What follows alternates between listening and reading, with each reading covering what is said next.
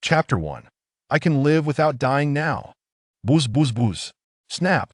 A dancing arc of electricity struck down upon the bothersome bee, leaving its lifeless body to flutter down to the ground, convulsing gently, clearly having departed in peace.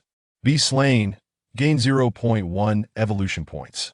At last, I've gathered 100 evolution points. I can live without dying. If Su Mu had tiered ducks, he would have been weeping uncontrollably. Overwhelmed with joy, the charred branches of Su Mu rustled excitedly. System, Su Mu whispered softly in his mind. A minimalist, transparent panel appeared within his consciousness, visible only to him. On the left side of the panel were various data points, while the right displayed a vivid three-dimensional image of himself. Name, Su Mu. Species, unknown tree species dying. Level, mortal stage level 1. Lifespan, 3 days. Talent, regeneration 100, able to absorb energy to heal wounds. Life essence not activated. Skill, thunder manipulation LV 100. You can manipulate weak thunder power. Evolution points, 100. The numbers in parentheses represented his level and the evolution points required for advancement. The data displayed on the attribute panel nearly brought Su Mu to tears. Heaven, take pity! He had awakened to find himself transformed into a tree of unknown species.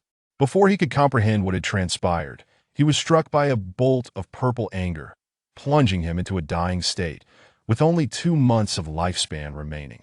During this time, Su Mu lived in constant fear, dreading the day he would awaken to find his lifespan reduced to 0. Without the system, his soul would have completely dissipated in 3 days. Fortunately, transmigrators always receive benefits. The system was his hope for survival. Su Mu lightly tapped the small plus sign beside the regeneration talent. The 100 evolution points he had painstakingly accumulated over a month vanished in an instant, and the word regeneration on the panel blurred before transforming into rapid regeneration. He felt a surge of pure vitality coursing through his charred trunk. This vitality swiftly nourished his cracked, blackened form, akin to stumbling upon an oasis after wandering in a desert for 3 days and nights. The soothing sensation made Su Mu's very soul hum with delight. The nearly dying tree experienced a revival, its charred trunk brimmed with vigor. Tender branches sprouted forth, and the leaves bore ancient, weathered patterns, shimmering under the night sky, resplendent and mysterious. Name, Su Mu. Species, unknown tree species lightly injured. Level, mortal stage level 1. Lifespan, 3 years and 11 days. Talent, rapid regeneration 400, able to absorb energy for rapid healing. Life essence not activated. Skill, thunder manipulation LV 100. Evolutionary abilities can consume evolution points to deduce new abilities. None. Evolution points, 0.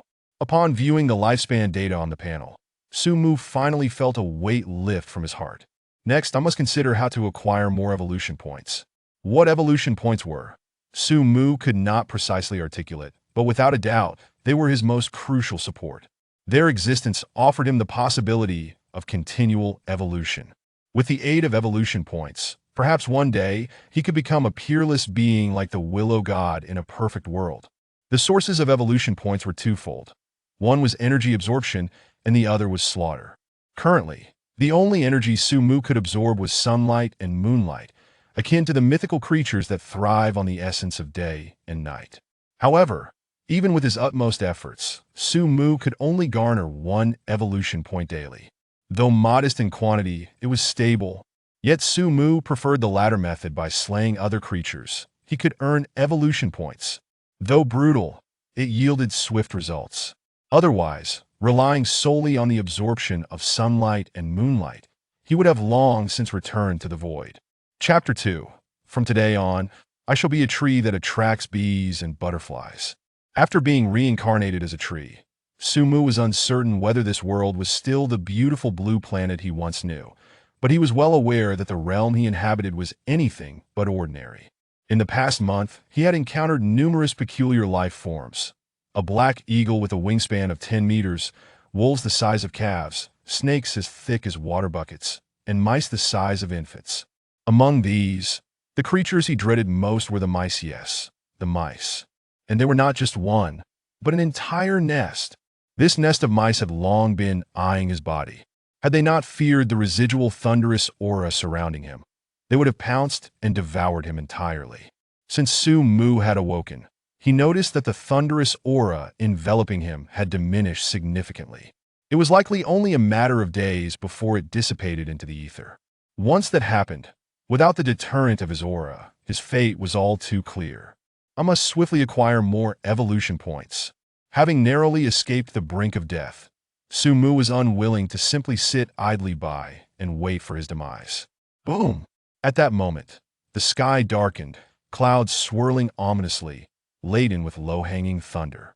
Su Mu felt his body grow, invigorated, his branches moved without wind, seemingly yearning for the thunder that danced through the heavens. Could it be?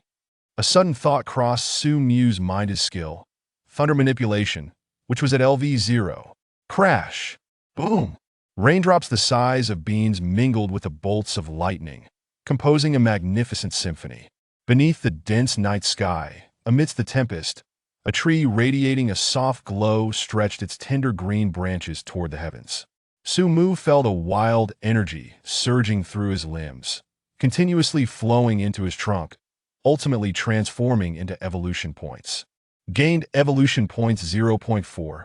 Gained evolution points 0.4. The evolution points steadily increased when the downpour ceased. Su Mu was astonished to discover he had amassed 20 points. So, controlling thunder has such benefits.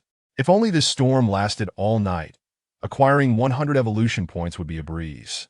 Su Mu thought greedily. Now that I have ample evolution points, what ability should I evolve? Su Mu pondered deeply.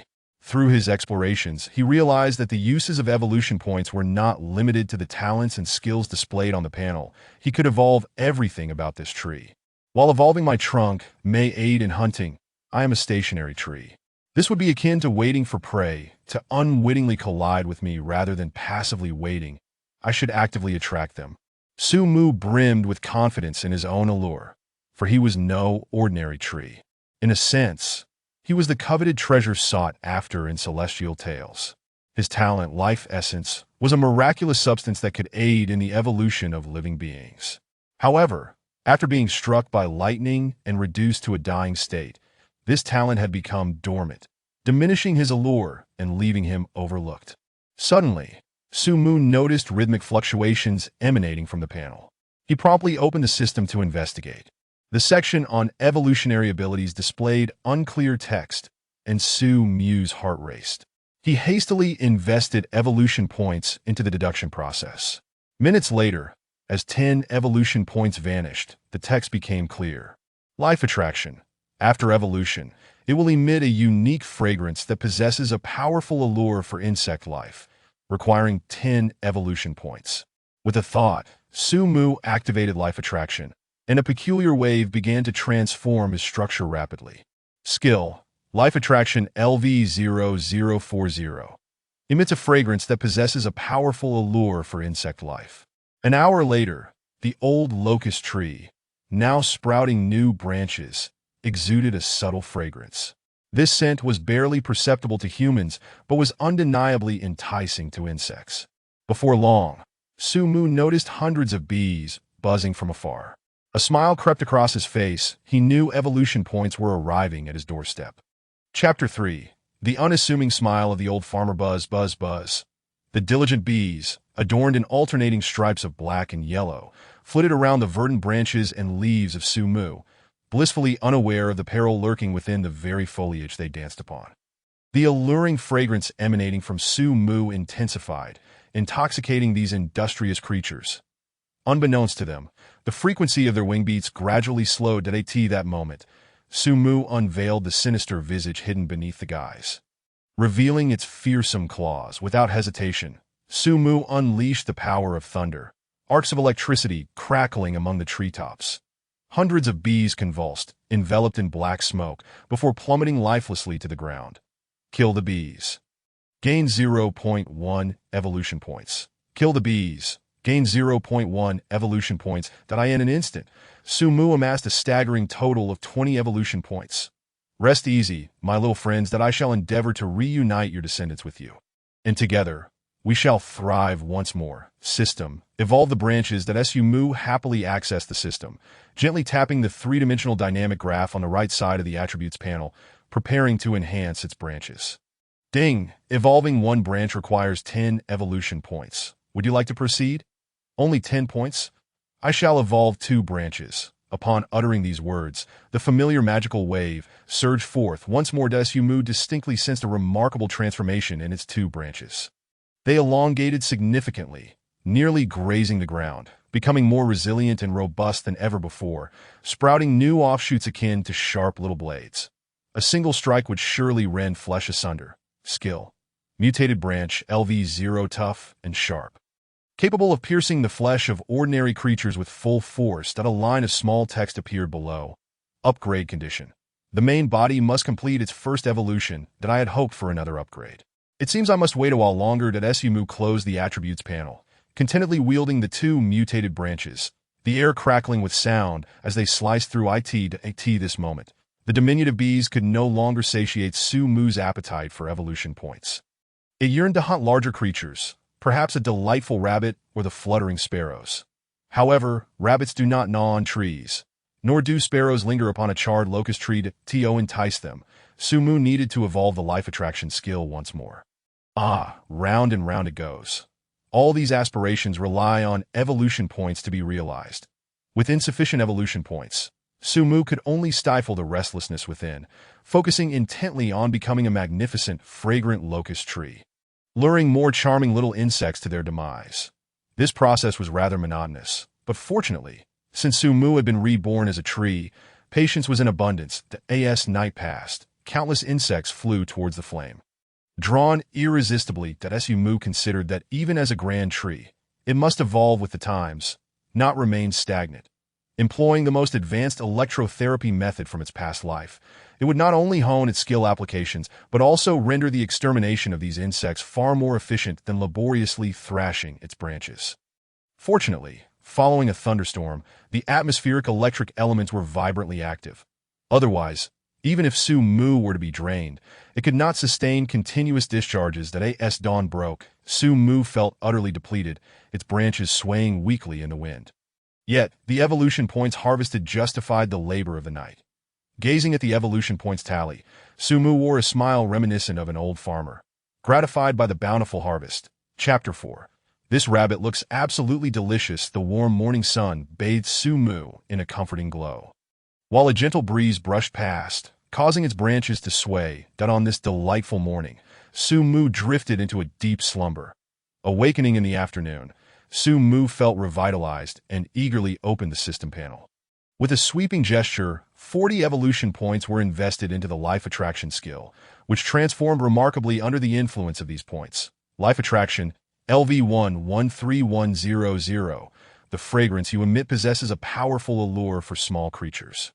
The upgrade of the life attraction skill was indeed impressive, expanding its range from insects to encompass all small creatures, perfectly aligning with Su Mu's current needs. With the evolution complete, Su Mu danced its branches in the wind, the unique fragrance wafting far and wide. Hundreds of meters away, a plump rabbit, rarely venturing beyond its burrow, over half a meter in length, twitched its nose. Suddenly, its ruby-like eyes sparkled with life, captivated by the alluring scent wafting through the air. As the fragrance dissipated, the rabbit found everything else tasteless, and it anxiously paced within its burrow, eyes filled with indecision. Ultimately, it could not resist the temptations of the enticing aroma and embarked on a fateful journey. The rabbit was merely one among many, as numerous creatures, lured by the captivating scent, left their hiding places in search of its source. Guided by their keen sense of smell, these animals soon discovered the origin of the fragrance, a somewhat charred locust tree. Its elongated branches nearly level with the ground, adorned with tender green leaves. As the breeze stirred, the aroma intensified, inciting a frenzy among the animals, who rushed towards the locust tree. The rabbit bounded eagerly to the base of the tree. Nuzzling the trunk, Its nose twitching in sheer delight. One of Su Mu's mutated branches gently caressed the soft form of the rabbit, and a glimmer of green light sparked in Su Mu's eyes. This bunny looks absolutely delectable. Ah, how adorable! The evolution points must be plentiful. However, Su Mu refrained from striking immediately, for other creatures continued to arrive. To slay the rabbit before their eyes would undoubtedly frighten them all away, that a small sacrifice could jeopardize the grand scheme. Thus, Su Mu exerted even greater effort to release its intoxicating fragrance, saturating the air with a bewitching scent, drawing more and more small animals into a circle around the locust tree. This aroma seemed to possess a hallucinatory effect. The first rabbit to arrive appeared dazed, as if intoxicated, its movements unsteady, its ruby eyes gleaming with rapture. Not only it, but the other small creatures exhibited similar symptoms, with the smaller ones faring worse. Even if pursued by a great beast, they could hardly muster the speed to flee. Su Mu knew that the moment it had long awaited had finally arrived, no longer suppressing its desires. Su Mu raised the two mutated branches high, unleashing a fierce strike. The dynamic branches sliced through the air with a crackling sound, their sharp offshoots effortlessly piercing the bodies of the entranced creatures. Pain jolted the animals from their stupor. Their terrified cries echoed as the other small creatures sprang to their feet, fleeing in panic. Yet it was too late. Su Mu, the cunning predator, had prepared for this moment. A sinister smile crept across Su Mu's lips. Stay put and become my evolution points. The skill of lightning manipulation was unleashed in full force, azure arcs of electricity crackling, rendering the small creatures' bodies momentarily paralyzed. Their movements sluggish, Su Mu raised its mutated branches, striking at those uninjured. From a distance, the sight was eerie. The two elongated branches moved of their own accord, striking up and down, as though possessed by a demon. Chapter 5. Fortifying the roots, Su Mu gazed upon the injured small creature strewn about, a jubilant smile gracing its visage. This smile resembled that of a diligent farmer, toiling under the scorching sun, who, upon witnessing the golden wheat swaying in the fields during harvest, feels the sweet satisfaction of labor rewarded. One reaps what one sows. My perseverance and patience have not been in vain. With fervor, Su Mu lashed at the mutated branches, starting with the injured rabbit, ensuring that none were spared. Kill the rabbit, gain 20 evolution points. Kill the mole, gain 8 evolution points. Kill the sparrow, gain 3 evolution points. Su Mu reveled in the delightful notifications flooding the system. Intoxicated by the joy of achievement that in mere minutes, Su Mu experienced a bountiful harvest, culminating in a total of 230 evolution points, including previous gains. With a flourish, Su Mu opened the system once more. Ding! Would you like to consume 150 evolution points to evolve the roots? Alas, evolving the roots requires an astonishing 15 times the points needed for evolving branches. How exorbitant! Although the price was steep, Su Mu did not hesitate to expend 150 evolution points to enhance his thickest and largest root. The most vital part of a tree is undoubtedly its roots. Without branches, a tree can still survive, but without roots, it is akin to a human devoid of a heart, certainly doomed to perish in an instant. Furthermore, Su Mu recalled that mice were capable of burrowing underground, and he did not wish to find himself in a situation where he had evolved powerful branches only to have a horde of mice infiltrate and pilfer his home, rather than waiting for catastrophe to strike and then scrambling for a remedy. It is far wiser to take precautionary measures beforehand. The pure energy swiftly transformed Su Mu's roots, causing him to grimace in pain. An hour later, Su Mu felt a lightness in his body, finally liberated from the endless agony. Skill. Mutated roots. LV0 can briefly operate on the surface, possessing formidable attacking power. Upgrade condition. Requires all roots to complete their initial evolution, with a mere thought. The flat earth heaved, and a stout black root broke through the ground, slithering across the surface like a giant serpent. That Su Mu was testing the maximum range of his roots' movement. Upon reaching about 5 meters, he found the limit of their extension. The maximum attack range did not exceed 5 meters. It was now time to assess the root's offensive capabilities. His mutated branches could leave grayish-white marks on stone, and he was curious to see how this root, which had cost 150 evolution points, would perform. The thick root retracted and then launched forward with a resounding crack, creating a massive hole in the rock 3 meters away. The power was indeed formidable. The investment of 150 evolution points was well justified, that Su couldn't help but marvel at the enhanced roots. After completing the tests, Su Mu adhered to the principle of waste not, want not, and buried all the corpses on the surface into the soil to gradually absorb them as nutrients, but he had no intention of saving the remaining 60 evolution points and decided to use them all to strengthen other branches. Su Mu's attribute panel underwent a transformation, appearing splendid and luxurious. Name: Su Mu species. Unknown tree species level. Unranked, level 3 lifespan. 3 years and 10 days talent. Rapid regeneration, capable of absorbing energy to swiftly heal injuries. Life essence liquid not activated skills. Control thunder, LV0. Mutated branches, LV0. Mutated roots, LV0. Information hormone, LV1. Evolvable abilities. None evolution points. 0 satisfied. Su Mu closed the system, suppressing his mental fatigue, and without resting, embarked on a new round of hunting. Chapter 6. Lord of the Forest. Unrivaled time flew by, and in the monotonous cycle of hunting, 2 days passed in the blink of an eye. Su Mu welcomed the 3rd day of his new life. During these 2 days, he had amassed a total of 340 evolution points in preparation for the impending crisis. Su Mu refrained from using his evolution points to develop new skills. Instead, he evolved all remaining roots and branches, transforming himself into a lethal weapon. During this period, Su Mu's strength surged, achieving a remarkable leap to the level of ordinary stage. Level 5. With my current strength at ordinary stage, level 5, I wondered if I could contend with that wretched nest of mice. Anxiety stirred within Su Mu, hoping that the Mouse King was not a formidable foe beyond the ordinary stage. In the afternoon, the sky was clear and bright, bathing Su Mu in warmth, nearly lulling him into a slumber. Squeak!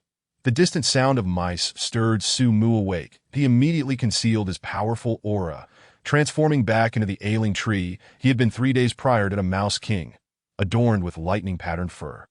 Its coat glossy and its eyes resembling obsidian, strutted towards him with an air of arrogance, akin to a conqueror of the rodent realm, flanked by over 30 diminutive followers. These followers varied in size from the head of a newborn to that of an infant, but they paled in comparison to their imposing leader. This band of mice was notorious for their bullying in the area. Even top predators like cheetahs typically avoided confronting them, as Su Mu couldn't shake the feeling that the Mouse King had grown more cunning during its absence. The Mouse King seemed to sense something amiss, halting 10 meters away, raising its robust forelimb to signal its minions. The followers surged forward, while the king cautiously observed from the rear. Su Mu furrowed his brow. Is it the scent of blood from my recent killings that has alerted them? How astute! Yet I doubt you can resist the allure of evolution. A surge of vibrant life emanated from Su Mu, igniting a flicker of greed and curiosity in the Mouse King's eyes. With its limited intellect, it could not fathom why a seemingly dying tree would suddenly radiate such vitality. However, this did not deter its desire for what Su Mu had to offer. Unlike other creatures, Su Mu possessed an extraordinary advantage: the ability to rapidly grow stronger through evolution points. For other beings, evolution required painstakingly absorbing the essence of the world or consuming rare spiritual materials to TO them. Su Mu's body was a precious treasure. Ironically, the Mouse King was destined for greatness. Had Su Mu not arrived, it would have devoured this tree and quickly ascended to dominance. Alas, it had encountered Su Mu.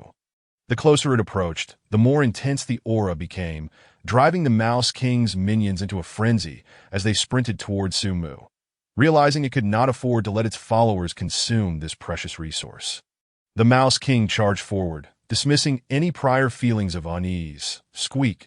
The Mouse King planted its feet and surged forth like a bolt of black lightning, trampling its way through its minions, snapping bones and tearing flesh. In an instant, it closed the distance of 10 meters, its obsidian eyes gleaming with a human-like joy as it opened its jaws wide, revealing 2 metallic incisors glinting in the sunlight. Su Mu let out a cold laugh, and the roots hidden beneath the earth sprang forth. Chapter 7. Unwittingly becoming a creator of eunuchs, the dark roots transformed into sharp, spear-like appendages, tearing through the earth and reaching skyward, as if to pierce the heavens. Swish! A rapid rush of air followed, and Su Mu's roots became adorned with the bodies of the Mouse King's minions, creating an abstract masterpiece. Kill Mouse, gain 10 evolution points. Kill Mouse, gain 15 evolution points. Kill Mouse, gain 50 evolution points. The moment the roots emerged, the Mouse King's fur bristled in shock, its small black eyes wide with confusion and panic. What the hell? Wasn't this tree supposed to be a dying weakling? How could it suddenly transform like this? A robust root grazed the side of the Mouse King, tearing away a substantial portion of flesh and causing it to contort in pain, struggling to endure the agony. The Mouse King instinctively arched its body and rapidly descended, desperately seeking refuge in its domain, the earth. For it was no ordinary mouse. It was a cold-hearted creature, singularly focused on the path of evolution. Awakened with the power of lightning, under the influence of electric energy, the Mouse King's agility rivaled that of a cat, and it possessed strength comparable to top predators like cheetahs. Ordinary hunters were merely oversized toys. This peculiar tree was no exception. No matter how large, it was no match for the Mouse King. Immediately upon landing, the Mouse King twisted its hips, attempting to employ its nimble movements to evade the onslaught of roots. However, today it had chosen the wrong adversary. The mutated roots and branches wove together, forming an impenetrable net, leaving no room for the Mouse King to escape. While there were creatures more agile than the Mouse King, no amount of speed could save them. Now, Su Mu's mutated roots and branches worked in concert, rendering even the mightiest of beings powerless against their onslaught. In the end, they too succumbed, transforming into Su Mu's evolution points. Su Mu disdainfully remarked, a classic case of overestimating one's abilities. Squeak! The Rat King suddenly flipped onto its side, convulsing violently on the ground. Moments ago, a segment of Su Mu's root had inadvertently brushed against its abdomen, mercilessly crushing its pitiful male emblem into a small disc.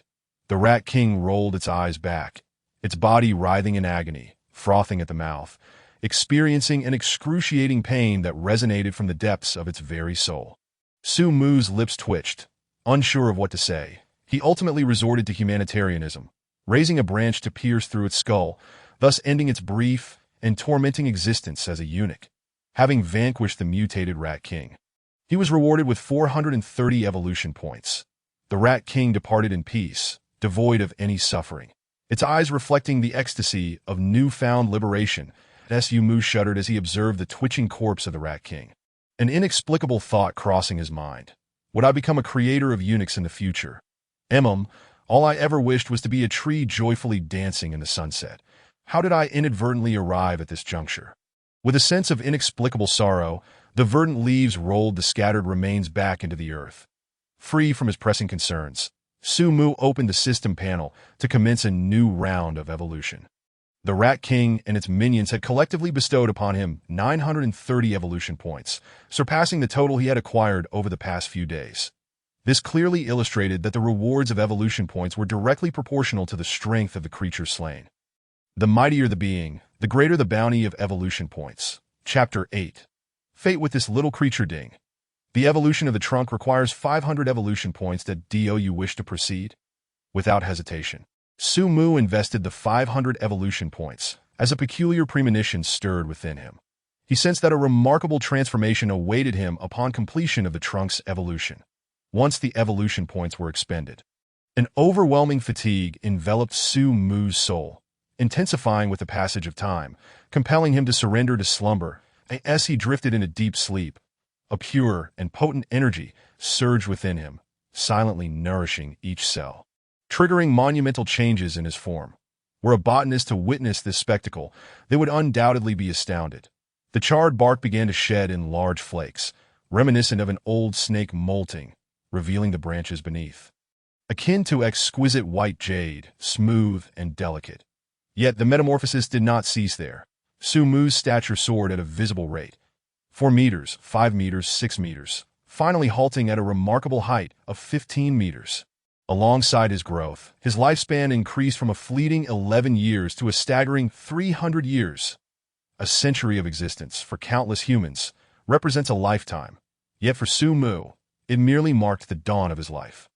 The branches spread like a crown, adorned with long, slender leaves, lush and vibrant, appearing translucent and warm like jade, etched with ancient lightning patterns, exuding an air of antiquity that harmonized with the sunset's glow. As if birthed from an era long forgotten, the lustrous branches danced in the breeze, the leaves rustling softly. Unbeknownst to him, a slender white snake, no wider than a finger, stealthily appeared nearby, cautiously flicking its crimson tongue. Its mouth slightly ajar, its body rhythmically contracting and expanding, as if in meditative breath. Quite extraordinary. Time slipped away, the moon ascending to its zenith, casting a silvery veil over the earth as Su Mu awoke from his slumber. Astonished to find his vision vastly expanded, granting him a comprehensive view of his surroundings. So this is where I reside.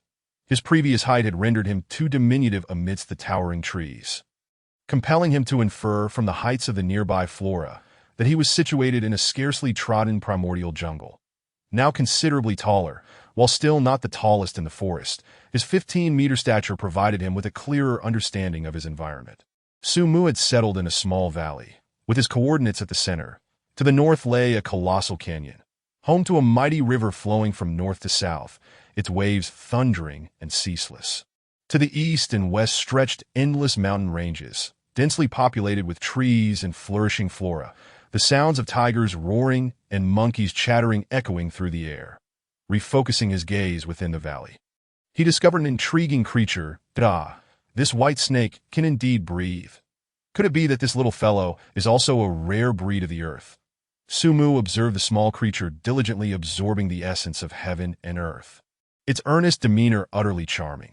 Should its image be captured and shared online, it would surely incite the affection of many a woman. Yet beyond the little creature's beauty, Su Mu found himself more captivated by its innate talent. Following his overall evolution, the concentration of spiritual energy surrounding him had notably intensified. Yet only this little creature seemed to perceive it, a testament to its exceptional gifts that Su Mu felt an urge to nurture this remarkable being. Chapter 9. I, Su Mu, shall never force others. A flexible branch extended cautiously towards the little creature's hiding spot. Su Mu was unwilling to scare it away, but he was a civilized and courteous young man of the new era, characterized by gentility and warmth. Terms aptly suited for someone of his nature, who would never coerce others into actions against their will. That if this little creature wished not to remain by his side, he would not impose his will. Trying to flee? Su Mu chuckled coldly, the branch transforming into a streak of white light, appearing before the white snake in an instant, encircling it multiple times. Panic filled the white snake's crimson eyes as, in the next moment, its mouth opened wide, its tongue flicking out, breath escaping as its body stiffened, resembling the lifeless branches scattered throughout the forest. Bringing the white snake before him, Su Mu gazed at it in confusion. Could it have been frightened to death? As he prepared to release the branch, he inadvertently sensed the vibrant life force pulsating within the little creature's rigid form, but he chuckled softly. So, it was merely feigning death, feigning ignorance. Su Mu released the branch, placing the white snake on the ground, and began to await in silence. After a full half-hour, the little creature's stiff body gradually softened, its crimson eyes cautiously surveying the surroundings. Safe, very safe, the white snake relaxed, preparing to make its escape, only to suddenly stiffen once more. For another branch had ensnared it, encircling it just as the first had. The texture, the shape, the aura, all identical to the previous one. The white snake nearly wept. Its ruse of playing dead had utterly failed in the presence of this emotionless, yet patient and mischievous tree. Was this to be the day its life came to an end? Having survived thus far, it still could not evade this calamity.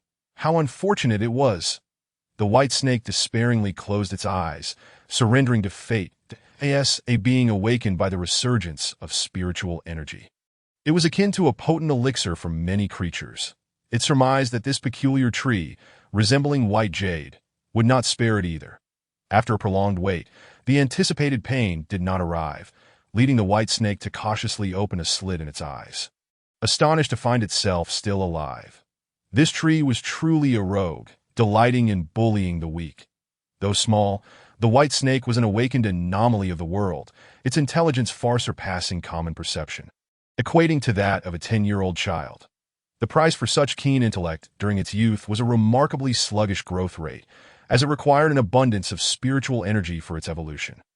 Thus, upon discovering this place, rich in spiritual energy and fragrant in essence, the white snake succumbed to the dual temptations, resolutely throwing itself into the fray. Su Mu placed the white snake atop the crown of his tree, now with a trunk 3 meters thick, rendering it impossible for such a small and fragile creature to descend. The white snake, having never been at such heights since its birth, was terrified, its supple body clinging tightly to Su Mu's branch. Trembling with fear, why is it so frightened? It makes no sense. I should be the most attractive among these trees, and which creature wouldn't fall in love at first sight, eager to throw itself into my embrace? Cough, cough, longing to remain by my side, I see. It must be overwhelmed with excitement. After all, it is capable of absorbing spiritual energy, articulating its emotions so clearly. Truly remarkable, P.S. Snake species lack eyelids, thus do not blink or close their eyes. However, this white snake, having undergone an awakening, surely differs from ordinary snakes, as the author whimsically asserts. Chapter 10. Weak, pitiful, and helpless hiss. Hiss. The weak, pitiful, and helpless white snake flicked its tongue, shivering in the cold breeze, unable to quell the tremors within its heart. Mother, this tree is a monster. I am so frightened. I long to go home. As Su Mu gazed at the terrified little creature, the mischievous intent in his heart dissipated. Several branches intertwined, forming a small nest, into which the white snake, displaying remarkable intelligence, gracefully coiled up. Su Mu was not a heartless being. He gently soothed the white snake with soft leaves and twigs in this unfamiliar and unsafe environment. His gentle touch instilled an overwhelming sense of security in the white snake. Thus, Su Mu captured the innocent and tender-hearted white snake, its rigid body gradually relaxing, and a budding affection for this grand tree began to blossom within it. The ancient, thunder-patterned leaves, resembling white jade, rustled softly in the evening breeze, akin to a wondrous poem. The white snake, narrowing its crimson eyes, affectionately nudged Su Mu's branches, its adorably vulnerable demeanor capable of melting even the hardest of hearts. Feeling a newfound sense of stability, the white snake began to survey its abode, discovering that the spiritual energy within the treetop was even more potent and imbued with a unique essence. Though the white snake could not discern the nature of this aura, it instinctively recognized that it posed no threat, but rather, it was beneficial. Enveloped by this energy, the white snake felt its very foundation strengthen slightly. Hiss! The white snake affectionately rubbed against Su Mu's trunk and began to absorb the spiritual energy. It yearned for strength, and then, for vengeance. Su Mu chuckled inwardly, realizing that the white snake no longer feared him. Otherwise, with its timid nature, it would not be so relaxed in absorbing energy in due time. The white snake might very well come to regard him as a true source of support, the kind that could not be easily dispelled. Su Mu chose not to disturb the white snake and opened the system to examine his progress. Name: Su Mu species. Unknown tree type level. Mortal stage. Level 6 lifespan. 200 years talent. Super regeneration 430400. Life essence liquid 430. A miraculous liquid capable of reinforcing one's foundation, enhancing strength, and accelerating the evolution of living beings. Skills. Control thunder. LV04301000. Mutated branch, LV043050. Mutated trunk, LV04309000. Mutated roots, LV04308000. Life attraction, LV14301000. Evolution points, 430. Have I truly reached level 6? Su Mu pondered curiously. I wonder where I stand in the hierarchy of this forest. How many more levels must I ascend to achieve my evolution? Oh, how I long to be a tree that can roam freely beneath the setting sun. It is dreadfully dull to remain here. Such is the lament of a being reborn as a plant. This confined space has become his prison. Yet, fortunately, I have now acquired a little white snake, which should bring some amusement to my future days. Su Mu sighed softly and casually upgraded his talent once more. The 4 characters of super regeneration on his panel blurred momentarily, and a new inscription appeared. Feral growth. Talent. Feral growth. Capable of consuming vast amounts of energy to surpass one's limits and grow anew. Joy sparkled in Su Mu's eyes. This talent was indeed a timely blessing. With it, his range of movement would no longer be confined to a mere few meters that I have long desired to encompass this small valley within my dominion. And now the opportunity has arrived. Chapter 11.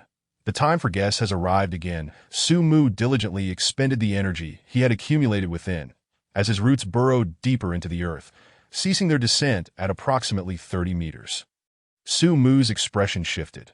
His initial intention had been to elongate and thicken his branches further. Still, it seemed rather peculiar for his branches to extend far beyond his trunk, that it was fine for the roots to grow instead. Now, within a radius of 30 meters, all lay within the reach of Su Mu's root attacks. Numerous secondary roots had sprouted from his main root, should any creature dare to intrude upon his territory. Su Mu would command these roots to surge forth from the ground, presenting a spectacle of sheer violence. Su Mu felt as though he had become the genius protagonist of a novel, capable of defeating foes far beyond his level. Alas, the plight of this protagonist was somewhat tragic. While others came forth to confront him, he could only await their arrival to endure their blows. I surely must have chosen the wrong posture when I was reborn. How else could I have ended up atop a grand tree? Nevertheless, having the chance to live once more was a tremendous gift. Rather than lamenting, it would be more prudent to explore the depths of his abilities and devise strategies for rapid evolution. The negativity that had once clouded Su Mu's heart was expelled, replaced by an invigorating surge of positivity as he endeavored to strive upward. My talent, Life Essence Liquid, is quite remarkable, capable of fortifying foundations and accelerating evolution. I wonder how effective it is that if I could evolve a mere pig into a celestial being, I would surely be extraordinary. Yet, everything possesses duality.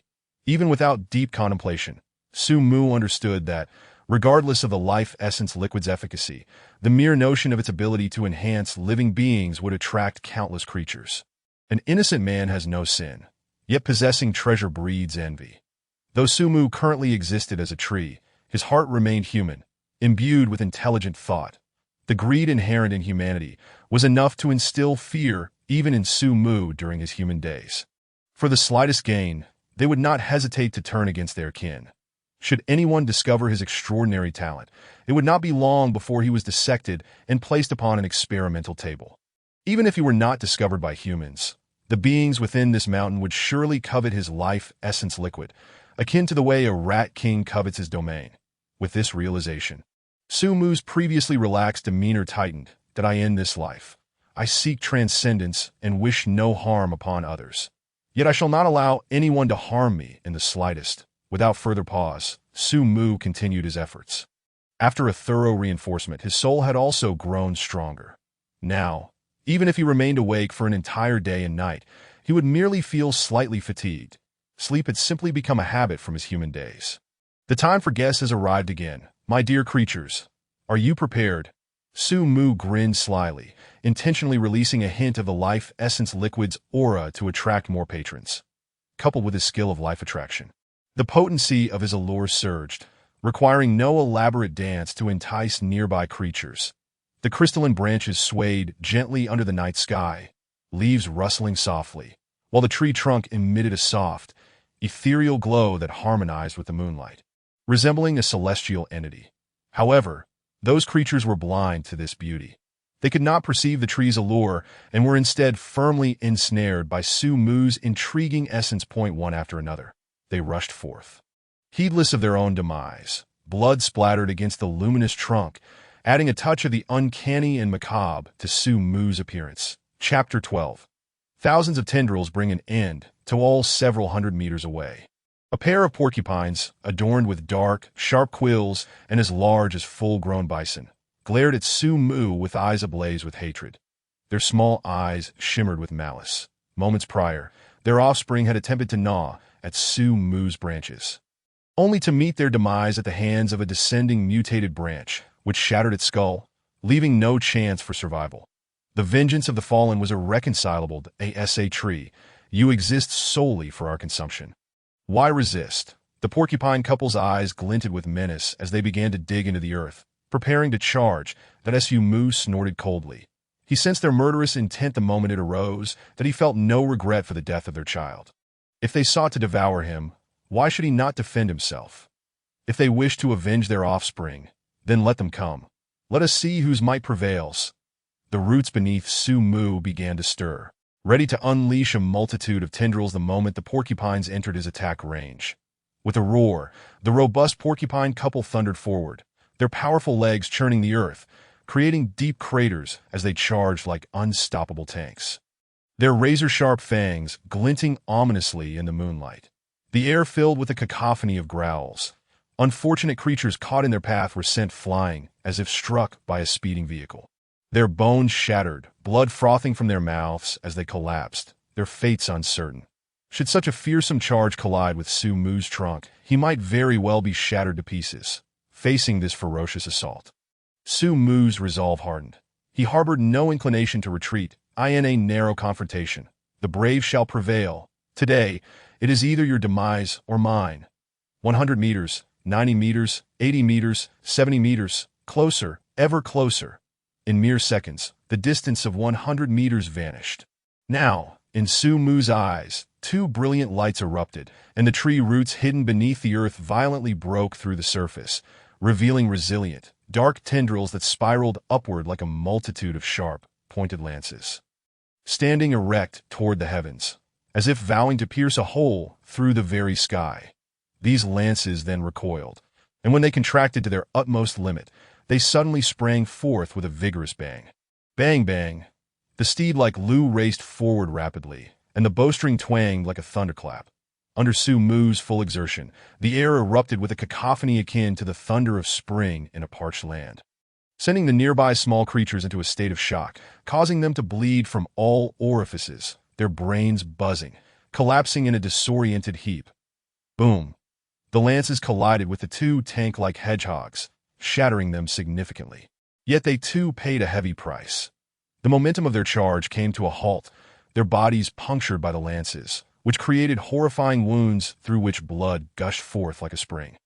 Swiftly pooling into a small stream upon the ground, Su Mu gritted his teeth against the excruciating pain from the severed roots and grinned menacingly, commanding the other roots to surge forth once more. Little master here may not have much, but I've got plenty of roots. Go die. The dark, robust roots slithered across the ground with alarming speed, resembling ferocious giant pythons as they writhed and dragged the earth, carving deep furrows and ravines. The hedgehog couple found themselves ensnared in a veritable sea of roots. Chapter 13. The Great Tree Dance's Roar. The hedgehog couple, realizing they were at death's door, had their eyes blaze a fiery red, and their quills shot out with a whoosh, those dark, glistening spikes gleaming with a metallic sheen, slicing through the air like ripples upon a pond, their might comparable to bullets fired from a handgun. The roots entwined around the hedgehogs were transformed into a veritable beehive by the barrage of quills. Through the holes, the starlit sky and the radiant white moon could be glimpsed. The pain made Su Mu gasp. Yet rather than retreat, it ignited his ferocity even further. Indeed, your attacks are formidable. Had any other creature endured such a blow, they would surely perish, alas. You have encountered me, although reborn as a great tree and no longer able to roam freely. The weaknesses of those creatures were no longer vulnerabilities. Even if Su Mu's trunk became a beehive of wounds, what of it? Aside from a bit of pain, he could still eat, sleep, and slay rabbits with vigor. Go die. All the roots surged forth in a violent uproar, rising to a height of 10 meters above the ground, casting a shadow over the terrain. The hedgehog couple, devoid of their quills, gnawed desperately with their mouths and thrust their tusks. But it was as if Su Mu felt no pain at all, deftly manipulating the roots to ensnare them 3 layers deep. These roots coiled like giant pythons, tightening their grip on prey. Squeezing relentlessly, the hedgehog's limbs stiffened, their muscles bulged, their heads bobbed in futile defiance. Yet it was all in vain. Their bones creaked under the pressure, and with a sudden crack, their limbs collapsed, the stark white of their skeletal remains exposed as flesh tore away. The couple's anguished cries echoing that it is said that cornered beasts are the most fearsome. Yet to Su Mu, these 2 exhausted hedgehogs were no cause for concern. Their futile struggles were in vain. All the roots paused momentarily, then exerted tremendous force, shattering the hedgehog's bones into fragments, their foul tongues lolling out as blood and foam dribbled from their mouths. Kill the mutated hedgehogs. Gain 500 evolution points. Kill the mutated hedgehogs. Gain 700 evolution points. Then Su gradually released the roots, and as his mind began to relax, the unbearable pain surged back, causing him to tremble, his trunk quivering violently. Had anyone been beside him at that moment, they would have witnessed what it meant for a grand tree to convulse. Ouch! This pain is unbearable, Su cried out, yet his face bore a strange, joyful smile amidst the agony. This expression, appearing on a contorted face, seemed oddly out of place. Due to Su's earlier protective measures, the little white snake, who had been diligently meditating, was startled awake by the sudden tremors, cautiously opening its crimson eyes to glance at the trembling tree. It pondered in confusion. What has happened to this great tree? Oh, I understand. It must be dancing in joy. The little white snake squinted its eyes and stretched its slender body, moving in rhythm with Su's undulations. Su observed the little white snake flailing about in the tree hollow with a mix of amusement and exasperation. For the sake of his dignity, he suppressed the pain, maintaining composure as he commanded the roots to finish off any surviving small creatures, ushering in another surge of evolution points. After leaving a rabbit for the little white snake as sustenance, Su dragged all the carcasses underground, the roots penetrating the bodies to absorb their energy, swiftly mending the wounds sustained during the battle with the hedgehog couple. Upon inadvertently catching sight of the injuries on Su's body, the little white snake hissed in distress, its frail form rubbing against Su's branches. Feeling the emotions emanating from the little white snake, Su found the pain within him alleviated considerably. The sensation of being cared for and cherished is truly wonderful. Chapter 14. Ordinary, yet satisfactory, Su curled a branch gently against the little white snake's frail body, and it quieted down, relishing the soothing touch that I end the silence. Warmth was exchanged, and Su's heart became tranquil that system, as Su summoned the system, preparing to commence a new enhancement. The previous skirmishes had yielded a considerable sum of evolution points, totaling a remarkable 1,500. Glancing at the various abilities displayed on the panel, he unhesitatingly spent 1,000 evolution points to upgrade the skill Thunder Control to LV1. Skill Thunder Control LV1 500 3000. You can manipulate the moderately powerful force of lightning. Moderately powerful? Su winced inwardly. I certainly hope this 1,000 evolution points were not wasted. After upgrading the skill with the evolution points, if the released thunder could only slay a single rabbit, Su's mindset would undoubtedly explode in frustration. With a forced, unsightly smile, he began to pray.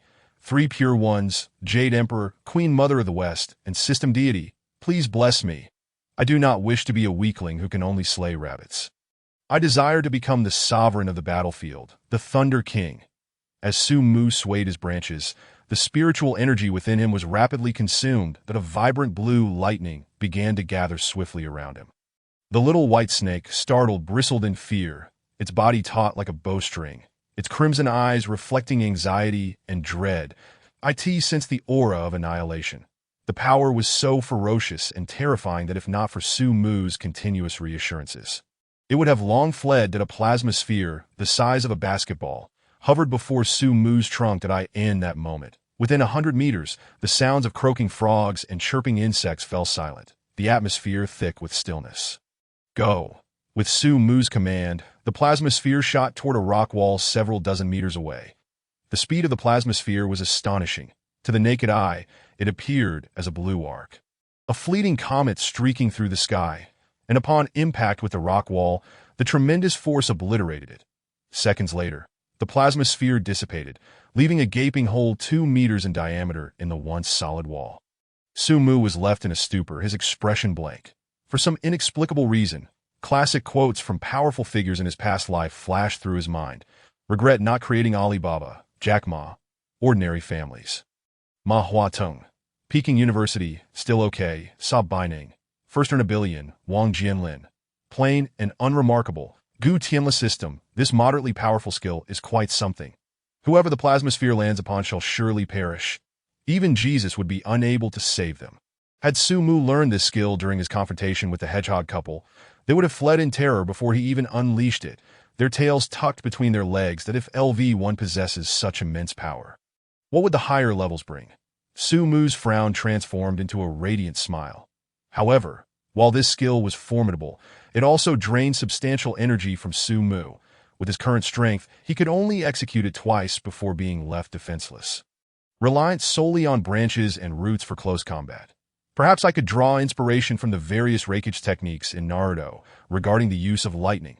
Su Mu's imagination soared as he carelessly picked up a branch to experiment. Chapter 15. Fancy operations bowing before reality, Su Mu gently placed the little white snake on the ground, urging it to keep a distance to avoid any accidental harm from his experiments.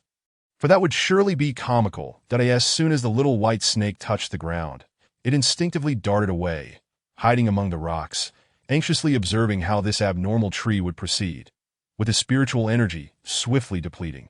Su Mu cautiously guided the lightning into his body. As the power of lightning was just beginning to flow through the branch, Su Mu nearly cried out in shock from the sudden jolt. The branch crackled with energy, becoming numb under the ferocious lightning, drooping helplessly and refusing to obey Su Mu's commands. Then, the electric current flowed back through the branch and surged into the ground below. Before departing, it even bestowed upon him a full-body electric therapy session. What kind of situation is this? Su Mu, in a state of numbness, began his introspective summary. Perhaps it was because my body merely conducts electricity without storing it. Another reason might be my insufficient physical strength. With a little evolution, I might stabilize. After all, I acquired this skill only after being struck by lightning, so a bit more strength is certainly acceptable. Comforting himself with these thoughts, Su Mu consumed 50 evolution points to evolve a branch, rallying his spirits once more to channel lightning into this newfound appendage. Crackle. The familiar sensation surged through him once again. A delightful agony that felt all too familiar. The electrifying treatment service was back online. But as Su Mu's body jolted, he found everything around him growing dull and uninspiring. After a considerable pause, his expression turned bitter.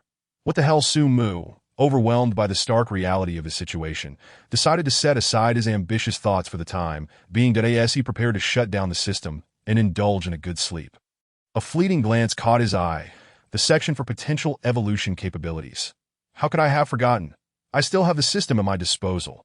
Su Mu felt a strong desire to slap himself for not thinking of this sooner, resulting in him suffering through two electrifying jolts that resonated deep within his soul, that he materialized his ambitious ideas within the system, and a line of blurred text appeared next to the potential evolution capabilities, followed by a small parenthesis. Calculating this capability requires 1,000 evolution points. Insufficient points will prevent completion. That Su Mu's lips twitched. 1,000. Never mind, I think I'll stick to washing up and getting some rest. He buried his lofty ambitions deep within his heart and diligently reinforced the 7 mutated branches along with the skill. Life Attraction. Now, his attribute panel appeared significantly more luxurious compared to when he first arrived. Name, Su Mu Species. Unknown tree species, micro, level, mortal stage, level 8 lifespan. 350 years talent. Wild growth, life essence skills. Control thunder, LV1. Mutated branch, LV0. Mutated trunk, LV0. Mutated roots, LV0. Life attraction, LV2. Evolution points. 0. What a devilishly trivial micro. Yet my strength has astonishingly leaped to level 8. How delightful. Su Mu's gaze drifted downward. My lifespan has even increased by 50 years. What a generous boon. However, I wonder how I would rank among the creatures of this mountain range with my current strength. With that thought, Su Mu closed the system.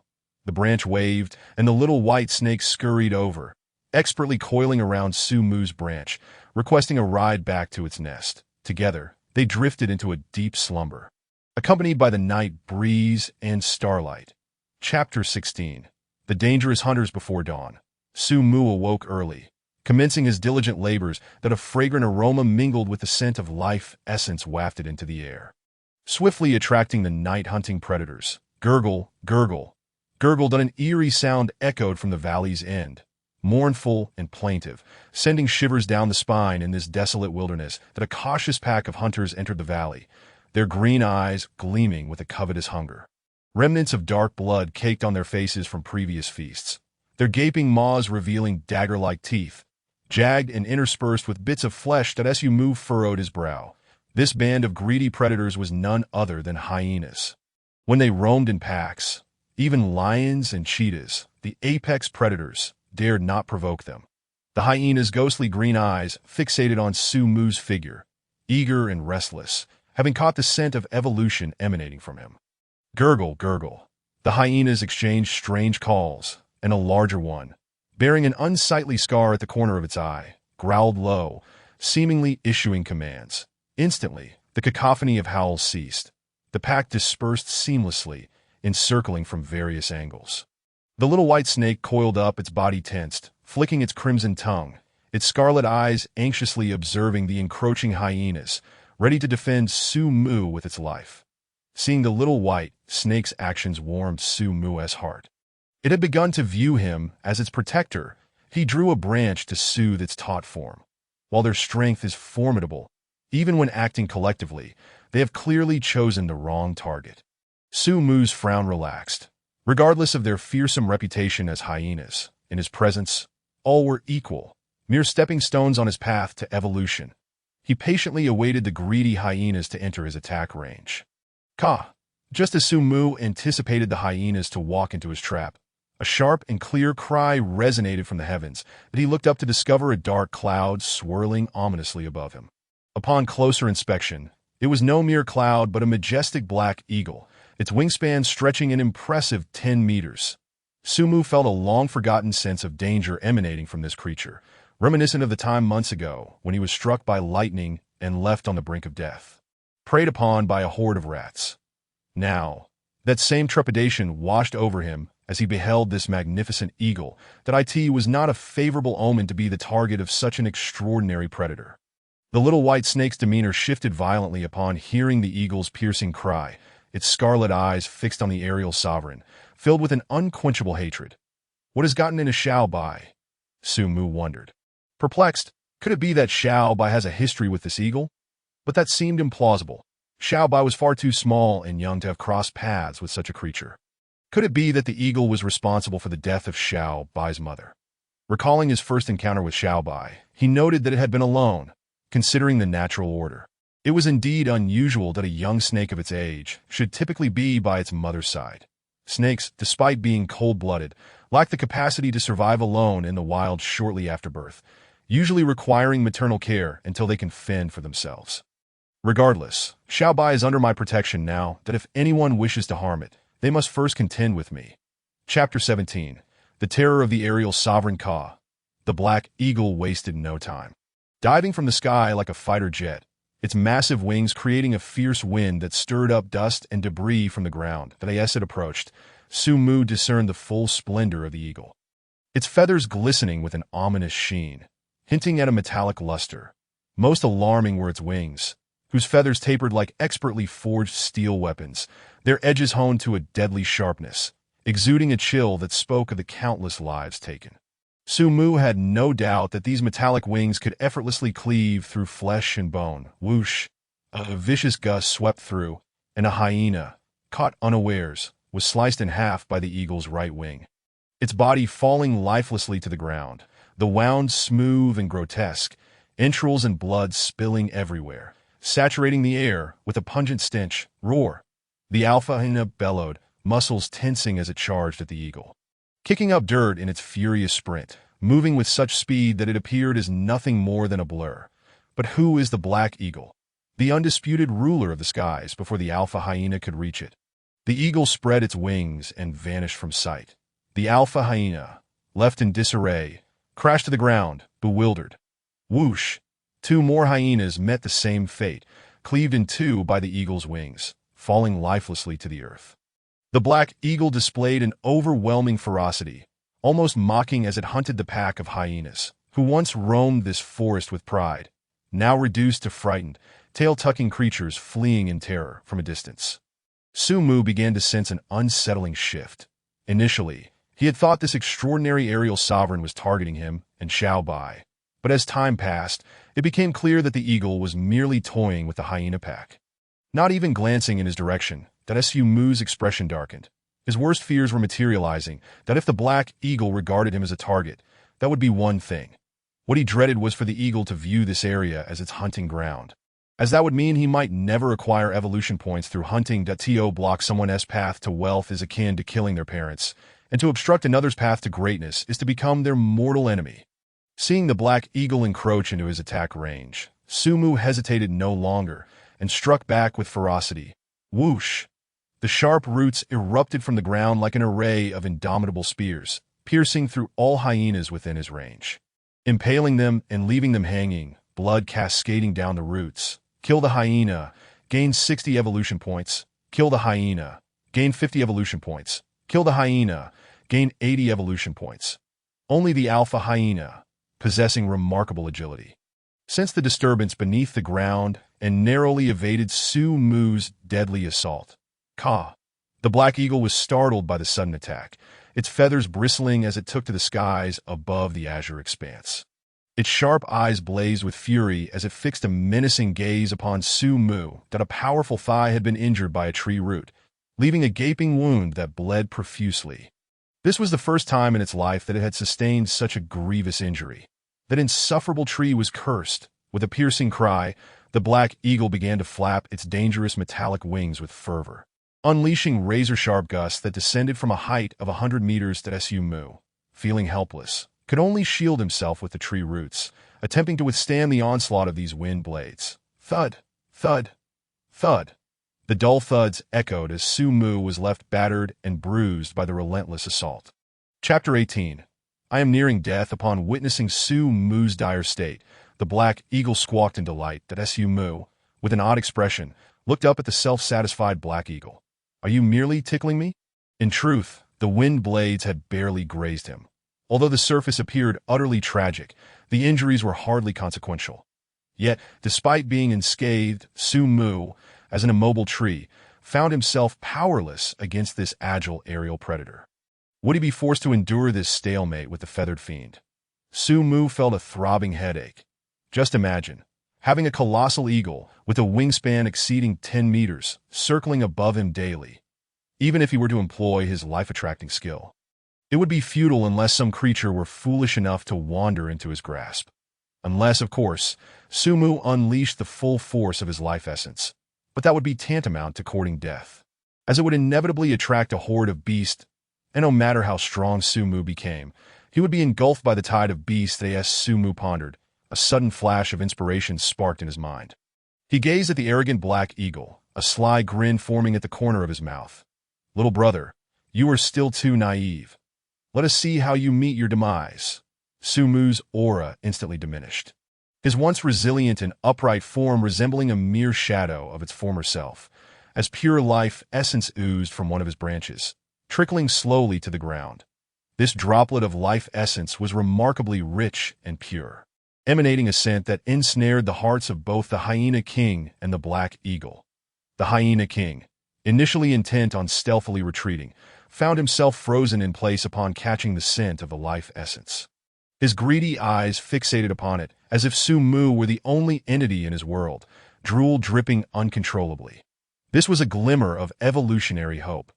The Hyena King paced uneasily, its cells thrumming with agitation, yearning to pounce upon Su Mu and feast.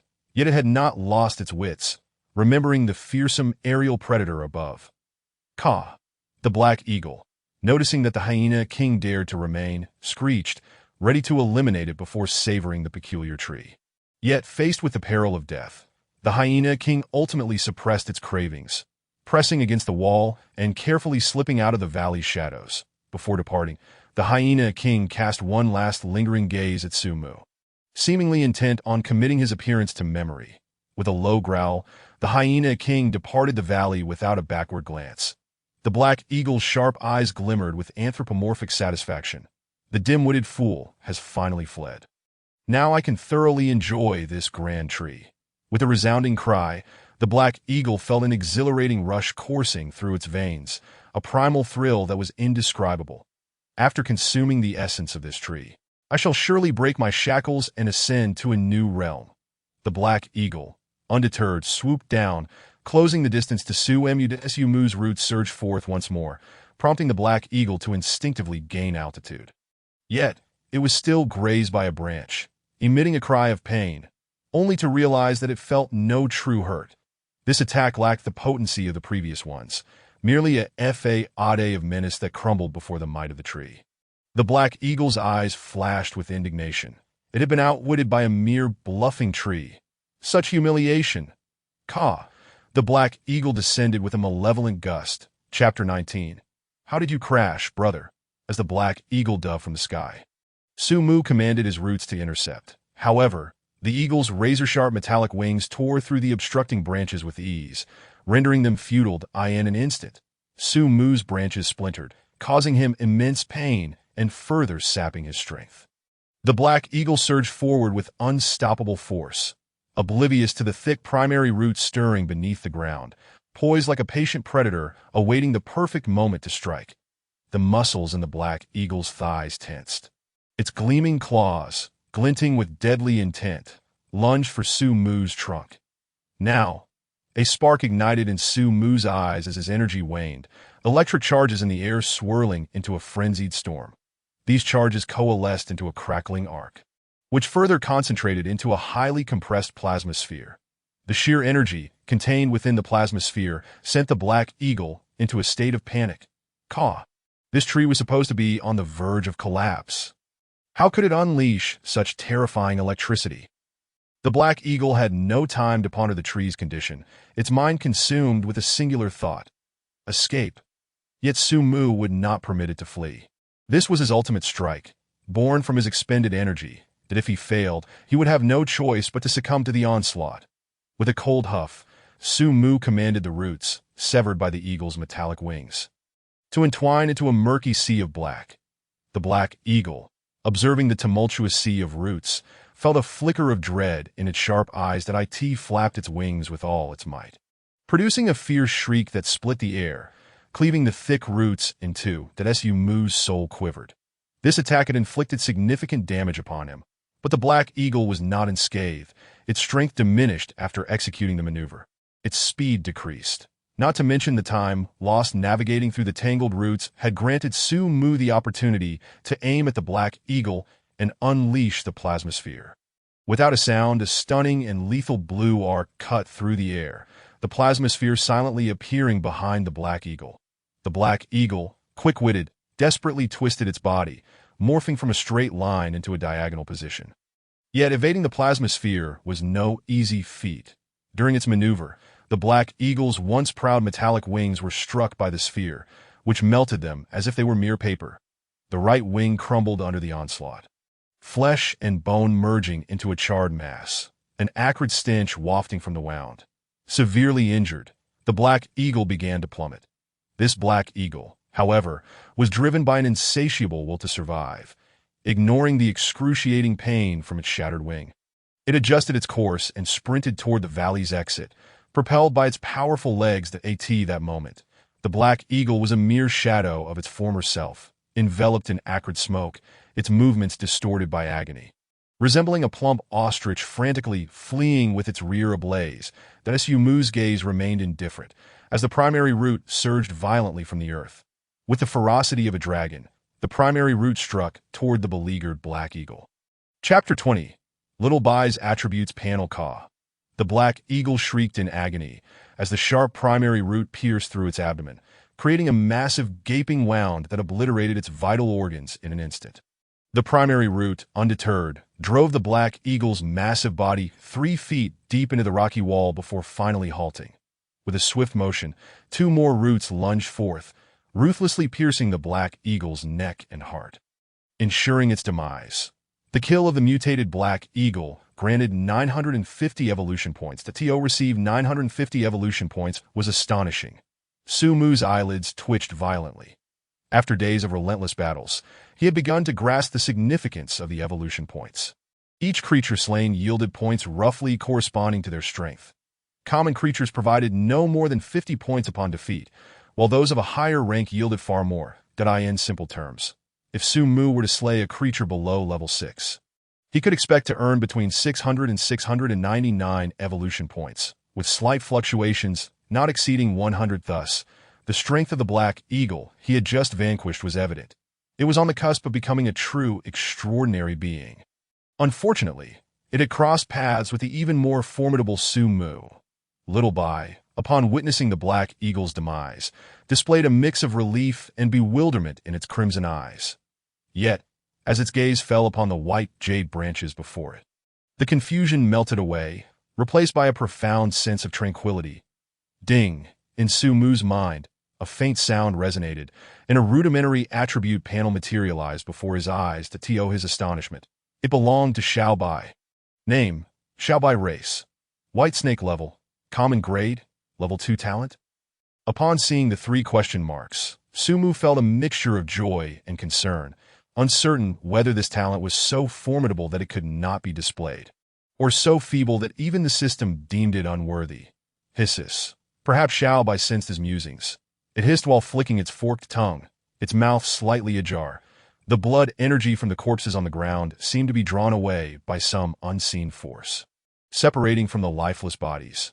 The blood energy provided by the hyenas was insufficient compared to that of the Black Eagle.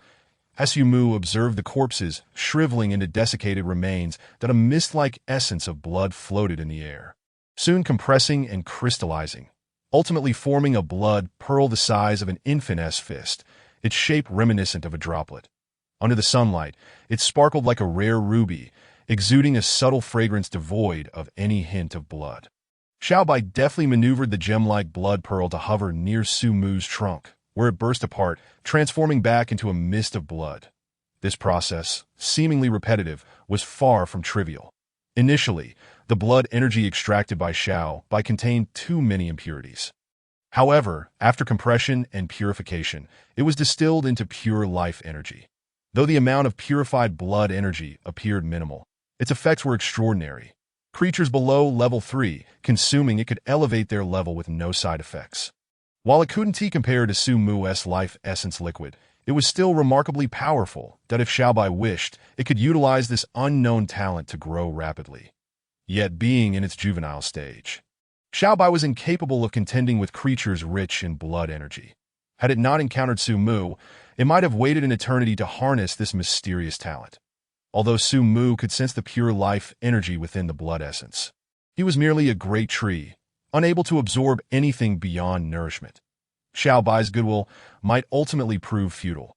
Chapter 21. On the comfort of the L-shaped sleeping position, just as Su Mu intended to halt Xiao Bai, he noticed the blood energy continuously floating into his trunk under Xiao Bai's control, that I can actually absorb it. Su Mu was taken aback, as the blood essence merged with his trunk. The severed wounds tingled with a pleasant numbness, and pale new roots sprouted rapidly at the injury sites. However, this blood essence was merely a drop in the ocean for his immense size. Consumed in mere breaths, Xiao Bai gazed in confusion at the now-still roots, struggling to comprehend why Su Mu's healing had ceased. Lowering a branch, Su Mu gently stroked Xiao Bai's petite head, accessing the system to allocate all his evolution points into the main roots. This would serve to repair his injuries while simultaneously strengthening the main roots. Compared to the narrow range of his branches, the roots offered a broader expanse, making their enhancement more beneficial, with limited evolution points. Each one must be applied judiciously. Through days of diligent research, Su Mu discovered another remarkable use for evolution points. Beyond continual evolution, they could also facilitate healing. Under the nourishing effect of the evolution points, the previously dormant roots began to grow once more, now even more resilient than before. Xiao Bai joyfully flicked its tongue, as if to say, "Wonderful! This naughty tree won't perish after all."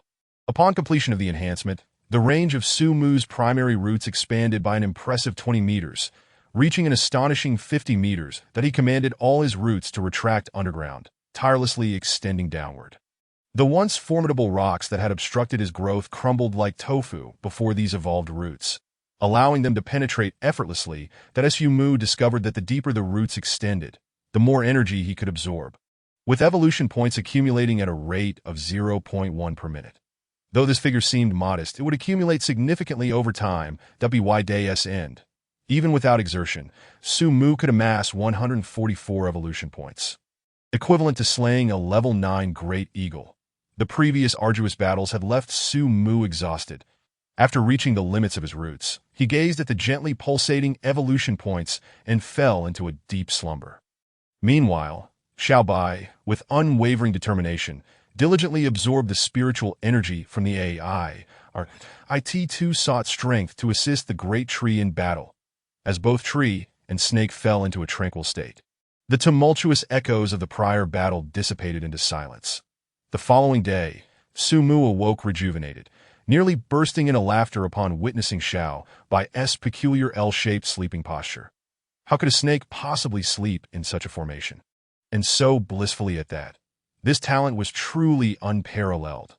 While employing the life attraction skill to its fullest, Su Mu remained active, urging the roots hidden beneath the soil to surface and entwine with the surrounding trees. The presence of these trees had hindered his growth. Previously, he lacked the strength to eliminate them all.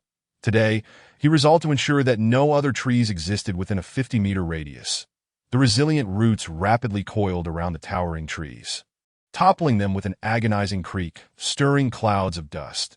The environment around Su Mu opened up dramatically, allowing more sunlight to bathe his branches and leaves in a warm, comforting glow. As Su Mu observed the steady rise of 0.01 evolution points each minute on the panel, his motivation surged. Sure enough, as I anticipated, without these trees obstructing me, I can absorb a greater essence of spiritual energy. Xiao Bai joyfully noticed a significant increase in the concentration of spiritual energy near the canopy. Watching Xiao Bai's delighted expression, Su Mu couldn't help but chuckle, yet a different ambition stirred within him. One day, my footprints shall cover this valley. As for defying the heavens, that can wait for another time. Chapter 22. Xiao Bai's breakthrough. Though Xiao Bai could absorb spiritual energy for growth, it was still too slow, remaining no more than a small sprout. Su Mu pondered whether administering the life essence liquid would accelerate Xiao Bai's growth. He harbored no concerns regarding potential adverse effects from the life essence liquid. Its consumption was known to consolidate foundational strength, fortifying roots, and hastening the evolution of living beings, akin to legendary treasures in fantasy novels. A branch of Su Mu hung over Xiao Bai's designated nook, as a drop of milky white sap slowly seeped forth. A flicker of joy ignited in Xiao Bai's eyes, and it quickly coiled its body. Opening its mouth in anticipation of the life essence liquid, the life essence liquid slid into Xiao Bai's mouth. Its body tensed momentarily before swaying gently like a tipsy reveler in the breeze. The diminutive creature felt as if it were basking in a hot spring, comfortably nestled on the branch, its slender tongue flicking out, crimson eyes glazed with enchantment.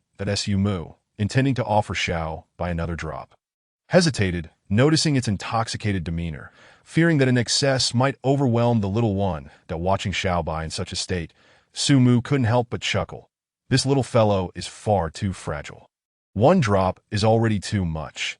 Under the nourishing effect of the life essence liquid, Xiao Bai's previously depleted foundation began to restore itself. This was the reason behind Xiao Bai's slow growth despite its efforts to absorb spiritual energy. The essence of spiritual energy could not compare to Su Mu's life essence liquid, which directly replenished much of Xiao Bai's lost foundation. Before long, Xiao Bai awakened from its stupor, its bright crimson eyes sparkling with vitality as it nuzzled against Su Mu's branch. Seemingly in a playful display of affection, Su Mu, unsure if it was merely his imagination, felt that Xiao Bai had grown even more exquisite, akin to refined jade. Not one to skimp on Xiao Bai, Su Mu once again exuded a drop of life essence liquid for it to consume. This time upon ingestion, Xiao Bai closed its eyes and let out a long, serene breath, falling into a deep slumber. It was undergoing a transformation. Seeing Xiao Bai asleep, Su Mu prepared to summon guests, only to be struck by a sudden sensation of being utterly drained, almost causing him to lose his balance. Su Mu's expression turned peculiar. Have I truly been drained dry by a snake? How utterly embarrassing. From the insights gleaned from the cosmos, a revelation dawned upon Su Mu. While the life essence liquid was indeed extraordinary, it consumed his very essence, and he could only afford to use 3 drops per week at most. Exceeding this limit would jeopardize his very foundation. Drowsiness enveloped him. Su Mu succumbed to a deep slumber. Xiao Bai, in turn, slept for 3 days and nights without a single drop of water.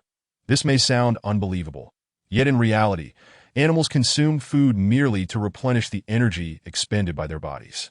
While the essence of spiritual energy represents a far superior form of vitality, Others, upon consuming Su Mu's life essence liquid, could similarly endure without sustenance. During these 3 days, Xiao Bai's body appeared to inflate, undergoing remarkable transformations daily. From an initial length of merely a finger's breadth, it grew to approximately 2 meters, with a girth comparable to that of a calf. Had Su Mu not expanded the space of the tree nest several times, Xiao Bai would have surely crashed to the ground. Falling from a height of 15 meters is no trivial matter. Even a level 6 creature would undoubtedly be reduced to a mere pulp. Over the course of 3 days, Xiao Bai's lost foundation was restored under the nurturing of the life essence liquid, and its strength completed a remarkable leap, advancing from the mortal tier, level 2, to level 4. Chapter 23. The strange stone. While Xiao Bai was experiencing its breakthrough, Su Mu had not been idle during these days. Through tireless effort day and night, he finally amassed 600 evolution points, enabling him to reinforce the final 2 primary roots. In that instant, as the primary roots were fully strengthened, his level finally ascended to LV1. Su Mu's attributes now read: name, Su Mu race, unknown tree species, level, mortal tier, level 9 lifespan, 300 years talent, barbaric growth, life essence liquid skills, control of thunder LV1, mutated branch LV0, mutated trunk LV0, mutated root, LV1. Life attraction, LV2. In the depths of his being, Su Mu sensed an intuition that once he fully reinforced himself to LV1, it would herald his breakthrough from the mortal tier. That day is not far off that a spark of brilliance ignited in Su Mu's eyes. What wonders lay beyond the mortal tier? His curiosity was piqued. Hiss! The familiar hissing of Xiao Bai echoed in Su Mu's ears that he quickly turned to see Xiao Bai affectionately rubbing its body, resembling white jade, against him, its crimson eyes sparkling with an extraordinary light. A wave of relief washed over Su Mu as he set Xiao Bai down. The earth was its rightful domain. Once on the ground, Xiao Bai joyfully glided about, its white, jade-like body shimmering under the sun, reflecting a captivating radiance, akin to a finely crafted work of art. It circled around Su Mu's trunk before swimming towards the valley's exit. What could Xiao Bai be up to? Su Mu pondered, but refrained from intervening, trusting that Xiao Bai would not stray far. However, upon reaching the valley's mouth, Xiao Bai did not look back. Perhaps it was hungry and sought to hunt, but Su Mu watched Xiao Bai's retreating figure, his heart sinking, his mouth opened and closed. Yet he chose not to call it back, offering a bittersweet smile as he silently watched Xiao Bai leave the tranquil valley. Alone once more, he mused. Yet trees are inherently solitary beings. That a self-deprecating smile crossed Su Mu's face as he stared blankly at the valley for the first time, a sense of expectation within him that he could not quite comprehend. An hour passed, then 2, then 3. Su Mu sighed internally and withdrew his gaze, wishing to absorb the essence of the sun and moon, yet feeling utterly uninspired. Suddenly, a peculiar white serpent, resembling white jade, swiftly swam towards him from the valley's entrance. Illuminated by the sun's waning light, Su Mu observed as the world before him became vividly alive. I knew Xiao Bai wouldn't abandon me, he exclaimed. Oddly, how could it be that after just a few hours, Xiao Bai's head had grown plumper? When Xiao Bai finally reached him, it opened its mouth and astonishingly spat out an irregular stone. In a gesture of affection, Xiao Bai nudged the stone towards the exposed roots of the tree, gently rubbing against them, before tapping the stone with its head, seemingly trying to convey something. The stone was no larger than a fist and appeared rather unremarkable, yet Su Mu felt an overwhelming urge to consume it. Even the roots stirred with anticipation, yearning to devour it immediately. What a strange turn of events. I find myself yearning for a mere stone. Gulping, Su Mu struggled to swallow, the impulse within him intensifying. Unable to restrain himself any longer, he thrust a root towards the stone, only to find it met with an impenetrable force, as if striking an iron plate, rendering it utterly ineffective. What on earth could this stone be? Chapter 24. The flavor of spirit stones is truly exquisite. Noticing the hopeful glimmer in Xiao Bai's eyes, Su Mu scoffed inwardly. I refuse to believe I cannot overcome you. Shatter, with a thunderous roar. A spiraled root shot forth from the ground, the soft earth erupting into a large crater, a wave of sonic boom radiating outward. Xiao Bai was propelled several meters away by the shockwave, though its resilient body merely left it dazed and disoriented Su Mu expertly guided the root to pierce the peculiar stone. Crack, crack. Fine fissures appeared on the stone's surface, and soon the fragments fell away, revealing the stone's true form. Su Mu's spirit surged. Perhaps this was the fabled spirit stone. This stone seemed to embody the very essence of heaven and earth, naturally formed, inspiring a deep desire to possess it in anyone who beheld it. The spiritual energy contained within surged forth, rapidly escaping as the outer shell shattered. The richness of this energy intoxicated even Xiao Bia. Su Mu, too, found his mouth watering, and without hesitation, numerous roots extended forth to ensnare the spirit stone, enveloping it in a verdant embrace. The evolution points soared at a rate of 0.1 per second. After a brief while, the exquisite essence of the spirit stone was reduced to mere fragments. Su Mu gazed at the number 600, wishing he could howl at the heavens in elation. The abundance of evolution points was an exhilarating sensation. The ease with which they came left Su Mu at a loss as to how to spend them. A thought struck him. System, continue the unfinished project from last time. With 1,000 evolution points invested, the previously vague text became clear. This message was neither a skill nor a talent, but pertained to the manipulation of lightning abilities. With the system's assistance, this knowledge became indelibly etched in Su Mu's mind. Instinctively, he raised a branch. With a crackle, arcs of electricity erupted. The strength of the branch doubled instantaneously, striking a stone cast into the air by the roots. The massive boulder was effortlessly torn apart before the flickering lightning. As if it were made of paper, Su Mu inhaled sharply. Such power! The mere enhancement of a branch could unleash such formidable lethality. Were he to apply it to his primary root, tearing through steel would be child's play. However, the consumption of spiritual energy was immense. During a battle, he could utilize it no more than 3 times. And, with the primary root, perhaps only once. Yet, even if it could only be used once in a life-or-death scenario, such a trump card would be more than sufficient. Now, should he face that level 9 Black Eagle again, he would not find himself so beleaguered. The exhilaration of newfound strength was intoxicating. Gazing at the remaining evolution points on his panel, Su Mu wasted no time in elevating his control of Thunder to LV2. Upon reaching LV2, the text turned gray, signifying that further upgrades were impossible. Su Mu felt a twinge of regret. Had he managed to elevate control of Thunder to LV3, he would undoubtedly have ranked among the elite of this mountain range. With 4,600 evolution points remaining, what skill should he upgrade? The burden of abundance is a vexing one indeed. After some contemplation, he resolved to enhance every part of his body to LV1 first. He began with the trunk. After investing 1,000 evolution points, the mutated trunk leaped from LV0 to LV1. Su Mu's height surged to 30 meters before finally coming to a halt. While this height still fell short of the tallest structures in human society.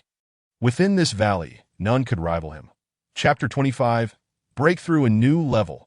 Following the upgrade of his trunk, the lettering on his attribute panel became hazy, flickering like smoke. Su Mu turned his attention to his branches. Lightly tapping with his finger, evolution points were consumed. 20 branches completed their final metamorphosis before upgrading. The branches, resembling jade, bore faint blue ancestral lightning patterns, akin to meridians connecting Su Mu to his foliage. When the wind blew, the leaves rustled, producing a sound akin to clashing metal. The branches, trunk, and roots resonated in a peculiar harmony. From the void, Su Mu perceived a series of delicate sounds, reminiscent of breaking strings. As the faint blue patterns deepened in hue, cascading down the trunk, occasional arcs of electricity flickered at the tips of the branches. Su Mu's aura transformed, becoming ancient and weathered, as if a primordial species had awakened from the annals of time. The once bright sky turned somber and solemn, an oppressive atmosphere unfurling. The inherent differences in the essence of life instilled fear in all lower-tier creatures surrounding the valley. The chirps of cicadas and the songs of insects fell silent, leaving an eerie stillness. Under Su Mu's imposing presence, the air grew suffocating, and the small animals nearby sensed impending danger. Xiaobai gazed up at Su Mu's towering form, its crimson eyes filled with trepidation. As the water flowed, a peculiar sound echoed within Su Mu's body, a manifestation of surging spiritual energy. The initially mist-like essence was naturally and repeatedly compressed, transforming into a liquid state. This seemingly simple metamorphosis bestowed upon Su Mu a tremendous enhancement in combat prowess. Boom! The spiritual river flowed ceaselessly, enveloping mysterious substances that altered Su Mu's very life form. His trunk surged upward once more, rising an additional 20 meters from its original 30, culminating in a towering height of 50 meters. Meanwhile, Su Mu's roots began to stretch and expand in a rustling manner. 50 meters, 60 meters, 70 meters, 100 meters. Within that 100-meter radius lay Su Mu's dark roots, which sprawled across the surface like fierce, ancient wood dragons, absorbing and exhaling the essence of heaven and earth. Were a fortunate observer to witness this from afar, they would perceive a spiritual funnel forming above the valley, drawing the majority of the mountain range's spiritual energy into this singular location. Once these transformations concluded, the attribute panel flickered intensely as Su Mu sensed an unprecedented strength surging within him, exhaling a breath of turbid air as he accessed the system to examine his changes. Name: Su Mu race. Unknown tree species, potential evolution directions. Verdant God tree, compatibility. 52. Thunder Spirit tree, compatibility. 71. Spirit Source tree, 83. Level: Spirit stage lifespan, 800 years talent, barbaric growth. Life essence liquid skills, control thunder, LV2, 300, 0100000. Mutated tree body, LV1, 300080000. Life attraction, LV2, 300010000. Evolution points, 3,000 potential evolution abilities. None have I truly reached an 800-year lifespan. Yet, in comparison to the mythical giant tree, the Great Chun, I remain vastly inferior, for it is a divine being measured in units of 8,000 years for spring and 8,000 years for autumn. Aside from lifespan, the most significant change in the skills category was undoubtedly the mutated tree body. The formerly distinct mutated roots, trunks, and branches had merged into a singular entity, the mutated tree body. Strengthening this would equate to enhancing all branches and roots simultaneously. But what does my potential evolution direction signify? Could it be related to the skills and talents I possess? He had a peculiar premonition that the 3 listed evolution paths would ultimately dictate his future trajectory. Chapter 26. Choices, Evolution Directions. Su Mu patiently opened them to scrutinize, refusing to act carelessly that he did not wish to arbitrarily select an evolution direction, only to regret it later when the outcome went awry. Verdant God plant compatibility. 52. Upon evolution, it can accelerate the growth of plants, induce mutations, and allow for their manipulation in the later stages of evolution. All vegetation will become your eyes and ears. Within the forest, you shall be the god of 10,000 plants. The god of 10,000 plants? Accelerating plant growth and controlling them sounds rather appealing. However, Su Mu hesitated to make an immediate decision. The Verdant God plant bore the lowest compatibility of the 3 evolution paths. While high compatibility did not necessarily guarantee superiority, there was no rush to commit that he decided to examine the remaining 2 options first. Thunder Spirit tree, compatibility. 72. Upon evolution, it can harness the power of thunder, and in the later stages, when the branches emerge, thunder and lightning shall traverse the heavens, obliterating all malevolent entities that Su Mu felt a surge of excitement. This description resembled the thunder god from myth. The ability to traverse the heavens and eradicate all evil seemed even more formidable than the Verdant God plant. Imagining a great tree as a thunder god was rather peculiar. Nevertheless, he still had the Spirit Source tree to consider. That if the Spirit Source tree was unremarkable, he would select the Thunder Spirit tree as his evolution direction. Spirit Source tree, compatibility. 82. In the later stages of evolution, it possesses a certain chance of becoming the Origin Wood World tree. Upon reading this brief introduction, Su Mu felt an exhilarating rush. What level of existence is the World Tree? In the East, it represents the legendary Pillar of Heaven, while in the West, it embodies the mythological Kabbalistic Tree of Life. Both are undoubtedly magnificent presences. Though it merely offered a possibility, even failing to become the World Tree would still place one above the first 2 options.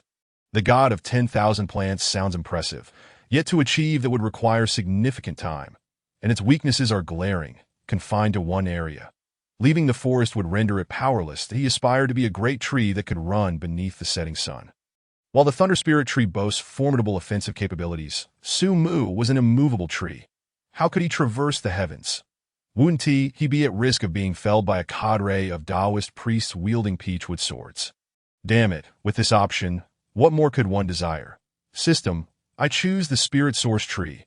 As his words fell, the potential evolution directions vanished from the panel, replaced by the spirit source tree in place of the previously unknown tree species. Boom! At that moment, a tremendous sound reverberated within Su Mu's soul, nearly shattering it into a misty state that in an instinctual act of self-preservation, the evolution points surged forth like a flood, stabilizing his soul that had begun to mist. Nurtured by this mysterious energy of evolution points, Su Mu's soul grew even stronger and more solid, permeated by an enigmatic essence. Ordinary individuals fortunate enough to dwell beneath Su Mu's tree for extended periods would enjoy prolonged lifespans.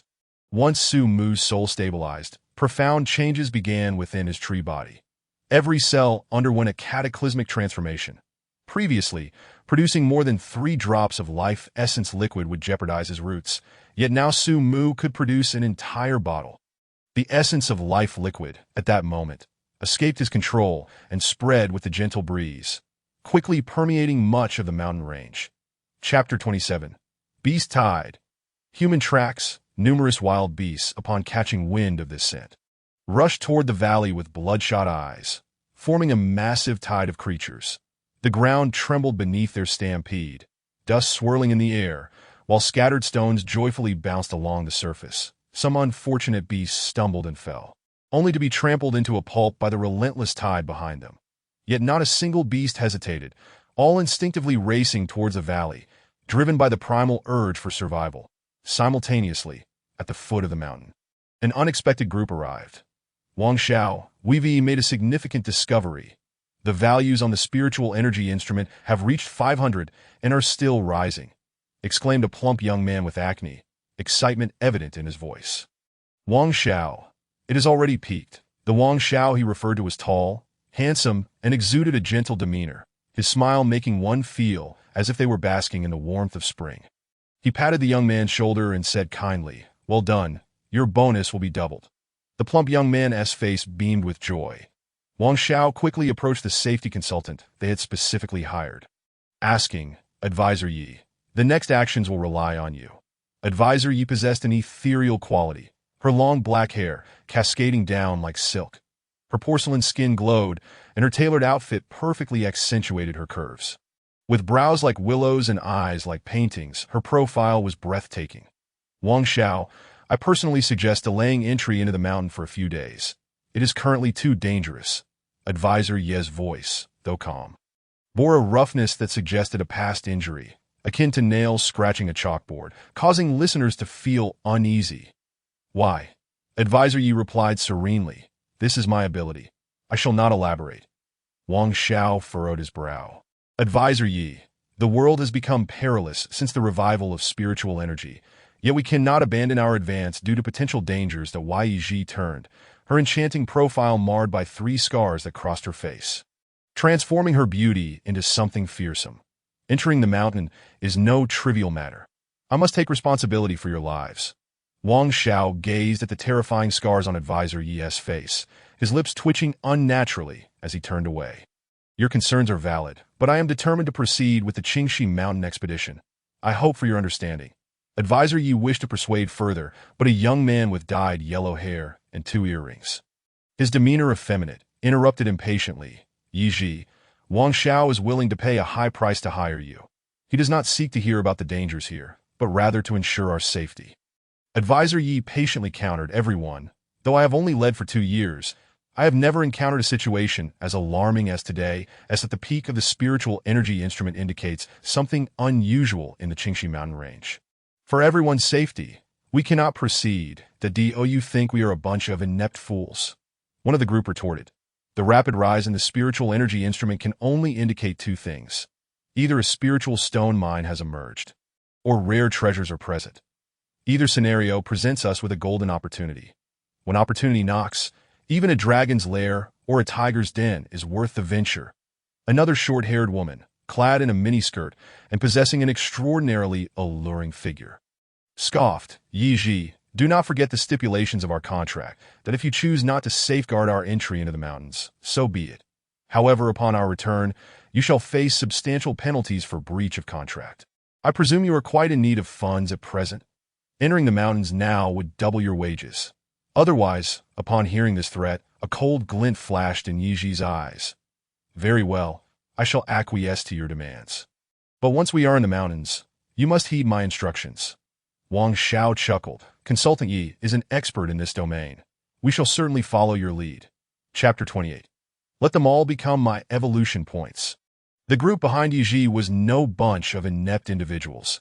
Each possessed a strength around the third level of the ordinary tier, with Wang Xiao boasting an impressive fifth level, making him the strongest in the team aside from Yiji. Given that spiritual energy had only just begun to awaken, their prowess was commendable even within the borders of the nation. Why Yiji led these arrogant prodigies to approach the mountains from an alternative direction when Wang Xiao suddenly interjected. Consultant Yi, I believe we are heading the wrong way. We ought to proceed eastward. The east was indeed the direction indicated by the spiritual energy gauge that Yiji sighed internally. This group was truly courting disaster, oblivious to the treacherous nature of the Qingxi mountain range. Had it been in the past, she would have long bid farewell to these fools. However, circumstances had changed drastically after her family's decline. As the pillar of her household, she was in dire need of money and this hard-won employment. With a resigned sigh, she ceased her protests and turned the group eastward, heading towards the valley where Su Mu resided. Before the valley, a cacophony of beastly howls erupted, echoing ominously in the desolate expanse, sending chills down the spine of any listener.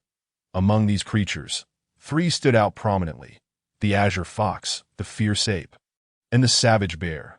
The azure fox, with its mismatched eyes and silky, azure fur, lay languorously atop a smooth boulder, its snow-white paws and perky ears twitching with curiosity, while its bushy tail swayed gracefully in the air.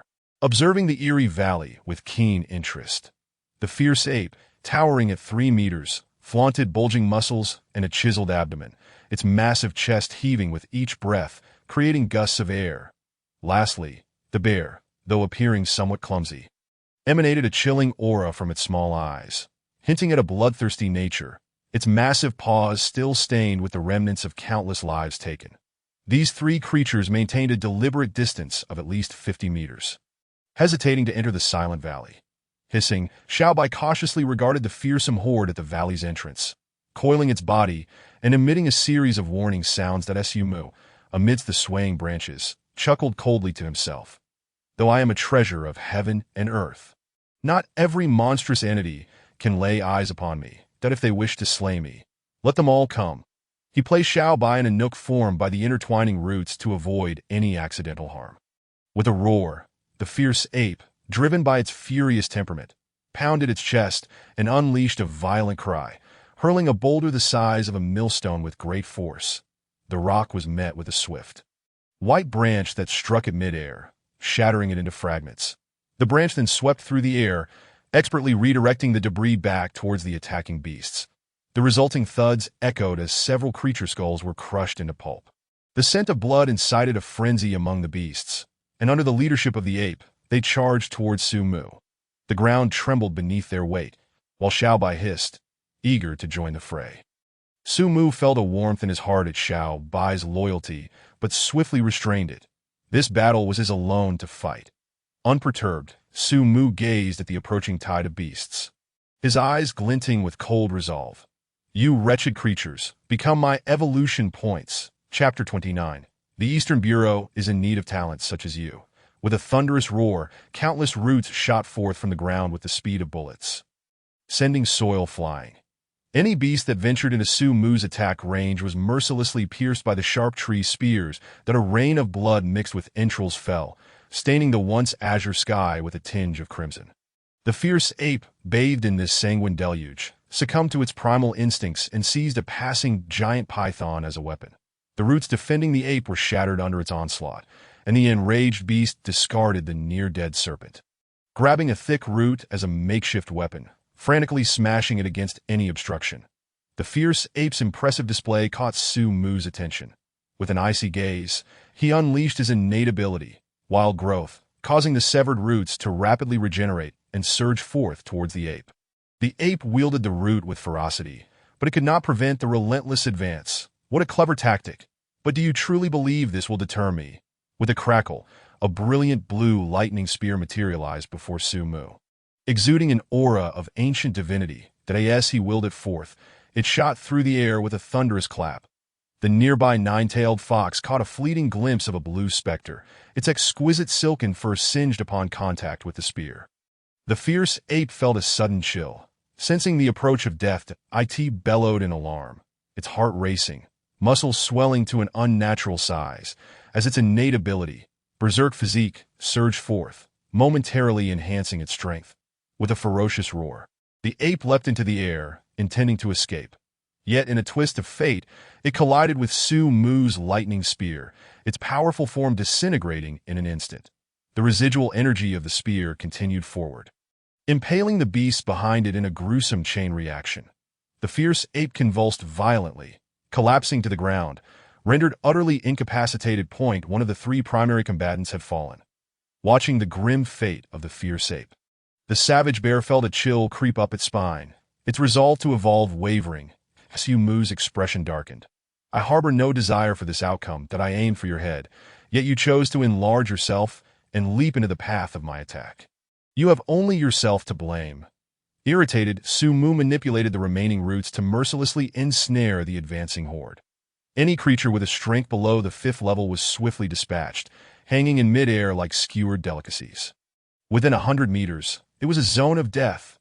Chapter 30. An unperturbed heart, even finding amusement. The surging tide of beasts was cleaved into two, with the majority left to the relentless slaughter of the roots.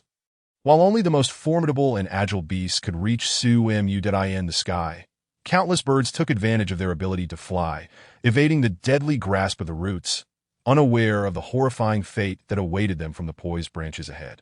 Su Mu's branches unfurled, launching a flurry of strikes. Numerous birds fell, pierced through with gaping wounds, plummeting like rain. Killing the gray sparrow, acquired 12 evolution points. Killing the raven, acquired 15 evolution points. Killing the swallow, acquired 17 evolution points. After a brutal massacre, only a handful of birds survived, yet they all became startled and wary, most choosing to vanish into the depths of the sky, while only a select few lingered in the air above Su Mu, waiting for the opportune moment to act. The eyes of the surviving beasts shimmered with hatred, bloodlust, and madness. Without the need for commands, these creatures, driven by instinct, surged towards the trunk of Su Mu in a frenzy. The azure fox, with eyes as enchanting as autumn waters, radiated brilliance, and sweet whispers filled Su Mu's ears. Before him lay a bizarre world, where maidens clad in sheer veils danced in a splendid display. In an instant, the veils fluttered, and their alluring movements revealed delicate curves that leaped gracefully. The influence of this spectacle was not confined to Su Mu alone. Several beasts surrounding the azure fox were also ensnared by this bewitching talent. Standing dumbfounded, oblivious to what visions they beheld in this illusion, their lower halves writhing in the air. Even a small flower drooped lifelessly to the ground. The azure fox's talent was indeed formidable. Capable of directly targeting the vulnerabilities of the soul to create a captivating illusion that a glimmer of satisfaction flashed in the azure fox's eyes. Since awakening this ability, every use had proven advantageous, even ensnaring plants, leaving them unable to extricate themselves from its influence. The great tree, you are now mine. The azure fox, confident of victory, approached Su Mu with the graceful poise of a proud noblewoman. Appearing utterly out of place amidst the chaotic and bloody battlefield. Alas, the azure fox had chosen the wrong target. Su Mu now embodied a human soul within the form of the great tree. This amalgamation rendered Su Mu an emotionless, bald elder. Nay, an emotionless spirit tree. Within the depths of his heart, Su Mu felt no perturbation at the illusions he witnessed, even chuckling inwardly that I end my past life. I was a discerning student seasoned in myriad experiences. What grand displays have I not witnessed? You think you can enchant me with such trivial skills? How dull. With clarity in his gaze, Su Mu waved his hand, causing the beguiling illusion to shatter. That moment. Xiao Bai, unable to restrain itself any longer in the face of the approaching beasts, surged forth from the hollow of the tree. Unaware of Su Mu's hesitation, it instinctively knew it must protect him, even at the cost of its own life. Hiss! Xiao Bai roared in fury, igniting a fervor in the blood of the nearby beasts, as if it were ablaze. Xiao Bai had somehow gained the ability to manipulate the life force within living beings from a distance. The turmoil of blood caused these beasts to writhe in agony, desperately attempting to quell the chaos within. Yet they could only watch helplessly as their blood was gathered and compressed under Xiao Bai's command, that in Xiao Bai's crimson eyes lay a cold indifference. In its pure world, anything that sought to harm Su Mu had to perish. Hiss! Another hiss rang out, signaling the death knell for their lives. The blood within 3 beasts condensed into tiny droplets, transforming them into withered corpses, their eyes haunted by unshakable fear. The 3 corpses collapsed lifelessly to the ground. After slaying 3 beasts, Xiao Bai turned its sights on the most formidable threat nearby, the savage bear. Xiao Bai recalled how, before encountering Su Mu, it had witnessed the bear's ferocity in hunting. A golden lion had provoked this brutal beast, only to have its skull shattered by a single blow. Xiao Bai could not allow the bear to come within a hair's breadth of Su Mu. The savage bear, now aware of Xiao Bai's gaze, seethed with rage. How dare a worthless creature covet my master? You shall die. Chapter 31. An urgent request for the poor savage brother with a thunderous roar. The bear charged forth, its massive form displaying an unexpected agility and speed that barreled ahead like a tank, sending the beasts in its path flying several meters, their bones shattered, blood spraying as they fell. Their eyes dimming to a lifeless gray, in the blink of an eye. A colossal shadow loomed before Xiao Bai. A mighty paw descended with explosive force, creating a cacophony in the air, causing the space around Xiao Bai to thicken as if rendered viscous. Beneath the weight of this earth-shattering blow, even stone would shatter. Before the paw could land, the fierce winds it generated carved bloody gashes into Xiao Bai's small body. Unmoved, it fixed its gaze upon the descending paw, unleashing a surge of astonishing power from within its petite frame. Its body arched like a drawn bow, launching forth with fierce intent. Even in death, it would make this savage bear pay a price. The experienced bear seemed to anticipate this, rising upright as its other paw struck toward Xiao Bai with deadly precision. A cruel grin twisted the bear's lips. It envisioned this foolish creature becoming a mere puddle of flesh beneath its might. Once I slay it, the extraordinary tree shall be next. Just as Su Mu emerged from the illusion, he beheld this perilous scene, his eyes narrowing in fury. You are courting death through their time together. Xiao Bai had become an integral part of his existence that a root swiftly whisked Xiao Bai to safety, and Su Mu exhaled in relief, his cold gaze sweeping over the frenzied beasts, an aura of lethal intent emanating from him. All the beasts froze, a chill of dread washing over them as if confronting imminent doom. The ancient lightning patterns along Su Mu's branches began to glow, arcs of electricity dancing at the tips. With a crackle, Su Mu unleashed a barrage of sound-shattering strikes, the air erupting in a cacophony. Before the overwhelming might of his attack, the rampaging beasts crumbled as if made of paper, their bodies reduced to a pulp under the force, painting the ground with vivid splashes of red. The savage bear, now the focus of Su Mu's wrath, suffered the most dire fate as branches descended upon it like a tempest. The bear's small, bead-like eyes narrowed, and it abandoned its pursuit of Xiao Bai, dropping to all fours, its once glossy black fur taking on a dull, earthy sheen. Had it awakened a talent related to the earth? Yet, what of it? You shall die. The first branch struck down, causing the bear's earthy glow to waver. The bear's eyes flared with malevolence, and it charged at Su Mu, the ground trembling beneath its weight. That Su Mu smirked coldly. And the second branch fell, the sound of the impact echoing only after it struck the bear's forehead. Dazed and disoriented, the bear stumbled as the third, fourth, and fifth branches rained down in relentless succession. Offering no respite, the bear's anguished cries echoed across the land as the weight of its earthy glow burst apart, the thunderous lashes of the branches tearing through its flesh, exposing bone beneath. The azure fox, witnessing the bear's torment, abandoned its previous elegance and composure, panic filling its enchanting eyes, its once fluffy tail dragging on the ground as it contemplated escape from this demon. Suddenly, a root, akin to a black serpent, lashed out before the azure fox, ensnaring it in a tight embrace.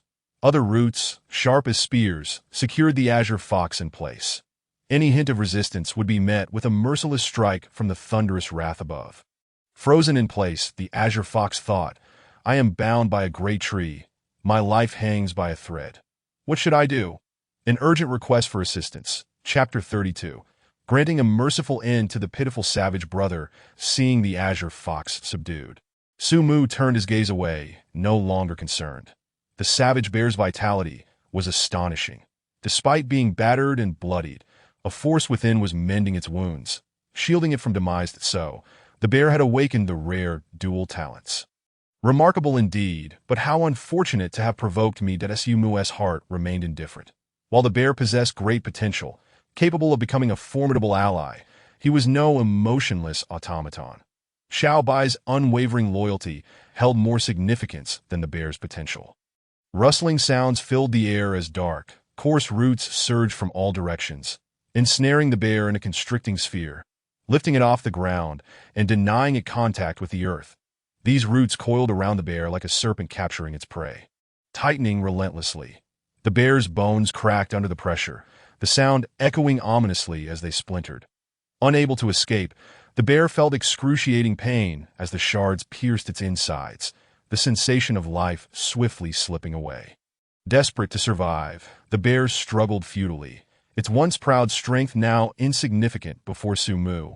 Perish. With a muffled thud, the bear fell silent, blood gushing forth to join the rivers of crimson below, eliminated the mutated savage bear, earning 985 evolution points. With one of the three generals of the beast tide slain, one injured and one captured, the remaining beasts became mere fodder. Su Mu did not annihilate them all. He spared a few he deemed promising, while the rest were transformed into his evolution points. The earth was a sea of corpses, the valley stained a nauseating red. Now, only you remained. Su Mu gazed at the birds that circled above him, reluctant to depart, and softly murmured, "Just right, I still need a few more birds." His innate ability, wild growth, suddenly activated, causing Su Mu's branches to grow at an astonishing speed, piercing into the sky within mere seconds. Reaching heights of 100 meters, the tips of the branches crackled with lightning, unleashing bolts the thickness of a thumb with a thunderous roar. The birds soaring in the heavens were caught off guard by Su Mu's unexpected move. Without a moment's thought, they attempted to flee. However, the speed of the lightning's transmission was astonishing, and in the blink of an eye, the birds were struck. 3 were unfortunate enough to be hit in critical areas, dying instantly, their wounds carbonized. Killing a mutated goose awarded him 350 evolution points. Killing a mountain eagle granted him 230 evolution points. Killing a mutated gray sparrow yielded 320 evolution points. The remaining two birds, their muscles trembling and feathers singed, spiraled down from the sky, emitting plumes of smoke that Su Mu's branches deftly caught them. Among the survivors, one was a clever crow, and the other, a fierce falcon. Su Mu intertwined his roots to weave 5 cages, each designated to imprison one of his captives. A crow, a falcon, a blue fox, a lynx, and a white wolf. As for the ferocious ape, although Su Mu had intended to subdue it, the creature had been rendered a eunuch by his hand. Su Mu surmised that when the ape awakened, it would surely seek vengeance. "Forget it. Let me grant you a swift end." Observing the ape's twitching body, Su Mu felt a pang of sympathy as his roots pierced through to end its suffering. Chapter 33. We have spent. Killing the ferocious ape granted him 827 evolution points. Su Mu sighed softly as he looked over the valley, drenched in blood and littered with corpses. This was the war of evolution. It was a brutal reality of survival. Either they perished, or he did. They needed to consume Su Mu to achieve transcendence, while he, in turn, had to slay them for evolution points. There was no right or wrong in this cycle. However, Su Mu could not neglect the bodies left behind, that if not disposed of promptly, they would inevitably lead to a plague. A great tree. He could disregard the terrifying disease, but with so many creatures inhabiting the mountains. For the sake of sustainable development, no, for the sake of environmental preservation, Su Mu could not simply overlook the aftermath. More proactive than Su Mu was Xiao Bai, who was nothing short of a model worker. Unfazed by the savage bear, Xiao Bai tirelessly extracted the vital essence from the corpses of the bear and the ape, condensing it into blood pearls the size of bowls, sparkling like blood-red diamonds under the sun. Xiao Bai hissed, eagerly dividing the blood pearl in two, wishing to share this exquisite delicacy with Su Mu. Amused, Su Mu gently entangled a branch around the blood pearl and presented it before Xiao Bai, signaling that he had no need for it. The other captured beasts, imprisoned in the tree cages, nearly wept at the sight. "You don't need it. You could give it to us. We want it, sob, sob, sob." Xiao Bai, with its crimson eyes wide and innocent, nudged Su Mu's branch, causing the blood pearl to return to Su Mu. Unable to refuse Xiao Bai, he accepted it. Xiao Bai's eyes gleamed with joy as it curled up beside Su Mu's roots, occasionally licking the blood pearl and rubbing against Su Mu's branches, utterly content, as if engaged in the happiest, most blissful activity in the world. The blue fox and its companions, confined within the tree cage, could only watch in despair as Su Mu cruelly pierced the blood pearl, consuming its essence right before their eyes. The pure life energy surged into Su Mu's body, dispelling fatigue with a warm sensation. The blue foxes stared blankly, feeling as if their future was shrouded in darkness. "We are seasoned warriors, having fought countless battles, and we would never weep unless pushed to our limits.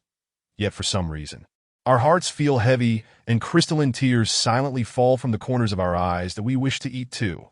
Why must you be so cruel?" Su Mu paid no heed to these theatrics from the intelligent beasts. His serpentine roots coiled around the corpses, retracting them into the earth. Just as he was tidying up the battlefield, a plump young man with glasses cautiously withdrew his head from the slope of the valley. Stepping joyfully like a child, his belly jiggling with every leap, the bespectacled young man spoke in a hushed tone, barely containing his excitement. "Wang Xiao, we've struck gold. This time, we really have slowed down, slow down." Wang Xiao replied nonchalantly, accustomed to witnessing grand spectacles as the heir of the Wang family. Secretly, he looked down on the young man's lack of experience. Exotic species, all of them exotic species. Exotic species? The group behind Wang Xiao perked up their ears in excitement. What are exotic species? According to authoritative experts, after the resurgence of spiritual energy and the transformation of the world, all beings have the potential to evolve, giving rise to the term spiritualists. However, it is crucial to note that this is merely a possibility, that in reality, only a minuscule fraction of beings awaken such abilities after the spiritual resurgence. They can naturally absorb spiritual energy and wield various extraordinary powers. Humans refer to those endowed with such special talents as celestial favored ones, while the exceptional beasts possessing these abilities are collectively termed exotic species. Unfortunately, the ratio is rather low, approximately 10,000 to 1, meaning only one exceptional talent emerges among 10,000 individuals. Although authoritative predictions suggest that other beings can grow stronger through training, the specific methods for such cultivation are still under exploration. Chapter 34. The Fourth Great Illusion of Life. I am the protagonist. Each exotic species is immensely valuable. Wang Xiao recalled a story about a lowly waste of the Shangjiang family who, by chance, formed a blood contract with a powerful exotic species, thereby altering his fate entirely and being admitted to the highest academy of the Li nation as an exception. In the eyes of humanity, exotic species symbolize opportunity. How many? Six. The bespectacled young man's voice trembled with excitement, his teeth chattering. Boom. At these words, the room fell silent, all breaths quickening. What did you say? 6. Wang Xiao could no longer maintain his composure, his voice turning shrill. 6 exotic species. This is no ordinary find. The group envisioned the wealth, power, status, and women beckoning to them. Even the usually composed Yi was no exception, that if we can obtain just one exotic species and establish a blood contract, perhaps my sister could be saved. And what else? What else? Wang Xiao nearly exploded with impatience, wishing to strangle the bespectacled young man for leaving them in suspense, knowing it was infuriating that there's also a heavenly treasure. The bespectacled young man hurriedly finished his sentence under the intense scrutiny of the others. Wang Xiao was overjoyed, euphoric at the thought of such an encounter on his first expedition into the mountains. Could it be that I am the fabled child of destiny, favored by heaven and earth? I am the protagonist. Ha ha ha. No one noticed Wang Xiao's uncharacteristic outburst, as they were all equally overwhelmed. Where? Hurry, lead the way. The bespectacled young man rubbed his thumb and index finger together nervously. Wang Xiao patted the young man's shoulder firmly. Rest assured, as long as your words hold true, the benefits will be shared among us. Though the bespectacled young man longed for the exotic species and heavenly treasures, he was painfully aware of his own limitations, that he was just an ordinary person, unworthy to compete with these powerful spiritualists. Even the weakest among them could easily crush him. As long as anything fell from these esteemed figures, it would be enough for him to live a blissful life. Please follow me. The bespectacled young man led the way, briefly recounting his earlier observations that Wei Yizhi wrestled with her thoughts, finally exhaling a deep breath and calmly stating, Wang Xiao, that tree is quite sinister, that I've never heard of a tree that actively preys on beasts. I believe we should consider this matter more carefully. What insights do you have, Consultant Yi? Wang Xiao asked with a smile that Wei Yizhi analyzed calmly. It's not that I have any profound insights, but with just a few of us, we are unlikely to be a match for that tree. IT may be wiser to return and enlist more specialized individuals for capture. The bespectacled young man grew anxious. His opportunity for wealth was within reach. If Wang Xiao heeded Yi Zhi's advice to turn back and seek out experts, he would lose his chance entirely. Wang Xiao, even if that tree is indeed sinister, it has just dealt with a wave of beasts. I believe it must be exhausted now. Without concrete evidence, relying solely on speculation is perilous. According to your reasoning, that tree may very well possess the legendary spirit tier. We are merely at the mortal tier, and our understanding of such beings is limited, that I find it too risky to act hastily. Wang Xiao hesitated slightly. While exotic species and heavenly materials were indeed remarkable, he could acquire them given his family's resources. However, life is singular, and it would be unworthy to lose his own life in pursuit of them. Chapter 35. Astonishment. A great tree was unexpectedly Wang Xiao.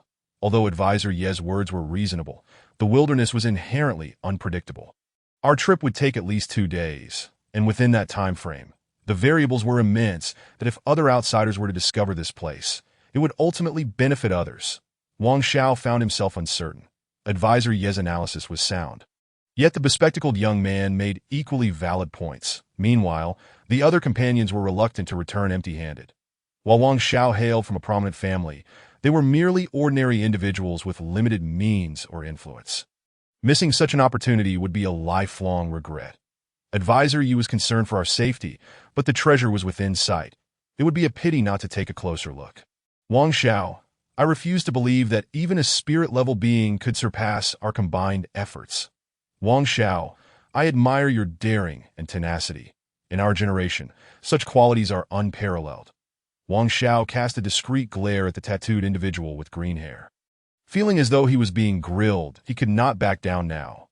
Individuals of Wang Xiao's stature valued reputation immensely. If news of today's events were to spread, embellished, his standing could be jeopardized. Moreover, I am the protagonist endowed with a unique template. What is there to fear? If trouble arises, can I not outrun Advisor Yi or this group of inept individuals? Wang Xiao's thoughts raced, and he came to a clear conclusion. Smiling as he reassured Advisor Yi, rest assured, we shall not act recklessly. We merely seek to broaden our horizons. There shall be no issues. Everyone, restrain your presence. Do not act without my command. The others nodded in agreement. Observing this, Yi Zhi shook her head, weary of further persuasion, and quietly fell behind, ready to make her escape should the situation turn dire. Thus, the group, under the guidance of the bespectacled young man, arrived at the valley's concealed slope. As they approached, Wang Xiao and the other spiritualists felt an exhilarating rush permeate every pore. The concentration of spiritual energy rivaled that of esteemed academies. They couldn't help but murmur in awe. Truly a sanctuary for cultivation. Upon arriving here, their minds felt remarkably tranquil. After all, this was the birthplace of heavenly materials. It was only natural that such extraordinary items would emerge from a place imbued with mystique. If only I could stay here for a few months, I am certain I could achieve a breakthrough. Have you noticed how your bottlenecks seem to loosen here? Indeed, could this be the effect of this heavenly material? A short-haired woman in a miniskirt hastily approached the edge of the valley, peering down with a pale, delicate visage. The scene below was utterly horrific, with blood flowing like a river, and some smaller beasts floating lifelessly, their bones bleached and remnants of flesh still clinging to them. The overwhelming aura of slaughter left the short-haired woman in a daze. The wind gusting through the valley carried a heavy scent of blood, and the sheltered life she had led made it impossible for her to suppress her nausea any longer. In the valley, Su Mu, diligently cleaning the battleground, felt a chill run through him. Were those humans? In truth, when Yi Ji and her companions arrived at the concealed slope, Su Mu had sensed them that if the bespectacled young man was but a firefly in Su Mu's perception, then the gathering of spiritualists was akin to a powerful spotlight cutting through the night. It was impossible to overlook them. However, Su Mu paid little heed, assuming it was merely a wild beast seeking to take advantage of the situation. He never expected them to be humans. Chapter 36. This is an abyss. A hell. Su Mu was uncertain whether these individuals had stumbled in inadvertently or arrived with intent, but regardless, it was unwelcome news for him that as the apex of the food chain, humans are complex beings, embodying both angelic and demonic traits, characterized by greed, ferocity, intelligence, cunning, yet also sincerity, diligence, and kindness. That Su Mu's mind was a tumultuous blend. I wish not to provoke you, nor to harm you. I hope you harbor no designs upon me. Otherwise, Su Mu concentrated intently, amplifying his senses. The world transformed dramatically. The prior scene was obscured by a veil of dust, while now it appeared freshly washed by rain, every detail vividly clear and magnificent. This was one of the profound benefits gained upon breaking through to the spirit level. Heightened perception. His senses were significantly enhanced. He could hear a pin drop from 100 meters away. With the system within him, Su Mu was a natural anomaly, and after achieving the spirit level, the advantages he gained far exceeded those of ordinary individuals. Wang Xiao, below, the mount, is an exotic species. The fragmented sounds reached him. Su Mu's ears perked up, focusing entirely on the source of the voice. Their conversation became crystal clear. Wang Xiao, there are indeed 6 exotic species and a heavenly material in the valley. This is a tremendous opportunity. The individuals behind the slope were electrified, driven by the primal instinct and thrill that told them Su Mu possessed the potential to transform their very essence. Even the worldly wise Wang Xiao could hardly contain his excitement. He had encountered various heavenly materials before, yet none had impacted him so profoundly. His caution was cast aside, and a singular thought consumed him. Claim it. This is my opportunity, the true opportunity that belongs to me. Wang Xiao's heart roared with fervor, exclaiming, if I can consume its essence, I shall ascend to greatness, becoming a true prodigy. Advisor Yi, let us join forces. I require only that heavenly material below, and you may take the exotic species. Yi Ji's brows furrowed slightly. She was about to agree when an inexplicable sense of unease washed over her. It felt akin to the ominous stillness preceding a storm, the clouds looming low and oppressive. Yi Ji massaged her aching temples and approached the cliff's edge, gazing blankly at the seemingly eternal, divine tree in the valley. Its crystalline branches bore ancient thunder patterns, exuding an aura of primordial desolation that drew one back to a mythic epic. The more she looked, the more her dread and unease intensified. This was no heavenly material. This was a chasm, a hell, an existence beyond the reach of mortals. Su Mu's form loomed larger in Yi Ji's perception, his aura as profound as the abyss that Yi Ji found herself unwittingly drawn to the energy emanating from Su Mu. Her blood surged chaotically within her, and a sweetness filled her throat, crimson blood spilling from the corners of her lips. Yi Ji's complexion turned pale, yet her gaze remained unnaturally clear, devoid of any trace of greed. Heed my counsel. He is a being we cannot afford to provoke. That I withdraw from this endeavor. Withdraw, Advisor Yi. Are you serious? Wang Xiao's expression darkened, tearing away the veneer of sophistication to reveal a greedy beast within. That I said, I withdraw. Yi Ji declared resolutely, standing her ground. You cannot simply withdraw now, unless you are willing to join us. We will have no choice but to eliminate you to keep our secrets safe. Wealth can corrupt the heart. Facing hundreds or thousands, one might remain unmoved, but what of millions or even billions? Especially when the treasures within the valley are priceless. no longer measurable by mere currency. Wang Xiao and his companions had become beasts driven by avarice, that why Yi Ji remained silent, quietly drawing her weapon. The specially forged dagger, glinting coldly, exuding an aura of impending doom. Chapter 37. You have angered me. Advisor Yi, we are all companions. Is there not a way to resolve this amicably, without resorting to violence? Wang Xiao's previously sullen demeanor transformed into a charming smile, reverting to the image of a refined gentleman. He cautiously retrieved a sleek, silver metallic box from his backpack, placing his palm upon it. With a click, the box unlocked automatically, revealing a rugged yet finely crafted firearm, or more aptly, a hand cannon, accompanied by 5 Lee-grade bullets filled not with fire, but a complex liquid resembling ash left from a great blaze. Wang Xiao's fingers glided tenderly over the cold weapon, a serene smile gracing his lips as he spoke. This firearm is named Ember. Is it not a name rich in connotation? The yellow-haired individual behind Wang Xiao instinctively took 2 steps back, his expression shifting to one of unease as he exclaimed, Ember? Could it be the latest development from the Shangjiang Research Institute? The yellow-haired man, aware of Wang Xiao's distinguished lineage, had never fully grasped the extent of his background until witnessing this weapon. It became apparent that Wang Xiao belonged to a world entirely different from theirs, that a mere gun has you trembling. How embarrassing! The green-haired individual, at odds with the yellow-haired man, sneered. The yellow-haired man retorted with a cold huff. You understand nothing. If you're struck by an ember bullet, you'd be reduced to ash. Don't try to intimidate me. I too have an education. Huang Mao derisively remarked, Are you trying to intimidate me? Do you have any idea how much this ember costs? Even if you sold off all your family's assets, you could only afford a single bullet from it, you fool. Wang Xiao cleared his throat lightly, and Huang Mao's mouth snapped shut instantly, akin to Pavlov's dog responding to the sound of a bell, that he stepped forward eagerly, ingratiatingly proclaiming, With you here, Wang Xiao, I firmly believe that even if a spirit-tier adversary appeared, they would meet their demise. Wang Xiao cast a commendatory glance at Huang Mao, recognizing him as an exemplary sycophant, promising him ample rewards later. Now, do you still wish to withdraw? Wang Xiao turned to Yi Ji and inquired coolly. Yi Ji sheathed her dagger, crossed her arms, leaned against a tree, and closed her eyes in meditation. I shall neither partake in nor interfere with your forthcoming endeavors. Wang Xiao, losing his patience, scoffed inwardly, short-sighted. His initial attempt to recruit Yi Ji was merely to bolster his own security, preventing any misguided individuals from contesting for the precious Su Mu.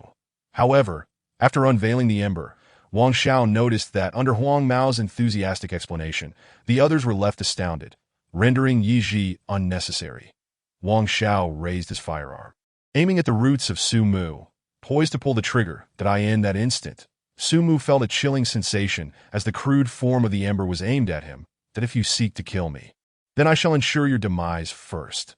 Su Mu resolved fiercely, commanding all the roots to surge forth, gathering the scattered corpses and hurling them towards Wang Xiao and his companions. Bang, bang, bang! The corpses whistled through the air, akin to a barrage of cannonballs. Startled by the sudden onslaught, Wang Xiao's hand trembled, causing him to inadvertently pull the trigger. A leaden, gray bullet erupted from the chamber, slicing through the air and narrowly missing Su Mu. Embedding itself into the rock face, the 100-meter distance robbed the bullet of significant kinetic energy.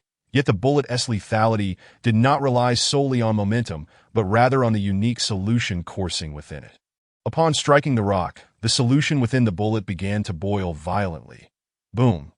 The bullet detonated, scattering the solution, which reacted explosively upon contact with the air, igniting into a ferocious blaze that sent temperatures soaring. The terrifying heat unsettled several despondent fish within the tree cage, that Su Mu's eyes glinted with murderous intent. You have provoked my wrath. Chapter 38. After assaulting me, do you still wish to flee? Crackle! The air crackled with erratic arcs of electricity, that a bolt of lightning, thick as a human arm, was shaped into an arrow under Su Mu's will, locking onto Wang Xiao. That a sharp pain coursed through the part of Wang Xiao's body, ensnared by the lightning arrow. In a moment of desperation, Wang Xiao, cornered, bellowed incoherently as he squeezed the trigger repeatedly. Die! Just die! 2 leaden gray bullets shot out in rapid succession from the barrel, the gun's muzzle glowing a fiery red. The tremendous recoil numbing Wang Xiao's arms. Unfortunately, the bullets, breaking the sound barrier, appeared to Su Mu in slow motion, allowing him to discern the rippling shockwaves trailing behind them. With an expression of indifference, Su Mu forcefully swung the roots, propelling two already prepared corpses towards the incoming bullets.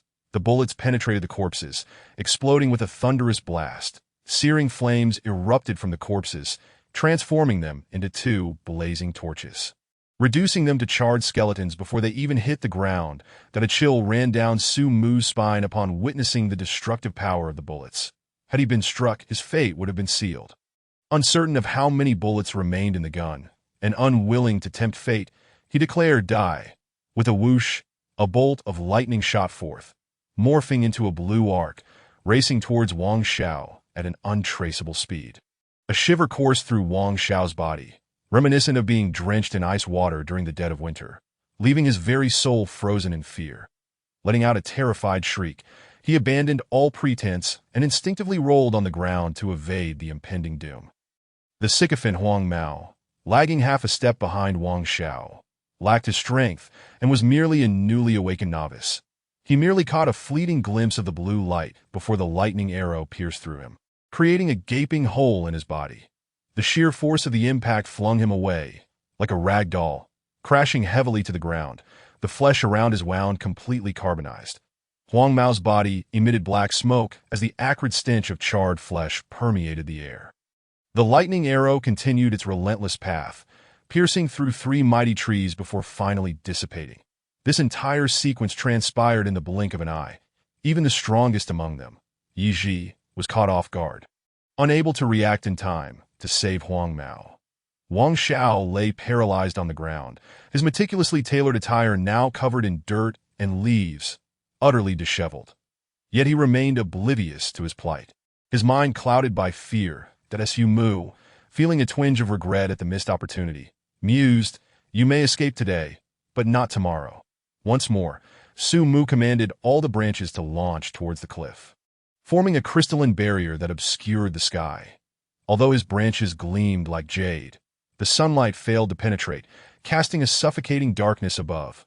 "Run!" Green Mao screamed desperately, fleeing without a glance back, that he was utterly terrified of Su Mu.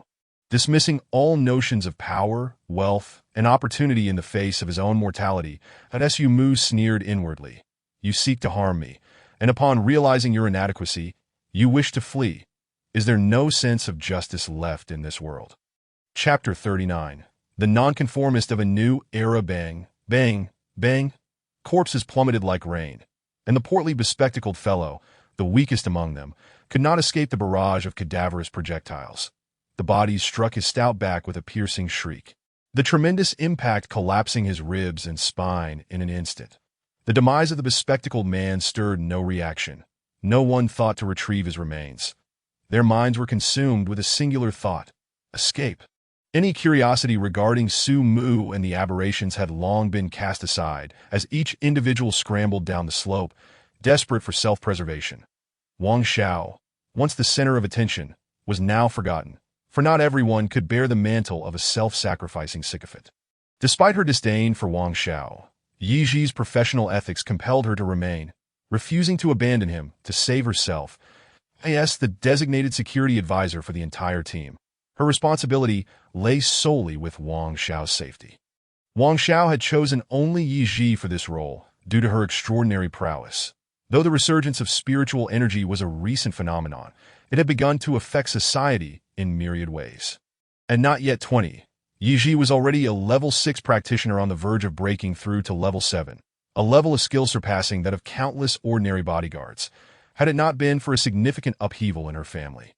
Wang Xiao would have found it difficult to enlist someone of her caliber, while Yi Ji surveyed the battlefield, swiftly analyzing the situation, a strategic map forming in her mind. With a nimble step, she surged forth like a hunting cheetah. Embodying the essence of stillness and swiftness that as she dashed, the gusts of wind she generated sent leaves and debris swirling, leaving a straight white line in her wake. Impressive, Su Mu noted, though he felt she still fell short. His interest was piqued not by her physique, but by witnessing a human capable of such remarkable agility, especially in a perfect female form. It stirred within him a desire to explore whether this world harbored extraordinary techniques or scriptures that could enhance one's abilities through diligent study. If such wondrous methods existed, could he potentially learn them? Furthermore, Yi Ji was the only one amongst them who regarded him with a modicum of respect. Although Su Mu was a merciless assassin, he adhered to a personal code that forbade him from indiscriminate slaughter. This was a line he refused to cross, a boundary that prevented him from devolving into a mere killing machine. If one lacks self-restraint and discipline, what distinguishes them from a beast? Crackle. Lightning erupted from the branches, pouring down upon the group behind the slope like a torrential storm. Yi Ji's expression shifted dramatically. Unable to fathom that Su Mu could manipulate lightning with such finesse, it was nothing short of astonishing. Surely, even the most gifted individuals would struggle to achieve such mastery. A droplet of rain from the thunderstorm fell upon her fair skin, causing Yi Ji to freeze momentarily. The energy within the rain was feeble, yet potent enough to instantaneously paralyze her entire body. This slight surge of energy could only incapacitate Yi Ji for a fleeting moment. Barely a second, yet it sufficed for Su Mu's Yi Ji regained control over her body. In the next instant, other droplets of rain crackled and struck her, plunging her into darkness as she collapsed to the ground, rendered unconscious by Su Mu's storm. Fortunately for Yi Ji, due to Su Mu's deliberate leniency, she did not perish amidst the tempest, while others were not so fortunate. Not far from Yi Ji, Wang Xiao's hair stood on end, resembling a disheveled nest, emitting wisps of smoke. Blue arcs of electricity danced across his body, and this bizarre appearance, coupled with the stench and soot from the lightning, made him resemble a character from a fantastical saga.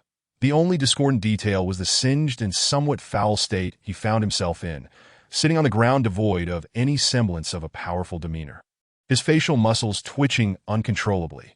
Perhaps it would be more fitting to describe him as a figure from the realm of New Age subcultures. Others soon followed suit, adopting similar grotesque styles, and this distorted, curious display inflicted severe psychological distress upon Su Mu. With his eyes averted to avoid the discomfort, he unleashed several bolts of wrathful thunder, obliterating all but Yi Ji from their midst. Chapter 40. I too wish to achieve victory effortlessly, yet the heavens do not allow it. Su Mu stood approximately 200 meters away from the slope where Yi Ji lay, a distance that felt insurmountable for an immobile tree. Yet, he was compelled to bring Yi Ji back. Rubbing his head in frustration, Su Mu lamented the difficulty of his situation. His reluctance to harm Yi Ji was not merely due to her beauty. She was the sole individual among this group who harbored a sense of reverence for him. Additionally, Su Mu sought to glean insights about this world through her, aiding his future endeavors, that he pondered whether his innate talent for wild growth could enable him to breach the 100-meter barrier.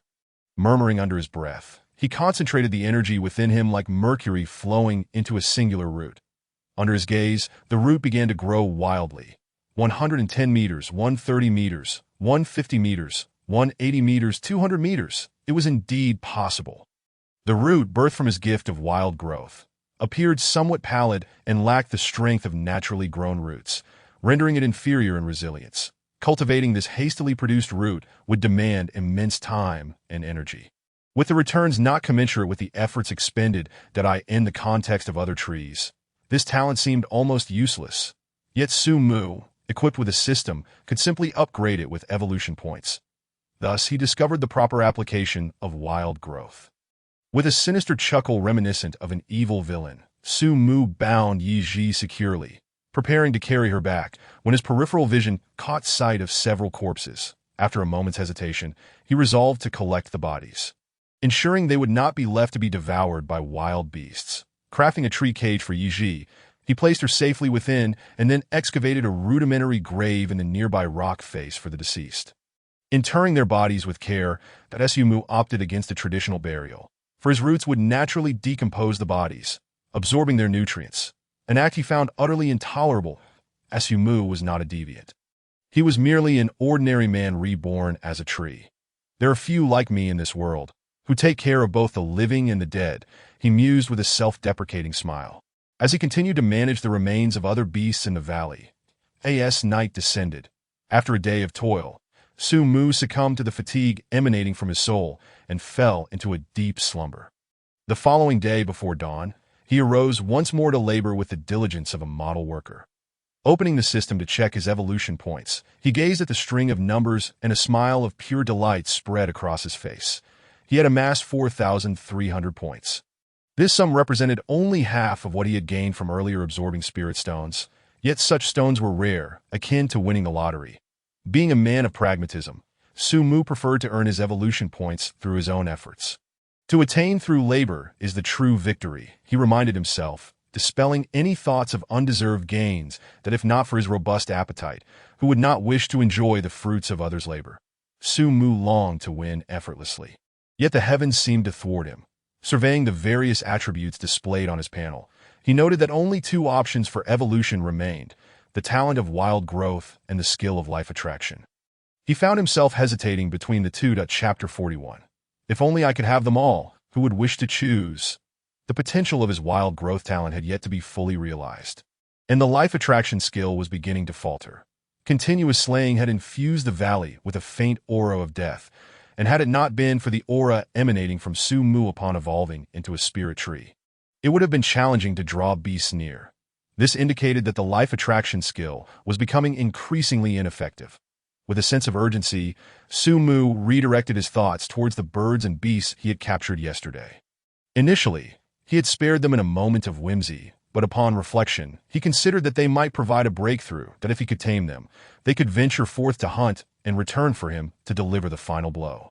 His thoughts began to crystallize, yet the crux of the matter lay in how to win their loyalty and persuade them to serve him willingly. The 5 captured beasts were not as Na'vi as Xiaobai, making it difficult to forge a close bond. Su Mu did not believe himself to possess the charisma to compel their immediate subservience, although he was the most striking tree in the mountains. The differences in their species rendered that of little consequence. Perhaps he could entice them with life essence. Su Mu found this approach promising, yet it lacked perfection. While he could attract them with life essence, they would not be grateful to him for it. Should they undergo genetic mutation under its influence, becoming even more formidable than Su Mu, it could spell disaster for him. Though the likelihood of such an occurrence was slim, it was not entirely impossible, and Su Mu wished to guard against any potential fallout. He wondered if the system could devise a skill related to this concern. Upon opening the system, he found that upon receiving his thoughts, a series of blurred characters began to materialize regarding potential evolutions. That a surge of excitement coursed through him. It seemed promising. Not hesitating to invest his evolution points, the image became increasingly clear. I did not anticipate that the life attraction skill could possess such remarkable utility, he exclaimed to himself. First, he needed to upgrade life attraction to LV3, its maximum level. Reaching maximum level did not imply the completion of his journey. Rather, it would usher in significant changes, introducing new evolutionary paths, one of which could alleviate his current predicament. Without a second thought, Su Mu decisively spent 1,000 evolution points to elevate life attraction to LV3. The skill's description transformed, reflecting its new capabilities. Life attraction, LV Max. The aura you emit possesses a powerful allure for ordinary beings. That a small note followed. Evolution paths, life affinity. Consuming 2,000 evolution points will evolve life attraction into life affinity. After evolution, beings will find it easier to approach you, and the bond formed over time will become unbreakable. Life domination. Consuming 2,000 evolution points will evolve life attraction into life domination. After evolution, you can forcibly use mental power to subjugate other beings, with the effects and duration of the subjugation dependent on your soul strength. Note: subjugation will inflict irreversible effects on the enslaved beings. Gazing at these two evolutionary paths, Su Mu found himself at an impasse. Chapter 42. Rise and Rejoice. Su Mu gently inquired, System, can I select both evolutionary paths simultaneously? Ding. Evolution paths can only be chosen once. Once selected, the process of evolution is irreversible. Please choose wisely. His dream of having it all was ruthlessly shattered, prompting Su Mu to meticulously analyze the pros and cons of each evolutionary direction. That he pondered. In terms of long-term development, life attraction offers greater returns, while life domination provides immediate results. Yet, I am uncertain what the system means by irreversible effects. System. What do the irreversible effects of life domination entail? Ding. The soul, intelligence, lifespan, and potential of the enslaved beings will experience varying degrees of decline. Su Mu let out a bitter laugh, never anticipating that the repercussions of this situation would be so dire. Even if it amounted to enslavement, it would merely yield a significantly weakened remnant. While life enslavement is indeed a formidable technique of the violent, Su Mu is no dark overlord, nor does he harbor aspirations of world domination or subjugating all beings. What he seeks is merely transcendence, to traverse the world and witness the unparalleled beauty he had not experienced in his past life. Upon realizing his true self, an indescribable transformation occurred in Su Mu's demeanor. Xiaobai opened her eyes in confusion, sensing that the aura of the great tree had become more ethereal and serene, akin to a mountain breeze caressing the moon, calm and undisturbed. Yet, the tree remained that same great tree. Xiaobai affectionately rubbed against Su Mu's trunk, while Su Mu lowered a branch to gently stroke Xiaobai's small head. Content. Xiaobai closed her eyes once more, diligently absorbing the spiritual energy. The few beasts left by Su Mu had indeed placed a considerable burden upon her. System. Life Affinity Evolution. As the words fell, 2,000 evolution points cascaded down like spilled mercury, leaving a mere 500 points. A rather pitiful sum. With a rustle, the mountain breeze swept through, causing Su Mu's branches and leaves to sway gracefully in the gentle zephyr. The leaves whispered softly, as if performing a magnificent symphony. The process of evolution began and concluded quietly, without a sound done on that day. As the sun reached its zenith, Su Mu's evolution was complete. The life attraction at LV Max had transformed into life affinity at LV0. Life affinity LV05001000 living beings will instinctively draw near to you, allowing for an easier establishment of a communicative bridge. The relationship between you will become unbreakable over time. Su Mu glanced at Xiaobai. As the branch brushed past, she continued to nuzzle against him, then resumed her absorption of spiritual energy. Su Mu chuckled softly, realizing how much of a model of diligence Xiaobai truly was, her industriousness nearly rivaling his own. Observing that Xiaobai exhibited no apparent changes, Su Mu speculated that perhaps it was due to her existing reliance on him, rendering any transformations imperceptible. However, aside from Xiaobai, Su Mu had several other mice at his disposal to experiment with the effects of this newfound skill. Turning his head, he discovered they were still fast asleep within their arboreal cages. Little fox, rise and shine. As the cage containing the azure fox unfurled like a blossoming flower, the azure fox opened its eyes, slightly bewildered. Could it be that this mystical tree has gone dull-witted? What a fortuitous opportunity. The azure fox stretched its limbs, preparing to exit this ghastly place with grace, only to find itself as stiff as a charred twig. Chapter 43. Do you feel anger? The azure fox permitted Su Mu to rest his branch upon its head, remaining utterly stilled at that moment.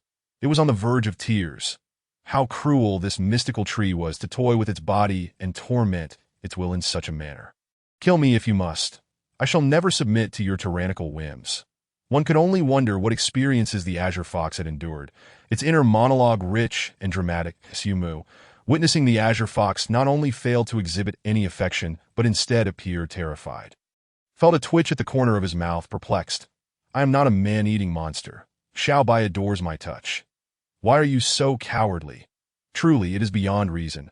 Gradually retracting his branch, Su Mu closed the cage. At which point he noticed the azure fox tremble as if deflating, collapsing into a puddle of quivering exhaustion that Su Mu couldn't help but scorn inwardly. What a cowardly fox. Subsequently, he opened the other cages, discovering that their reactions mirrored that of the azure fox with remarkable consistency. Their bodies were all rigid, and even the crow fell lifelessly upon the moment Su Mu's branch descended, devoid of breath. Its actions so practiced it seemed as though it had undergone countless rehearsals prior. Su Mu, speechless, retracted his branch with a mixture of amusement and exasperation. This shouldn't be happening. Could it be that my method of opening the cages is flawed? Life attraction and life affinity are inherently linked. Logically, the effects of life affinity should be equally overpowering. Perhaps their pre-existing fear and wariness of me have rendered the effects negligible. That was akin to being an undercover agent in a den of thieves. Perpetually under suspicion, If one day the boss of the den suddenly spoke to you in soothing tones, any sensible person would surely feel a sense of trepidation that if those living in peace feel this way. How much more so for beasts that dwell in the perpetual dangers of the wild? Dissolving the fear and wariness within these creatures is a daunting task, requiring immense patience and considerable time before any results could be seen. Su Mu had not anticipated that this seemingly flawless life affinity would harbor such a significant pitfall. Nevertheless, he was not one to easily concede defeat, nor would he lament or regret his decisions. Abandoning the challenge may be simple, yet difficulties do not vanish with our retreat. We must inevitably confront the challenges we once evaded. Perhaps I can utilize the life essence liquid to aid me in this endeavor. With this thought in mind, Su Mu decisively initiated a new round of experiments that a drop of life essence liquid seeped from the branch, its essence akin to a potent aphrodisiac for these beasts. All the creature's eyes lit up like pairs of radiant bulbs, fixated on the droplet of life essence liquid, drool pooling at their feet. The life essence liquid rolled along the branch, which swept gently from side to side, ensuring it lingered before each cage for a full minute, deeply stirring the hearts of each exotic being. Even the unconscious Yi could not resist the allure of the scent, her nostrils twitching involuntarily. How delightful, Su Mu chuckled, unhesitatingly drawing the life essence liquid back, then retracting the branch, transforming once more into a serene and majestic tree. Azure fox, crow, hawk, white wolf, lynx. Chapter 44, The Generous Su Mu. If this world had social media, and if these creatures could access the internet, they would undoubtedly post a question. What is it like to encounter a ridiculously arrogant tree that you cannot defeat? It is utterly exasperating. The life of a beast feels bleak, and the desire for demise is strong. After toying with these adorable creatures, Su Mu gazed upon their frustrated expressions, as if they longed to eliminate him, yet found themselves utterly powerless. It was truly exhilarating. Ha ha! No one can disregard my charisma. Su Mu smirked devilishly, the branches rustling in agreement. With a calm demeanor, Su Mu began to ponder how to maximize the effectiveness of the life essence liquid. Simply administering it to them would undoubtedly be the most foolish course of action, and even if he dispensed one drop to each beast, he, as a tree, could not sustain such a strain. Eventually, they would drain him dry that moment. A surge of wisdom akin to that of legendary masters graced Su Mu this instant. He was not alone in his battle.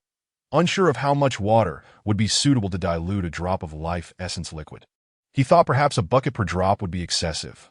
Ultimately, he decided to be generous and use an entire vat. Dear little ones, let us hope it does not rain in the coming days. He cackled with satisfaction, resembling a quintessential villain. The azure fox and the other beasts shivered collectively, sensing that the atmosphere had turned a tad colder. Su Mu set aside his mischievous thoughts, contemplating whether to administer the life essence liquid to the unconscious Yi. If he refrained, given the severity of her injuries, her survival seemed uncertain. After all, he was responsible for her condition. He could not disregard her well-being. Su Mu unlocked the cage containing Yi, weaving a wooden bed for her. Subsequently, he lowered a branch, allowing the life essence liquid to seep forth as he forcefully parted Yi's lips, guiding the branch within as the liquid slid down her throat that gurgled at why Yi's throat rolled. The life essence liquid nourishing her body with its pure energy, that a miracle unfolded. Yi, previously unconscious, opened her eyes, gazing dreamily at the world before her. That a mystical tree, exuding an ethereal and serene aura, stood as though it had descended from ancient myths, proudly rooted in this realm. The tree's ivory trunk towered majestically, upholding a tranquil space. The branches rustled softly in the breeze, resembling a breathtaking melody. Yi found herself instinctively drawn to this extraordinary tree, unable to resist its allure. Lying upon the clearly defined wooden bed, she experienced a long-lost sense of peace, a feeling she had not encountered since the upheaval of her family. With her fair and slender fingers, she gently caressed the roots that composed the bed, the delicate texture evoking a smile upon her lips. Spiritual energy swirled around the great tree, and as Yi immersed herself in this ocean of energy, she felt as though all 36,000 pores of her body had opened, providing an unprecedented sense of comfort. Beneath the tree, a white snake diligently absorbed the spiritual energy. Everything felt so beautiful, as though she were in a celestial paradise. This heaven. Yi rose gracefully, her long, raven-black hair cascading down her back, while her sleek, black attire danced in the gentle breeze. She swayed in a state of blissful intoxication, akin to a delicate butterfly fluttering in the air. Su Mu gazed at Yi as she twirled in the wooden yard, a peculiar sensation stirring within him. It seemed, perhaps, as if he had forged an inexplicable connection with her. Chapter 45. An accidental blossom of willow. Initially, Su Mu had merely intended to utilize the life essence liquid to save Yi's life, but unexpectedly, through a serendipitous twist of fate, he discovered the optimal method to harness its affinity for life. Previously, he had contemplated using the life essence liquid to reduce the vigilance of beasts towards him, but now it appeared that directly feeding them the liquid would suffice. Such a straightforward and audacious approach likely could only be employed by Su Mu himself. The extraordinary efficacy of the life essence liquid and the skill of life affinity were both indispensable. Without either, the miraculous results could not materialize. With this realization, matters became considerably more manageable for Su Mu, and he felt a sense of ease within, as he simply needed to await the arrival of stormy weather to tame these rebellious, albeit cautious, beasts. Currently, it was the season when thunderstorms frequently occurred, with heavy rains arriving every few days. Su Mu's task was to excavate a water reservoir and then patiently await the deluge, while manipulating the roots of trees to dig the reservoir. He gently let the branches descend to tap lightly upon Yi's forehead. The sound of the soul transmitted through the branches entered Yi's mind. The soul sound was an ability Su Mu awakened upon entering the spiritual realm, enabling him to establish a seamless communication bridge with any sentient being. Humans, approach with humility and reverence, and offer your surname and name. Yi's face went blank, murmuring in confusion. The tree spirit has come to life. Su Mu's lips twitched. How absurd it felt to hear such a phrase, as if it were laden with comedic undertones. Human, what is your name? Faced with such an odd train of thought from this peculiar girl, Su Mu felt no need to maintain an air of mystery. After all, he was the greatest enigma of all. Yi blushed, belatedly responding to the air, tree spirit. My name is Yi. Yi means leaf, and Ji refers to the essence of a refined heart. Su Mu looked at Yi conversing with the air, rendered speechless, as if observing someone of limited intellect. That I am but a great tree, unable to speak. Can't you empathize with the plight of a tree? He thought to himself, feeling overly burdened. Forget it, given the name you have bestowed upon me. I shall not hold it against you. Foolish human. Calm your mind and release your control over thought. Yi complied wholeheartedly, allowing Su Mu to effortlessly access her memories.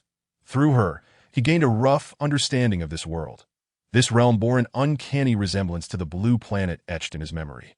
Here, science had dispelled ignorance, and humanity advanced at an astonishing pace under the luminescence of scientific progress, until the resurgence of spiritual energy began. The revival of spiritual energy originated in the East and rapidly spread across the globe. It altered the world's rules imperceptibly, and as the concentration of spiritual energy continued to rise, humanity was astounded to discover that the world had transformed. Merely 2 years into this resurgence, the changes had left all of humanity reeling. With the emergence of the first favored one, Taoist temples, martial arts schools, and spiritual academies sprang up like mushrooms after rain. Remote mountains and forests became life-restricted zones, teeming with ferocious beasts. Yet behind the peril lay immense wealth. As the bustling populace pursued profit, the Qingxi mountain range, now a region with concentrated spiritual energy, naturally attracted the attention of many spiritual practitioners. Chapter 46. I shall forge my own sanctuary. Su Mu selectively bypassed the tedious memories, focusing on understanding the unique group known as spiritual practitioners that emerged after the resurgence of spiritual energy. After perusing Yi's memories, Su Mu felt a weight in his heart. Those spiritual practitioners were guardians of human civilization. To non-human beings, they were the very embodiment of demons. Unlike Su Mu, who possessed a system that rendered all obstacles trivial with the acquisition of evolution points, these spiritual practitioners required vast amounts of resources to advance. Resources that could not be conjured from thin air. Whenever they discovered rare materials, conflicts would ensue, leading to bloodshed over ownership. They resembled 18th century pirates, ravenously pillaging all available resources for cultivation. Once they had strengthened themselves, they would turn their eyes to uncharted territories, initiating another cycle of raiding and exploitation. From the human perspective, Su Mu could not condemn their actions as wrong. In fact, he supported these fervent practitioners, for without their sacrifices, humanity would have been shattered by external forces. However, in this lifetime, he was but a great tree. His stance naturally opposed that of human society, that Su Mu did not mind coexisting peacefully with humanity. But could they reciprocate? He was acutely aware of the adage, "Those not of my kind will surely have different hearts." Su Mu had countless reasons to believe that if his extraordinary nature were discovered, his best outcome would be to be kept as a specimen, harvested periodically for his life essence liquid, leaving behind only a trunk, while his branches and leaves were sliced and sent to laboratories for study. The worst-case scenario would be to be treated as a rare material, sliced into portions and meticulously prepared for consumption. Neither outcome was one Su Mu wished to witness. Damn it. Su Mu did not desire chaos. Yet he would not remain idled. He withdrew the branches as Yi Ji, having expended too much energy, fell into a deep slumber on the wooden bed as Su Mu gazed at her serene sleeping posture. His expression shifting between contemplation and concern that if he were not a tree, but a mobile being, he would not be so passive. Yet at this moment, lamenting his fate was futile. Such complaints would not resolve any issues, only complicate them further. Being granted a second chance at life was an immense fortune. What he needed to do was to live earnestly and diligently. Taking a deep breath, Su Mu began to think calmly about how to address this heavy predicament. First and foremost, he must enhance his own strength. Power is the foundation of everything, that if he could possess strength akin to that of the Willow God, what fear would he have, even if the world turned against him? However, this would be a lengthy process that in the meantime, he could leverage the combination of life affinity and life essence liquid to establish his own influence. One tree does not make a forest. Su Mu was not yet capable of standing alone to deter the prying eyes of spiritual practitioners. He would need the strength of a collective. Once he established his own power, the cost for practitioners to invade his space would significantly increase. After all, compared to this inconspicuous and gentle tree, a group of formidable non-human entities would undoubtedly pose a visible threat. When the cost of invasion outweighed the potential gains, few would be reckless enough to gamble everything for an uncertain rare material. Chapter 47. We, the Beast Men, shall never be slaves. Yura, am I not creating a sanctuary? Yet, with only 6 non-human creatures, I cannot yet claim the title of sanctuary. I require additional means. Su Mu recalled the anime and novels he had seen in his past life, and a sudden inspiration struck him. Mist would be a highly effective tool in various horror films and panic novels. Mist is a classic element. This is because within the mist, human perception is severely limited, effectively creating an unknown environment. The greatest fear stems from the unknown. However, as a benevolent and sacred tree, how could Su Mu naturally possess such a quintessential element of horror? He turned his gaze to the system's evolution capabilities. As expected, the system proved as reliable as ever. Behind the evolution capability appeared a line of blurred text. When all of Su Mu's stored evolution points were depleted, the text became clear. The skill was simply named Mist. However, evolving this skill required 3,000 evolution points. The steep cost left Su Mu momentarily stunned. Su Mu clicked on the skill description for Mist and read, "Mist consumes a certain amount of spiritual energy to create a dense fog with a diameter of 1 kilometer." He thought he had misread and rubbed his eyes, reading it again, only to confirm that this was indeed the effect. This rather underwhelming? As the ancient said, if you do not understand, ask system, why does evolving this skill require so many evolution points? Su Mu inquired, perplexed, because the host lacks the relevant genes in Su Mu's heart. A flicker of understanding flashed. No wonder the evolution points I expended to attract these abilities during my evolution of life were not substantial. This is because I could awaken these abilities through prolonged honing. Utilizing the system merely expedited the emergence of my inherent capabilities. However, should the evolved abilities be ones I do not possess, it would necessitate a considerable expenditure of evolution points. Though the cost is high, this skill is indispensable to Su Mu, as it constitutes a crucial element in the creation of a forbidden zone. As dusk fell, The sky was shrouded in dense clouds, casting a somber gloom over the valley. Lightning flickered amidst the clouds, thunder roared, and a fierce wind swept across the ground, stirring up dust and stones. Heralding an impending storm, that Su Mu felt a surge of joy. He had not anticipated the rain to arrive so promptly.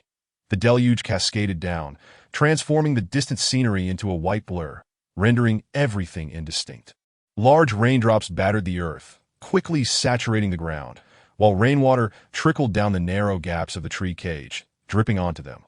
The Qing foxes began to pace restlessly within the tree cage. Su Mu glanced at the relentless curtain of rain and sighed. The dark roots of the trees thrust up from the ground, intertwining to weave a canopy for them.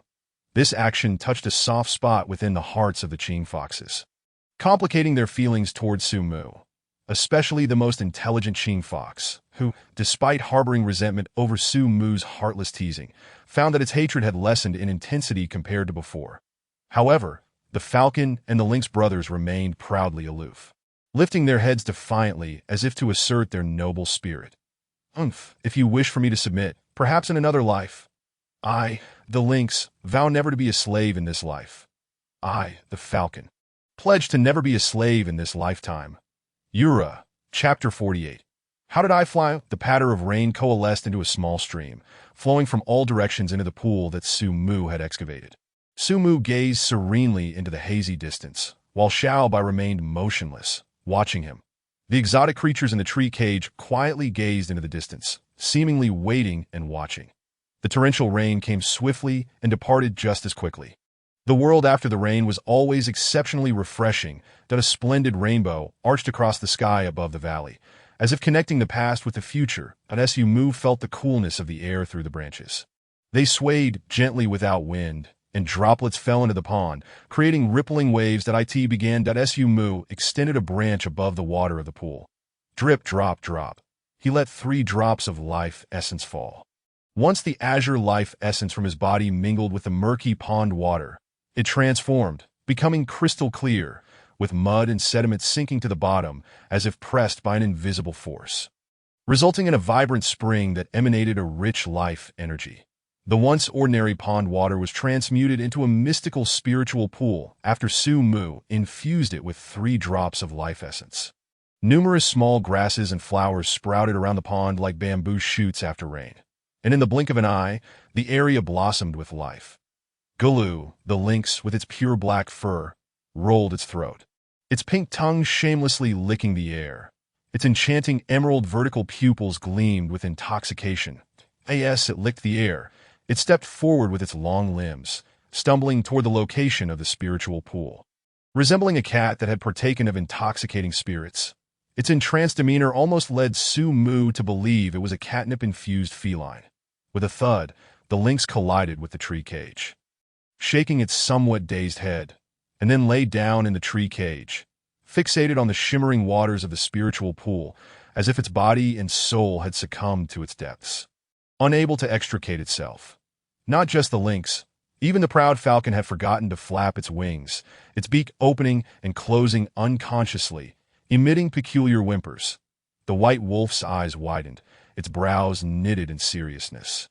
Yet the corners of its mouth, filled with sharp teeth, curled upward, its long tongue hanging askew, exuding an air of regal arrogance.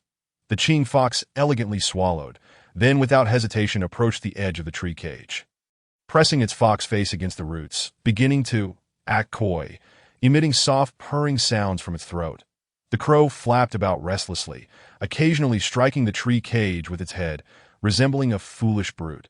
Only Xiao Bai remained the most composed, twisting its serpentine body, a triumphant gleam in its crimson eyes, hissing softly before darting toward the spiritual pool. The 5 exotic creatures within the tree cage watched Xiao Bai rush toward the spiritual pool, their movements synchronizing as they collectively exhaled in relief, their hearts racing in unison, thinking, "That was close. We nearly let that white snake get ahead of us. Wait, is this mystical tree? Ah no, the divine tree, seemingly loosening the tree cage. Could it be?" Their hearts leapt with joy, but before the elation could spread throughout their bodies, their hearts sank again, as if Su Mu, The emotionless tree had mercilessly ensnared them with its branches, leaving their breaths labored. Su Mu, observing Xiao Bai's reluctant gestures, felt a pang of softness in his heart. Halting the unsealing of the tree cage, that he gently poked Xiao Bai with a branch and pointed toward the spiritual pool. Xiao Bai's eyes sparkled with delight, and after brushing against Su Mu's roots, it shot out like an arrow. With a splash, the pond erupted in a flurry of droplets. Xiao Bai floated in the spiritual pool like a soft noodle. The diluted life essence silently merging into its body. Xiao Bai hissed softly, its crimson eyes narrowing in bliss, entirely at ease. The 5 exotic creatures in the tree cage were nearly overwhelmed with frustration at Xiao Bai's contented display. It was clearly our turn first. Why is this happening? Oh, it's so infuriating. The white wolf whined, the crow and falcon squawked in bird language, while the Qing fox and lynx gasped for breath, tears of frustration welling in their eyes. How excessively they were bullied. This tree is a demon. Oh, Su Mu found their antics amusing, and the roots woven into the tree cage suddenly blossomed open like a magnificent jade lotus to end the next moment. These sorrowful exotic creatures moved in perfect unison, no longer feeling sore or tired, their hearts unburdened. Able to climb 6 flights of stairs in one breath, they dashed toward the rippling spiritual pool with the speed of unleashed wild dogs. In that instant, even Su Mu, who had stepped into the spirit tier, could only blink in astonishment as the tree cage became utterly empty. Their speed was so astonishing that even Bolt would be left in awe. Is it truly this terrifying? Su Mu wondered, thinking that if they had possessed such speed yesterday, catching them would have been quite a challenge. Splash, splash, splash. 5 splashes erupted almost simultaneously, drenching Xiao Bai. Its crimson eyes glared discontentedly at the Qing foxes, only to be amused by their antics. Chapter 50. Strange Actions Amidst a Distorted Scene. The white wolf gazed at the glistening droplets in the air, its primal instincts awakened as its beastly pupils followed the falling water. The primal nature gradually faded, yielding to a more civilized demeanor. It extended its rough tongue outside its mouth, curling around the water droplets as they fell before it, slurping them up without leaving a trace. This flavor. The white wolf's beastly eyes suddenly lit up, akin to headlights that could blind a person, illuminating the green waters of the pool. Oh, delicious. Oh, woof woof. The white wolf cast its gaze toward the droplets of water elsewhere, much like a savage dog that lunged with earnest intent. Alas, the wolf's coarse tongue met only empty air, as those droplets were swiftly consumed by other creatures of its ilk, mirroring its actions. Little Bai emitted a soft hiss, seemingly amused by their antics, and joyfully executed a graceful dive. The white wolf, disheartened, withdrew its agile tongue, its eyes dimming as it lowered its massive head, meeting the reflection of itself in the pool. It seemed to have stumbled upon a new realm of discovery.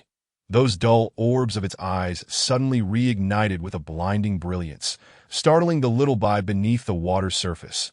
What on earth was that strange, green glowing entity? In a sudden motion, a colossal wolf head plunged into the pool, its jaws agape, as the water cascaded into its gaping maw. Hiss! Little Bai was taken aback by the abrupt emergence of the wolf's head, its body twisting in reaction, muscles coiling tightly as power surged into its tail. With a crack, the serpent's tail struck the white wolf's skull with such force that it twisted its mouth askew, its tongue flailing about in the water. Yet despite this chaos, it remained steadfast in its original intent, to drain this sacred pool. Brothers, do not rush. Allow me to take the first sip in honor. Su Mu observed the white wolf's anxious demeanor, and the corners of his mouth twitched. This little creature seemed rather foolish.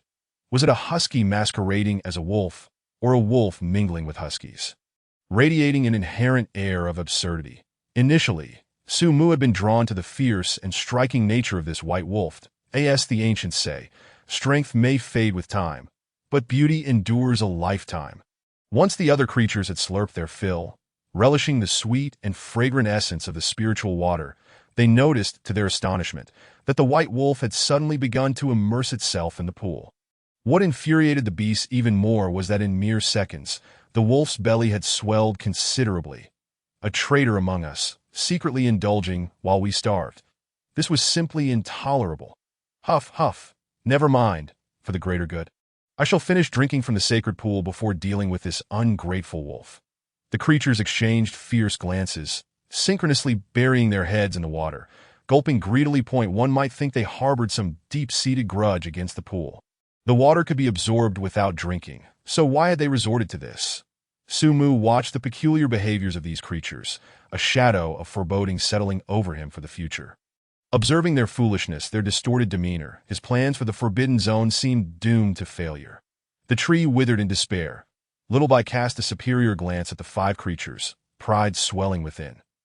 How embarrassing. I was once personally fed a drop of life essence by the tree god. Am I boasting? Am I swelling with pride? No, wait, that water smells delightful. Should I? Little Bai's crimson eyes fixated on the pool of spiritual water. Lost in contemplation. Chapter 51. The tree withers in despair. Ultimately, Little Bai could not resist the temptation and joined the throng indulging in the water. The 6 creatures' bellies swelled round, floating atop the pool, occasionally belching. The most outrageous was the white wolf, which, even when it could drink no more, ensured its rough tongue maintained contact with the water. Su Mu lifted the white wolf by its scruff, shaking it lightly, only to hear the sound of water splashing against the banks. Su Mu felt speechless. It was as if he were raising 6 pigs. The life essence continued to be digested by them. The 5 creatures, including the Qing Hu, gradually melted away their resistance and wariness towards Su Mu. The hardest part was behind him, as Su Mu successfully dissolved their initial distrust, establishing an inexplicable bond that, while still fragile, far weaker than that between Little Bai and Yi Ji, he believed would grow stronger with time, ultimately becoming unbreakable. A smile played at the corners of Su Mu's mouth as he manipulated the roots of the tree to carve out 5 caverns in the nearby rock wall, subsequently retrieving the Qing Hu and placing them within the caves. However, the Qing Hu seemed dissatisfied with the accommodations Su Mu had arranged. They too desired to be close to him, like Little Bai. The crow and hawk flapped their wings, struggling to fly towards Su Mu's branch with their noticeably swollen bellies, while the bobcat clung to Su Mu's roots, refusing to let go, vigorously rubbing its head against them. Su Mu scoffed. "Do you think I would fall for your antics? Dream on." Uncontrolled, a root's tendril extended toward the bobcat's neck, rhythmically brushing against it. The bobcat tilted its head back in delight, purring contentedly, clearly reveling in Su Mu's gentle caress. The husky, no, the white wolf, stuck out its tongue, wobbling out of the cave, only to stumble and fall, transitioning from walking to crawling. Its unwavering determination to press forward was truly admirable. Though if only its direction were towards Su Mu instead of the sacred pool. Su Mu regarded the struggling white wolf with an indifferent heart, even contemplating a cold drink. This foolish wolf was beyond saving. Turning his gaze to the Qing Hu, he noticed it was trying to approach him with an elegant demeanor, its movements and posture exuding an air of grace. Unfortunately, its heavily sagging belly marred this image, the water within sloshing audibly with each step. Little Bai lay lazily by the edge of the spiritual pool, pressing the grass into curved shapes, burping while diligently digesting the life essence within. Su Mu sighed. "Why did I choose such a motley crew?" The tree withered in despair. Su Mu gently placed Yi Ji into the spiritual pool, allowing the life essence to tenderly nourish her body. He was not one to favor one over another. In his eyes, all beings were equal. Observing the hideous scars marring Yi Ji's face, he hesitated momentarily before deciding to mend her wounds. Yi Ji was resilient, having grown accustomed to the 3 grotesque scars that had marred her beauty. Yet, no girl is immune to the desire for beauty, especially a young maiden in her prime. Those 3 ghastly scars had cast the seemingly celestial Yi Ji into the depths of despair. She could endure darkness if she had never seen the light, but how could she accept the shadows after having basked in the sun? Branches pierced the water, controlling the remaining life essence to drip evenly onto Yi Ji's scars, gradually dissipating the residual energy within them. All that remained was to wait in silence. Chapter 52. The Tree God and Yi Ji. As dusk fell, Su Mu retrieved Yi Ji from the pool and laid her on a wooden bed. He then wove 2 nests from branches for the hawk and crow to reside in, and constructed 3 shelters from roots to serve as homes for the Qing Hu. Little Bai, as usual, pressed its body against Su Mu's trunk for the night. All beings had succumbed to slumber, yet Su Mu found no solace in sleep, diligently urging his innate ability for savage growth, striving to expand his territory. The night passed without incident. The following day, Yi Ji awoke in accordance with her biological clock, approaching the pool's edge to cup fresh water in her hands. Upon lowering her gaze to the reflection in the water, her eyes, once thought to be devoid of tears, suddenly brimmed with moisture. That I must not cry. I ought to smile, I should smile. As she spoke, tears silently cascaded down her cheeks, the weight of the past 2 years spilling forth alongside those crystalline droplets. Su Mu hesitated briefly before extending a branch to gently rest upon Yi Ji's shoulder, but he refrained from offering her platitudes. Sometimes, silence serves as the best form of companionship. Yi Ji did not burst into tears, but inhaled deeply, quietly wiping away the tears at the corners of her eyes, transforming once more into the cool, resilient spirit she was. Thank you, tree god, that a drop of water's grace repaid with a fountain. This was Yi Ji's principle. She turned and knelt before Su Mu, her voice cool and unadorned. Tree god, among those who journeyed with me, there was one of considerable status. Should his family learn of his demise at your hands, they would go to any lengths to annihilate you. Yi Ji was uncertain whether Su Mu comprehended her words, but even if he did not, it mattered little. She would handle the matter in her own way. Striving to keep the Wang family unaware of Su Mu's existence, Su Mu was well aware of whom Yi Ji spoke. After accessing her memories, he gained a general understanding of the Wang family's power. If they were to discover that their direct heir had perished at his hands, they would undoubtedly seek retribution. They would certainly dispatch specialists to investigate the Qingxi mountain range, although vast, who could guarantee that no one would uncover this place. Su Mu refused to entrust his life to the whims of fate. That I have not yet matured enough. If only I had 3 more months, I would surely break through to the spiritual tier. And then, even if the Wang family were to mobilize their entire force, I would have nothing to fear. Su Mu's gaze was deep and profound, as if he could see the future through the mist. The delicate branches of Su Mu gently brushed against Yi Ji's smooth forehead, as he spoke in a soulful tone. All I ask is for you to secure 3 months of time for me. There is no need for anything more, that I shall take care of the rest. Yi Ji nodded lightly. I will not fail the tree god. She pressed her face against Su Mu's branches, and after a moment, softly said, Tree god, I must take my leave. Su Mu made no attempt to retain her, merely entwining a small porcelain vial with his branches and placing it in Yi Ji's hands. The vial contained the diluted essence of the spirit pool, effective in alleviating her sister's pain. Go now. He urged that Yi Ji receive the porcelain vial with utmost care, choosing silence over words, for she preferred to express her emotions through actions rather than speech. She gazed deeply at Su Mu's branches, warm and jade-like, before turning to walk toward the valley's exit. Su Mu said nothing, silently watching her retreating figure as the leaves rustled, seemingly composing a farewell melody for her. Halfway through her departure, Yi Ji suddenly turned, cupped her hands to her mouth in the shape of a trumpet, and proclaimed loudly, Tree god, I shall return. Su Mu observed the attributes panel that appeared before him with a faint smile, his branches swaying gently in farewell to Yi Ji. Chapter 53. The Shame of the Wolf. Realm name: Yi Ji. Race: human. Level: mortal. Stage: level 6. Talent: precognition, the ability to foresee an opponent's next move during combat. Electromagnetic control: not yet awakened. Su Mu raised an eyebrow in surprise. I did not expect Yi Ji to possess dual talents. She is indeed formidable. This was Yi Ji's attribute panel, simplistic like Xiao Bai's, yet it signified that she was now part of his faction. However, what Su Mu did not know was that Yi Ji originally possessed only the talent of precognition. The awakening of her electromagnetic control was entirely due to the earlier electric shock, and subsequently, Su Mu administered a drop of precious life essence to her, under the nurturing of the life essence.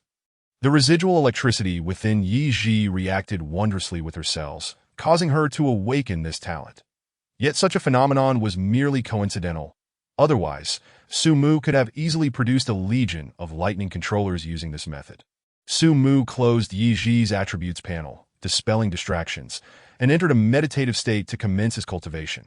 The process of absorbing spiritual energy was slow, but Su Mu was a cheat. This spiritual energy would be converted into evolution points. Although the conversion ratio was exceedingly low, as long as he had evolution points, Su Mu could swiftly break through barriers and advance rapidly. Meanwhile, Yi Ji had climbed to the ridge, spending a moment to locate the remnants of her ammunition. Her slender, fair fingers toying with the 2 remaining bullets, her gaze distant, directed toward a direction starkly opposite to the valley. There lay a fierce beast whose strength was on the verge of reaching the spiritual stage. Yi Ji intended to divert the attention of the Wang family to this beast, thereby securing ample time for the tree god, Su Mu. With deftness, Yi Ji tucked the remnants of her ammunition behind her waist, her muscles slightly tensing as she vanished into the dense forest like an arrow set free. In the evening, as the sun dipped below the horizon, Su Mu was roused from his slumber by the raucous howling of the comical white wolf. Upon opening his eyes, he beheld the majestic white wolf standing atop the valley, howling at the sky. The other exotic creatures were also agitated, scurrying about and occasionally joining in the wolf's howl, creating a cacophony reminiscent of death metal music. Thanks to the soulful resonance, Su Mu, though unaware of the specifics of their howls, gleaned the general sentiment. "Little one is very hungry," Su Mu chuckled, having momentarily forgotten that these creatures required sustenance. Unlike him, the celestial being, who thrived on dew and spiritual energy. However, it comforted Su Mu to see that despite their comical antics, none of the creatures dared to leave the valley without his approval. "Go forth, leave the prey with a breath, and return." With this mental command, his spiritual aura swept over them, causing an initial pause before igniting their excitement. They could finally feast on flesh. The white wolf leaped down from the valley's apex, only to realize that the ground felt oddly absent beneath its paws. Confused, it looked down, instantly horrified, its features contorting, fur bristling, and emitting frantic cries. The once majestic white wolf, howling at the moon, had transformed into a foolish misstep. Su Mu sighed inwardly. Indeed, one could not expect this foolish wolf to act rationally. With a thought, roots rustled upward, ensnaring the wolf just before it hit the ground. The white wolf trembled midair, its eyes wide with fear. Su Mu released the roots, and with a thud, the white wolf landed on the ground, only to remain utterly motionless. Su Mu's expression was deadpan. This foolish wolf must think it has perished. What a disgrace to the wolf realm. Chapter 54. Relying solely on Plan B, Xiao Bai could no longer bear to watch, swiftly leaping to the side of the white wolf, twisting its body as its tail gathered momentum. With a resounding crack, the air exploded with the force of Xiao Bai's tail. Su Mu turned away, unable to suppress a chuckle at the sight. The white wolf's head spun a full 180 degrees, its tongue hanging comically as Xiao Bai's strike left it dazed, eyes spinning. "Whoa." The white wolf shook its head, rising to its feet in confusion, seemingly puzzled as to why it was still alive. It gazed up at the valley's peak, undoubtedly believing itself to be the destined wolf. Its abdomen swelled as it howled at the sky, resonating waves of sound. Xiao Bai was startled by the sudden howl and retaliated with another swish of its tail, silencing the remaining half of the wolf's cry, which lodged in its throat, transforming into a pitiful whimper. "Why are you howling so loudly?" "Umph." Xiao Bai coldly turned away. The white wolf glared at Xiao Bai, its sharp claws slicing through the air in a futile display. Xiao Bai spun around suddenly, causing the white wolf to shudder, its forelegs trembling uncontrollably in midair. The wolf's face twisted in an instant, lips curling into a strained smile, its forepaws swaying in the air. Xiao Bai's tail lashed against the ground, causing cracks to form in the earth beneath it. The white wolf trembled in fear, its forepaws flailing more vigorously, its tail wagging rapidly. Xiao Bai, satisfied, turned and glided back to Su Mu's side, snuggling against his branches and continuing to absorb spiritual energy. The white wolf, feeling aggrieved, howled fiercely at Xiao Bai. But when Xiao Bai's gaze fell upon it, the white wolf dashed toward the valley's exit, tail tucked between its legs. This was perhaps the most forceful declaration of the most cowardly sentiment conceivable. Su Mu mused. The azure fox politely bid farewell to Su Mu before departing, while the raven and falcon circled above him thrice before soaring into the distance. Now, only the bobcat remained. It lay sprawled on the ground, motionless, relishing the gentle caress of Su Mu's roots. Should Su Mu cease his gentle ministrations, the bobcat would nudge him insistently with its head, meowing in protest, indicating that he must not stop. The clinginess was quite overwhelming. Su Mu's expression was peculiar. "Little Bobcat, whatever happened to your previous defiance?" After some time, the Bobcat finally departed, glancing back thrice as it left the valley. Once the Azure Fox and the others had wandered far. Su Mu placed a branch upon Xiao Bai's forehead and inquired through a soulful resonance, "Xiao Bai, do you still possess that stone we discussed earlier?" Xiao Bai tilted its head, contemplating for a moment before gently nodding. Then shaking its head, "Hiss, hiss, hiss." After considerable effort, Su Mu deciphered Xiao Bai's hiss to mean that the stone was discovered by its mother in a place very far away. "Hiss," Xiao Bai nodded again, indicating that the location was at least 2 valleys away from here. Su Mu was somewhat taken aback. He had not anticipated Xiao Bai to be so astute, using the distance of valleys to convey actual distances. This valley, as estimated by Su Mu, stretched approximately 10 kilometers deep, which meant that Xiao Bai's mother had found the spiritual stone roughly 20 kilometers from here. This revelation thwarted Su Mu's plan A. 20 kilometers was simply too far, especially since the combined length of his roots and trunk had yet to exceed 500 meters. That it was indeed beyond reach. That it seemed he could only initiate Plan B. Su Mu murmured to himself. Chapter 55. I do not wish to be your neighbor. The so-called everything has a plan B naturally implies that a plan B is merely a strategy to adapt to circumstances. However, adapting does not equate to recklessly throwing caution to the wind. Such folly can lead to significant troubles. After posing several inquiries to Xiao Bai, Su Mu began to form a clearer understanding, based on Xiao Bai's intelligence. A wild boar of comparable strength to Su Mu was entrenched in that area, and the estimated reserves of spirit stones were quite promising. Unlike Su Mu, the other beings could not directly absorb the spiritual energy contained within a spirit stone. Should they attempt to mimic his approach without a systematic conversion, their bodies would be overwhelmed and burst apart by the energy. The spirit stone provided to Su Mu by Xiao Bai was the remnant of 2 stones seized by its mother. The one absorbed being merely a third of this one's size.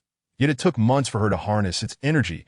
That Su Mu did not expect all the spirit stones held by the wild boar to be as potent as the one he had previously acquired. But even a tenth of that would afford him a tremendous leap in power. Nevertheless, this wild boar was not to be trifled with. Its strength was estimated to be around the spirit level, and Su Mu doubted that his current companions could confront it alone, given the vast disparity between breaking through to the spirit level and remaining below it. With his thoughts racing, Su Mu felt the looming threat from the Wang family.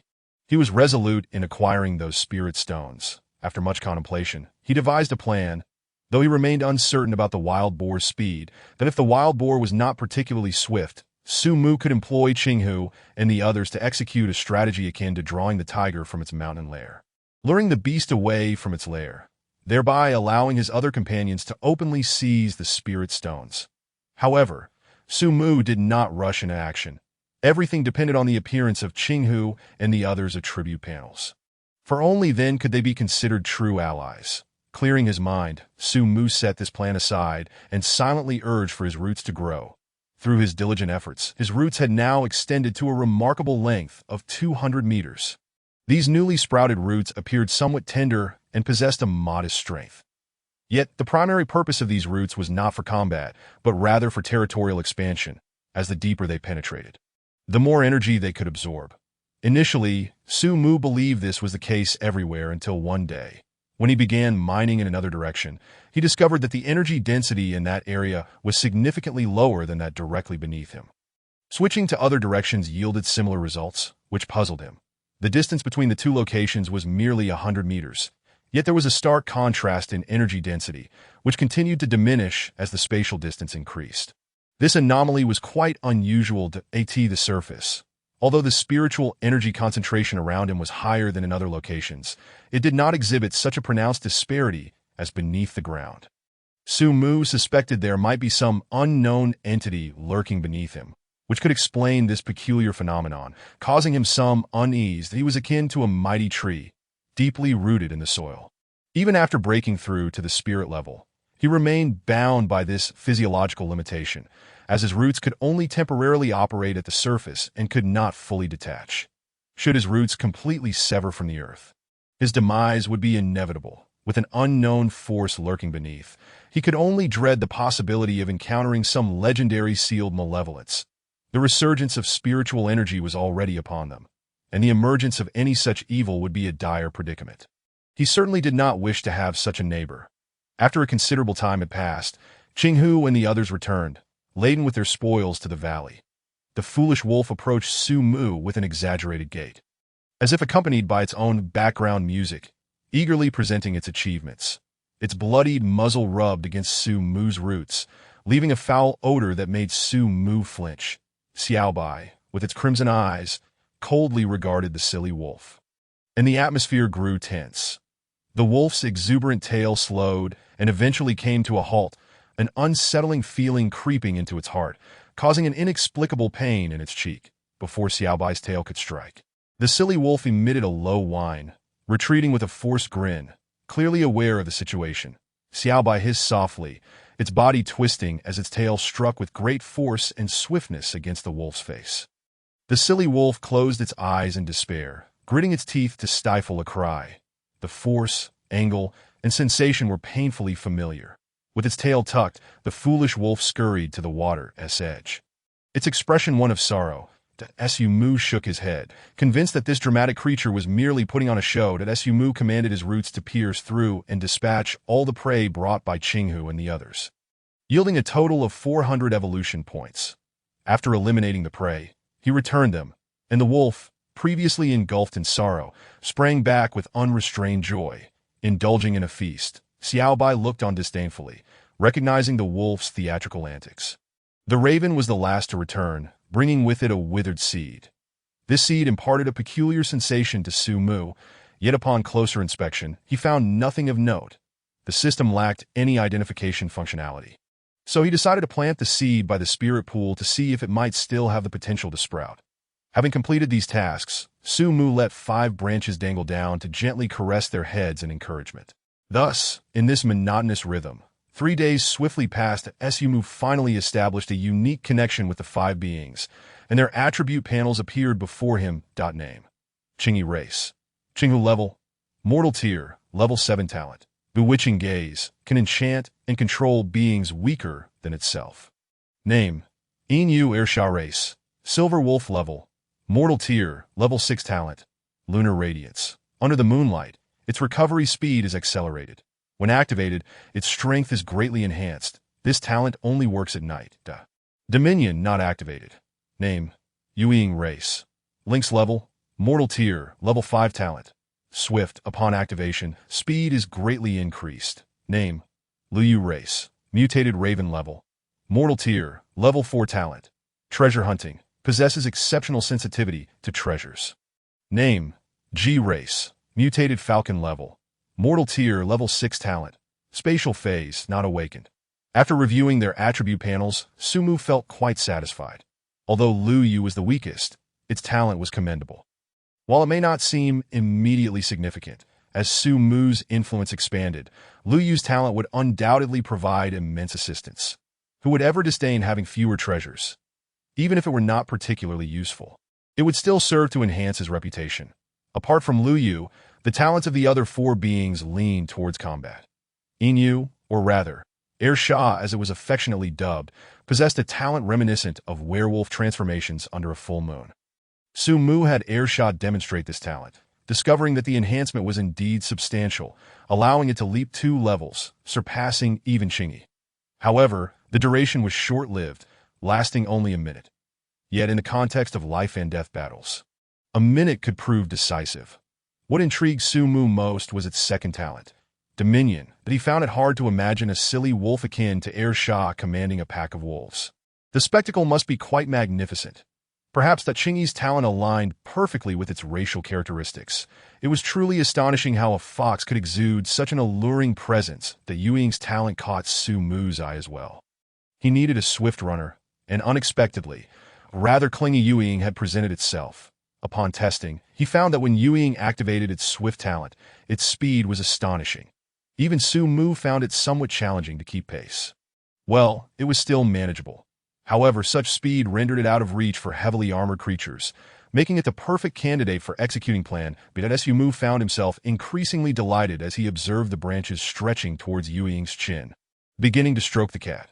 Xiao Bai, witnessing this, emitted a jealous hiss, persistently nudging Su Mu with its head until he allowed the branch to dangle upon its exquisitely crafted head. Nevertheless, Su Mu believed that among all his talents, the most formidable must be the extreme spatial phase. The abilities associated with the term space are inherently simple, yet regrettably, this talent had yet to be activated, leaving Su Mu unaware of its true nature. However, it was reasonable to assume it would not be lacking, especially when paired with the aerial sovereign. Su Mu closed their attribute panels and began to share his plan B with everyone. Fortunately, after establishing this special connection, his intentions could be effortlessly understood. Yet upon seeing Shah's enthusiastic nodding, he began to doubt himself. Did they truly comprehend? Perhaps sensing Su Mu's lack of confidence, Shah let out a plaintive whimper, while Xiao Bai silently raised its tail, immediately becoming obedient. Qing Yi's eyes crescented with joy. Once Su Mu finished detailing his plan, he instructed Xiao Bai to lead Qing Yi and the others to scout the area. As Su Mu waved the branches, he watched Xiao Bai and the others embark on their journey. 20 kilometers away from Su Mu, there lay a vast cave, reeking of filth, with the ground smeared with excrement and bleached bones scattered haphazardly within the mud. Flies and mosquitoes buzzed around, seemingly content in this environment. That a wild boar, resembling a small mountain, lounged lazily outside the cave, basking in the sunlight. Its eyes were minuscule, limbs robust, and two elongated tusks gleamed menacingly like daggers piercing the sky. Covered in a thick coat of brown fur, where flies crawled incessantly, that a row of hardened bone spines ran from its forehead to its tail, some dark red, with the remnants of countless creatures having perished beneath them. As the massive boar exhaled, the force of its breath disturbed the earth, sending dust and debris flying. Just as the wild boar contemplated relieving itself out of boredom, a sharp, resonant cry echoed from above. Chapter 58. What could be endured, but not the boar. Upon hearing the shrill call, the wild boar sprang to its feet, its tiny eyes flashing with a savage light. This bird was utterly oblivious to its fate. Yet it would be a fine meal. The G swooped down from the sky, closing the 100 meters in an instant, its sharp claws slicing through the air toward the boar's head. With a grunt, the wild boar emitted a sound, and an invisible force field materialized around it, rendering the flies and mosquitoes stuck as if glued, leading to their swift demise. This invisible force field extended its reach to a distance of 10 meters. G, having just approached, was already affected, its speed inevitably reduced. The wild boar's eyes glinted with ferocity as it forcefully propelled its massive body upward.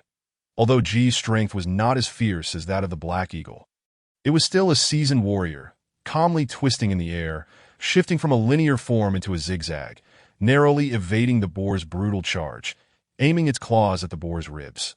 Suddenly, G's keen eyes widened in disbelief as it discovered that its claws, capable of easily shredding metal, could not pierce the boar's flesh. It felt as though it were scraping against a steel plate.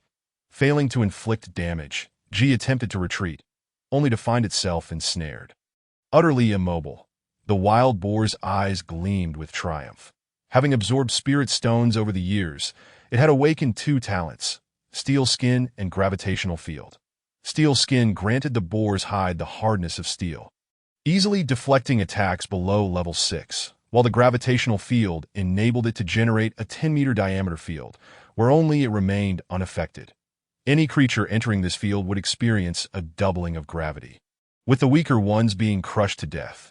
With a roar, the wild boar began to contract its gravitational field, causing G's weight to multiply instantaneously, its bones creaking under the strain. Blood seeped from G's mouth, emitting a cry of despair akin to a cuckoo's lament. The wild boar, upon hearing this sound, felt a cruel satisfaction, relishing the thought of yet another fool succumbing beneath its power. Suddenly, the wild boar's eyes widened in fury, its bristles standing on end. It had witnessed a white wolf darting from its cave, clutching a precious treasure in its mouth. To add insult to injury, the white wolf had the audacity to urinate right in front of it. The air was thick with the stench of the wolf's urine, inciting the wild boar's rage, its mouth quivering in anger. How long had it been since any beast dared to act so brazenly before it? This was intolerable. The wretched wolf must perish. With a grunt, the wild boar released its gravitational field, plummeting like a cannonball. But before it could land, the white wolf had already become nothing more than a distant speck. Without a second thought, the wild boar charged forward, its powerful limbs sending clumps of earth flying and clouds of dust swirling. Muscles tensed, it surged forward like a heavily armored tank, shaking the ground beneath it with a thunderous roar. Trees were mercilessly uprooted in its wake, leaving a trail of destruction behind. Shah, growing increasingly exhilarated, let loose with joyous abandon, occasionally slowing to release a few drops of urine, all the while sprinting with its tongue lolling out. Chapter 59. Theft is not theft. As the wild boar and Shah engaged in their relentless chase, it remained unaware that several uninvited guests had arrived at its lair. Got a clever crow, a captivating green fox, and a pure black wildcat. These were Lu Yu, Qing Yi, and Yu Ying. The three creatures, in quick succession, darted into the cave, each clutching a large backpack. Before long, they emerged from the foul-smelling cavern. Exchanging glances of relief at having survived the experience, the cave was unbearably malodorous. Even the cleanly Qing fox and Yu Ying gagged, dropping their backpacks to catch their breath before transforming into streaks of light. Racing toward their designated location, where Xiao Bai awaited them, Lu Yu seized two bulging backpacks filled with spirit stones and flew toward the valley, intent on delivering the stones back to ensure no mishaps occurred, while also informing their boss, Su Mu, to prepare himself to Ji. Meanwhile, quaffed a sip of the spiritual liquid brought by Yu Ying and took off with a smaller backpack containing a few spirit stones, tracing the path carved by the wild boar. Stealing, how could this be termed theft? It was merely acquisition. The operation was complete, and the plan could now transition into its second phase, though the wild boar resembled a heavily armored tank. It was on the brink of breaking through to a higher realm. The distance between it and Shah was rapidly closing. This time, Shah truly seemed oblivious, for while the wolf clan possessed exceptional endurance, even they could not withstand a full sprint. The wild boar's small eyes glimmered with delight as it eyed the flustered white wolf ahead. How satisfying it would be to crush this insolent creature. If the white wolf were aware, it would surely lament its fate, for it was driven by a serpent, and the boar would be wrong to seek vengeance upon Itid. Shah, with a hint of sorrow in its gaze, seemed to question why its companions had not yet arrived.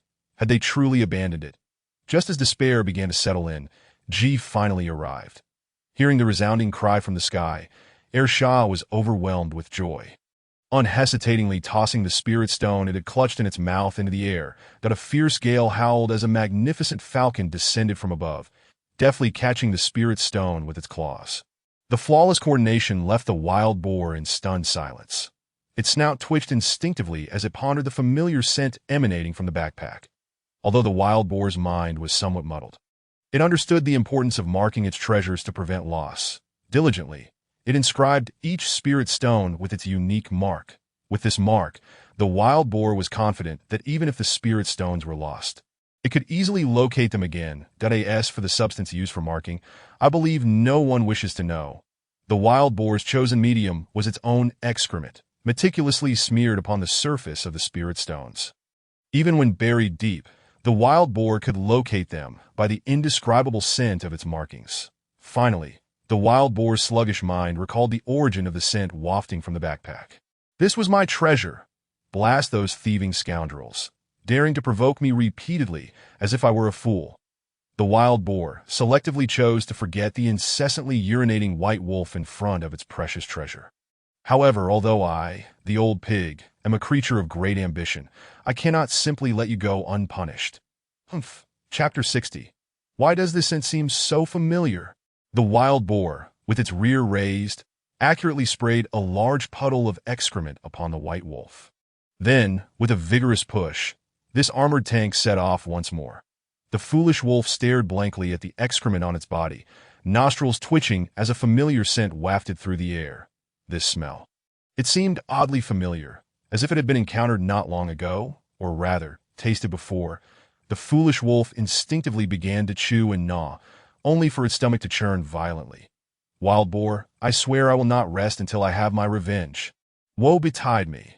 a solitary wolf wept under the blazing sun, staggering in search of water to cleanse itself of the filth. Meanwhile, the wild boar, huffing and puffing, charged forward recklessly. However, after suffering the hidden disadvantages of its innate abilities, it remained hovering high in the air, offering no chance for the boar to close the distance that if mere gazes could slay beasts, this wild boar would already be a battered wreck, clearly, having only awakened its metallic skin and gravitational field. The wild boar still lacked the eye-related talents. Thus, it could only chase relentlessly while staring wide-eyed. This is the advantage of the Air Force. I can fly, and what can you do about it? Nevertheless, the not-so-bright wild boar was brimming with patience and perseverance, determined to retrieve its treasure. Its precious prize. It cleverly led the wild boar towards the location of Xiao Bai and the others. Amidst the dense forest, a charming azure fox lazily reclined against a tree trunk, its front limbs crossed gracefully, with enchanting eyes shimmering with intoxicating brilliance, and its fluffy azure tail gently swaying. Below the azure fox lay a sleek black bobcat, its muscles exhibiting a pleasingly streamlined form, both aesthetically appealing and explosively powerful. Coiled around the bobcat was a white snake, as smooth as jade, clutching a small porcelain vial in its mouth, its scarlet eyes half closed. Appearing languid and indifferent, yet seeming to possess an intimate understanding of all around it. Both the azure fox and the bobcat regarded this white snake with a certain reverence, leaving a profound impression. Such an unusual assemblage was unparalleled in the Qingxi mountain range, naturally comprising Xiao Bai, Qingyi, and Yuying. Hiss! Suddenly, Xiao Bai emitted a soft chirp, the radiance in its scarlet eyes sparkling with intensity. Yuying's muscles instantly tensed, akin to a bowstring drawn to its limit, ready to unleash tremendous power at any moment. Qingyi also shed its previous laziness, focusing intently on the scene ahead. There, a graceful falcon soared through the skies. Caw! The silent falcon issued a high-pitched call, as if conveying some urgent message. After the call faded, it abruptly dove into the thicket, and the wild boar, grunting, followed suit without hesitation. To obstruct me with these meager trees is truly a foolish fantasy. With a thunderous crash, the wild boar collided with the sturdy, robust trees, letting out a mournful cry as the sound of rushing water echoed within its skull, leaving it slightly dizzy. These trees are so rigid. The wild boar's small eyes grew double-visioned as it suppressed the discomfort in its head and ventured deeper into the forest. Rustle, rustle. The wild boar's ears perked up, detecting unusual sounds from above. The lumbering creature glanced up, only to be captivated by a pair of mesmerizing eyes that occupied its entire field of vision. Qingyi's innate ability, Silent Allure, was activated. Qingyi did not attempt to control the wild boar, for their power disparity was too vast. Even if this pig's mind was muddled, it would still be a challenge to manipulate. However, creating illusions for this wild boar was well within its reach. Qingyi narrowed its eyes in satisfaction, leaping down from the tree and lazily departing the dense forest. Next, it was time for Xiao Bai and Yuying to take center stage. Chapter 61. Just how strong are you? Being of the spirit rank? The world before the wild boar transformed into a kaleidoscope of bizarre sights. When it regained its senses, the dead bird had vanished, leaving only the foolish white wolf before it. Nonchalantly lifting its leg to urinate, it still held its precious treasure in its mouth. Well now, I spare your pitiful life, and yet you dare to present yourself before me, urinating in my presence? Damn it, truly damn it. The wild boar stomped its hooves and charged forward with a thunderous roar. The white wolf cast a cold glance at the wild boar, transforming into a streak of light that disappeared deep into the woods. How strange! Why has this wretched wolf's speed increased so dramatically? The wild boar felt a flicker of confusion, but this doubt was swiftly cast aside by its not-so-bright mind, and it stopped pondering. To hell with it, I must catch up and eliminate this rogue wolf. Once I do, I shall feast upon it. That aroma is simply too tantalizing, the wild boar pursued with glee, unaware that it was actually chasing a combination of a bobcat and a white snake. Xiao Bai, dripping with spiritual liquid, occasionally released some, and combined with Qingyi's innate talents. Even if the wild boar sensed something awry, it would not be deterred. This vial of spiritual liquid was akin to gold. While its own spirit stones were unassessed antiques, the not-so-bright wild boar naturally opted for the gleaming gold. Lost in its illusion, the wild boar failed to notice it was straying farther from its den and approaching a valley. At that moment, within the valley, Su Mu was overjoyed with the 2 large bags of spirit stones captured by Lu Yu. Just as he was preparing to absorb them all to convert into evolutionary points, he suddenly realized that only Lu Yu had returned alone, prompting him to worryingly inquire about Lu Yu's situation. Unfortunately, Lu Yu's intelligence did not match that of Xiao Bai and Qing Yi, and repeated questioning yielded only vague responses. Great danger, great danger. Su Mu pondered this phrase, his heart racing. Could it be that Xiao Bai and the others encountered a formidable foe, their lives in jeopardy? Yet, judging by the situation, it did not seem so. If that were the case, Lu Yu should have appeared much more anxious. That Su Mu was quite certain of this. Ever since a special bond had formed with Qing Yi, Xiao Bai and the others had become closely knit, and though their relationship was not yet one of utmost intimacy, they had become good friends. Lu Yu's intellect might be limited, but it could still express emotions in this regard. An epiphany struck Su Mu. Could it be that Xiao Bai led that wild boar to them? Su Mu's actions had been observed by Xiao Bai, who had committed them to memory. And this time, it was determined to present Su Mu with a significant dual gift. Su Mu, quick-witted, soon unraveled the matter's origins, feeling both moved and somewhat concerned. With this thought, he lost interest in absorbing the spirit stones and dispatched Lu Yu to scout the area, instructing it to report back immediately upon discovering Xiao Bai and the others. Lu Yu rubbed its little head against Su Mu's tree trunk before soaring into the azure sky to monitor the situation. Before long, Lu Yu returned, chattering excitedly that Su Mu's heart tightened.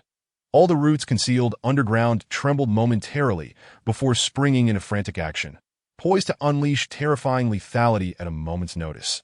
The charges of electricity in the air began to stir, and a chilling aura radiated from Su Mu, enveloping the entire valley. What had once been a valley teeming with the sounds of insects fell into an eerie silence, where even the faintest sound of a needle dropping could be heard. Lu Yu, sensitive to the abnormal shift in Su Mu's demeanor, nervously pecked at its own feathers. Su Mu gently lowered a branch to pacify Lu Yu, quietly awaiting the arrival of the wild boar. After all, this was the first opponent to break through the ordinary rank. Caution was paramount, that Su Mu certainly did not wish to suffer a setback due to negligence. Just how strong are you? Being of the spirit rank, Chapter 62, Astonishing. The third talent of Air Shah is actually.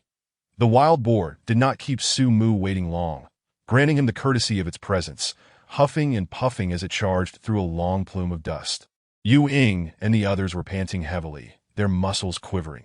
Fortunately, during this interval, Xiao Bai continuously administered spiritual liquid to Yu Ying, with Qing Yi and Ji also lending their assistance, allowing Yu Ying a moment to catch its breath.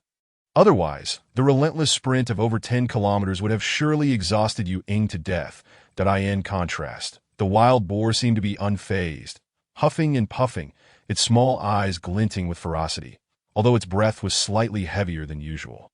Observing that Yu Ying had nearly reached its limit, Su Mu hurriedly manipulated the roots to bring them back, gently placing them behind him. The wild boar gazed at the narrow, tranquil valley, making a sudden halt that carved 2 long furrows into the ground, surveying the area with uncertainty. Unfortunately, the young wild boar had already become blind to its surroundings, relying solely on its snout for navigation. Though unable to see Su Mu, it sensed the palpable danger lurking within this serene valley. The intensity of this threat was such that even it felt a chill run down its spine, in this stiflingly quiet environment. The narrow, winding valley appeared as a fearsome beast lying in wait to devour any lost wanderers who dared to step within. After much hesitation, without Qing Yi's allure, reason regained its dominance, and the wild boar began to reconsider its approach. Perhaps it was best to retreat. This ominous place was clearly not to be trifled with. I shall return to my lair. Losing a few spirit stones is of little consequence, for the old pig possesses an abundance of them. The wild boar sought solace within itself, turning away in preparation to depart, which left Su Mu momentarily stunned. How could such an apparent representative of foolishness, a wild boar, simply turn and leave? It was utterly disappointing. Su Mu let out a low curse, disappointment swelling within him. The current variations of creatures truly seemed to diminish with each generation. devoid of any spirit.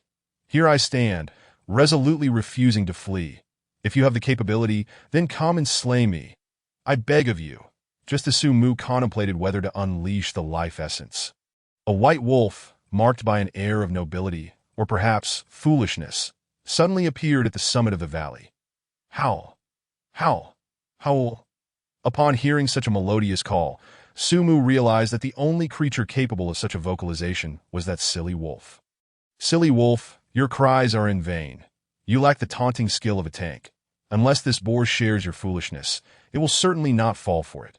Before Su Mu could finish his thought, he was taken aback by the scene unfolding before him. Good heavens! The seemingly foolish yet cowardly wild boar, with eyes aflame, had turned around and was charging recklessly towards the silly wolf in a desperate attack. Su Mu felt a pang in his face. But more intriguing was what the silly wolf had done to provoke such unrelenting wrath from a creature that had transcended the mundane realm. Could it be that the silly wolf possessed a hidden third talent, undetected by the system? The silly wolf, confronted by the oncoming tank-like boar, was momentarily stunned. It had merely intended to howl a couple of times to assert its presence. But why had it now become the target? Chapter 63. The silly wolf with max taunt capability. Though the silly wolf was indeed foolish, it was not entirely devoid of wit. Gazing at the charging tank, it lost the bravado it had displayed while howling and, with its tail tucked, whined for Su Mu's protection. Without hesitation, the silly wolf leaped off the slope, relishing the thrill of flight, its rough tongue joyfully swaying in the gale.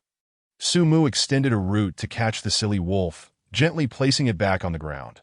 Once its four paws touched the earth, the silly wolf regained its spirit, howling to the sky while lifting its leg to relieve itself. Su Mu felt a twitch at the corner of his mouth, realizing why the wild boar seemed intent on eliminating the silly wolf. Who could possibly endure such provocation? However, the effectiveness of the taunt was beyond reproach, inciting the wild boar to tremble with rage. Here it comes again. That wretched wolf returns. Today, I, the Boar King, shall surely slay you. The dignity of a boar cannot be challenged. With a sudden burst of speed, the wild boar charged downhill, taking advantage of its momentum, causing the ground to tremble beneath its weight, and scattering the stones around it. That Su Mu narrowed his eyes before the boar could enter his lethal range.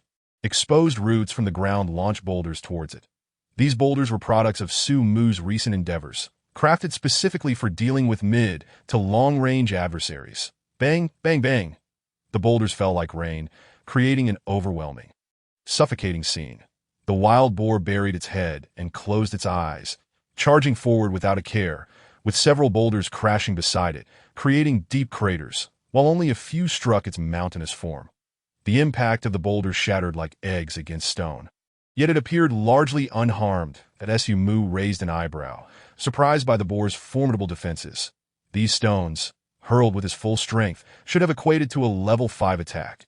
The wild boar's impressive resilience astonished Su Mu. Yet he remained unfazed. These stone throws were merely one of his lesser tactics, and what lay ahead was the true spectacle. Boom! Boom! Boom! The earth trembled. A multitude of black roots erupted from the ground and cliffs, creating a sea of trees within 100 meters. The black roots surged towards the wild boar at an astonishing speed, so swift that one could only perceive a dark shadow in the blink of an eye. Su Mu's roots had reached the boar, which hastily activated its gravity field. The roots sank into the ground as if trapped in a swamp, rendering it nearly immobile. Seizing this opportunity, the wild boar charged forward, snapping the roots that obstructed its path. Su Mu, calm in the face of the boar's reckless advance, had begun to comprehend its abilities. It appeared your talents consist of two elements, one pertaining to defense and the other to gravity. An interesting combination indeed. However, you are ill-fated to encounter me. A glimmer of determination flickered in Su Mu's eyes as the roots in front of the wild boar surged to a height of 100 meters, crashing down in unison. While the gravity field could amplify the weight of objects entering its domain, consequently limiting their speed, it did not diminish their kinetic energy. On the contrary, the increased weight made them more potent, albeit slower, akin to a heavyweight boxer like Tyson throwing a punch at a leisurely pace. How lethal could such a blow really be? For beings of lesser strength, the gravity field was an unbeatable weapon. And even for those of equal rank, it was still formidable. However, against adversaries far superior in strength, its efficacy diminished significantly. The roots, crackling with thunderous force, exploded forth, the air tearing apart with a piercing shriek. Violently colliding with the gravity field, the wild boar, suddenly realizing the danger, attempted to retract its gravity field. But it was too late. With the wild boar's unwitting assistance, the roots gained even greater power. Bang! The roots struck the wild boar, sending a fierce torrent of force coursing through its hardened skin and into its muscles and organs, causing it to wail in agony, in pain. The wild boar became frenzied. Yet even in its rage, it was nothing more than the whimpering of a defeated creature in the face of overwhelming strength. Lightning flickered from Su Mu's branches, a bolt of azure light crashing down upon the wild boar's forelimbs. The violent force easily tearing through its robust hide and shattering the bones within. With one leg severed, the wild boar lost all capacity for resistance. Though we are of the same rank, my power far exceeds yours, and I remain unyielding. What chance do you have to turn the tide? The notion of desperation leading to recklessness does not exist before Su Mu. Even true iron would be torn asunder before my might, let alone flesh and blood. Indeed, plant life has its many shortcomings: vulnerability to fire and lightning, lack of mobility, and slow growth. Yet, should a particular plant thrive, it could sweep away all challengers of its rank. Su Mu's gaze was cold and unfeeling as the roots descended relentlessly, the ground beneath the wild boar sinking under the assault, fine cracks spreading like a spider's web. The wild boar bled profusely, its flesh torn and mangled. Dust and debris filled the valley, obscuring the sight of countless dark figures rising and falling amidst the chaos, the cacophony of piercing shrieks drowning out the boar's cries of despair. As the dust settled, everything came to rest. The wild boar's previous position had transformed into a deep pit, where a beast comparable in size to a small mountain lay lifeless, a pool of blood gathering beneath it. Kill the ironhide boar and gain 2,500 evolution points. That Su Mu smirked, astonished at the bounty of evolution points obtained from slaying this wild boar, equivalent to 2 weeks of his diligent training. Not bad at all, but the real treasure still lay in the spiritual stones brought back by the little white creatures that at this moment. Su Mu was not in a rush to absorb the spiritual stones. Instead, he manipulated the roots to extract the wild boar from the pit, rinsing it in the water pool before tearing off the succulent portions to distribute among the little white creatures. His loyal accomplices. The flesh of a spirit realm creature held substantial value, not only for its exquisite flavor, but also for its rich energy content, offering numerous benefits upon consumption. After rewarding his loyal allies, Su Mu opened his backpack, and the pile of spiritual stones within nearly blinded him with their brilliance. Yet, why did it feel somewhat peculiar? Despite having been reborn as a tree, lacking conventional sensory organs, Su Mu's trunk, branches, and roots served as his eyes, ears, mouth, and tongue, enabling him to see, smell, and hear. As he fiddled with the pile of spiritual stones, gazing at the boar's massive body, an ominous premonition crept into his heart. Surely, the substance smeared on these stones isn't the boar's excrement, is it? Damn. Chapter 65. Is 1 kilometer too short? Su Mu's face twitched, his tree form shuddering with the urge to beat that boar's corpse 1,000 times. Su Mu hurriedly pushed these these spiritual stones, into the pool, washing them thoroughly to ensure no suspicious residues remained before retrieving them, as he gazed upon the spiritual stones of varying sizes. His earlier mood dissipated. Now he was solely eager to absorb these stones. As for everything else, it could drift away with the wind. Absorbing the spiritual stones, he gained 600 evolution points. Absorbing the spiritual stones, he gained 300 evolution points. Absorbing the spiritual stones, he gained 1,800 evolution points. For the moment, Su Mu forgot his earlier sorrows, lost in the ecstasy of sudden wealth. It was deep in the night, and Xiao Bai and the others had already fallen asleep. Su Mu emerged from his meditative state, casting a satisfied smile at the string of numbers displayed by the system. 14,000. Indeed, after absorbing this pile of spiritual stones, Su Mu's worth had skyrocketed to 14,000 points. Unfortunately, none of these stones could compare to the one Xiao had given him. Collectively, they barely surpassed that singular stone. This underscored just how precious that gift from Xiao truly was. Su Mu speculated that this might relate to the quality of the spiritual stones, but now was not the time for such discussions. Staring at this substantial sum, he couldn't help but let out a cackling laugh. Resembling a weasel that had successfully pilfered a chicken, the branches swayed along with him, appearing as though a horde of demons were dancing in the distance, creating an eerie spectacle. Let me think. How should I utilize these evolution points? Having money is truly troublesome. I hardly know how to spend it. Su Mu's beaming grin revealed the unseemly visage of a capitalist. Bah! As expected just a moment ago. Su Mu was lamenting the excess of wealth and uncertainty about how to spend it, and the next moment, he saw those evolution points vanishing like a flood. Would you like to consume 3,000 evolution points to evolve the skill mist? At such a moment, what was there to deliberate? Evolve? A wave of intense pain coursed through Su Mu's body, as if he were being torn apart and then roughly stitched back together, that he wanted to scream but found himself voiceless. After an indeterminate time, the pain receded like a receding tide, and a new skill manifested on his attribute panel. Mist, LV0110001000. Consumes a certain amount of spiritual energy to create a dense mist with a diameter of 1 kilometer. As Su Mu read the skill's description, an odd sensation arose within him, as though he could conjure dense mist out of thin air. Acting on impulse, Su Mu expended about 2 layers of his internal spiritual energy, and a faint mist began to emanate from him, spreading outward.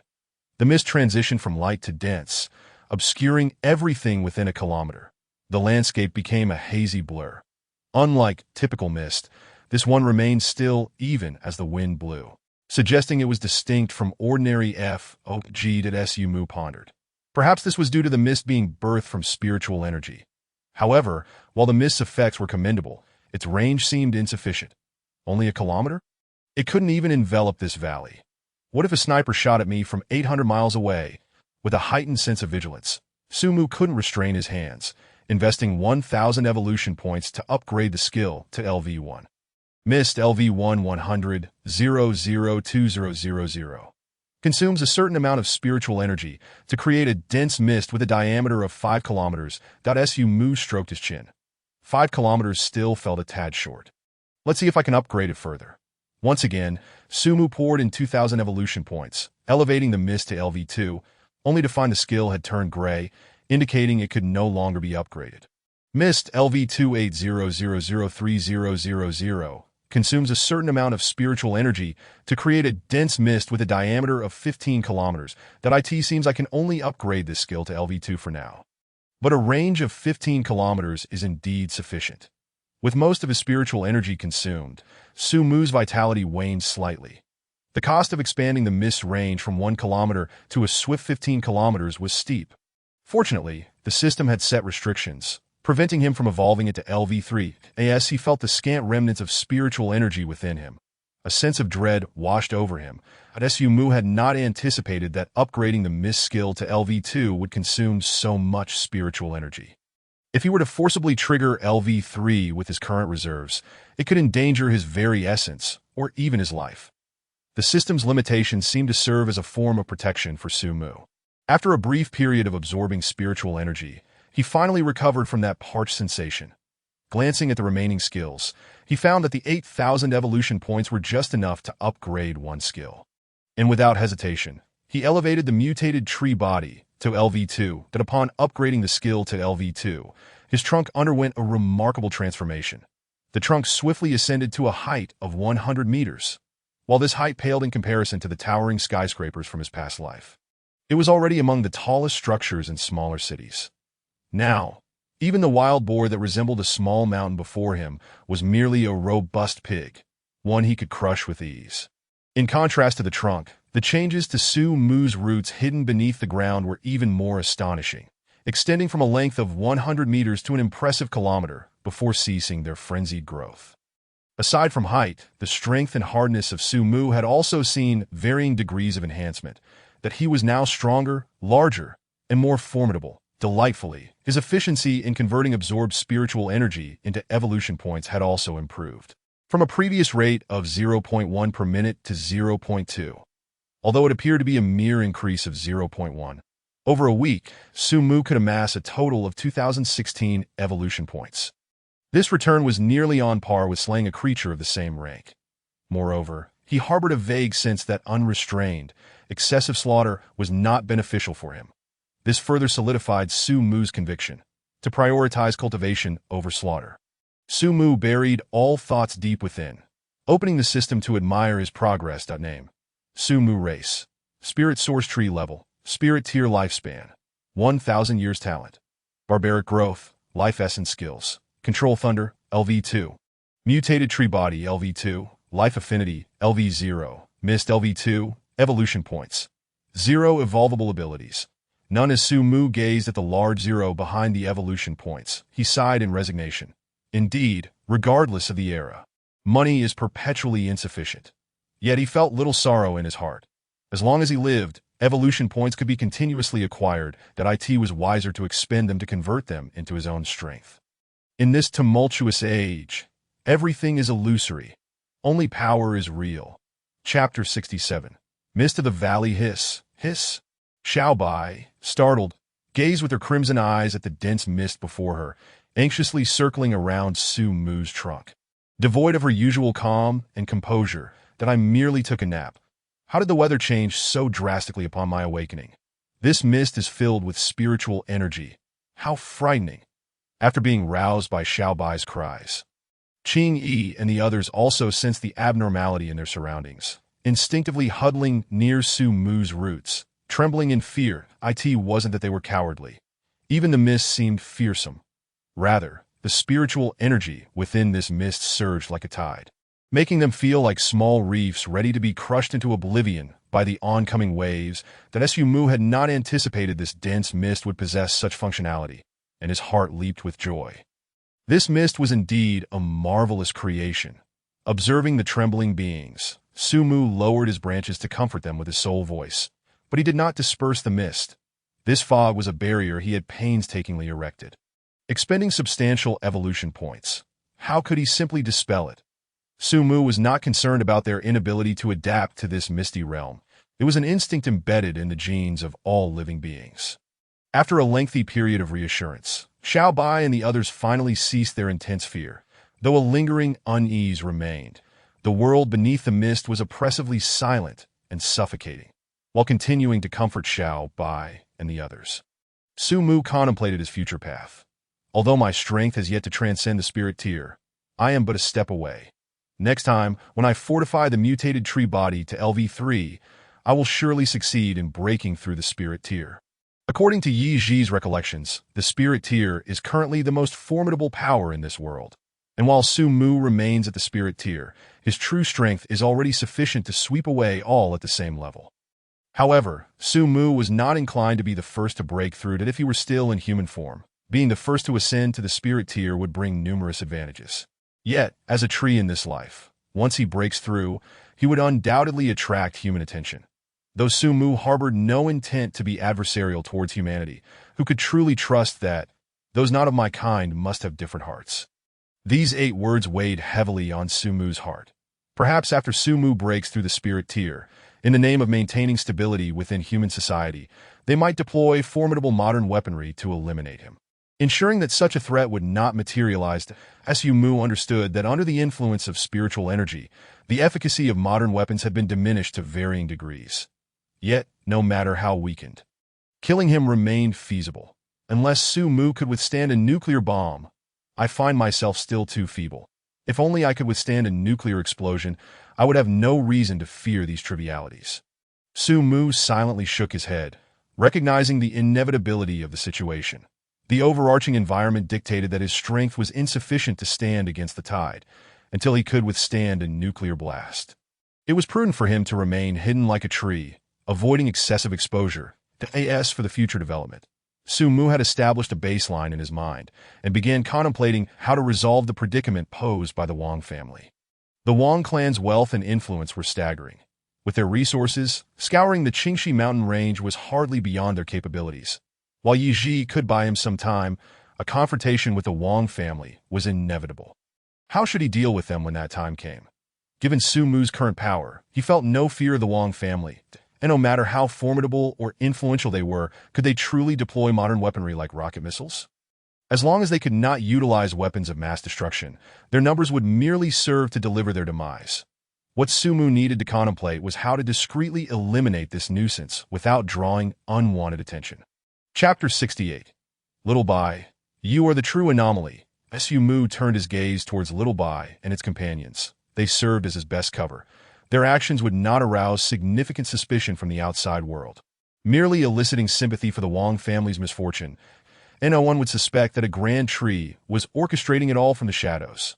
However, the strength of Little Bai and the others was somewhat lacking and required enhancement.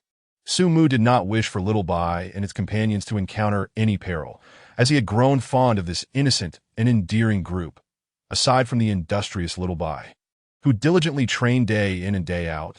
The other beasts were rather lackadaisical, often practicing for a brief period before succumbing to distractions. This was unacceptable, with such a splendid training environment at their disposal. It was egregious to waste it by being lazy, particularly that foolish wolf, who spent all day concocting ridiculous schemes, always preoccupied with trivial matters. Thus, Su Mu resolved that from this day forth, Little Bai would be tasked with urging these indolent creatures to remain diligent, lest they evolve into true sloths. As the foolish wolf howled in the mist, it suddenly shivered, shaking its body and casting a sidelong glance, adopting a comically exaggerated expression, seemingly remarking, "It feels a bit chilly today." Aside from these matters, there was one final issue: the abnormal conditions beneath his lair. The deeper Su Mu's roots extended, the more he sensed the peculiarities below. Were it not for the necessity of remaining in place, he would have certainly distanced himself from this cursed location. For the sake of his own life, he was inclined to avoid this place, planning to investigate the bizarre phenomena below once he reached the spirit level. In the subsequent periods, Su Mu minimized unnecessary slaughter. His life was valuable, as were theirs. He did not believe they were inherently destined to be his prey. Compared to those beasts, humanity's distinction lay in their ability to exercise restraint and uphold their principles. Indeed, while slaughter could accelerate Su Mu's evolution points, prolonged indulgence in such violence would lead him to become a mindless, frenzied tree. However, should anyone foolishly seek their own demise by approaching him, Su Mu would not show mercy. He harbored goodwill, but that did not mean he was easily trifled with. Those who dared to covet him should prepare for a relentless struggle. Time passed swiftly, and before he knew it, a month had gone by, during which Su Mu amassed over 10,000 evolution points. The valley underwent a remarkable transformation. Su Mu unearthed a new pool, its area twice that of the first, ample enough for Little Bai and the others to frolic. Every week, Su Mu would regularly drop 2 drops of life essence into the spiritual pool to nourish Little Bai and its companions' training, through relentless effort and the remarkable effects of their innate abilities. Little Bai evolved from a pitiful level 2 to the second strongest member of their group, second only to Su Mu, achieving level 8. This astonishing rate of advancement left Qing Yi and the others dumbfounded, and also astonished Su Mu himself. This was the true embodiment of an anomaly. Su Mu remained speechless. In comparison to Little Bai, a genuine prodigy, his own talent was merely adequate. Without the aid of the system's powers, he could not have elevated his level so dramatically in such a short period. Of course, this was also related to the environment and innate abilities of Little Bai. After upgrading his mutated tree body to level 2, the concentration of spiritual energy around Su Mu became almost surreal, swirling about him in misty tendrils. Additionally, he continued to regularly administer life essence, the benefits of which to living beings were self-evident, with Little Bai reaping the most rewards. Its unknown talent was extraordinarily advantageous. In addition to refining blood essence, as Little Bai's strength grew, it could also distill spiritual energy and life essence. This talent was akin to a cheat code, mysterious and formidable. Chapter 69. A rusted body requires activity.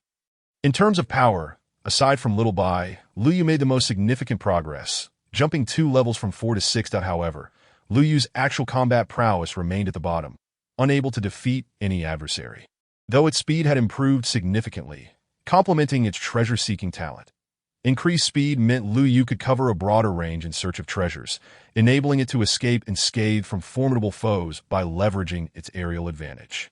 It would then flutter back to report, at which point Little Bai would rally everyone to form a treasure-hunting team. In this small team, Little Bai assumed the role of strategist, devising plans, while Air Shah served as the taunting tank, consistently provoking ferocious beasts to the point where they wished to obliterate him. Lu Yu was responsible for treasure hunting, providing aerial support, and intervening to assist anyone nearing danger from the beasts. Yu Ying and Qing Yi worked in tandem. Qing Yi would utilize her talent to confuse enemies while Yu Ying seized the opportunity to transport treasures. The six beasts had clearly defined roles and coordinated well. Although not every endeavor resulted in success, their rapport only deepened as a result, as Yu Mu was pleased with this development. Over the past month, Air Shah had aimlessly roamed the mountains and, through perseverance, finally discovered a wolf pack. After defeating the mother wolf, he ascended to the rank of Wolf King, reaping both wealth and glory, thus becoming the ultimate victor in the wolf's life. Upon becoming the Wolf King, Air Shah's leadership talent was activated.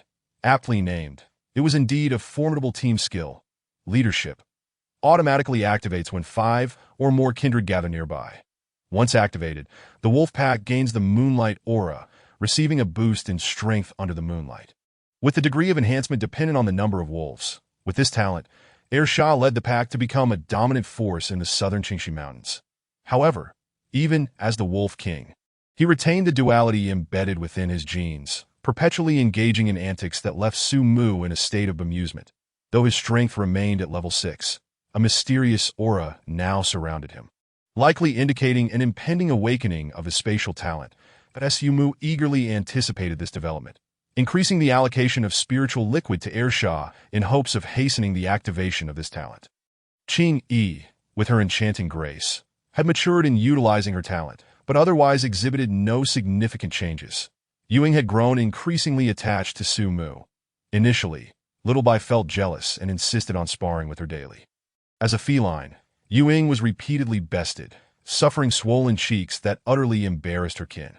Yet, no matter the severity of her beatings, she remained undeterred, and eventually, Little Bai grew weary of the endless brawls. There was no remedy for such a thick-skinned creature.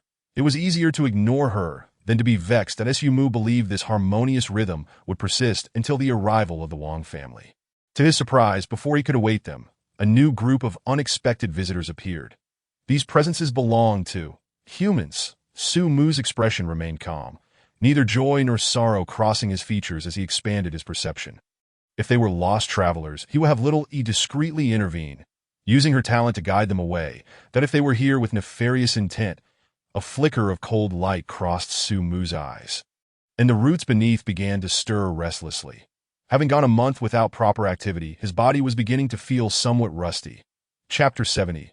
Rest assured, this valley is quite safe at Mr. J. Once we cross this mountain range, we will be completely safe at a young man with fair skin, dazzling golden hair, emerald green eyes, and a handsome visage said with a smile.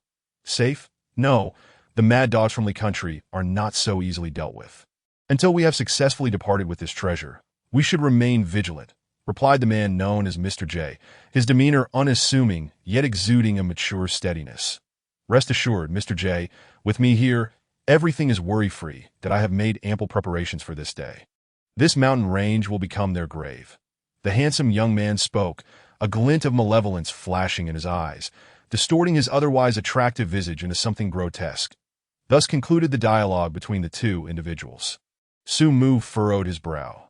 Although these two were not directly addressing him, the content of their conversation piqued his interest. The name of Li Nation, though unfamiliar, stirred a sense of intimacy within him as he gazed at the inhabitants of this land through Yi Ji's memories.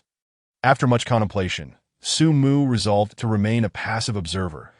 Li Nation was ultimately not the same as the nation in his memories, despite sharing similar skin tones and a broadly akin language. And having nurtured comparable cultures, they were still distinct. And two flowers in this world bloom identically. Matters of humanity ought to be resolved by humanity itself. He needed only to tend to his own little patch of land. Unbeknownst to Su Mu, just as he had decided to step back, the two men ventured into the mist, Approaching the valley where he stood, Su Mu's brow knitted in concern as he continued to observe their intentions. Slowed, I sense something amiss with this fog. We should leave post-haste at Mr. J. It's perfectly normal to feel uneasy. Fear not. Ahead lies a valley, and within it, merely dense foliage. There is no danger to be found. The handsome young man chuckled dismissively. Slowed, having come this far, it would be prudent not to stir trouble. Let us not forget that our mission is to safely return with the treasures we bear to Mr. J. Have you forgotten how we arrived here? We could have completed our task with ease and departed from this loathsome nation, yet those wretched mad dogs refuse to let us be. You and I are noble transcendent beings. How can you complacently allow those mad dogs to go unpunished?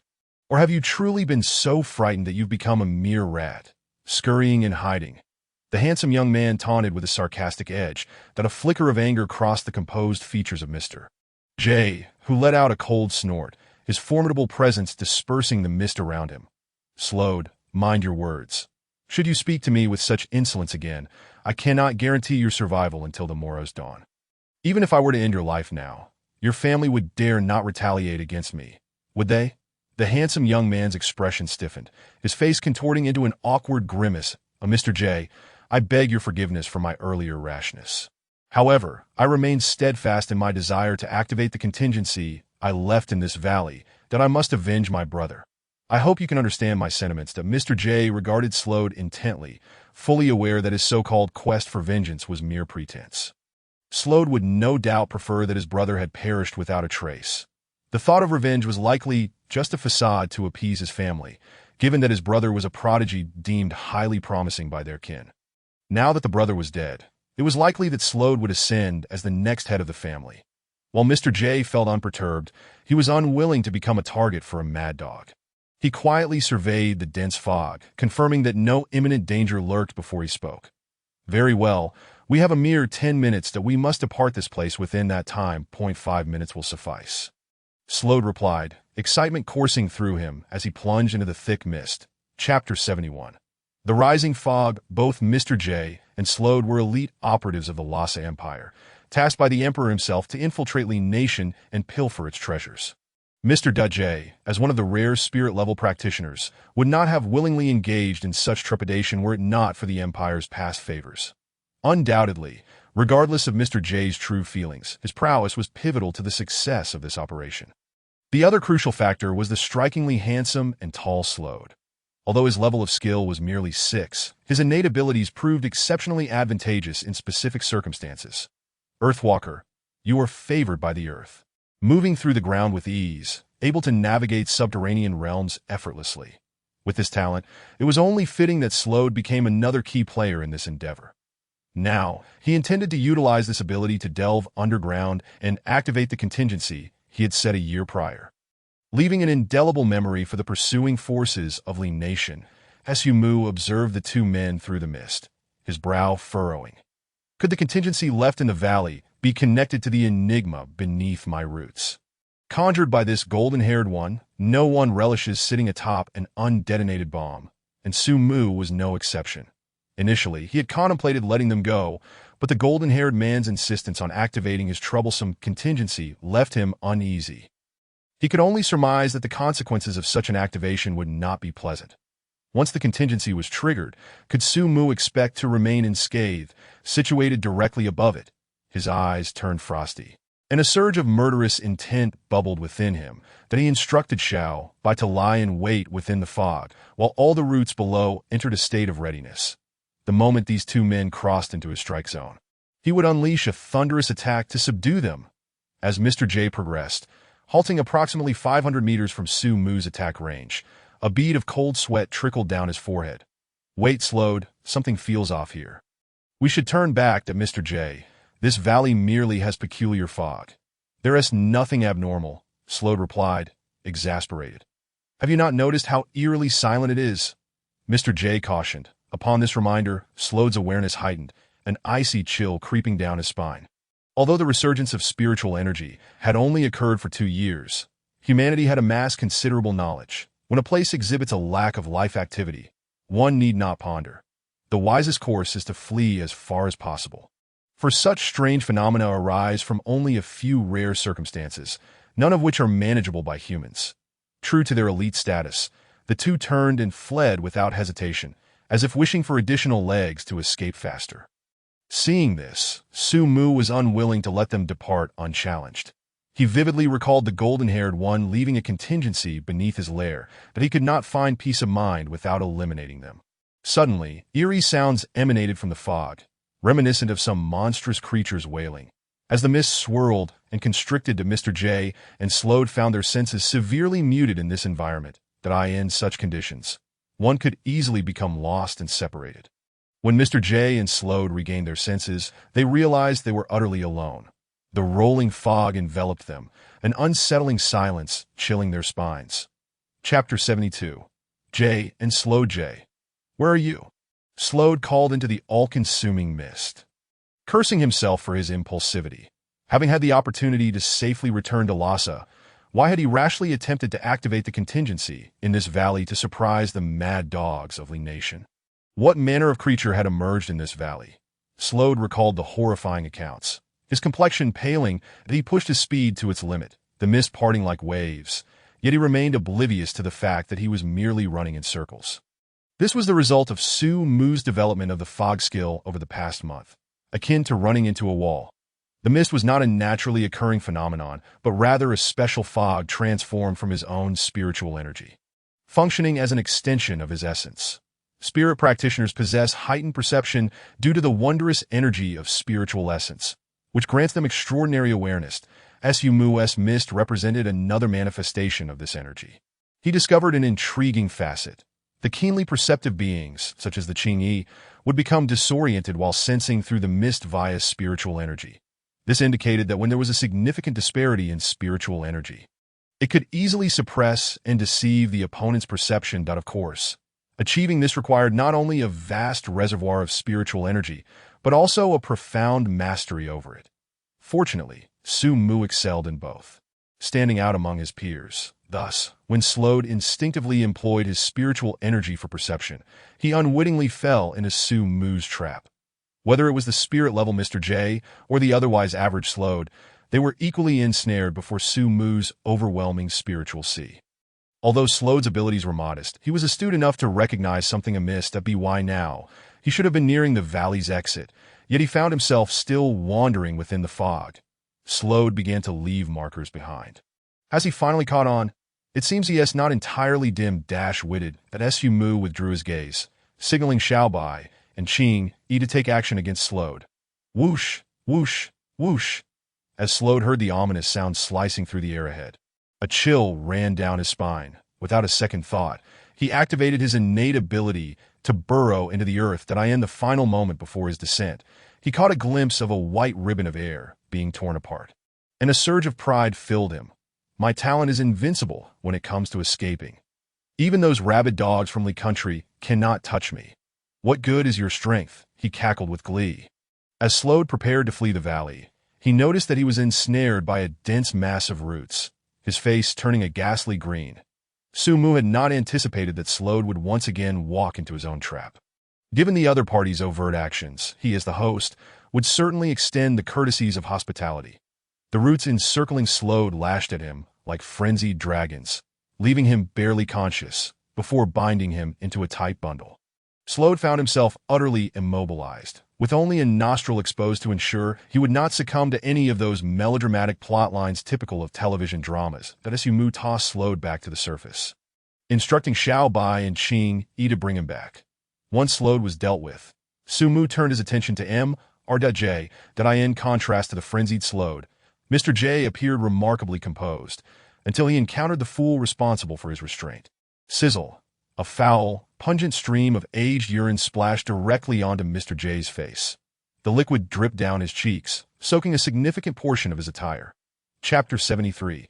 The true stronghold is me, Mr. J, with a numbed expression, wiped the urine from his face, his murderous intent surging like a tidal wave. When had he ever endured such humiliation since his birth? Yet, Mr. J glanced back at the tranquil valley, where he sensed an indescribable terror observing him. His murderous rage evaporated, replaced by a bone-chilling dread, as if a bucket of ice water had been poured over him in the dead of winter. Flee! Flee! Flee! Every cell in Mr. J's body screamed in terror. Trembling. After achieving the spirit level, he had not felt such suffocating fear for a long time. Even when facing the pursuit of Lee Country, he remained unflustered. But in the depths of this valley, before that unknown entity, Mr. J felt like a solitary boat adrift in a vast ocean, knowing a single wave could plunge him into the abyss. That Mr. J could muster no fighting spirit and cared not for his humiliation.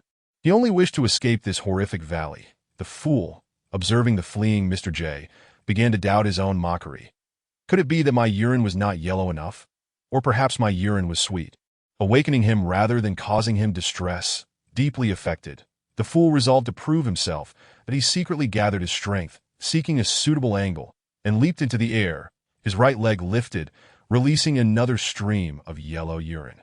This time, it cascaded from the top of Mr. J's head to the ground. Veins bulged on Mr. J's forehead, his eyes blazing red. That I must endure. I must endure. A mere stream of urine pales in comparison to my precious life. Once I escape, I shall obliterate this valley at all costs. Before the might of modern weaponry, all existence shall be reduced to ashes. Cackling with self-reassurance, Mr. J swallowed his indignation and continued his frantic dash. Su Mu was astonished that someone could withstand the fool's relentless taunts and felt a surge of admiration for this urine-baptized warrior. Atio expresses respect. Su Mu decided to pay homage with a new technique he had developed. Crackle, in the dense fog.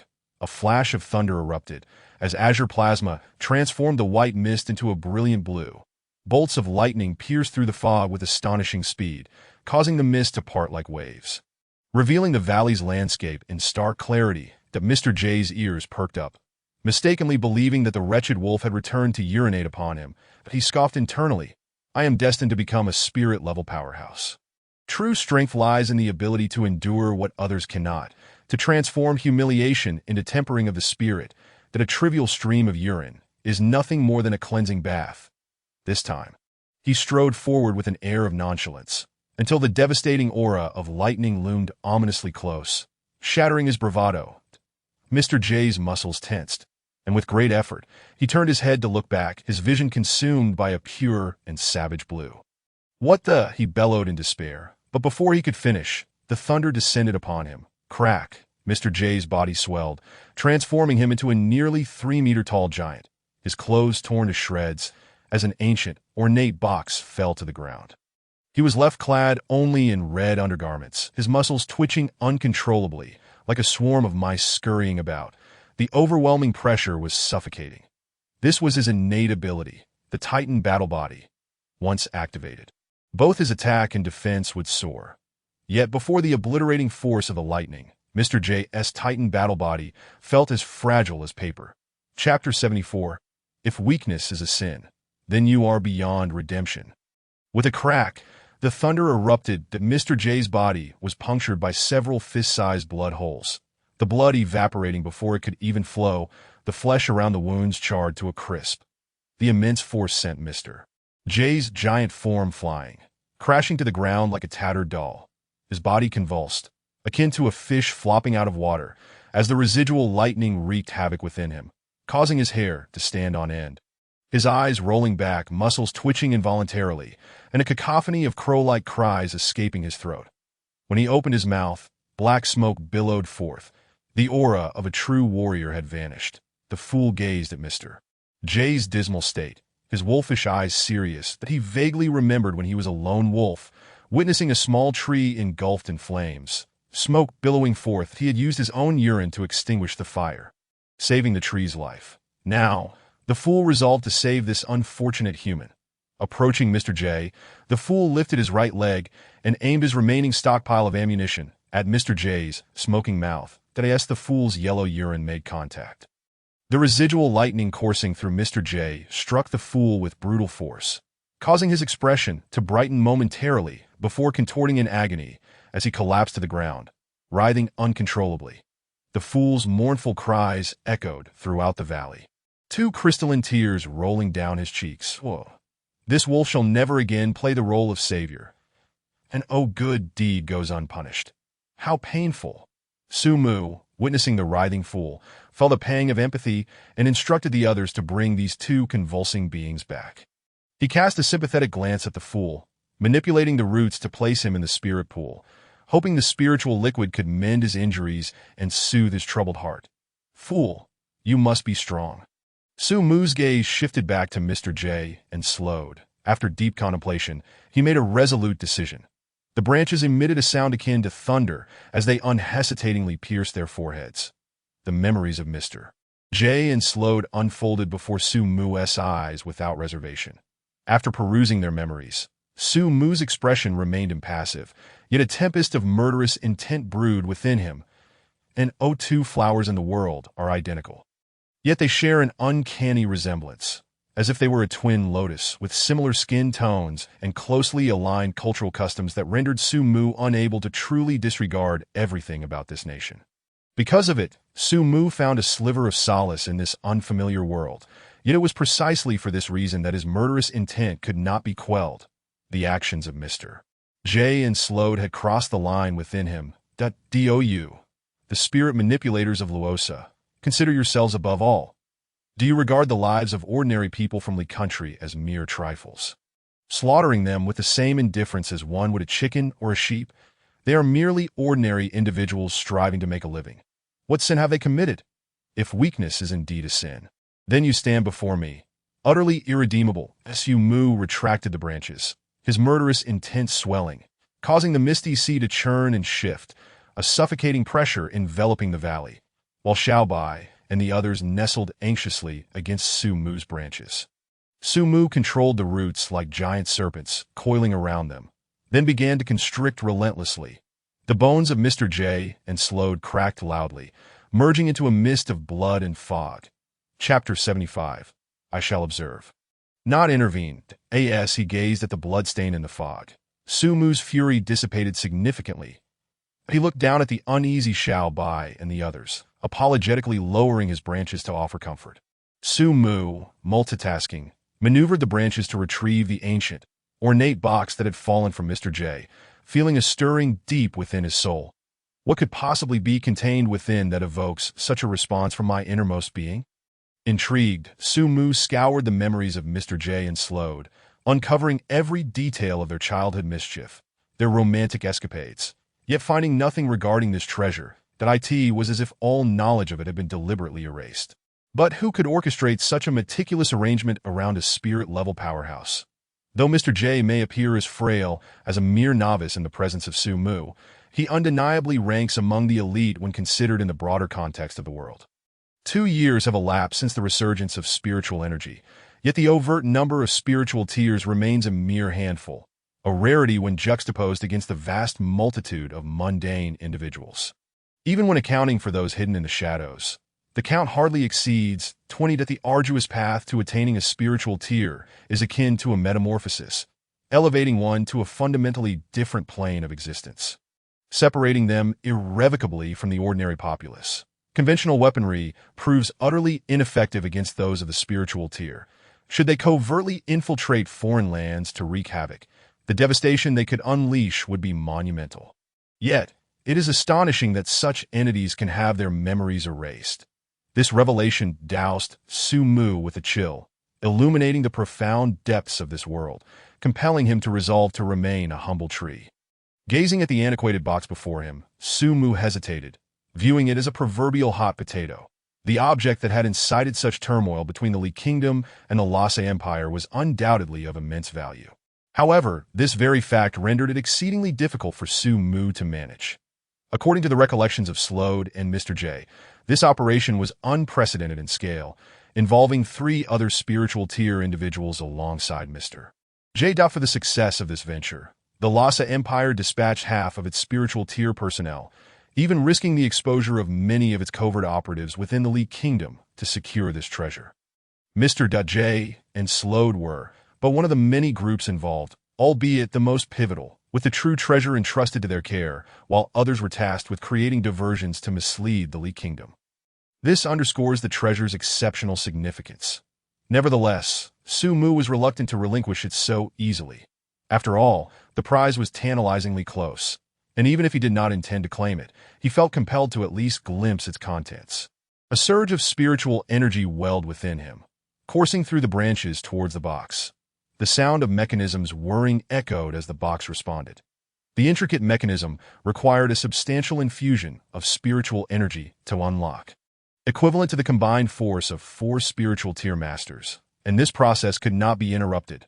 Otherwise, the box's self-destruct mechanism would activate, rendering it inaccessible even to an ordinary individual. Fortunately, the Lhasa operatives had dismantled all tracking devices on the box. Otherwise, Su Mu would have been forced to abandon this hot potato. The mechanisms emitted a delicate series of clicks. The box unfurled like a blooming lotus, revealing its treasure at last. Chapter 76. I can't help but recall. Supplement 1. A weathered, dark fragment of wood lay quietly at the center of the box, its surface marred by rust. Yet beneath this patina lay the intricate rings of time, each layer telling a tale. The decay emanating from the fragment stirred within Su Mu an overwhelming sense of sorrow. His branches instinctively brushed against the rings, and for a fleeting moment, he was transported back to the ancient era, where an indescribably colossal tree stood majestically amidst the cosmos, its roots delving deep into the infinite expanse of stars, its crown a vast ocean, with branches sustaining the universe, while the celestial bodies twinkled like fireflies. Each leaf represented a world, each world woven with myriad tales of joy and sorrow. Deities of ancient countenance walked side by side, sharing divine discourses, their eyes sparkling with brilliance at the height of their exchanges. In an age when humanity subsisted on raw flesh, individuals toiled earnestly for the promise of a new dawn, striving for the survival of their tribes. Bloodthirsty beasts fought fiercely for sustenance, peculiar plants murmured their first words, and fearsome insects devoured all in their path. The visions before Su Mu flickered like a passing dream, and in an instant, all images froze, as if time itself had been suspended. As Su Mu's consciousness withdrew from that extraordinary realm, and the fragment of wood within the box crumbled to dust, dissolving into elemental essence, merging seamlessly into Su Mu's branches. Should the experts of the Li Kingdom become aware of this, they would undoubtedly be astounded. They had been unable to inflict any damage upon this piece of wood, regardless of their methods. And while this alone attested to its extraordinary nature, their current technology was insufficient for effective study. It was not until a bespectacled researcher, who interacted with the fragment daily, serendipitously discovered that all experimental subjects in the lab exhibited positive mutations. Not only the subjects, but even the researchers experienced similar changes. The researcher found himself balder, his scalp gleaming like a radiant bulb. Yet he was stronger than ever, transforming from a pudgy figure into one boasting chiseled abs, his panda eyes, formerly dulled behind thick glasses, now sparkled with intensity. Deterring anyone from meeting his gaze, his strength surged dramatically, propelling him from the status of an ordinary weakling to that of a formidable master. Despite his astonishment, the researcher did not contemplate exploiting his newfound power to seize the fragment. Instead, he reported the findings truthfully to his superiors. The Li Kingdom promptly dispatched a beleaguered volunteer, stagnating at the 9th tier, for experimentation. The results astonished everyone. The volunteer, as if guided by divine intervention, effortlessly broke through the barriers of the spiritual tier. Those present, if not foolish, would realize that as long as this fragment remained, the overall power of the spiritual practitioners in the Li Kingdom would escalate rapidly, rendering them a formidable force on the international stage. Akin to a mobile nuclear weapon, instilling global trepidation. The fragment status transformed from an eccentric relic to a national treasure, drawing the attention of Lhasa's covert operatives, who subsequently orchestrated a covert operation centered around this miraculous piece of wood. Then, Slode and Mr. J, both rather oblivious, collided headlong into the situation, willingly offering the hard-won treasure to Su Mu. Were the Emperor of Lhasa to learn that the coveted prize he yearned for had so effortlessly fallen into the hands of a mere tree, leaving not even a trace behind, he would likely spit blood in fury. That Su Mu gazed at the now empty box, a resolute determination bubbling within him, that I do not wish for this to be so. But I cannot help but recall. Chapter 77. My smile is almost crooked. Supplement 2. Initially, Su Mu intended to destroy the wooden box, but he quickly discovered it was remarkably resilient, impervious even to his efforts. The material unknown, yet undeniably formidable, AS destruction proved futile, It seemed fate dictated that he bestow it upon a deserving individual. Su Mu had no intention of retaining the box. Although the tracking devices had been dismantled by Mr. J and slowed, there was no guarantee they lacked other means of tracing it. Should that occur, Su Mu would unwittingly ensnare himself. Given that the treasure within had already been consumed by Su Mu, what purpose remained for the box? To serve as a receptacle for lucky money.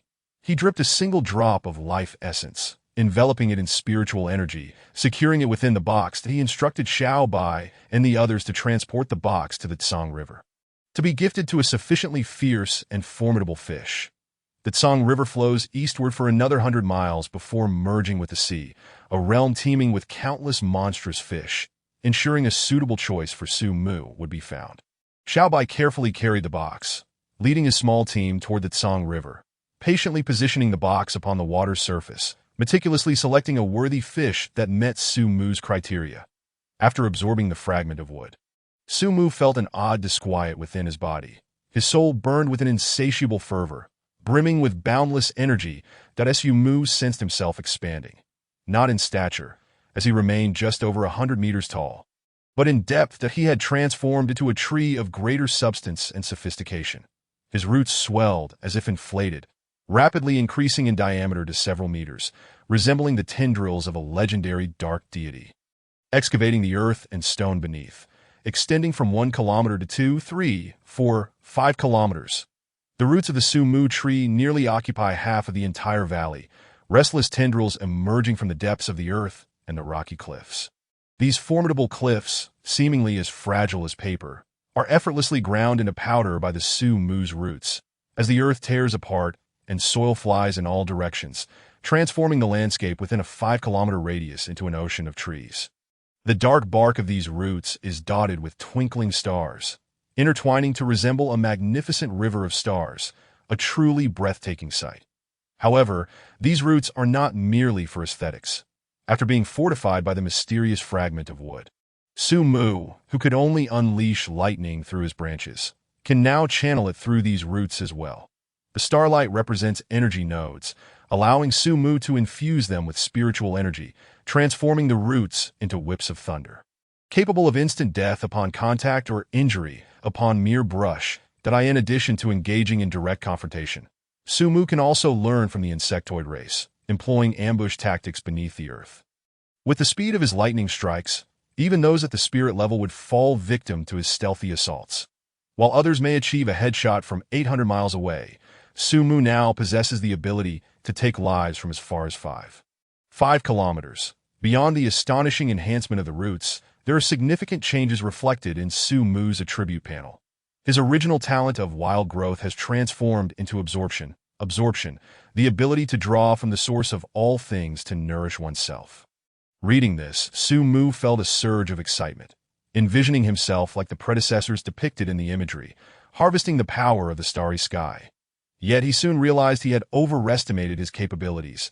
It was merely a faster intake of spiritual energy, perhaps only 0.1 faster than before. Despite the smile threatening to distort his expression, he maintained a facade of composure as he turned to his second talent. Chapter 78. Evolution. Life Essence, Supplement 3. Life Essence. A liquid capable of solidifying one's foundation, reinforcing roots, and accelerating biological evolution. The distinction between essence and elemental liquid is subtle, yet fundamentally significant. What constitutes essence? It is a blend of spiritual energy as the base, with Su Mu's essence as the auxiliary, amalgamated into a rare treasure of heaven and earth. What of elemental liquid? It is primarily composed of Su Mu's essence, with spiritual energy merely serving as a supplementary material in the advanced version of such treasures. In terms of effectiveness, essence cannot compare to elemental liquid. It can be viewed as a diluted version of elemental liquid, or more vividly, essence equates to Su Mu's elemental liquid mixed with water. However, in terms of practicality, it has greatly improved. Elemental liquid can yield no more than 3 drops per week. Exceeding this limit would compromise Su Mu's foundation, profoundly impacting his future path. While the effects of elemental liquid are formidable, its limited availability renders it somewhat ineffective. Initially manageable when he was alone, after acquiring Qing, Yi, and others, Su Mu found his stock of elemental liquid woefully insufficient. The essence he now possesses is perfectly suited to meet his needs. Nevertheless, Su Mu is not inclined to allow essence to become commonplace.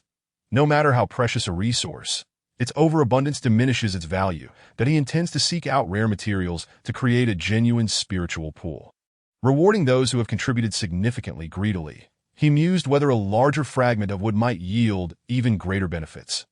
Yet Su Mu remains unaware that the advantages presented on his attribute panel are but a mere thread compared to the true gains he has yet to uncover. This fragment of wood originates from the world tree of another universe, having survived a cataclysmic event, leaving behind this singular heart.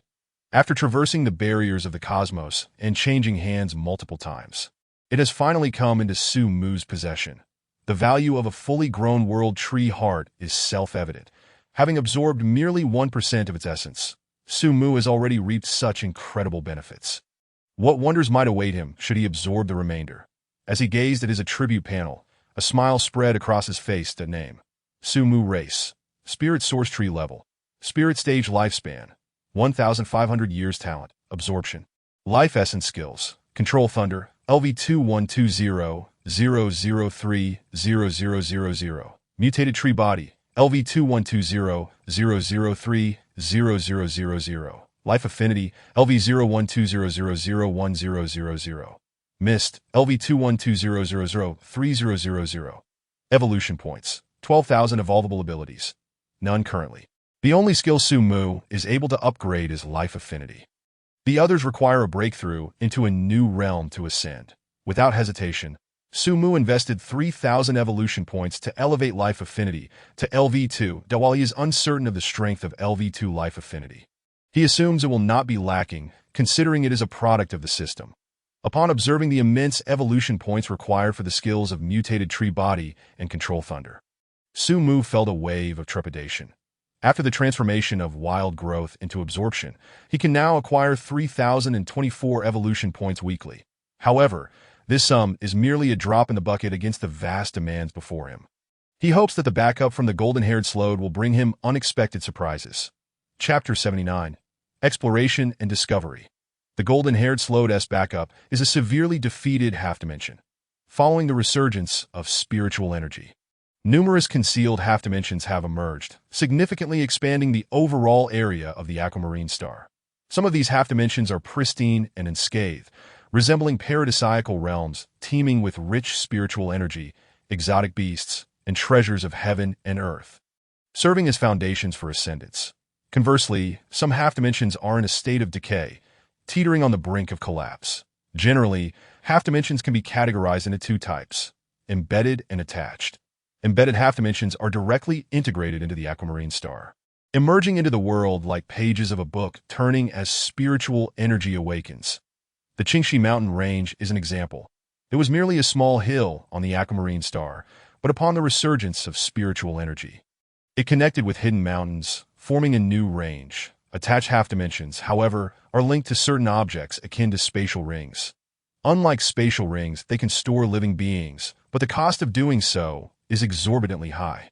Few would be foolish enough to use them for such purposes. These attached half-dimensions are equally precious.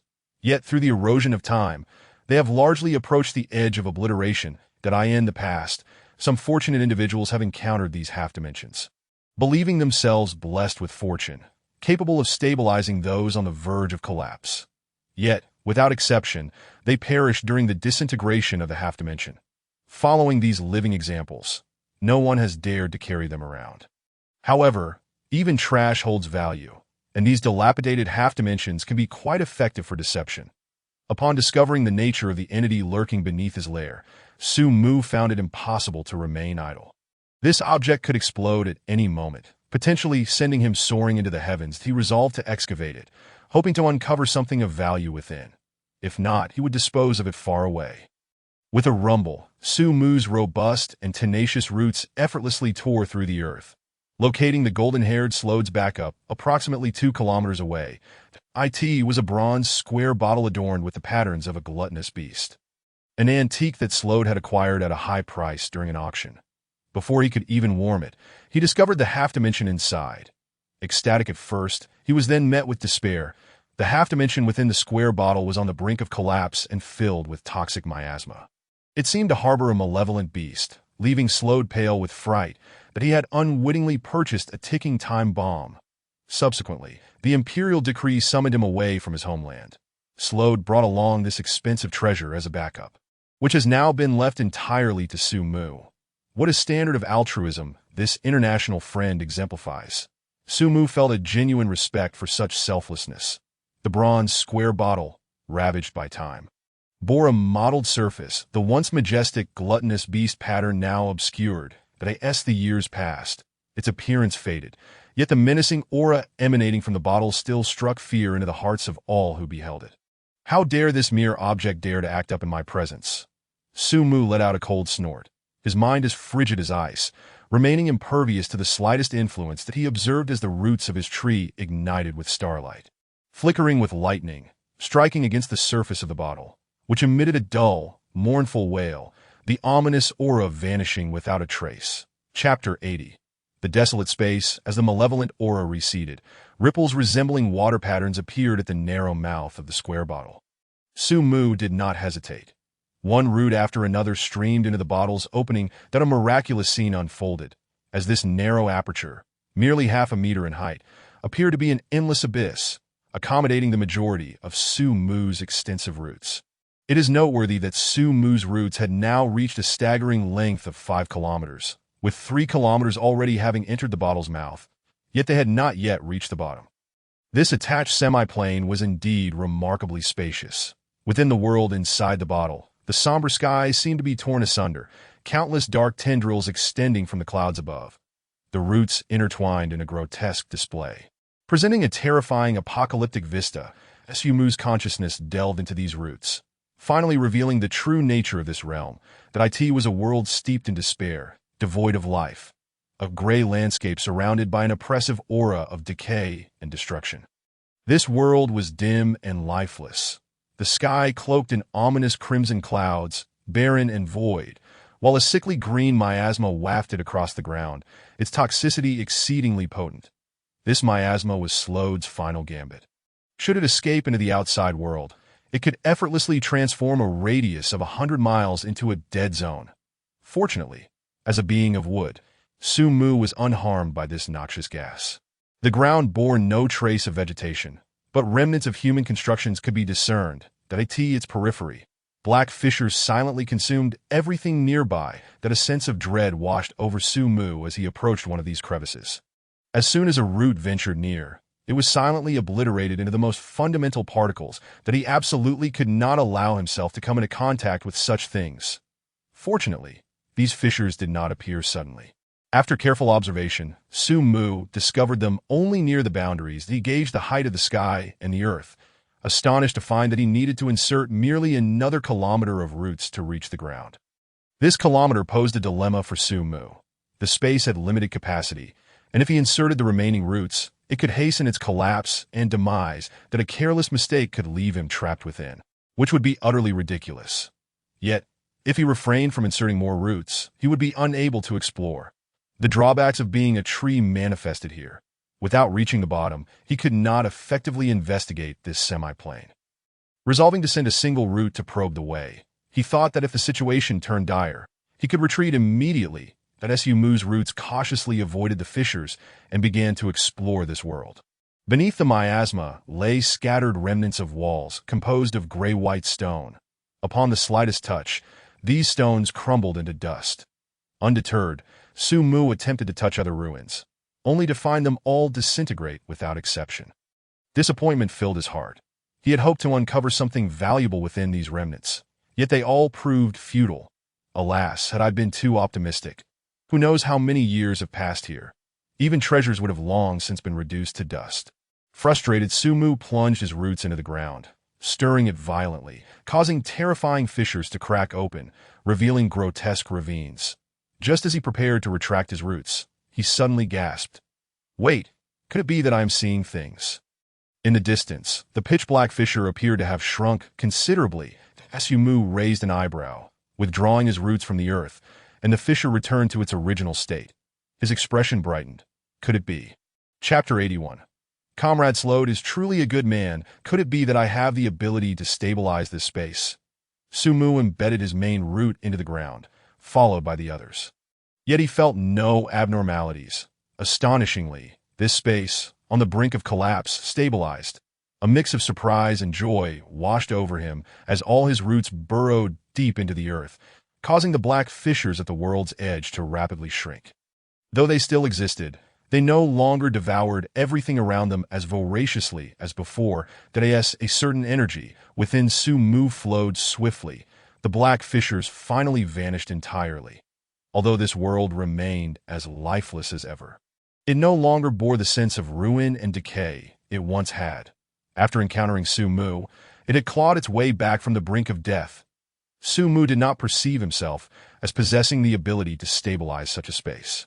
He recalled the fragmented wood that had merged within him, along with the mysterious energy that had ebbed away, suddenly enlightened.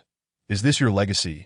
Su-Mu sincerely expressed gratitude to this unknown entity, silently supporting a vast world with a colossal tree. It was only due to its gift that Su-Mu could miraculously stabilize this space. That as changes unfolded silently, all of Su-Mu's roots plunged into the earth of this world. The floating, sickly green miasma sank into the ground, completely absorbed by Su-Mu, causing his evolution points to begin to pulse. Absorbing miasma, he gained 1 evolution point. Absorbing miasma, he gained 1 evolution point. Absorbing miasma, he gained 1 evolution point. These miasmas began to flood his notifications that in the short span of a few minutes, Su-Mu had absorbed only a fraction of the miasma, yet gained dozens of evolution points. With so much miasma still awaiting his attention, he estimated that it would be sufficient to elevate his mutation tree skill to LV3, that the moment his mutation tree skill reached LV3 would also mark his breakthrough to the spirit tier. Slode, you truly are a good man, not only bestowing upon me such a precious legacy, but also leaving behind such a vast semi-plane. Without Slode, Su-Mu would have been unable to receive the gift from that great being. Naturally, he would not have been able to stabilize this space. Had this semi-plane completely collapsed, Su-Mu would undoubtedly have been affected, and even if he survived, his foundation would be utterly destroyed, taking an eternity to recover. In this era of great conflict, a single misstep could lead to ruin that Su-Mu had already lagged behind for 2 years. If he delayed any longer, even with the system, it would be far too late. Yet, there still exists genuine kindness in this world. Slode, the selfless golden retriever, delivered to Su-Mu the key to resolving all these issues, allowing him to take another step forward. There are indeed few like you in this world. Comrade Slode, may your journey ahead be smooth. That Su-Mu feigned sorrow, shedding 2 crocodile tears for the selfless Comrade Slode, before contentedly beginning to absorb the miasma of this world. Once the miasma had been fully absorbed, this place could serve as a backup route for him. However, Su-Mu did not wish for that day to come. If he truly needed to retreat into this bronze bottle, it would mean he was in dire straits. As he absorbed the miasma, Su-Mu pondered how to utilize this semi-plane. This semi-plane, nestled within the confines of the bronze bottle, lacked sunlight, moonlight, wind, or water, utterly desolate and unsuitable for habitation. Chapter 82. My lack of financial resources brings tears to my eyes. Perhaps some powerful individuals could procure various treasures, transforming an attached semi-plane into one suitable for life, akin to an embedded semi-plane.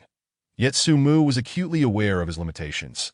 He lacked the financial prowess of the illustrious Bat Lord, and such a path was undoubtedly beyond his means. Rather than ruminating on where to find suitable treasures, it would be more pragmatic to consider how to detach this semi-plane. At least the latter seemed more feasible for him. That it was evident that the owner of the bottle, like himself, was impoverished, incapable of sourcing anything to replace the SUN. So why would the owner go to such lengths to construct such a vast complex within a world inhospitable to life? As Su-Mu examined the opening of the bronze bottle, recalling the architectural style of the structures he had seen within, a spark of inspiration ignited.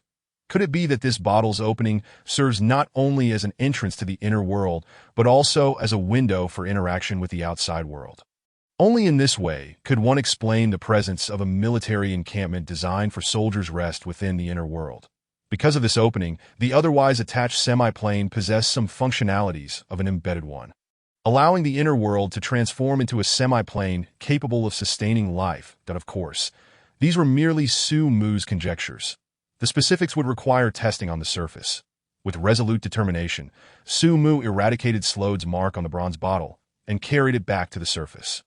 The moment the bottle re-established contact with the outside world, Su Mu's roots, still lingering within the inner world, distinctly sensed a change that it felt like the wind at a gentle breeze swept through the valley, causing the inner world to experience a barely perceptible shift in airflow. Indeed, my suspicions were correct. This opening serves as both a portal to the inner world and a gateway for interaction with the external realm.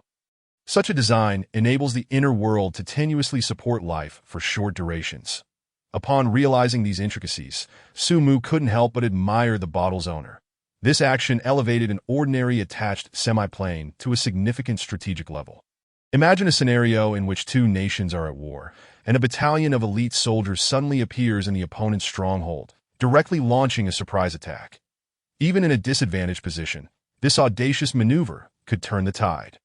Regrettably, the strategic treasure has fallen into the hands of Su Mu, akin to a pearl being cast into obscurity, that he is a towering figure, with no aspirations for kingship or dominion that I in his possession.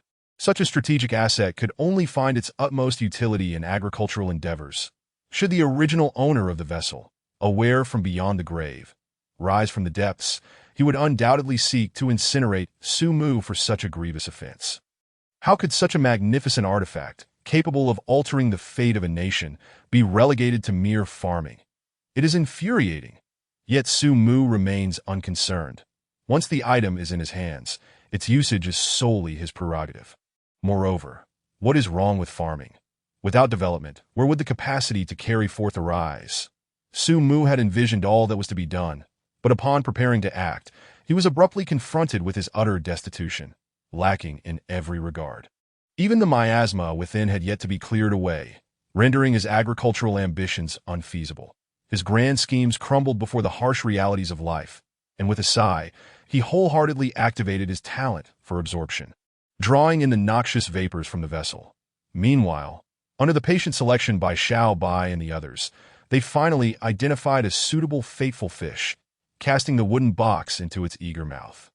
This fierce, fateful fish gulped down the box with a satisfying sound, and under the powerful suggestion of the charming attire talent, it flicked its tail and swam down the Tsang River, bound for the Azure Sea. Chapter 83. The elite forces of Li Nation, as Xiao Bai and the others completed Su Mu's task and returned to the valley, a group of cold-faced, solemn, and iron-willed spirit practitioners arrived in the Qingxi mountain range. Their attire was uniform, clad in specially crafted gray-black light armor, simple in style, yet envied by countless citizens of Li Nation. They bore weapons crafted specifically for them, predominantly swords and blades. The faint reddish hue staining the weapon's blood grooves revealed their true nature. These were no mere ornaments, but instruments steeped in the essence of life itself. The surrounding sounds of insects and birds fell silent upon their arrival, leaving an eerie stillness, where even a pin drop could be heard. Their strength and mystery were their best descriptions. They hail from the Spirit Group, the most elite practitioners of Li Nation. To be a member of the Spirit Group, one must possess a minimum strength of level 8. Illustrating the terrifying combat capabilities of this unit. Captain, the last location of those two rats was right here, reported a well-endowed, cute girl, her nostrils flaring as she detected the lingering scents in the air. The captain, a man of few words, preferred action over speech. This taciturn individual had effortlessly dispatched all spirit-level foes sent by the Luosa Empire into Li Nation. Now, only Mr. J and Slode remained alive. Had Slode known that Li Nation had mobilized the captain, he would have surely fled in fear, abandoning any plans, for he was not merely human. He was a deity. The Thunder God, Zhongli, ranked first among the world's spirit practitioners. Suspected of having transcended spirit level, the mightiest of his time. Leading the charge, with the well-endowed girl by his side, this group of practitioners surged into Qingxi Mountain, causing the beasts to scatter in fear, lest they be caught unawares. Suddenly, the well-endowed girl halted, confusion etched upon her face. Captain, the scent has vanished. This was her first encounter with such a phenomenon since awakening her talent for scent tracking. One moment the scent was potent, and the next, it was as if it had been erased from existence. This was, of course, the handiwork of Su Mu. After eliminating Mr. J and the yellow-haired man, Su Mu, wary of potential pursuers, had decisively erased their scent. It appeared that this step had been prudent. The well-endowed girl was nearly in tears, as they were on the cusp of catching those wretched rats to reclaim their treasures. Yet at this crucial moment, she faltered. Captain Zhongli, witnessing her distress, gently patted her shoulder, offering a placid reassurance. They cannot escape. Monkey, how long until the detector is operational? Captain, we still need to wait another half hour. A youth, sharp-featured and monkey-like, fiddled with his instrument and reported. Can we force its use now? Zhongli's calm demeanor acted as an anchor for the somewhat flustered team. No, we must wait at least 5 more minutes. After that, we can force its use, but it will suffer irreversible damage and become entirely inoperative. This device is precious, only capable of locking onto the wooden box that if it breaks, we will have to request another from other operational teams. Yet time was of the essence, and there was little to spare. Chapter 84.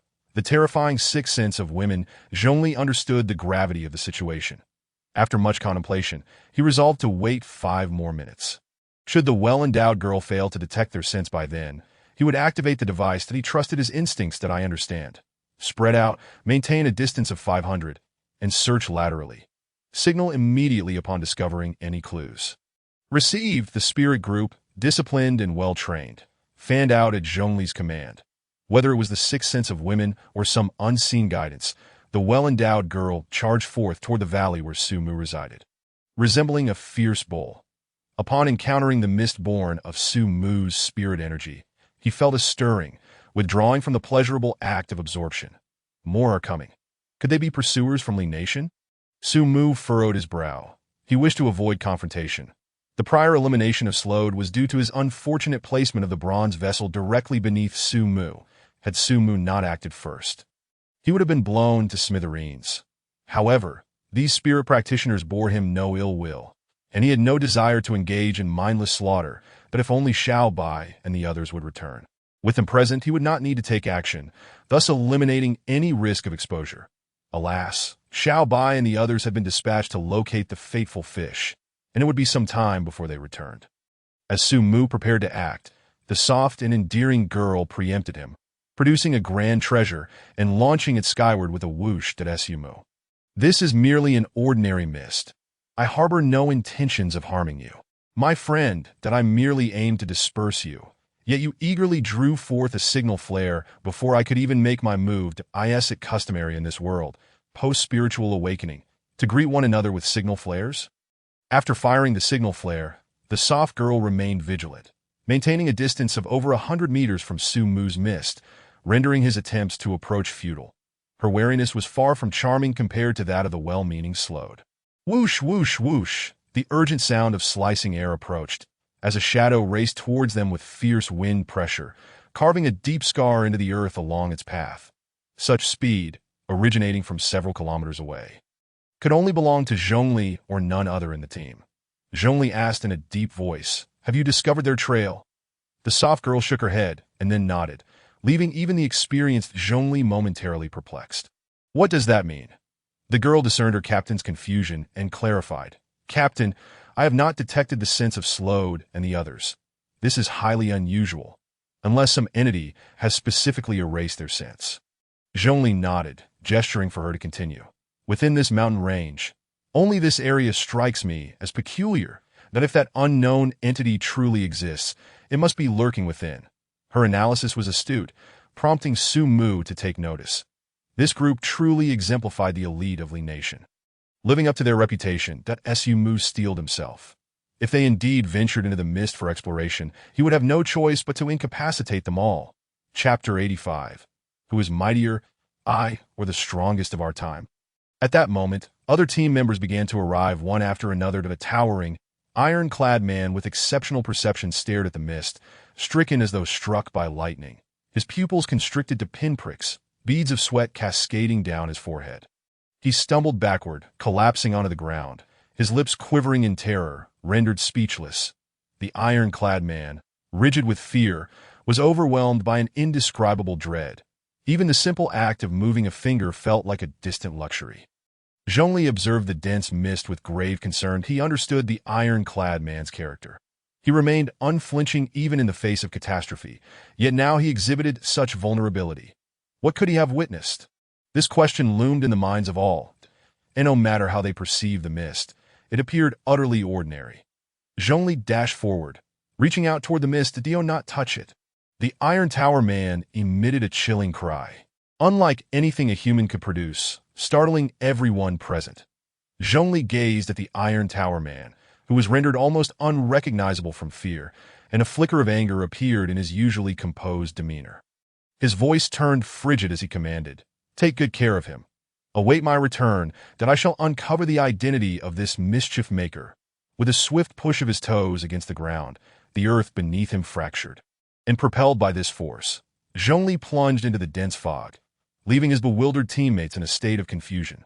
Within the mist, a radius of 3 feet around Zhongli remained untouched by the encroaching fog.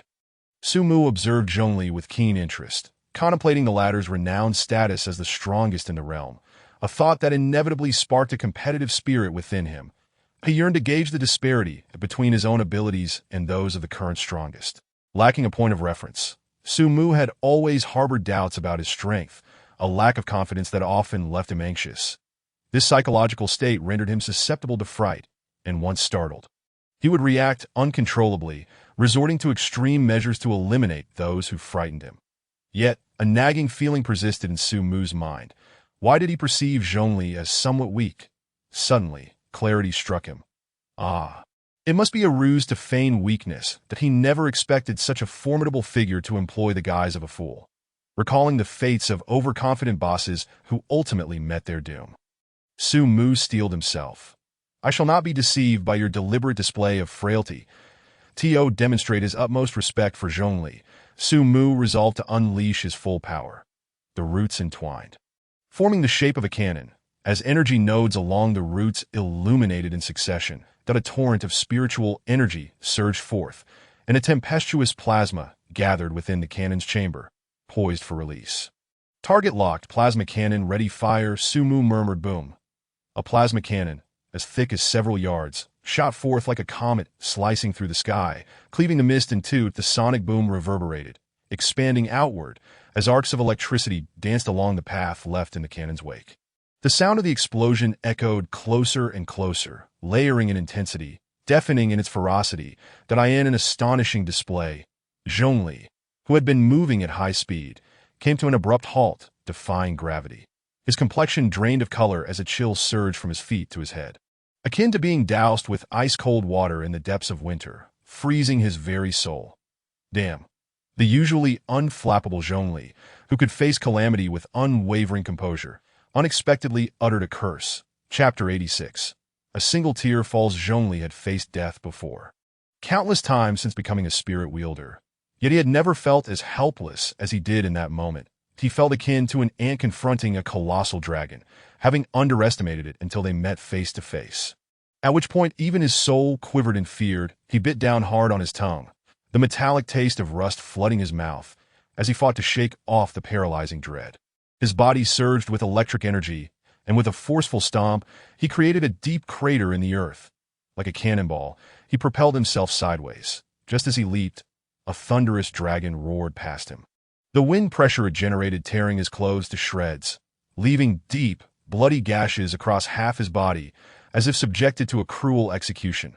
The immense shockwave, laden with raw power, mercilessly hurled Zhongli away, his robust frame crashing into a nearby tree several meters distant.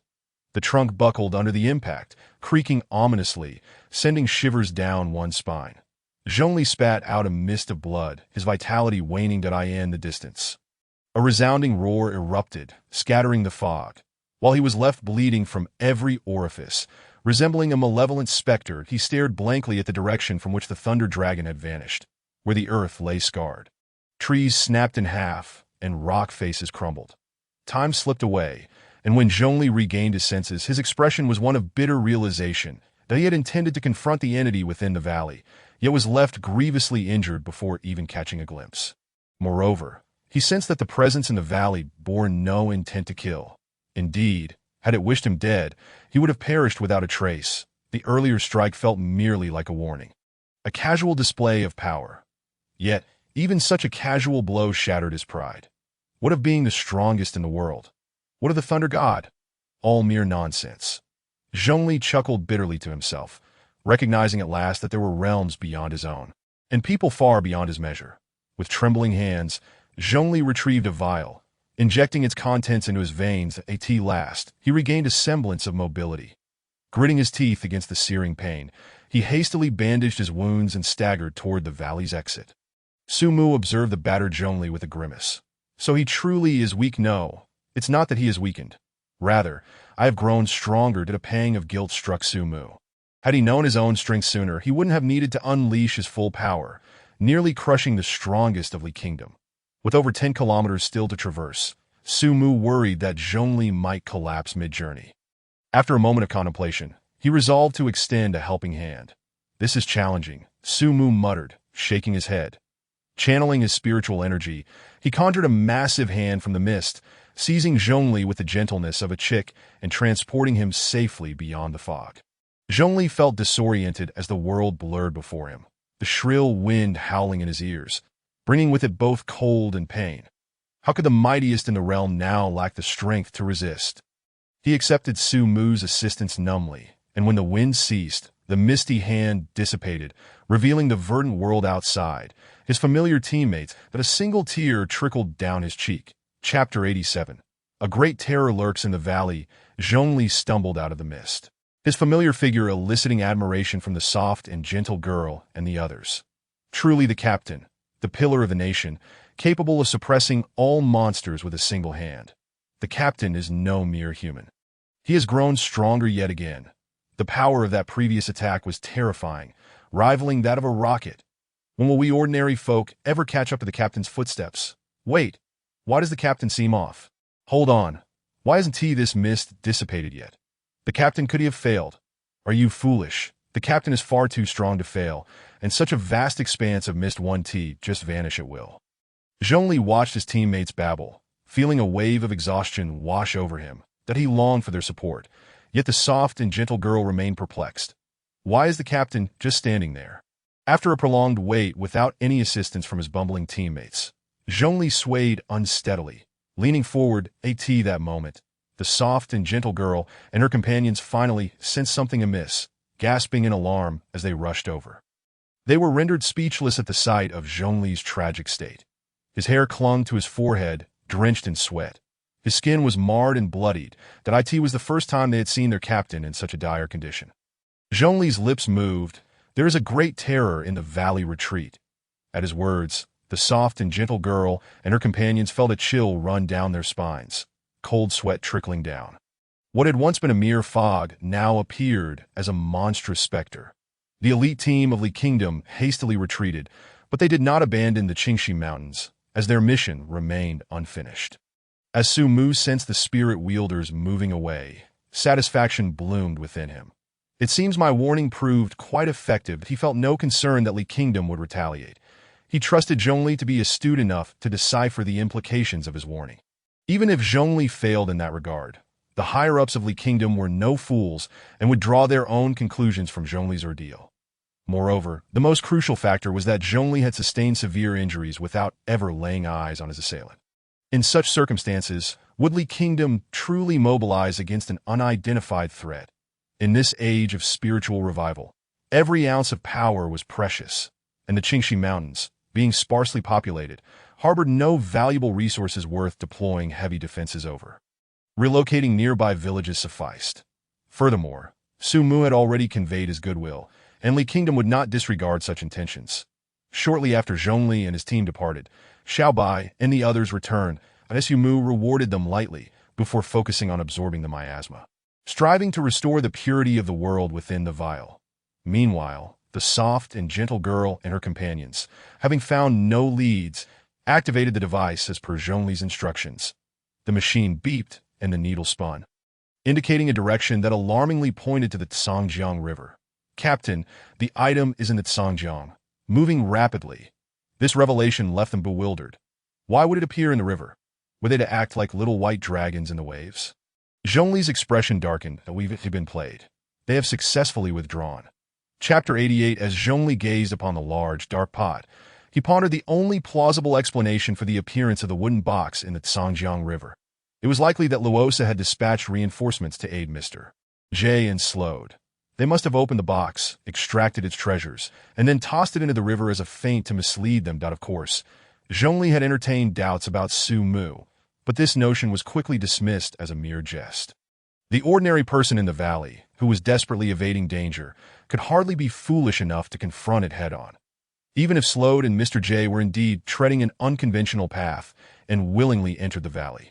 Given the nature of that being, it would only issue a warning or two without resorting to lethal force. Zhongli was unaware that the very scenario he deemed the least likely was unfolding. Comrade Slode was indeed this obstinate. His initial perception of Su Mu during their first encounter had clouded his judgment, thereby distancing him further from the correct conclusion. Not only had Luosa failed to acquire the desired items, but it had also drawn fire towards Su Mu, leaving him with a hefty burden of blame. Truly, it was a case of misfortune befalling the innocent. They found themselves in a situation where they could hardly refute the accusations. Who would believe that the items were not in their possession? What thief would openly declare themselves a thief? Luosa had successfully shifted the blame onto Su Mu, diverting attention away from Li Nation. Meanwhile, Su Mu, with a smile, quietly profited from the sidelines. Weeks later, Su Mu finally absorbed all the miasma from within the bottle. With an astonishing total of 45,000 evolution points amassed, he had sufficient resources to upgrade his mutated tree form. Yet he was not inclined to do so just yet.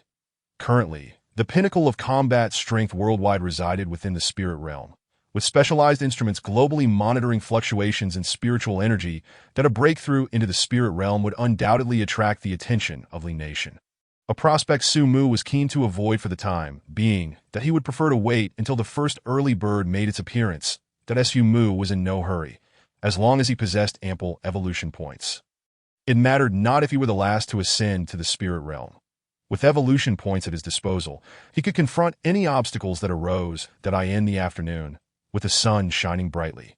Su Mu found himself with nothing to do and began to play with Xiao Bai and the others. His branches drooped over Xiao Bai's head, causing Xiao Bai to open its crimson eyes, hiss softly, and rub against the branches before resuming its meditation. Observing Xiao Bai's earnestness, Su Mu felt it unwise to disturb its cultivation. Qingyi remained as ever, lazily lounging on the roots of a tree, basking in the sunlight, her alluring eyes squinting slightly as her fluffy tail swayed gently. Exuding an air of leisure, meanwhile, Yueying and Ershao were locked in a standoff over the ownership of a flower, exchanging intense glances, neither willing to yield an inch. Yueying let out an angry roar, revealing sharp claws, while Ershao, equally defiant, responded with a howl reminiscent of an army charging forth. Its underlings, with their sinister green eyes, watched Yueying intently, their rough tongues occasionally licking their noses. Yueying, in a fit of fury, meowed, becoming agitated. With a graceful leap, it transformed into a streak of black light and slapped Ershao across the face, swiftly darting over to Su Mu's side. Mewing for protection, rolling his eyes, Su Mu used a root to pluck a larger flower and pinned it onto Yueying's ear. Finally, Yueying ceased its cries, contentedly wandering to the edge of the pond, gazing at its reflection in the calm waters, reveling in its own beauty. Chapter 89. Ershao cast a disdainful glance at Yueying, shaking its head dismissively. What a weakling, lacking even half the strength of Big Xiao Bai, yet daring to challenge me. How laughable. With an air of arrogance, Ershao, akin to a triumphant general, picked up a small flower with its mouth and presented it to its queen. The queen blushed slightly, snuggling up to Ershao, gently biting its ear in a display of affection, seemingly exchanging sweet nothings in their wolfish tongue. The two wolves were immersed in their bliss, evoking envy in others. Su Mu did not expect that, even as a tree, he would find himself amidst such canine romance, and he felt a twinge of frustration at the absurdity of the situation. Shaking his head, he lamented the state of the world. Above, an eagle soared gracefully, surveying the valley with vigilant eyes, dutifully fulfilling its role as a sentinel. Lu Yu had mysteriously disappeared, likely off on another treasure hunt. Su Mu's treasure trove relied heavily on Lu Yu's tireless efforts, braving the elements. Casting a glance at the haphazard collection of items within the treasury, Su Mu felt an uncontrollable urge to discard them. Yet, recognizing these were Lu Yu's hard-earned spoils, he acknowledged their worth, regardless of their nature.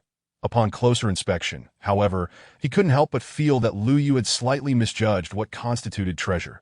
Genuine treasures should be the esteemed tokens of skilled mentors, or perhaps rare and precious materials, rather than these dubious adult items or worthless scraps of metal. Feeling overwhelmed, Su Mu unleashed arcs of electricity from his branches, obliterating the so-called treasures that he could not allow Leaf Ji to see them, lest his aloof and mysterious image be shattered. Just then, a mournful cry echoed through the air. It was Lu Yu returning, witnessing the remnants of the treasures dissipating into thin air, its heart heavy with sorrow. Lu Yu, despondent, felt as if its very spirit had been crushed. It wished for nothing more than to vanish. Like a swirling leaf, it plummeted from the sky, and Su Mu, feeling a pang of guilt, caught Lu Yu and placed it beside Xiao Bai. Xiao Bai, oblivious to the situation, opened its eyes to find Lu Yu looking utterly despondent. Realizing Su Mu's intention, Xiao Bai hissed softly, as if to say, "Rest assured, tree god. I shall revive this foolish crow." Xiao Bai's mischievous crimson eyes fixated on Lu Yu, its body coiling, muscles tensing, and its pristine tail raised, casting a shadow of impending doom. Xiao Bai was no longer small. Its body measured 3 meters in length and was as thick as a bowl. The memory of Xiao Bai's tail was vividly imprinted in Ershio's mind. That as Xiao Bai raised its tail, Ershio recalled the dark days of its own thrashing, the pain still fresh in its mind, and it covered its eyes with its paws. Unwilling to witness Lu Yu's impending fate, yet its overly eager eyes peeked through the gaps, unable to avert their gaze from the impending spectacle, a mixture of sympathy and twisted delight rising within. Ha ha ha! This foolish bird has finally fallen into the hands of the great demon. It won't be just me getting thrashed this time, Ershio lamented, half crying, half laughing at the unfolding drama. Chapter 90 as Xiao Bai's tail hung poised in the air. The mere shadow cast by it caused Lu Yu to feel a dull ache in its body that in the past, while watching Ershio receive Xiao Bai's tail education. Lu Yu had laughed heartily, but now, as the tables turned, its heart twisted in fear, making even the act of breathing feel laborious. Recalling Xiao Bai's formidable tail, Lu Yu cowered, scrambling to its feet, chirping energetically as if the sorrowful bird it had been moments ago was a distant memory. Su Mu face-palmed, muttering, "Indeed, old sayings ring true. Sometimes a good beating is all it takes to cure a stubborn child," summoning all the exotic creatures roaming the valley to gather beneath the tree. Su Mu had an important announcement to make. After careful consideration, I have decided to host the inaugural martial arts tournament, with the victor receiving an exclusive prize personally awarded by me. As Su Mu rambled on. Aside from Xiao Bai, who seemed to grasp part of it, the other creatures wore bewildered expressions, utterly lost. Who am I? Where am I? What did the tree god just say? I don't understand anything. The collective confusion was palpable. In that moment, Su Mu realized that despite their intelligence, they had never received formal education and could only comprehend simple commands. Perhaps next time, I should ask Yi Ji to bring some educational materials. It would be even better if a kind-hearted soul were willing to teach them that moment. Su Mu longed for the Wang family, wishing for their swift arrival to impart knowledge to these creatures. Looking at the group of illiterates, he decided to keep it brief, simplifying his earlier elaborate speech. You will each face off one-on-one. The winner will receive a reward. This time, even the dim-witted Ershio understood. So it's a fight. This is my forte. Its eyes gleamed with determination as it scanned its opponents. This time, the tree god's prize is mine. Just you wait, you foolish cat. I, the wolf lord, will soon pin you down and make you cry. Yu Ying, not to be outdone, let out a defiant meow, returning Ershio's challenge with an angry roar. Even before the formal duel commenced, the wolf and cat were already at odds. The eagle, with keen eyes, focused on Xiao Bai. Filled with anticipation, confident in its abilities, it was determined to seize victory in this match. Qingyi and Lu Yu exhibited a remarkably tranquil demeanor. The former was disinclined to engage in battle, while the latter found himself outmatched. Xiao Bai, a diligent and earnest child, set aside his cultivation endeavors to wholeheartedly respond to Su Mu's call. Within his heart resided two unwavering beliefs. Firstly, whatever the tree god decreed was unquestionably right. If any discrepancies arose, it was undoubtedly due to a failure to adhere to Su Mu's directives. Secondly, anyone daring to oppose the tree god must face dire consequences. This time, he sought to solidify his status as the strongest under Su Mu's command. Hoping to garner more of Su Mu's attention, aside from those two serene individuals, Su Mu felt a sense of satisfaction at Xiao Bai's enthusiasm, prompting him to drop another bombshell to ignite the fervor of these tranquil contenders. The victor of this duel would earn the exclusive right to utilize the spirit pool once, accompanied by an hour of Su Mu's gentle caress. Qingyi's eyes sparkled with excitement. While he wasn't overly concerned about the spirit pool's access, he couldn't deny a certain level of interest, yet what truly captivated him was the prospect of the second reward. A caress from the tree god. How exhilarating! I must give my all to secure victory. Chapter 91. The first martial arts tournament. Qingyi's sudden burst of enthusiasm alerted Xiao Bai, leading the fox and the snake to share a knowing glance, reaching a silent consensus. Confirming their intentions, Xiao Bai resolved that this was the last opponent he aimed to defeat. Both the earnest Xiao Bai and the languid Qingyi were among the wisest beasts in the valley, second only to Su Mu. Despite Qingyi's usual lethargy, his intellect was sharp, as Su Mu had often witnessed their collaborative strategizing. Qingyi was cunning while Xiao Bai was righteous, their combined strengths proving beneficial. Some of the strategies they devised left Su Mu astounded, as they were, without a doubt, born schemers. They were naturally gifted military advisors. For this contest, Su Mu opted for a free-for-all format rather than one-on-one pairings, allowing participants to strike whom they wished while also enabling alliances. This approach added an element of unpredictability compared to the monotonous one-on-one battles and allowed Su Mu to gain a clearer understanding of their characteristics. The battleground was confined to the valley, and the only rule was that there were no rules. The victor would claim everything. Now, let the battle commence. Xiao Bai and Qingyi plunged into the mist, soaring high as they left the still-dazed Lu Yu and the wide-eyed Yu Ying and Ersha behind. Lu Yu pecked at his feathers, pondering his position as a mere bird unable to compete, yet considering the possibility that they might engage in a fierce battle, allowing him to reap the benefits. He had witnessed such scenarios before and believed it would unfold similarly this time. Ka. Just as Lu Yu contemplated taking flight, Yu Ying's claw descended, swiftly grounding him before his dreams could take flight. Lu Yu was out to Ersha, embodying the spirit of knighthood, patiently awaited Yu Ying to dispatch Lu Yu, ensuring this sacred duel remained undisturbed. That if Lu Yu had known this, he would surely have wept. After all, it was only a moment of delayed reaction and slow flight. Did they truly need to be so harsh? Ersha and Yu Ying paid no heed, engaging in a long-distance skirmish. Ao Wu and Miao Wu exchanged blows, their fierce cries echoing. Yet neither made a move to strike. That Su Mu couldn't help but want to interject. Stop with the shouting. You won't defeat anyone that way. Perhaps hearing Su Mu's unvoiced sentiments, Yu Ying finally ceased her roaring suppression. With a swift motion, her soft, pink pads revealed 10 sharp claws, and with powerful legs, she sprang forward, appearing before Ersha in an instant. Her claws danced in a flurry, delivering a barrage of strikes aimed at Ersha's head. But Ersha, seasoned by Xiao Bai's tail-whipping lessons, was no stranger to receiving blows, soft and feeble. Foolish female, I shall bite you to death. Ersha shut his eyes, disregarding everything, and bit down fiercely, gripping Yu Ying's nape. In an instant, Yu Ying's body went limp, her ferocity diminished as she transformed into a mere kitten scratching an itch. Ersha tilted his head, brimming with pride. Look at you, dazed, aren't you? I'm tough enough to withstand this.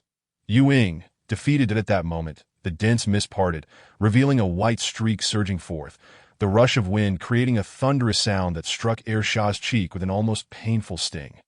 Wait, what was this familiar sensation? Could it be Xiao Bai? Ersha panicked. Chapter 92. A series of maneuvers. The familiar dread washed over him, causing Ersha to shudder and tuck his tail, contemplating an escape. However, Xiao Bai's speed was unparalleled. In a flash of white light and a gust of wind, Ersha was sent hurtling backward, the right side of his face swelling visibly. This familiar strength, this extraordinary speed, without a doubt. It was Xiao Bai. How painful! Woo-woo. A sharp cry echoed through the sky as Ji, who soared high above, seized the opportunity to dive down, his black wings unfurling, moving with such incredible speed that it appeared he transcended time and space. The ground roared with wind, like a typhoon sweeping through, tossing sand and stones, darkening the skies. Hiss! Xiaobai arched his body, unleashing his full power, his tail striking the ground, creating fissures in the earth. With this force, Xiaobai propelled himself into the air, narrowly evading Ji's assault. Though this sequence of events may seem lengthy, it transpired in the blink of an eye, too swift for even ordinary spiritual beings to react. Resulting in a brief skirmish. Outsiders viewed the spectacle, while insiders discerned the strategy. Xiaobai's maneuver genuinely caught Su Mu off guard. To Ji, an inherently fierce aerial sovereign, though tamed by Su Mu, still fell short of the black eagle he once was. Yet was not far behind that if Ji were to awaken his innate talent, spatial phase, even the black eagle would find itself at a disadvantage. Aerial superiority inherently favored Ji, as diving from above granted him immense speed, covering distances in the blink of an eye. Yet Xiaobai somehow managed to evade Ji's lethal strike with sheer physical prowess before Ji could land the attack. This required not only awareness but also formidable physical strength. Xiaobai's physical resilience stood unrivaled among the beasts, dominating the battlefield, and undeniably claiming the title of Su Mu's foremost general. What exactly was Xiaobai's innate talent? A sense of curiosity stirred within Su Mu. In the arena, upon witnessing Xiaobai evade his assault, Ji was both astonished and reluctant to linger on the ground. His advantage lay in being an aerial unit. Ascending would allow him to conserve energy while waiting for Xiaobai and Qingyi to reveal any vulnerabilities, at which point he could strike decisively. However, without that advantage, he would stand no chance against Xiaobai on the ground. Desperate to take flight, Ji found himself pursued relentlessly by Xiaobai, that if he failed to subdue Ji now, future attempts would prove arduous. Xiaobai coiled his body, his tail striking the surrounding rocks, creating a continuous barrage that obstructed Ji's ascent, effectively thwarting his intentions to take to the skies. That Ji was on the verge of defeat. Su Mu glanced over, already foreseeing Ji's impending downfall, that as the undisputed ruler of this valley. Su Mu comprehended Xiaobai and Qingyi's intentions completely. Xiaobai was in the open, while Qingyi lurked in the shadows. Xiaobai's earlier attack on Air Shah was a calculated move to draw Ji into the fray, while Qingyi awaited the opportune moment to strike. Once Xiaobai ensnared Ji, Qingyi would utilize his innate charm to create an opportunity for Xiaobai to secure a decisive victory. As Su Mu had anticipated, Ji, ensnared by Xiaobai's deliberate maneuvering, drew ever closer to Qingyi's concealed position. Suddenly, Xiaobai ceased his barrage of stones. That Ji's eyes gleamed with ferocity, believing he had run out of stones to hurl and was now ready to soar. Out of the corner of his eye, a flash of resplendent azure caught his attention. Chapter 93. Qingyi versus Xiaobai. It was Qingyi. Qingyi's enchanting eyes shimmered like rippling waters, reflecting the myriad facets of the world. A mesmerizing spectacle. That Ji stood frozen, captivated by the vision of himself awakening his innate talent, battling for the tree god. This was the dream he harbored deep within. True allure transcends mere beauty. It evokes the darkest desires buried within one's soul, amplifying them until one succumbs, becoming a servant to Qingyi. With a single glance, one could ensnare countless souls, toppling the world. Though Qingyi had yet to master such profound power, he had grasped a fragment of it, leaving Ji momentarily ensnared within Qingyi's illusion. Xiaobai recognized Ji's stupor and seized the opportunity. Hiss, like a startled swan, graceful as a wandering dragon, the pristine figure of Xiaobai glided through the air, reaching the front of Ji in just a few breaths. With a twist of its body, it leapt into the air, its tail striking with a resounding crack that echoed through the atmosphere. Ji, lost in a realm of illusion, was suddenly jolted by a thunderous sound in his ear. Snapping him back to reality, that he frantically flapped his wings, but it was too late. Xiaobai's tail sent him flying, crashing to the ground. Ji had been defeated. Now, only Xiaobai and Qingyi remained for the final confrontation. A glint of determination flashed in Su Mu's eyes. He understood that if Qingyi wished to triumph, it must act swiftly while Xiaobai was in a moment of weakness, having exhausted its energy yet to rejuvenate. A delay of even a second would allow Xiaobai to regain its composure, rendering Qingyi no match for it. Despite the fog enveloping the valley, which severely hindered perception, Xiaobai could still utilize its innate thermal sensing ability to locate Qingyi's position. The outcome hinged on this very moment. Su Mu eagerly anticipated how Qingyi and Xiaobai would engage next. With a few bounding steps, Qingyi emerged from the mist, its eyes shimmering momentarily like a breathtaking kaleidoscope. Captivating all who beheld it as Xiaobai descended from the air and made eye contact with Qingyi. It appeared somewhat dazed. Qingyi's enchanting eyes narrowed with pride, resembling a weasel that had just pilfered a hen. It seemed Qingyi had fallen for Xiaobai's ruse. Lacking extensive combat experience compared to Xiaobai, Qingyi often concluded battles shortly after deploying its charm ability. Had it engaged in more skirmishes, it might have discerned that Xiaobai's body was taut like a drawn bow, silently gathering power, poised to strike. There was no sign of being enchanted. Xiaobai was merely playing along with the plan. Unaware of this, Qingyi approached, only to be met with Xiaobai's sudden movement, still as a maiden. Swift as a hare, the Xiaobai's tail struck like lightning against Qingyi's ribs, causing crimson blood to seep from its lips as it let out a sorrowful cry and collapsed to the ground. Xiaobai gazed at the fallen Qingyi, bloodied and broken, with sorrow and guilt reflected in its scarlet eyes. The force it had used was no different from what it typically employed against Ershah. Yet why had it inflicted such harm upon Qingyi? Xiaobai had forgotten that Qingyi's physical strength paled in comparison to Ershah's. Although Qingyi's prowess was second only to Xiaobai's, its true combat capabilities fell short of Ershah's. How could it possibly endure such a blow from Xiaobai? Overwhelmed with guilt, Xiaobai, having inherited Su Mu's ruthless approach towards foes, was merciless like autumn winds sweeping away leaves. Yet when faced with its companions, it would rather endure wounds than witness Qingyi suffer. Despite achieving victory, Xiaobai felt no joy, its demeanor resembling that of a child who had committed a transgression, standing dazed and despondent. Chapter 94. I offer you a kick, do not fret. Xiaobai, this is battle, and injuries are inevitable. Qingyi will not hold this against you, Su Mu reassured, tapping Xiaobai's forehead with a branch, soothing its self-reproachful heart with his soul voice. Tree God, may I share this reward with Qingyi and the others? Xiaobai's youthful voice inquired. That of course, Su Mu replied. But are you certain you wish to proceed with this decision? Even if you do not share the spirit pool with them, I shall tend to their injuries. Without hesitation, Xiaobai nodded affirmatively. Tree God, I have made up my mind. Su Mu's gaze softened as he regarded Xiaobai. Pleased with its choice that in contrast to deceit and scheming, he cherished this atmosphere of unity and camaraderie. Naturally, it was crucial that such kindness did not extend to adversaries. It was best for enemies to meet their demise. Gently, Su Mu used roots to lift Qingyi and the others, carefully placing them into the spirit pool. The spiritual energy within Su Mu surged like mercury, cascading forth in abundance. The pool brimmed with life essence, and for once, Su Mu refrained from excessively diluting it with water. The ratio was approximately 10:1. A significant improvement from the previous proportions of several hundred to 1. Xiaobai and the others were worthy of such investment. Even at 10:1 dilution was still a considerable burden for Su Mu. And despite his formidable strength, he felt nearly drained. I feel utterly depleted, he lamented, his complexion wan and his branches drooping with fatigue. Though the expenditure was immense, the effects were immediate. The air around the spirit pool became exceptionally refreshing.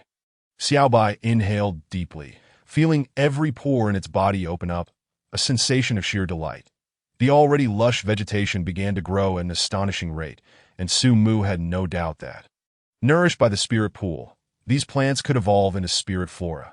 Among the plants was a single stalk of straw that Su Mu held in high regard, believing it to be the most promising candidate for transformation into spirit flora.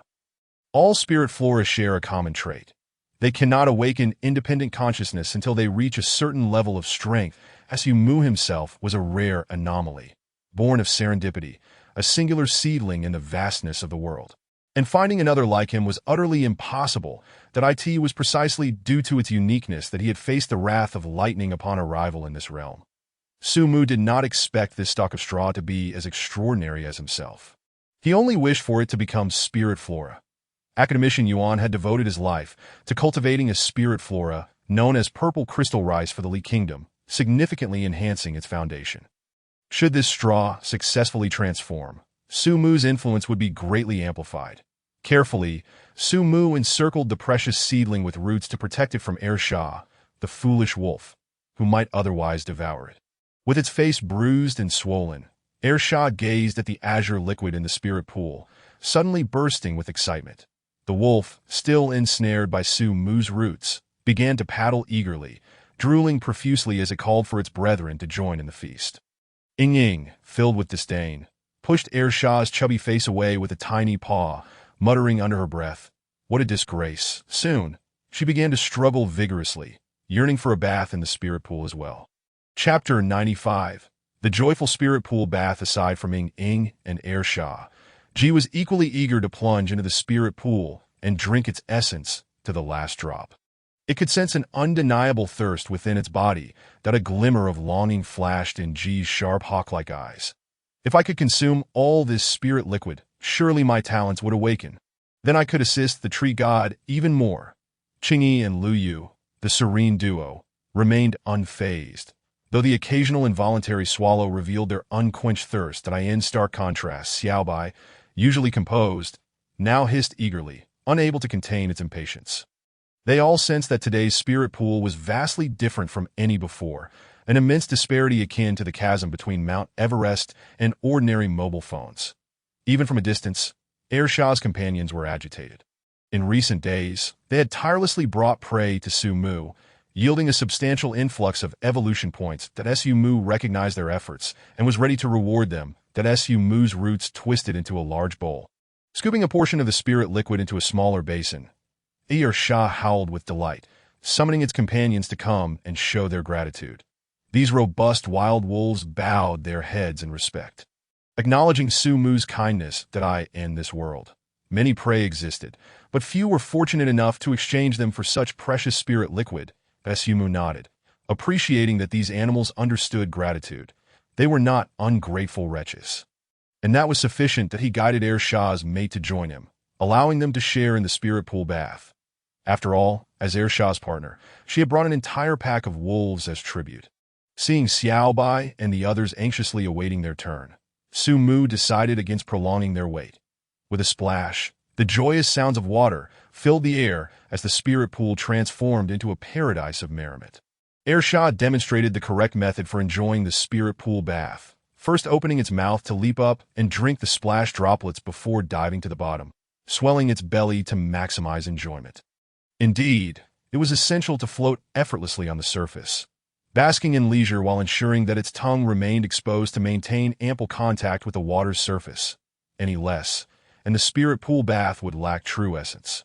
Shah's mate synchronized with its movements, joining in the jubilant dance. Su Mu turned away, unwilling to watch further, fearing that his intellect might be diminished by Shah's wealth of experience. Ying let out a fierce meow, stealthily swimming to Shah's side, resting her front paws on its swollen belly to enact a sacred revenge. The rivalry between cats and dogs was as old as time.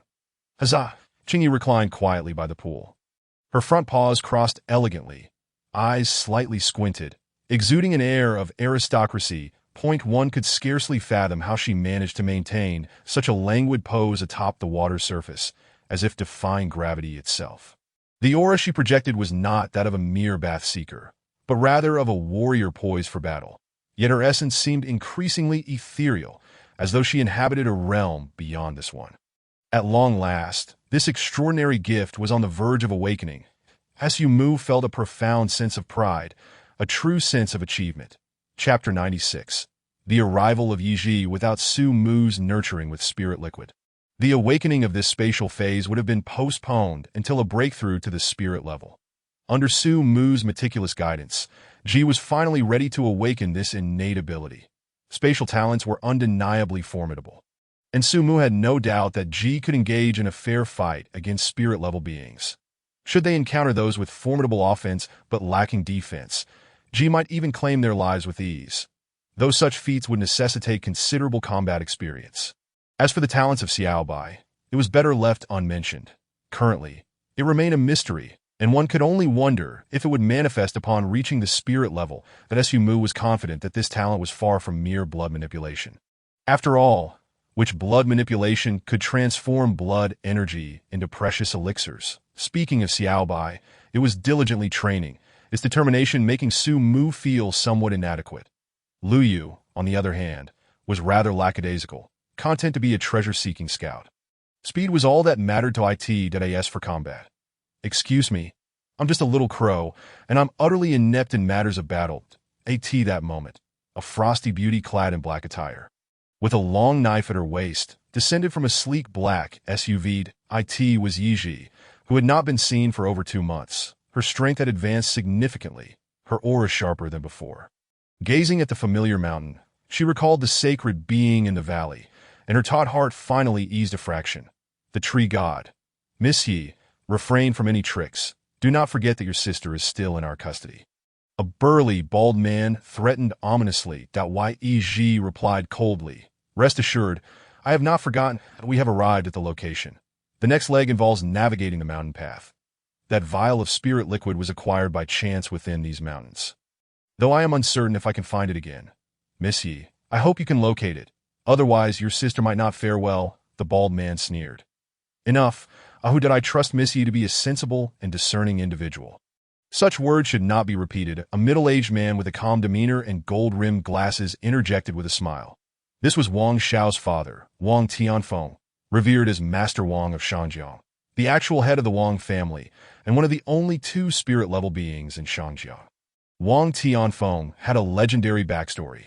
Prior to the resurgence of spiritual energy, he was a lowly bureaucrat, and after being cuckolded by his wife, he found himself abandoned. However, upon the awakening of spiritual energy, he discovered an extraordinary talent, rapidly advancing from an ordinary individual to a spirit-level powerhouse within a mere year. During this time, he built the illustrious Wang family from scratch, becoming a prominent figure in Shangjiang. Miss Yi, as long as you can lead us to the treasure you spoke of, I assure you that your sister will remain unharmed, and we can put our grievances behind us. Should you be deceiving us? Wang Tianfeng's smile faded, leaving an unspoken threat hanging in the AI. Yi's lips curled into a semblance of a smile.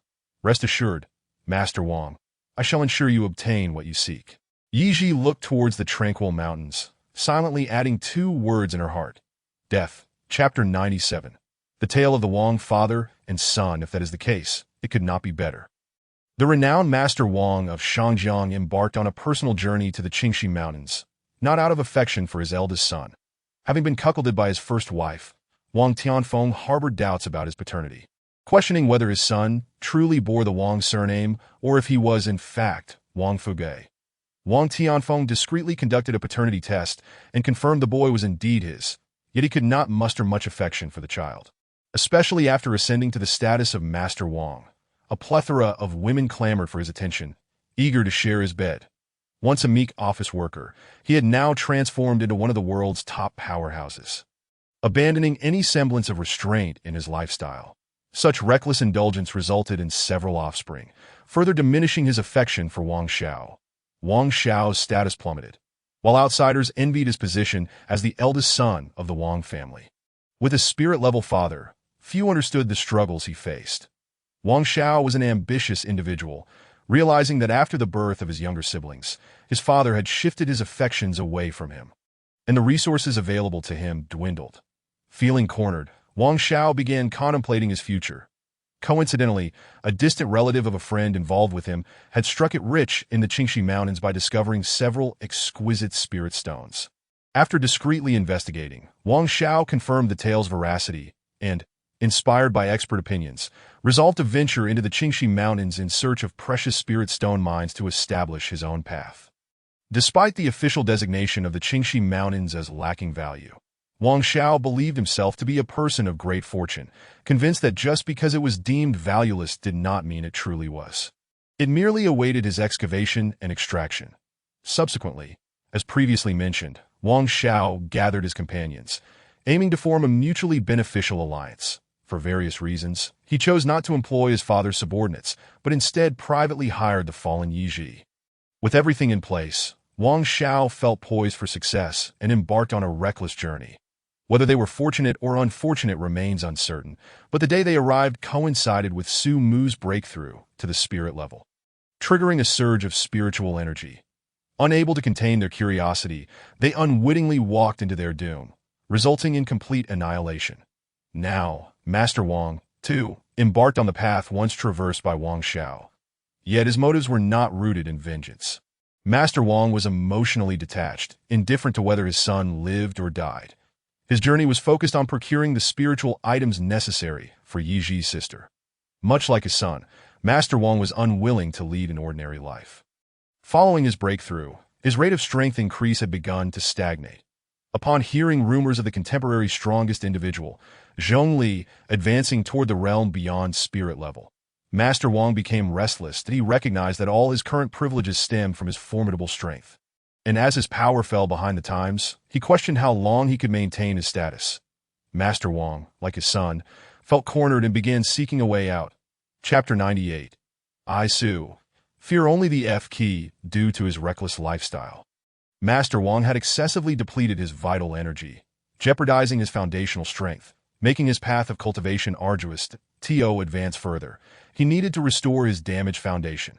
Yet the spiritual items capable of nurturing and repairing one's roots were exceedingly rare and elusive. Just as hopelessness began to set in, Yi Ji's sister, Yi Luo, entered his sights. Like her sister, Yi Luo had suffered foundational damage, but her condition was more severe, teetering on the brink of life and death.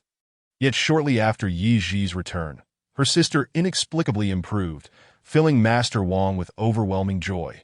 Through dubious means, Master Wang captured Yi Luo and used her life as leverage to compel Yi Ji into revealing her opportunities in the Qingxi Mountains. Yi Ji refrained from betraying Su Mu, instead fabricating a plausible lie. Uncertain whether Su Mu could contend with Master Wang and his entourage, she resolved to lead them into a different area of the Qingxi Mountains, biding her time for a counterstrike. Even if it meant risking her life that I end the valley, Su Mu felt a stirring. Was that Yi Ji, when beings consumed Su Mu's life essence and pledged their allegiance? A unique connection was forged. Within a certain range, this bond remained unbroken. While Su Mu could not directly communicate through this link, he could sense the general location and emotional state of the other party. At that moment, Su Mu clearly perceived that Xiao Bai and the others were quite joyful, though that was evident without needing to sense it. Yet Yi Ji now seemed anxious and worried that Su Mu furrowed his brow. Yi Ji should not be this tense upon returning to the Qingxi Mountains unless she had been coerced. Connecting the dots, he realized that it had been 2 months since the annihilation of Wang Xiao and his group. It appeared the Wang family had come to pay a personal visit. Su Mu let out a low, cold laugh as branches swayed without a breeze, stirring the mist that rolled incessantly through the valley. Just in time. If you had delayed further, I might have forgotten you altogether. Now, it is the perfect opportunity to deal with you. After defeating the strongest of his era, Su Mu felt an overwhelming sense of confidence that as long as the Wang family did not approach with tanks, fighter jets, or rocket launchers, what did he have to fear? Conventional firearms no longer posed a threat to him. Only weapons of mass destruction could instill any concern that as for the unmatched spiritual tier. Apologies, but before him, all beings were equal. He wondered if Yi Ji could accurately grasp his intentions. Su Mu murmured softly, attempting to soothe Yi Ji's emotions that as she walked. Yi Ji paused slightly, then continued forward as if nothing had happened. A gentle, eternal consciousness seeped into her heart, silently easing her worries. Externally calm, Yi Ji's heart, however, was tumultuous. Was that sensation earlier from the tree god? Indeed, this meant the tree god was already aware of my arrival. Her once anxious heart steadied like a stabilizing needle as her mind raced to comprehend Su Mu's actions. She believed that his actions were not without purpose, for he was the tree god. Chapter 99. The tree god is not to be offended. The enhancement of spiritual energy to living beings is comprehensive. It not only strengthens the body, but also fortifies the mind. That a strong mind may not transform everyone into an Einstein, but it certainly prevents one from being as clueless as a fool who cannot fathom one. With a willingness to think, many questions can be unraveled. That Yi Ji, inherently more intelligent than the average person, quickly deduced Su Mu's intent. The tree god wishes for me to lead Wang Tianfeng and the others to the valley? A glimmer of insight flashed in her eyes as she altered her course, guiding Wang Tianfeng and his group towards Su Mu's location. The spiritual practitioners possessed remarkable stamina, and in less than half an hour, they arrived near the valley. Wang Tianfeng gazed at the dense mist enveloping the land, a sudden unease washing over him. Miss Yi, this place feels rather off, does it not? At that moment, Yi Ji, exuding an air of confidence and disdain, replied with a smirk, wherever spiritual plants thrive, it is naturally extraordinary. Master Wang is a prominent figure in the Shijiang realm. Surely you cannot be unaware of such matters. Wang Tianfeng's expression twitched. Indeed, he was oblivious. Having spent his time focused on women's allure rather than grasping the insights of a genius like Yi Ji, he chuckled awkwardly to mask his embarrassment. That I have brought you to the designated location. As previously agreed, may I take my leave now? Yi Ji replied coldly. Wang Tianfeng smiled and said, we are unfamiliar with the subsequent path. I believe Miss Yi should continue to lead. Yi Ji studied him intently, her right hand instinctively brushing against the hilt of her knife. After a moment of contemplation, her expression fluctuated, and she ultimately released the hilt. Follow me. She strode confidently into the thick fog, her figure appearing and disappearing like a specter. Wang Tianfeng signaled his subordinates to keep a close watch on Yi Ji, ready to act decisively should she exhibit any unusual behavior. Su Mu sensed the presence of 10 individuals cautiously navigating the mist. Their movements slow and deliberate, he murmured, such anticipated caution. Do you think this will spare you from peril? With a flick of his will, the clouds roiled, the mist thickening, visibility plummeting. Beyond 30 centimeters, everything before him became a blur. Xiao Bai seemed to detect something, letting out a sharp hiss, while the exotic creatures in the spiritual pool stood alert, their keen gazes fixed on the valley's entrance, a surge of murderous intent welling within them. They roared in unison, pledging their allegiance to Su Mu. Though these creatures may lack the intellect of humans, their intentions were pure and grateful. They sought to rend apart these audacious invaders, to protect their sacred sanctuary, which they held dear. The sacred ground is not to be trifled with. The tree god is not to be offended. Su Mu looked down at the courageous beasts rallying together, feeling a sense of pride. Very well, let me witness the fruits of your efforts. Regardless of their spiritual tier, this was his domain. Even dragons would have to lie low here. Following Su Mu's command, Air Shao howled triumphantly, the sound waves dispersing the mist. At that moment, he was no longer the foolish wolf before Su Mu, but the king of the wolves. The pack responded in unison, their emerald eyes fixated on the valley entrance, poised for action. At Air Shao's command, they would repay Su Mu's kindness with the demise of their foes. Chapter 100. The bottom line for Xiao Bai and the others. Qingyi twisted her neck, her pink tongue delicately licking her lips. Her enchanting gaze icy. Lu Yu and Ji Yi soared through the azure sky, their sharp eyes scanning the ground for signs of the enemy. Yuing shook off the spiritual liquid clinging to her body. Her muscles taut like a bowstring drawn to its limit, poised to unleash devastating power. The cold, vertical pupils glimmered with a bloodthirsty light. Xiao Bai raised her head, her crimson eyes devoid of warmth, emanating a dangerous aura that chillingly lowered the air temperature. Xiao Bai was furious. These audacious intruders had crossed her bottom line. Only their deaths and blood could serve as a sacrificial offering. With a sharp crack, Xiao Bai's body coiled like a bow, launching forward like a released arrow. A sonic boom resonating around her, fracturing the ground and tearing a long passage through the mist, her form blurring into a streak of light as she vanished into the depths of the fog. Air Shao led his kin, gradually accelerating, their movements merging into a rhythmic cadence, charging towards the unsuspecting spiritual practitioners. Qing Yi and Yu Ying ascended different peaks, their agile forms dissipating into the thick mist.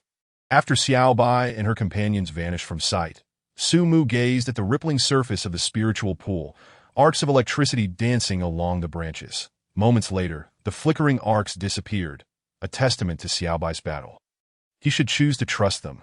Combat, slaughter, death, and growth. He awaited their triumphant return. Master Wang, the mist appears denser than before. Wang Tianfeng, upon hearing this, confirmed the observation. Earlier, they could see a meter ahead, but now everything beyond 30 centimeters was a white blur. Indistinct and unclear, the sudden chill enveloped him as he inexplicably glanced towards Yi Ji's location, only to find it eerily empty. Wang Tianfeng's pupils constricted, and he cursed vehemently. Damn it, we've been played by that little vixen. Everyone maintain formation and retreat the way we came. A piercing eagle's cry echoed through the sky, its sound resonating like thunder, causing their ears to ring painfully. "Everyone, look above," an eagle, perhaps the guardian of these spiritual plants, Wang Tianfeng called out.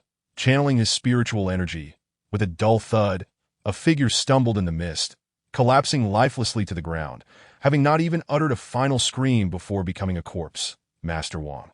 "Heir who is dead," a leather-jacketed Mo Ganshi exclaimed in shock. Wang Tianfeng, his face pale, hurried over to find indeed another body nearby, its head grotesquely tilted to the right at a 90-degree angle. The skull shattered into countless fragments. Wang Tianfeng felt a chill, not only in his demeanor, but also in his heart, that it was not terrifying to crush a person's bones. He could easily do that. What was frightening was the ability to cleanly eliminate a 6th-tier master before they even realized it. What kind of entity could silently conclude the life of a skilled combatant? Wang Tianfeng looked again into the thick mist, sensing an eerie, chilling presence. Chapter 101. The Secret to Combat. "Everyone, gather around me." Wang Tianfeng suppressed the fear swelling within him, issuing commands that he had not attained the spiritual tier merely by chance. He had fought his way up step by step. "I will see how you will act with so many of us gathered here. If you dare show your face, I will end you." Wang Tianfeng steeled his resolve, heightening his senses to ensure that no rustle of movement could escape his notice. Xiaobai's crimson eyes were devoid of warmth as she stealthily maneuvered through the dense fog, waiting for the opportune moment. She knew such a chance would not elude her for long, for Heir Shao was leading his pack to engage. Awu, in the vast, desolate wilderness, the haunting howl of wolves echoed, growing ever closer that a silvery figure, accompanied by a malevolent wind, tore through the mist, followed by a throng of fierce wolves. Ursha, tall and robust, came to an abrupt halt, his limbs firmly planted on a fragment of rock. With a glance that surveyed the surroundings, his beastly gaze was cold and ruthless, meticulously commanding his pack to launch an assault. The members of Ursha's pack were but half his size, yet each still measured over 3 meters in length. The ordinary wolves of the earth paled in comparison before them. Under Ursha's leadership, this band of savage wolves moved like a well-drilled, fearless battalion, splitting into 2 groups to encircle Master Wang and his companions. Their emerald eyes fixated on the intruders, they surrounded but did not strike, as if biding their time for something. The arrival of Ursha and his pack instilled panic among the spirit practitioners, who, lacking the resolve of those conscripted by the state to fight alongside darkness and slaughter, were merely cowardly insects that had gained power in times of peace. They flaunted their might over ordinary people, scrambling for advantages and striving to outdo one another. Yet when true danger loomed, they became timid as mice, clinging to their lives. That Su Mu held a deep respect for the official forces of the Li Kingdom. Their very existence prevented society from descending into chaos and darkness, serving as heroes who safeguarded tranquility. In contrast, individuals like Master Wang were mere societal pests, not worthy of lament. Stay calm. Form a circular battle formation. These beasts are only around level 3 in strength, though they are numerous. With me here, victory is assured, Master Wang proclaimed, taking a deep breath to rally morale. These creatures are wary of our numbers. As long as we maintain our formation, they cannot harm us. Now listen to my commands and slowly retreat. Remember, do not turn your backs on these beasts. Ursha regarded the loud human with a glimmer of wisdom in his eyes. Fool. We are merely waiting for our pack to assemble. Your arrogance is amusing, that I wish to douse your pride with a splash of cold reality. The Wolf King. Ursha was no fool. His intelligence was merely masked by a seemingly simple demeanor. However, standing on the rocky ground, with the chill wind blowing, his clarity returned as he awaited Qingyi and Yueying to take their positions. This awareness was the result of their multiple collaborations, as well as Su Mu's deliberate instruction. The secret to combat lay in overwhelming the few with the many.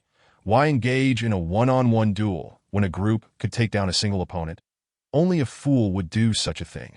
Clearly, Ursha and his pack grasped this principle well. Suddenly, Ursha's eyes lit up, and with a long howl, the pack launched a silent charge at his command. Chapter 102. The Decapitating Strike of Xiaobai alone. One-eyed wolf sprang forward, lunging at the previously menacing bald man, its jaws wide open, revealing a fearsome array of sharp teeth. The bald man sneered. His body is dark and unyielding as steel. You think you can harm me? Die. With a twist of his torso, he brought his hands together like a massive iron hammer, crashing down on the one-eyed wolf's head. The wolf stumbled and collapsed to the ground, and the bald man, grinning triumphantly, stomped his foot heavily upon the wolf's skull, creating a deep dent in the earth that he was about to boast for anyone else to challenge him. But he had forgotten that he was not facing just one wolf. Nearby, other wolves seized the opportunity to pounce, their teeth sinking into his arms and thighs, producing a sound that sent shivers down the spine. Yet these creatures, who chewed bones like candy, could not inflict a scratch on the bald man. From a distance, Su Mu raised an eyebrow, surprised by the bald man's remarkable defense, able to withstand the assaults of multiple wolves without a scratch. This was quite unexpected. However, that was where his advantage ended. No matter how strong the defense, it had its limits that he believed Xiao Bai would not disappoint him, using her extraordinary physique to shred the bald man's ironclad defenses. With a hiss, Xiao Bai's crimson eyes reflected the bald man's form as she crouched like a drawn bow, then sprang forth with a thunderous clap of her tail against the ground, stirring up a whirlwind of dust and debris. In an instant, Xiao Bai vanished, her body slicing through the air with rippling waves. And in the blink of an eye, she was upon the bald man. The chilling aura of impending doom caused him to freeze in place, breath caught in his throat. Seizing the fleeting moment, Xiao Bai's muscles coiled and released an incredible force, striking the bald man's forehead with her tail. Bang! The bald man's vision blurred, and his head was brutally shattered by Xiao Bai's blow, exploding into a mist of blood that splattered his nearby companions. The bald man. No, he was now merely a headless corpse. Never had the chance to underestimate Xiao Bai as he fell lifelessly to the ground. From the moment Xiao Bai struck until the end, not even a second passed. And Master Wang lost a powerful ally. This was the true might of Xiao Bai unleashed, extreme and brutal. With a piercing cry that could shatter gold and split stone, Xiao Bai descended from the sky at a speed of 200 kilometers per hour, stirring fierce winds and flying dust.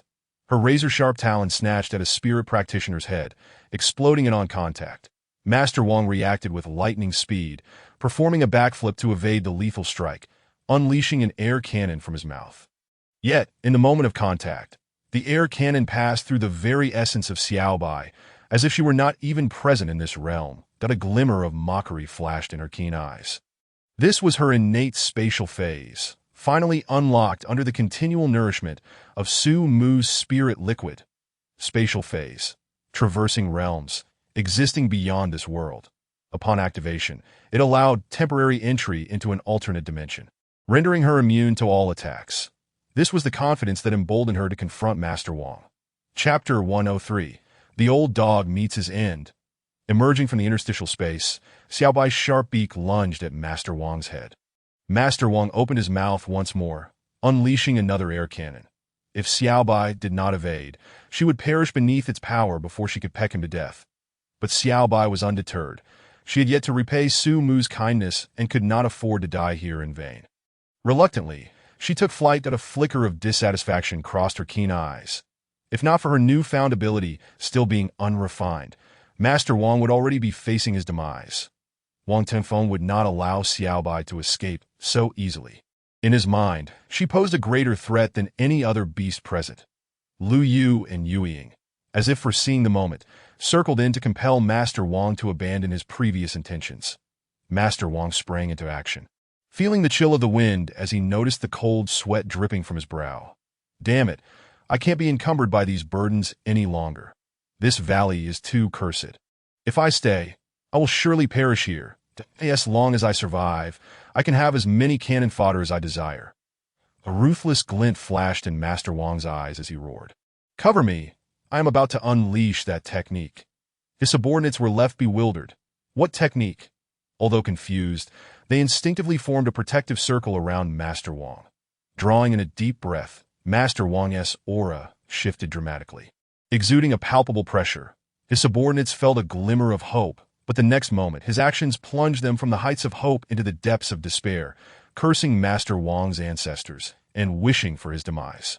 With Master Wang at the center, the air compressed and pushed outward, sending his loyal followers sprawling. Unfazed, He stomped heavily with his right foot, charging forward. That it was unclear how many times he had practiced this move in secret.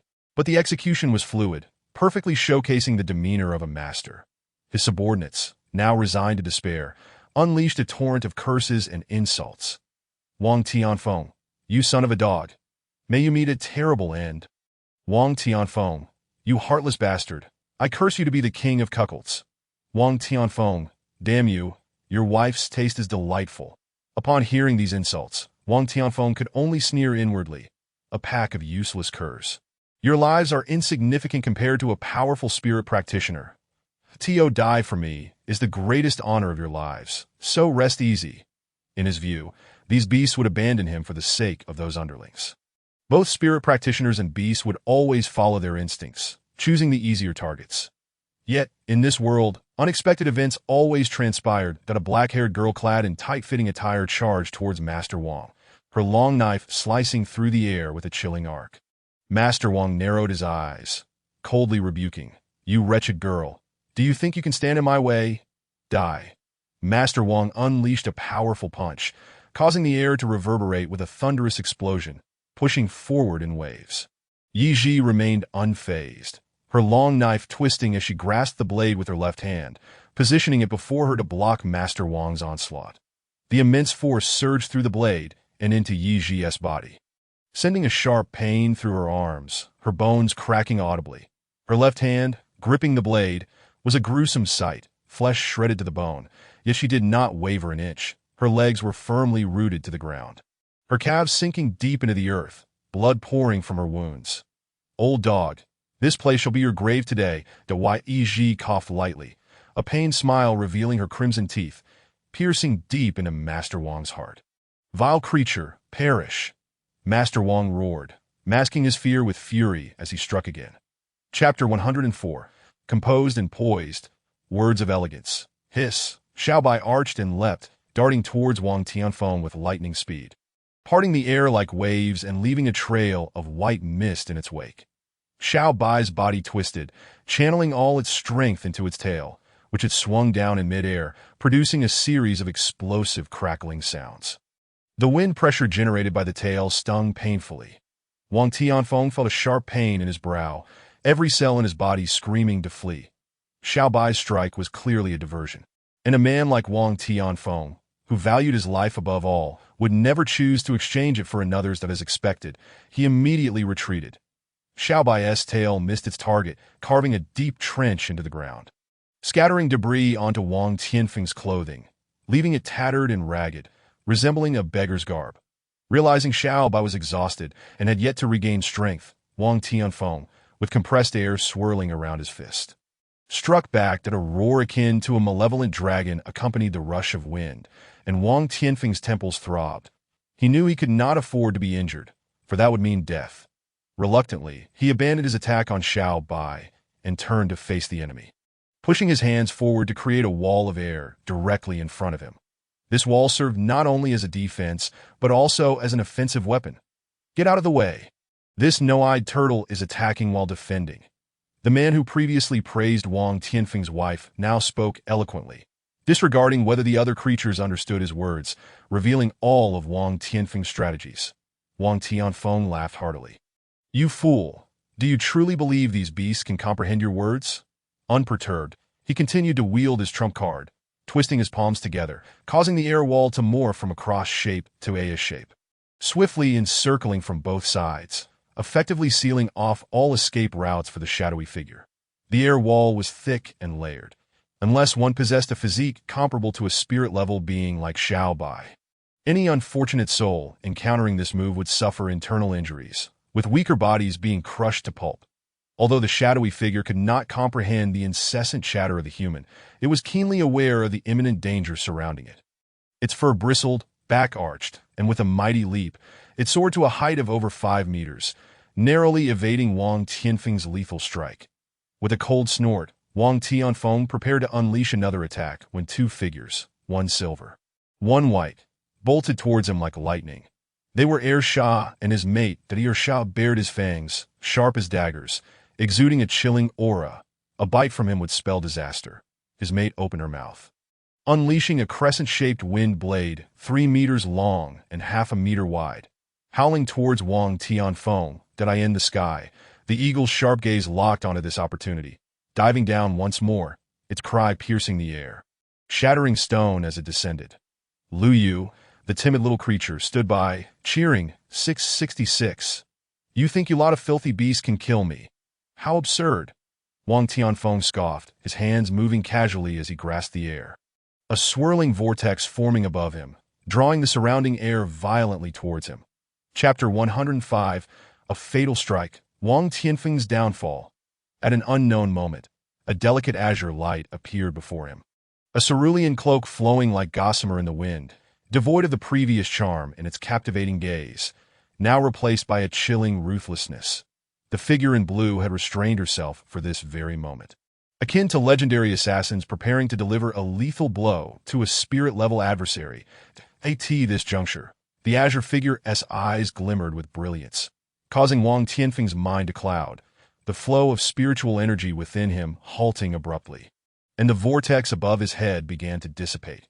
With an eerie howl, Wang Tianfeng broke free from the illusion with his formidable mental strength. However, engaging in a mental clash without overwhelming superiority would only lead to mutual destruction.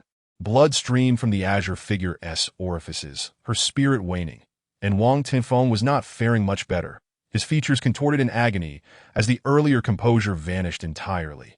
The azure figure's allure had only been effective for a fleeting moment. Yet that brief instant was sufficient for Er Shah and his companions. Like a flash of lightning, Er Shah broke through the air resistance, closing in on Wang Tianfeng and biting down on his calf. Crack! Er Shah's jaws, capable of crushing steel, severed Wang Tianfeng's leg, an unbearable pain surging through him, causing his vision to darken and his body to tremble uncontrollably. The sound of the crescent wind blade slicing through the air echoed like the tolling of a death knell in his mind.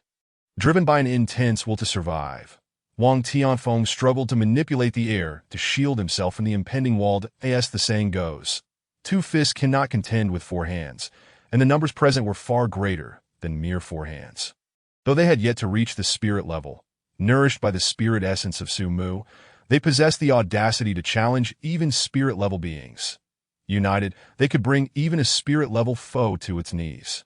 The eagle descended from the sky, its claws glinting with a metallic sheen, unhesitatingly raking Wang Tianfeng, leaving him half dead, 2 gaping wounds nearly cleaving his chest open, revealing writhing entrails upon closer inspection. The eagle's gaze was merciless. It had spared Wang Tianfeng only due to the command of the tree spirit. With a sharp cry, it embedded its claws into Wang Tianfeng's flesh, gripping his collarbone tightly, flapping its wings to soar high, bringing Wang Tianfeng before Su Mu to report. Xiaobai emitted a soft hiss, signaling Er Shah's mate to carry the gravely injured Yi Ji back. The shadowy figure moved anxiously, lowering its body, and with Xiao Bai's assistance, struggled to drag the larger azure figure back to the spirit pool. Humph. Although I wish this vixen would perish soon, for the sake of the last time you saved me. I shall spare you this once. Next time, even if I have to leap from a cliff, I will not save you, meow. Er Shah, along with Xiao Bai, began to gather the lackeys abandoned by Wang Tianfeng, their expressions grim under the predatory gaze of the wolf pack as they trudged into the depths of the valley, their spirits crushed. Wolf brother, I have a request. I carry a foul odor. My meat is scarce, and I humbly ask you not to eat me. This is a small token of my appreciation. I hope you will accept it. The man who previously praised Wang Tianfeng's wife now felt anxious. Attempting to ingratiate himself with Er Shah glanced disdainfully. What nonsense is this fool babbling about? Wait, what is that in his hand? Er Shah caught sight of a photo of a naked woman in the man's grasp. This idiot, does he not realize I am a wolf? My preference lies with she-wolves, not humans. This must be addressed. Er Shah howled, and one of his lackeys, understanding the cue, lifted a leg and urinated on the man's shoes. Some may wonder why Er Shah did not confront the situation personally, fearing that he had become arrogant after gaining followers. That in truth, it was quite the opposite. Ever since the last incident with the lightning strike, Er Shah now trembles when relieving himself, constantly glancing around, holding it in for a few seconds before moving to a safer spot to continue. This cycle repeated until he was finished. He was no longer the valiant Wolf King who would urinate defiantly against the wind. The thought of losing face was unbearable. Ear Shah had matured. Chapter 106. Is this a realm of immortals? A sharp cry pierced the sky, devoid of the previous ferocity, as the eagle dropped Wang Tianfeng to the ground, circling around Su Mu as if seeking praise. Well done. Indeed, that Su Mu chuckled silently, the branches caressing the extreme as a form of encouragement. After receiving Su Mu's gentle touch, Ji was overjoyed, its excitement beyond words. It had never shown such enthusiasm, even during a soak in the Lingling pool. It was as cheerful as a chubby child weighing 100 pounds. With a swift motion, another branch of Su Mu pierced Wang Tianfeng's forehead, enveloping his mind with an overwhelming surge of spiritual power. Su Mu had the ability to delve into the memories of others through his vast spiritual force, but this required the cooperation of the individual. Much like Yi Ji, who willingly allowed Su Mu to probe her thoughts, that if the subject resisted, Su Mu could only resort to a forceful mental assault, breaching their psychological defenses, which often risked rendering them into a state of idiocy, leading to gaps in the memories obtained. Yet if the individual was already on the brink of death, they would naturally be unable to resist. Such was the case with the unfortunate Mr. J and Comrade Slode, who belonged to this very category. Wang Tianfeng, gravely injured yet still alive, was fortunate, for in his feeble state, he could hardly muster an effective mental defense. Thus, his memories unfolded before Su Mu in meticulous detail.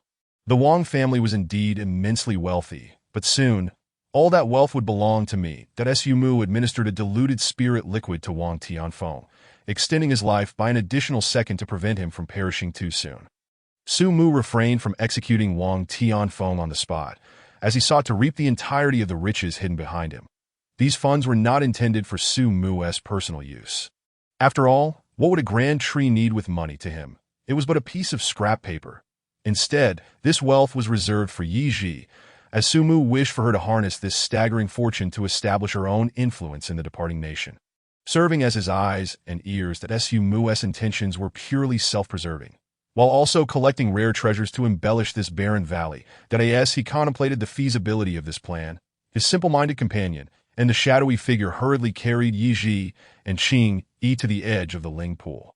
Upon seeing Yi Ji and Qing Yi in significant distress, Su Mu swiftly manipulated the roots to weave a wooden bed, gently submerging it into the Ling pool, carefully placing both on the makeshift bed. As they soaked in the spirit liquid, their injuries were quickly stabilized and began to heal. Before long, his companions returned, leading Wang Tianfeng's lackeys back to the valley. As they entered, they were met with a breathtaking sight, akin to the poet Tao Yuanming stumbling into the peach blossom spring, left speechless by the beauty surrounding them. The vast valley was shrouded in mist infused with spiritual energy, bathed in golden hues by the setting sun, resembling an ethereal realm. The sky echoed with piercing, powerful calls, while a towering jade tree stood proudly in the valley, its branches forming a canopy above, its trunk smooth and delicate, adorned with silver star-like patterns. The dark roots, like ancient wooden dragons, lay exposed upon the ground, resting as if in slumber. It was serene, mysterious, and eternal. Nearby lay a pool of azure spirit water, surrounded by lush flora. The center floated a massive wooden bed, where a blue fox and a young maiden lay peacefully, the surface of the pool rippling gently in the breeze. The wild essence enveloped them, as if they had dreamt back to the ancient past. Witnessing the sanctity of this place, here, could it truly be a paradise? Chapter 107. Truly, I am a magnificent tree. With a rustling sound, the roots stirred, binding the 5 individuals together like dumplings, instantly transporting them hundreds of meters to Su Mu's side. The closer they drew to him, the more intense their shock became. Before the towering Su Mu, they were but insignificant ants, their minds blank, thoughts frozen in place. The crystalline branches gently tapped their foreheads, and a magnificent, resounding voice echoed in their hearts. Do you understand your sins? The voice struck them like a thunderclap, reverberating in their ears, shattering their ability to think, revealing their innermost emotions before Su Mu could sense their remorse. With one exception, that he was a muscular, imposing man, an aura of menace lingering around him, his hands stained with blood. Deep down, he believed all his actions were just, that as a spiritual being, he had the right to seize and plunder. How could Su Mu and the other spiritual entities dare to resist? Should they not simply resign themselves to their fate? Su Mu scoffed, truly, a death well deserved. Why do you deem your actions just? Why should I submit and allow you to butcher me? Does strength grant one the right to claim everything as their own? With a gradual tightening of the roots, akin to a constricting serpent, he enacted a deathly embrace. The roots relentlessly crushed the muscular man's flesh, bones, and organs. His complexion turned crimson, eyes bulging, veins popping, and he let out a wretched scream. Accompanied by the sound of bones fracturing, the burly man spat blood and collapsed lifelessly, but Su Mu was not one to derive pleasure from the torment of others, as the roots constricted to their utmost limit. The man disintegrated into a fine mist of blood, merging indistinguishably with the spiritual fog. The remaining four struggled to swallow hard, a chill creeping up from their feet, racing along their spines to their minds. Though it was still the height of summer, they felt as though they had plunged into an icy abyss, drenched in cold sweat. All their schemes dissipated in an instant, leaving only deep reverence for Su Mu. He was an inviolable deity, as well as a decisive harbinger of death, that Su Mu glanced at the four, then withdrew his gaze that he had no intention of executing them. They were merely accomplices who had shown remorse. While they could escape the death penalty, they would still face consequences for their actions. Su Mu wove 4 tree cages, temporarily imprisoning them, awaiting the moment they came to terms with their situation before releasing them. What did he expect them to understand? Naturally, it was to serve him and labor without pay. Cough, cough, to atone for their wrongdoings through obligatory labor, that I truly am a magnificent tree, Su Mu mused unabashedly. As the roots coiled and crushed Wang Tianfeng into a mist of blood, Er Sha hurried to Su Mu's side, softly whimpering, his mood somewhat disheartened. His kin had suffered greatly during the previous ambush. With the one-eyed beast having been slain on the spot, Su Mu understood his feelings. A branch gently touched Er Sha's forehead, soothingly saying, "Fear not, it will exist in another form." Su Mu's branches slowly lifted the corpse of the one-eyed beast. A wisp of spirit gently separating from the body, encircling Er Sha before ascending and merging with Su Mu. This was not an act of absorption, but of protection, nurturing the spirit. The tree could nourish souls. Su Mu would not forget the lives of those who perished for him. He could guide their spirits into his being, nurturing them with care. Chapter 108. An Elegy of Olden Days. Prelude to Dawn. Er Sha gently nudged the cold body on the ground, no longer consumed by sorrow, for he could feel that warmth had not vanished but rather existed in another form. Residing beside the tree god, watching over them, Er Sha lifted his head slowly, his gaze no longer burdened with gloom, turning towards the heavens to let out a long, triumphant howl, not a lamentful cry, but a farewell free from regret. His kin joined in unison, their voices merging into a powerful wave that echoed throughout the expansive valley. Xiao Bai and the others wore solemn expressions, sending off their comrade in their own manner. Who says there are no clothes? I share my mantle with you. Su Mu's branches swayed without wind, thousands of leaves rustling as the setting sun pierced the thin spiritual mist, casting mottled shadows across the earth. As the clouds parted and the sun rose, the setting sun served as both an elegy of the past and a prelude to the dawn of a new day. Su Mu carved into the rock face, carefully placing the one-eyed beast's body within. After a moment's thought, the roots moved, their tips forming a sharp wind pressure that gathered into a blade.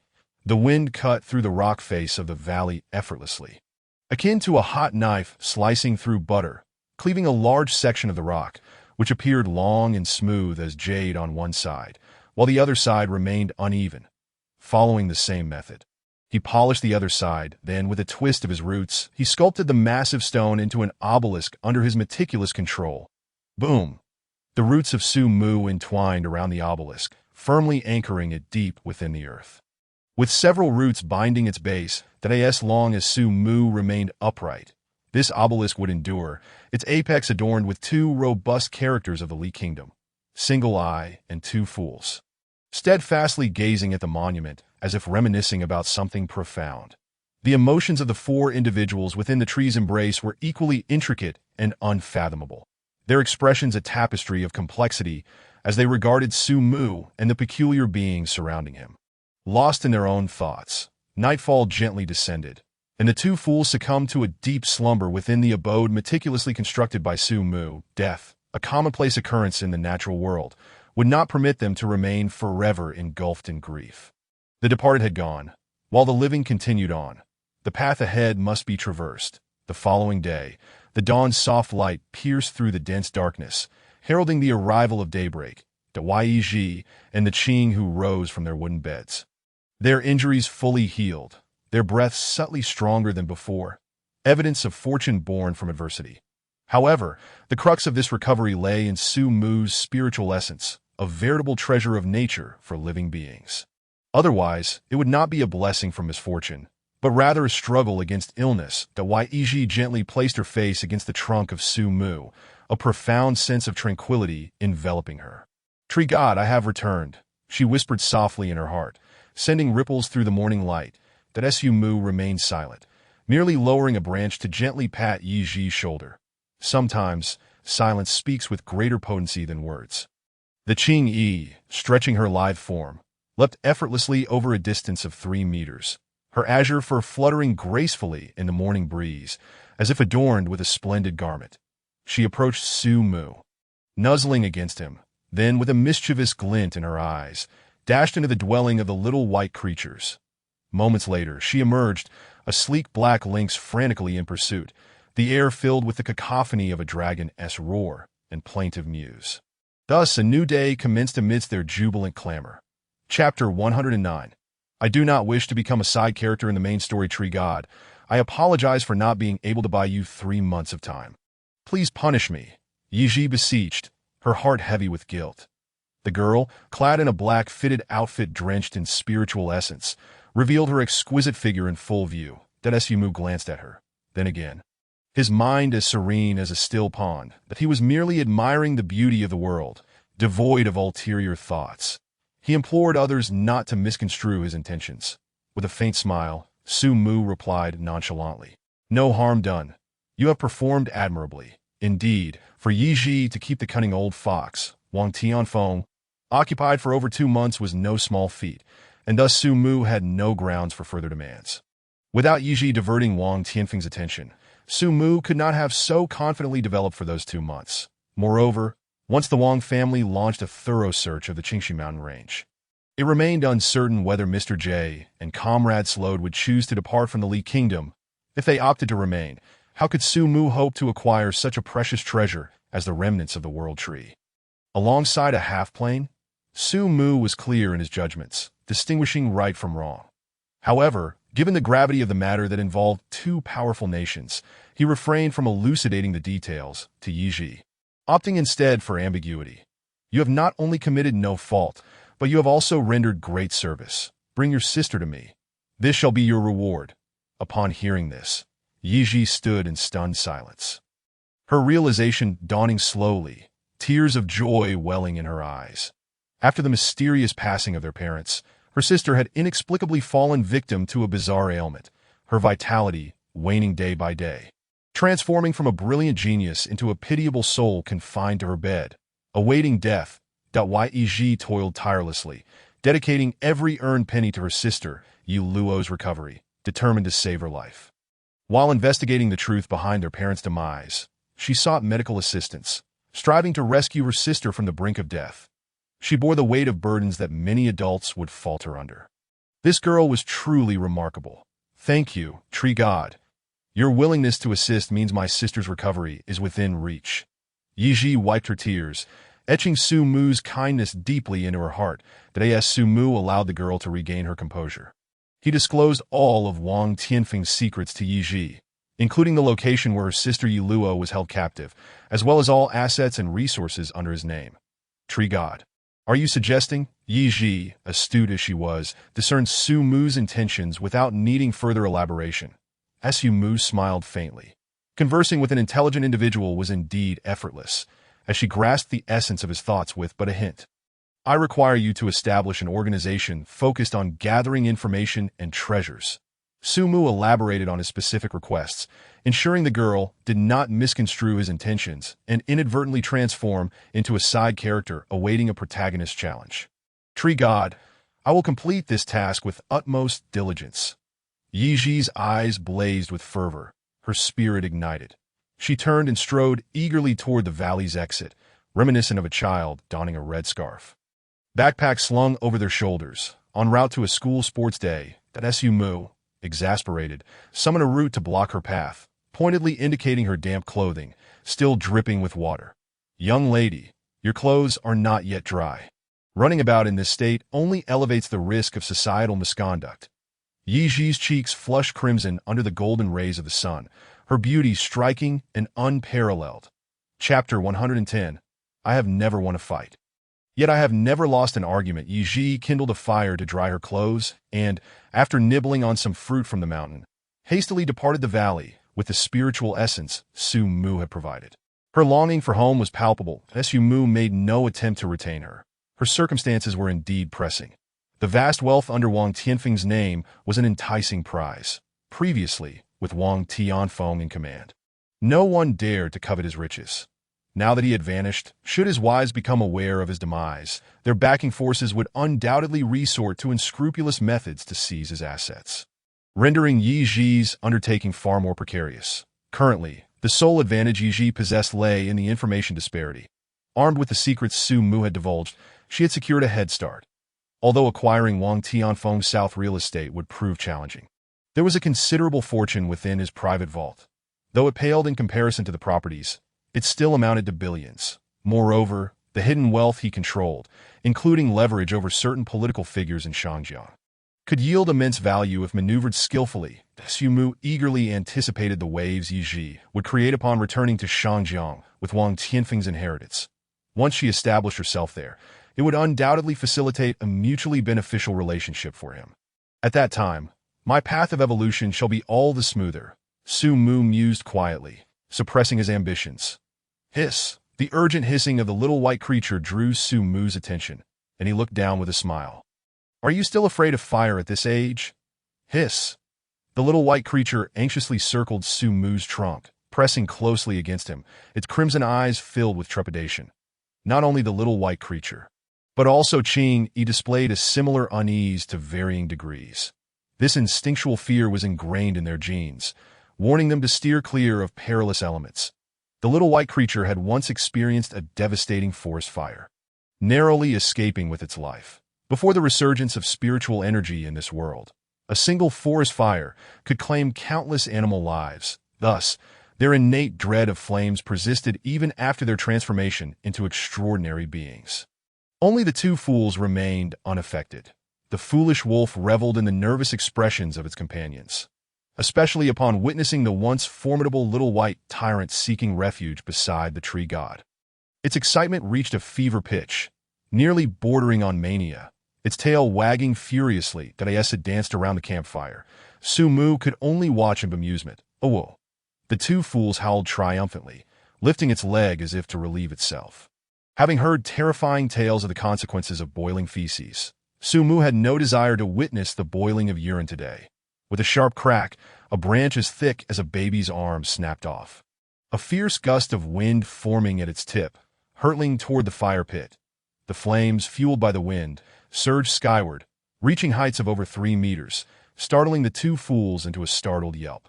Ceasing its tail wagging, its leg dropping, entirely cowed, in a panic, the two fools scurried into the spacious hollow of Su Mu's trunk, cautiously peeking out with its wolfish head, its slightly slanted eyes fixed on the leaping flames.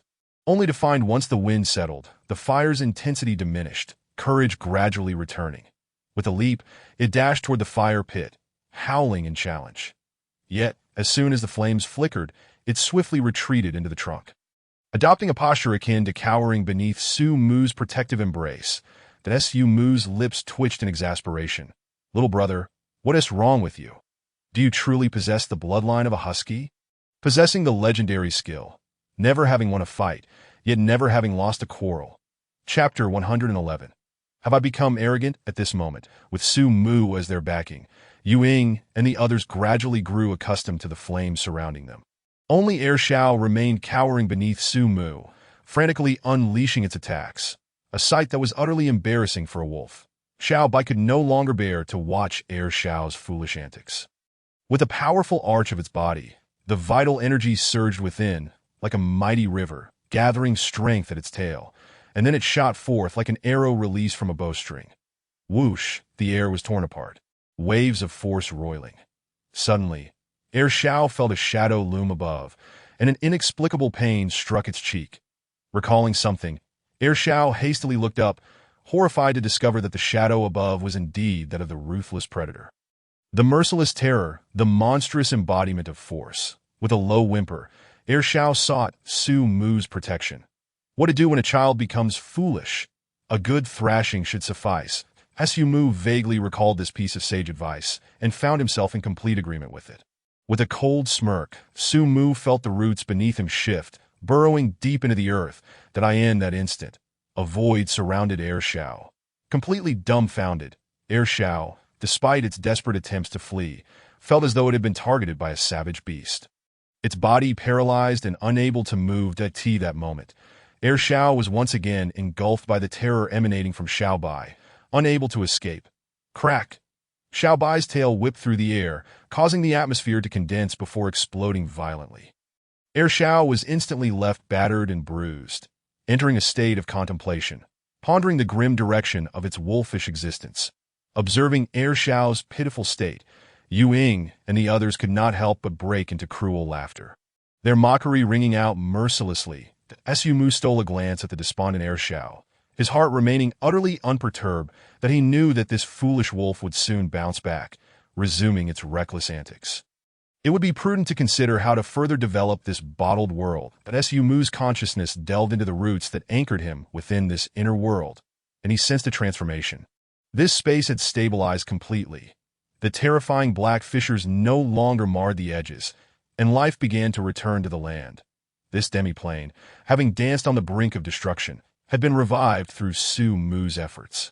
If he were to present the bronze bottle to Comrade Slode now, Su Mu was confident that he would not recognize it as the same demi-plane he had purchased, teetering on the verge of collapse. Su Mu shook his head, contemplating the irony of his own excellence.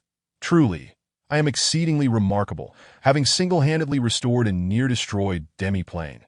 Alas, the energy consumed from the fragments of the world tree has taken quite a toll. Being a person is difficult, but being a tree is even more challenging. I find myself in an exceedingly difficult position. With a mournful sigh, Su Mu's lips curled into a faint, sorrowful arc, transforming his sadness into motivation. He began to explore this rejuvenated demi-plane. His branches delved deeper, merging seamlessly with the environment, feeling no sense of obstruction. For the first time, Su Mu understood the essence of a silky, smooth experience. Before long, the roots within this space reached the bottom, and an odd sensation welled up within Su Mu. How strange! Why do I feel as though I can manipulate this space? Am I perhaps intoxicated with counterfeit liquor? Su Mu quickly cleared his mind, scrutinizing himself repeatedly, ensuring he had not been ensnared by some unknown entity into an illusion. His roots began to writhe slowly underground, that peculiar feeling intensifying. This space seemed to yearn desperately for his presence. Could it be? Su Mu's thoughts sparked with a possibility. Chapter 112.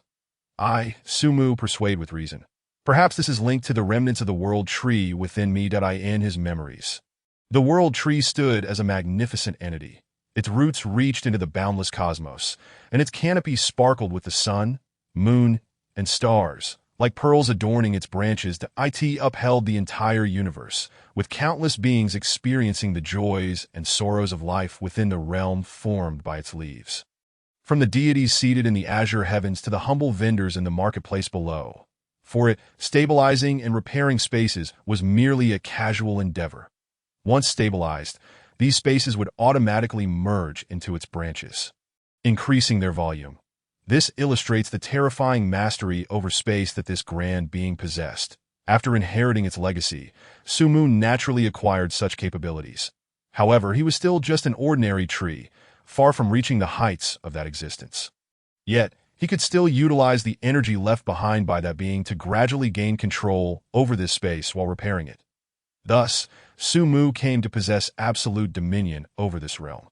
Amidst his elation, a flicker of trepidation arose within Su Mu. If this existence retained even a fragment of consciousness, he might no longer be himself, but rather a second incarnation of it. Thankfully, the old adage rings true. Good people do not live long, while calamities endure for a millennium. Wait, what does it mean that good people do not live long, while calamities endure for a millennium? Su Mu felt as though something was amiss, that I am a tree, not a human. A good tree lives eternally, while a bad tree does not thrive. A bad tree brings calamity for ages. Su Mu chuckled. The ultimate interpretation of this statement rests with him. Should anyone dare to dispute this with him, Su Mu would certainly persuade with reason that he had always been a tree that valued logic and etiquette. If discussions failed, it must be the other party's fault, and if they were wrong, they needed correction. If the other party remained obstinate, choosing a path of no return, Su Mu would have no choice but to resort to physical exorcism. I, Su Mu, a well-rounded tree in virtue, wisdom, and strength, advocate for reason. With this thought, clarity washed over him, and many ideas began to crystallize. Indeed, whether as a person or a tree, one must integrate knowledge and action, maintaining a heart of innocence. Su Mu surveyed the space around him, and a bold idea began to gallop through his mind. That I have a daring notion. I wonder if it is feasible that Su Mu repeatedly simulated this thought in his mind, and after a while, a spark of inspiration ignited in his eyes. This idea is undoubtedly viable.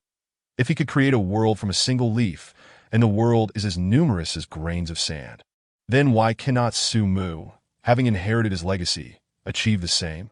Su Mu was uncertain if any tree had trodden this path before, but he felt no fear because the path is forged by trees. Boldly seeking verification, yet proceeding with caution, the mantra resonated within him, and Su Mu embarked on the journey of uncovering the truth. With a crack, Su Mu successfully separated a small fragment of space from the marginal zone. The fragment was merely the size of a thumb, its surface shimmering with fleeting lights, both beautiful and perilous. This spatial fragment could not be perceived by the naked eye, within Su Mu's awareness. It existed in 3 dimensions rather than 2, allowing him to observe it from various angles. That Su Mu scrutinized the fragment, taking a deep breath, knowing the most perilous step was upon him. Chapter 113. The Trials of Tree Life. Exhaling slowly, he released a substantial amount of oxygen, refreshing the air in the valley. The pressure was immense. Being a tree is fraught with challenges that if his idea were flawed, he would suffer the loss of a root. Though this root was just one among thousands, seemingly inconspicuous, every grain of sand contributes to the tower, every drop of water forms the abyss. Accumulation leads to transformation. Thus, he would still feel the repercussions, needing to invest considerable evolutionary points to recover. Evolutionary points are hard-earned, each drop of blood and sweat a testament to his struggle. If possible, it is best to continue accumulating them. With an inexplicable weight in his heart, Su Mu commenced his first melding. As the thumb-sized fragment approached his small root, only a mere 0.01 millimeters away, his movements froze. Enduring hardship is the path to becoming a great tree. Gritting his teeth, Su Mu plunged the fragment forcefully into his root. As the fragment entered, he entered a state of contemplation, finding everything rather dull. Of course, this was impossible, contrary to his expectations of difficulty and pain. The merging process proceeded remarkably smoothly, that he had prepared himself for failure. Yet fate seemed to favor him, granting success on his very first attempt. Indeed, a lament for tree life. Su Mu's consciousness delved into the root, and he discovered a small space had indeed formed within it. Inside his body, it appeared as minuscule as a particle, yet upon entering, its volume returned to normal. Su Mu realized he could manipulate and alter everything within this space at will. For instance, he could cause the ground to fracture and crumble. This space could even flow within him, and Su Mu guided the small fragment on a complete journey within his being, witnessing his own potency. After playing for a while, he found it lacking in interest and redirected his attention to the vast expanse of existence. Since the merging process had proven safe, it was time to proceed. The roots of Su Mu erupted with a thunderous force, tearing through the fabric of space as if it were a mere piece of cloth. Under Su Mu's guidance, These fragments seamlessly merged into his being, plunging the inner world of the vessel into darkness, devoid of its former wonders. Crack, crack. The bronze square bottle surface began to exhibit intricate spiderweb-like fissures, which swiftly extended outward, soon enveloping the entire body of the bottle. The patterns on its surface oxidized rapidly, transforming in an instant as if they had endured millennia of wear. The bronze vessel, forged from divine metal, lost its final barrier after the loss of this semiplane. Succumbing to the ravages of time and becoming frail and decayed, bang! A resilient root pierced the bottle's body, shattering the silver vessel and unleashing a torrent of liquid, while the bronze square bottle splintered into countless pieces. No jade liquid splattered forth. Only the dark roots, speckled with silver starlight, remained. Rustle. Su Mu's tree body trembled, and all the branches and leaves rustled in response. Little Bai and the others instinctively looked up at Su Mu. In their perception, the aura of the tree god had transformed, becoming more enigmatic, mysterious, and unfathomable. But on the horizon, a fly buzzed into view that Su Mu's branches waved, exuding spiritual energy, and in the next moment, the fly reappeared within Su Mu's form. Buzz, buzz, buzz? The fly was bewildered, wondering how the world had changed so abruptly. Splat. The sky was rent asunder as a formidable spear of tree essence shot forth, entwined with an ancient and eternal aura, piercing through the fabric of time and space like a divine punishment, utterly annihilating the fly. Slaying the fly granted an evolution point of 0.1. Chapter 114. A New Talent. Su Mu, satisfied, withdrew his branches, and the realm returned to its ordinary state, devoid of any extraordinary features. Indeed, I have become the sovereign of this world.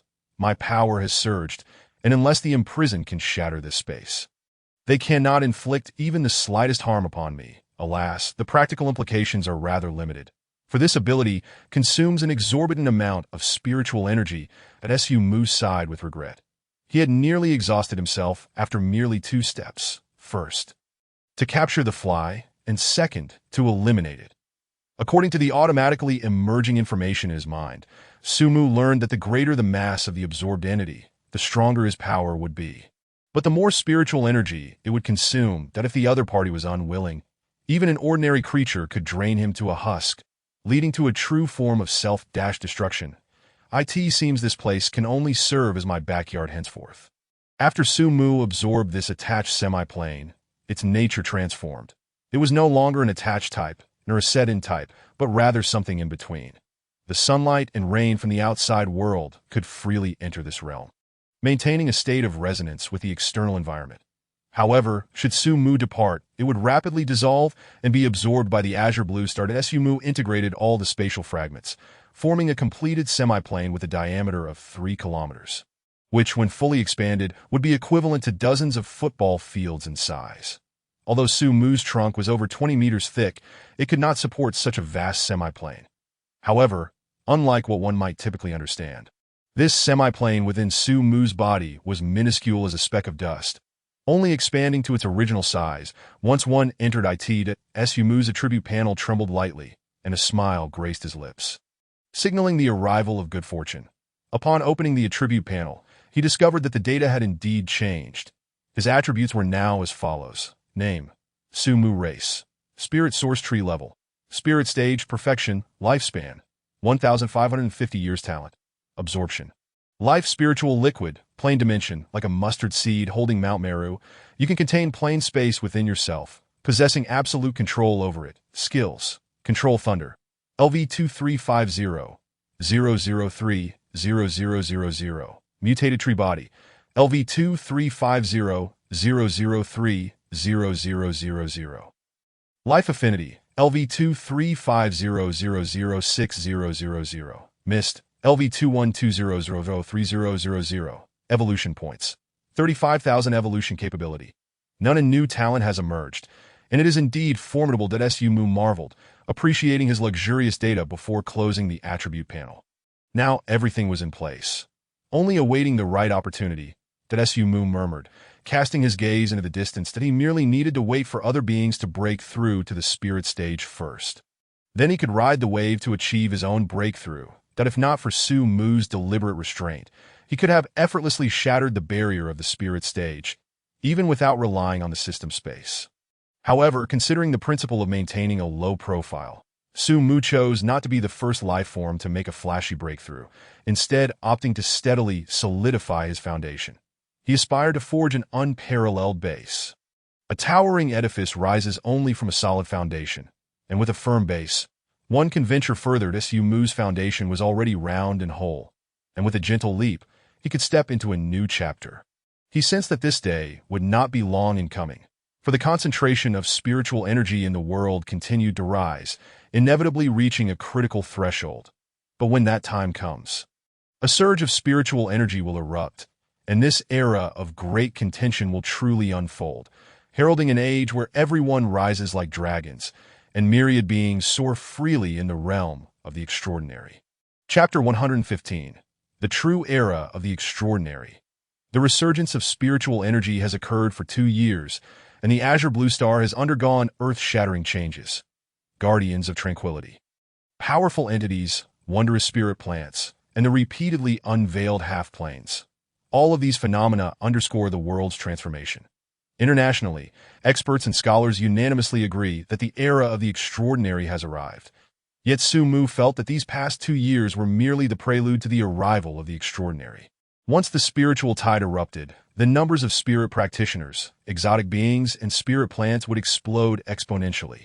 The spirit stage would no longer represent the pinnacle of combat power. A multitude of experts would emerge from all corners, leading to upheavaled that time. Could he truly safeguard himself amidst the tides sweeping across the world? A sense of unease gripped Su Mu's heart, a foreboding weight pressing down upon him that he quietly observed little by. Diligently absorbing spiritual energy, Qingyi basking lazily in the sun, and the shadowy figure of Ershah, engaged in a decisive contest, along with Lu Yu, searching for treasures, soaring above the azure expanse, keeping watch over their surroundings. And Bai Yu, the Wolf Queen managing the pack, along with Yi Ji far away in Shanjiang City. Everything felt so peaceful and serene that he was no longer the solitary specter. Unbeknownst to him, many ties had formed around him, serving as bonds of warmth, yet also as invisible burdens that Su Mu's gaze hardened. Even if the spiritual tide erupts and the true era of the extraordinary descends, what of it? I possess the system, and I shall carve out a sanctuary for myself and for them amidst this turbulent world. As his words reached their conclusion, they rang with resolution, resonating with a solemn intent. Little Bai and the others sensed Su Mu's determination, their cries echoing like thunder, a sound that could shatter stone and rend gold. They, too, would fight alongside the Tree God, welcoming the arrival of this grand era. You call me Tree God, entrusting your bodies and hearts to me. I shall surely protect you all. Su Mu laughed heartily. With their companionship, what harm could come from the impending era of contention? The spiritual mist surged within the valley, shimmering brilliantly under the morning sun. On this day, a valley radiated with resplendent light, commanding off for miles around. On this day, a divine tree set its heart and mind, transforming into the tree god. On this day, myriad beasts came to pay homage, and a chorus of birds filled the the northern end of the Qingxi mountain range lay a great lake, where a massive azure bowl, towering over 10 meters, rested. Its aura was vibrant, and its eyes, like the tranquil waters beneath it, held a serene depth. The azure bowl slowly rose, sending ripples across the lake's surface, and the disturbance mirrored its own unsettled heart. Mu, the azure bowl, gazed longingly toward the valley, its deep rumble resonating through the mountains, startling countless birds. The echoes lingering in the it cast one last affectionate glance at the vast lake, cherishing its memories before it set forth, its hooves pounding the earth, its tail sweeping through the water, uprooting a spirit plant as it headed toward the valley where Su Mu resided. Following in its wake were several meek exotic beings, peaceful by nature and disinclined toward violence, living under the Azure Bull's protection. Now that the Azure Bull was departing, they willingly accompanied the western end of the Qingxi mountain range.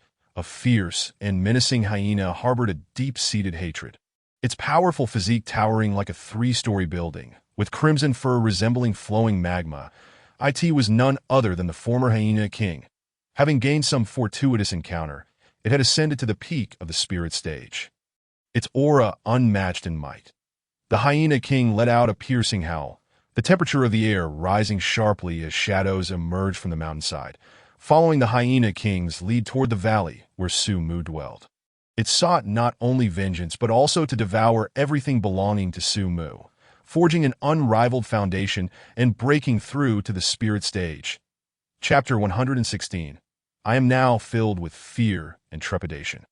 The Hyena King, now but a step away from breaking through to the spirit stage, could never forget that fateful day in the valley. The enmity of its annihilated clan could never be forgotten. Blood debts can only be repaid with blood. Heavenly materials and earthly treasures ought to possess the wisdom befitting their status. Would it not be wiser to wait for them to be consumed rather than resist? The Hyena King opened its maw, a chilling smile spreading across its face, its fangs interlocking, while the grotesque scar on its visage writhed as if it were a colossal centipede. Only death could quench the fury that burned within me. I shall tear you into shreds, piece by piece. The blood-red elk, the unicorn python, the three-winged monster bird, the vividly colored venomous spider, and the silver-hued centipede, resembling one cast from molten silver, followed closely behind the Hyena King. Racing forward with fervor, the sunlight suddenly pierced through the clouds, cascading down upon the earth, yet the thick stench of blood that enveloped the Hyena King and its entourage remained as frigid as ever, showing no signs of dissipating. Wherever they passed, living beings recoiled in terror, desperate to escape that a viscous mist shrouded the land, devoid of any sinister allure. Instead, it exuded an air of righteousness, vast and imposing. Whoosh, several swift shadows, accompanied by sharp, urgent shrieks, tore through the dense fog like arrows released from a bow, creating a passage over 3 meters wide. Within mere moments, these figures vanished into the depths of the mist. A scorching aura lingered in the wake of this misty corridor, a force so domineering and fierce that it prevented the fog from closing in for an extended time. Suddenly, Su Mu, lost in the ecstasy of transcendence, furrowed his brow. This aura is the pinnacle of the spirit tier. Alarm bells rang in Su Mu's mind, the pressure weighing down upon him like a mountain, rendering him breathless. This was indeed the pinnacle of the spirit tier, an existence of the same caliber as himself. Even that formidable figure, Zhongli, once hailed as the strongest of his time, had merely reached the late stages of the spirit tier. Furthermore, accompanying this spirit tier pinnacle were 2 others at the spirit tier, and 3 more of at least level 8 in the mortal tier. The sheer magnitude of this power was unprecedented, wrapped in an astonishing malice, their intentions unmistakably clear as they surged toward his position. Their arrival boded ill. I merely wished to exist quietly as a great tree, diligently cultivating and seeking transcendence. Why must there always be malevolent forces lurking, eyeing me with ill intent? Do I not possess the right to exist peacefully in this world? Must they relentlessly press upon me until my soul is shattered? A wave of anxiety and dread washed over him. Yet he thought of a grand slaughter. Su Mu's countenance darkened like iron, and the air in the valley instantly shifted, infused with a chilling aura of slaughter that permeated the depths of the gorge, causing the temperature to drop several degrees, an overwhelming coldness spreading forth. The individuals ensconced within the tree cage trembled uncontrollably, their bodies frozen in place by an instinctual fear, their thoughts grinding to a halt as if plunged into an ice abyss. The chill unbearable. Xiao Bai and the others were still oblivious to the unfolding events, yet instinctively surrounded Su Mu, standing guard by his side. Su Mu, concealed underground, commanded the roots within the rocky walls to spring into action. In the next moment, it was as if a slumbering ancient behemoth beneath the earth had awakened. Boom! The ground shook violently. Stones were dislodged, soaring 3 feet into the air, dust swirling tumultuously, mingling with debris, casting the world into darkness. Fragments of rock cascaded from the cliffs, threatening to collapse, creating a scene reminiscent of the apocalypse, a sight that could unsettle the heart. Amidst this cataclysm, a white jade divine tree stood proudly, immovable, surrounded by a tranquil aura within a 3-meter radius, beneath which lay an accumulation of lethal intent that had reached its zenith. Gulp. Someone swallowed hard, their face ashen, beads of sweat forming on their brow, each breath becoming a struggle. The individuals within the tree cage exchanged glances, feeling their throats constrict, unable to utter a word. Chapter 117. The Rain of Boulders. Who could it be so audacious as to provoke this monstrous tree? The arrival was sinister. Those of goodwill do not come to insight. Such wrath from this tree must surely require a being of equal caliber. It was merely dogs biting dogs, a group of aberrations unworthy of lament. Ideally, they would mutually annihilate one another, providing us with a glimmer of hope for escape. These individuals communicated silently through their gazes. Su Mu's roots stirred. Dozens of stout, ebony roots effortlessly coiled around stones the size of millstones, forming a great circle, akin to a bowstring drawn to its limit, brimming with the potential for a thunderous strike. Whoosh! Once Su Mu calculated their positions, the roots hurled the millstone-sized stones with ferocity. The projectiles whistling through the air, the sound exploding in a cacophony, the atmosphere rippling as if it were a tangible entity, reverberating outward in concentric circles. The boulders sliced through the sky, tearing it open with long white streaks. Like rainbows piercing the sun, comets racing the moon, moving with an unparalleled swiftness. The friction between the stones and air ignited their surfaces, glowing red and scattering sparks, revealing the sheer force of the throw. Boom! As the first boulder struck the ground, it produced a deafening roar, creating a deep crater, smoke billowing, debris scattering, massive ravines spreading outwards like a colossal spider's web.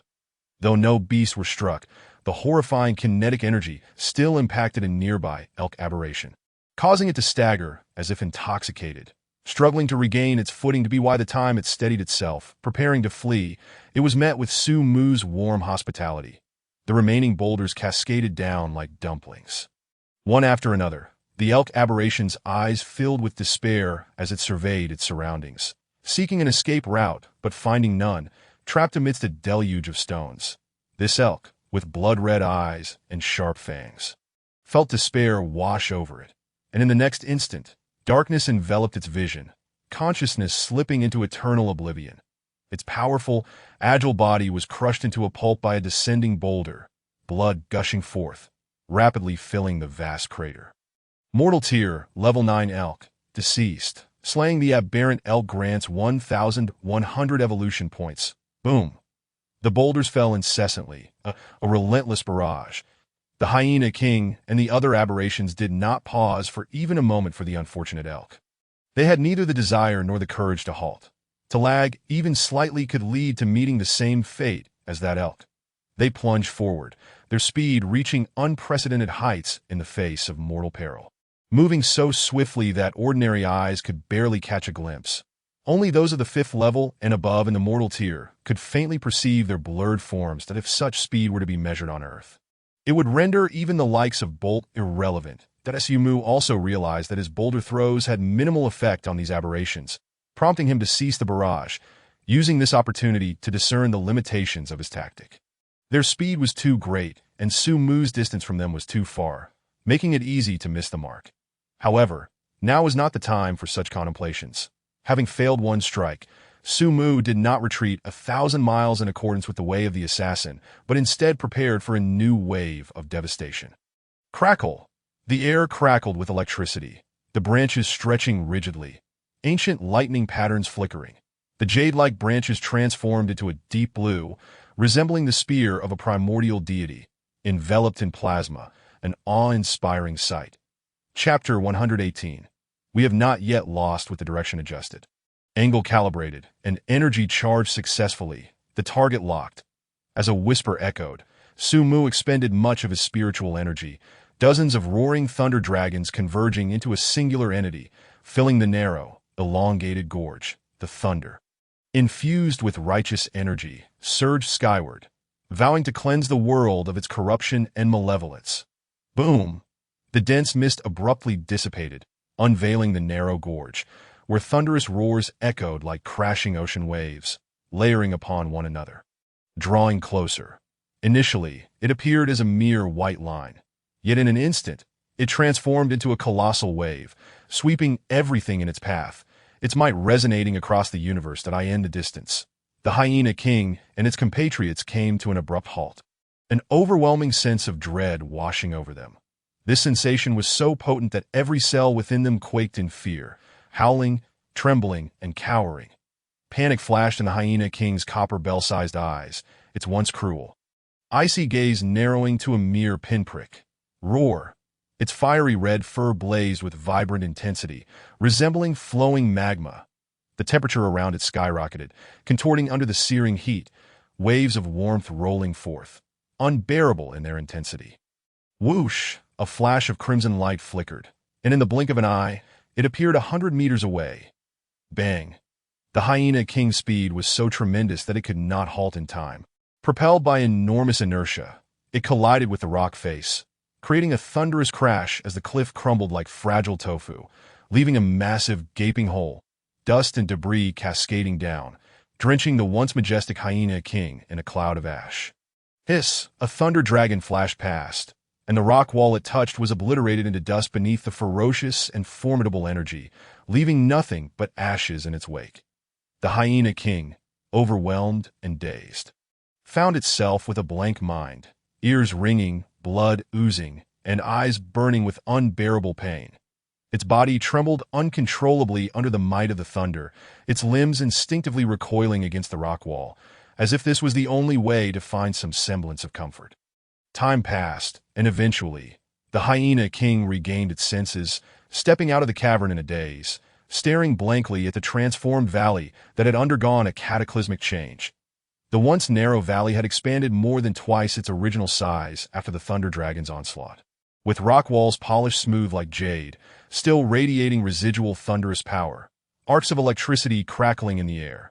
Kill the mutated colorful spider, gain 950 evolution points. Kill the unicorn python, gain 3,000 evolution points. Su Mu's gaze remained indifferent as the roots of the ancient tree stirred. 3 remain. The Hyena King leaped from the cave, discovering that its once formidable force, which had once looked down upon the mountains, had been shattered. Now, it was left with only a single 3-winged bird, and the silver centipede was not its subordinate, but merely an ally. Would the path of revenge continue? The Hyena King's spirits plummeted.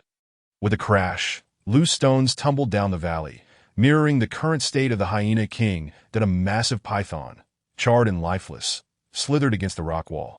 The Hyena King looked up to see a silver centipede, glistening as if cast from silver, emerging from the unicorn python's body. The silver centipede moved gracefully, approaching the Hyena King, its gaze a mixture of warmth and coldness. The Hyena King's spirit surged, flames reigniting within its eyes. It had not yet lost. The silver centipede's power was only a hair's breadth away from its own, and that ancient tree must be nearing its limits. It could not be deceived by appearances. Their combined strength would surely bring down the ancient tree. Chapter 119. I, Su Mu, am a tree without emotion. The Hyena King cast a cold glance at the slain unicorn python, feeling neither joy nor sorrow. Anger, revenge, apologies. What were those?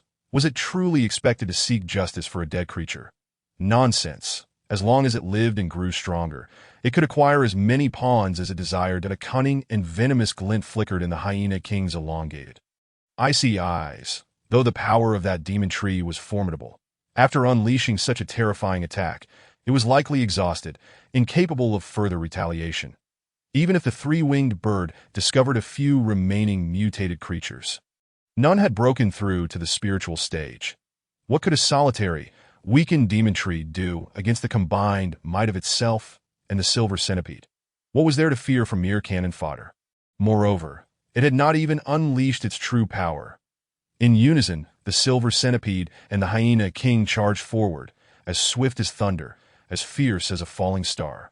The 3-winged bird let out a hoarse screech, flapping its 3 wings with all its might, vanishing into the sky. Su Mu retracted his senses, the surging spiritual energy calming.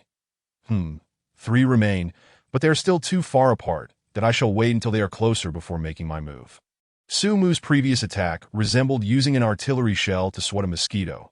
Its power was immense, yet lacking precision, by the time it reached several kilometers away, it was likely to miss its target. It seemed he needed to evolve a targeting ability. Having great power without the ability to accurately strike his enemies was akin to a novice handling a firearm.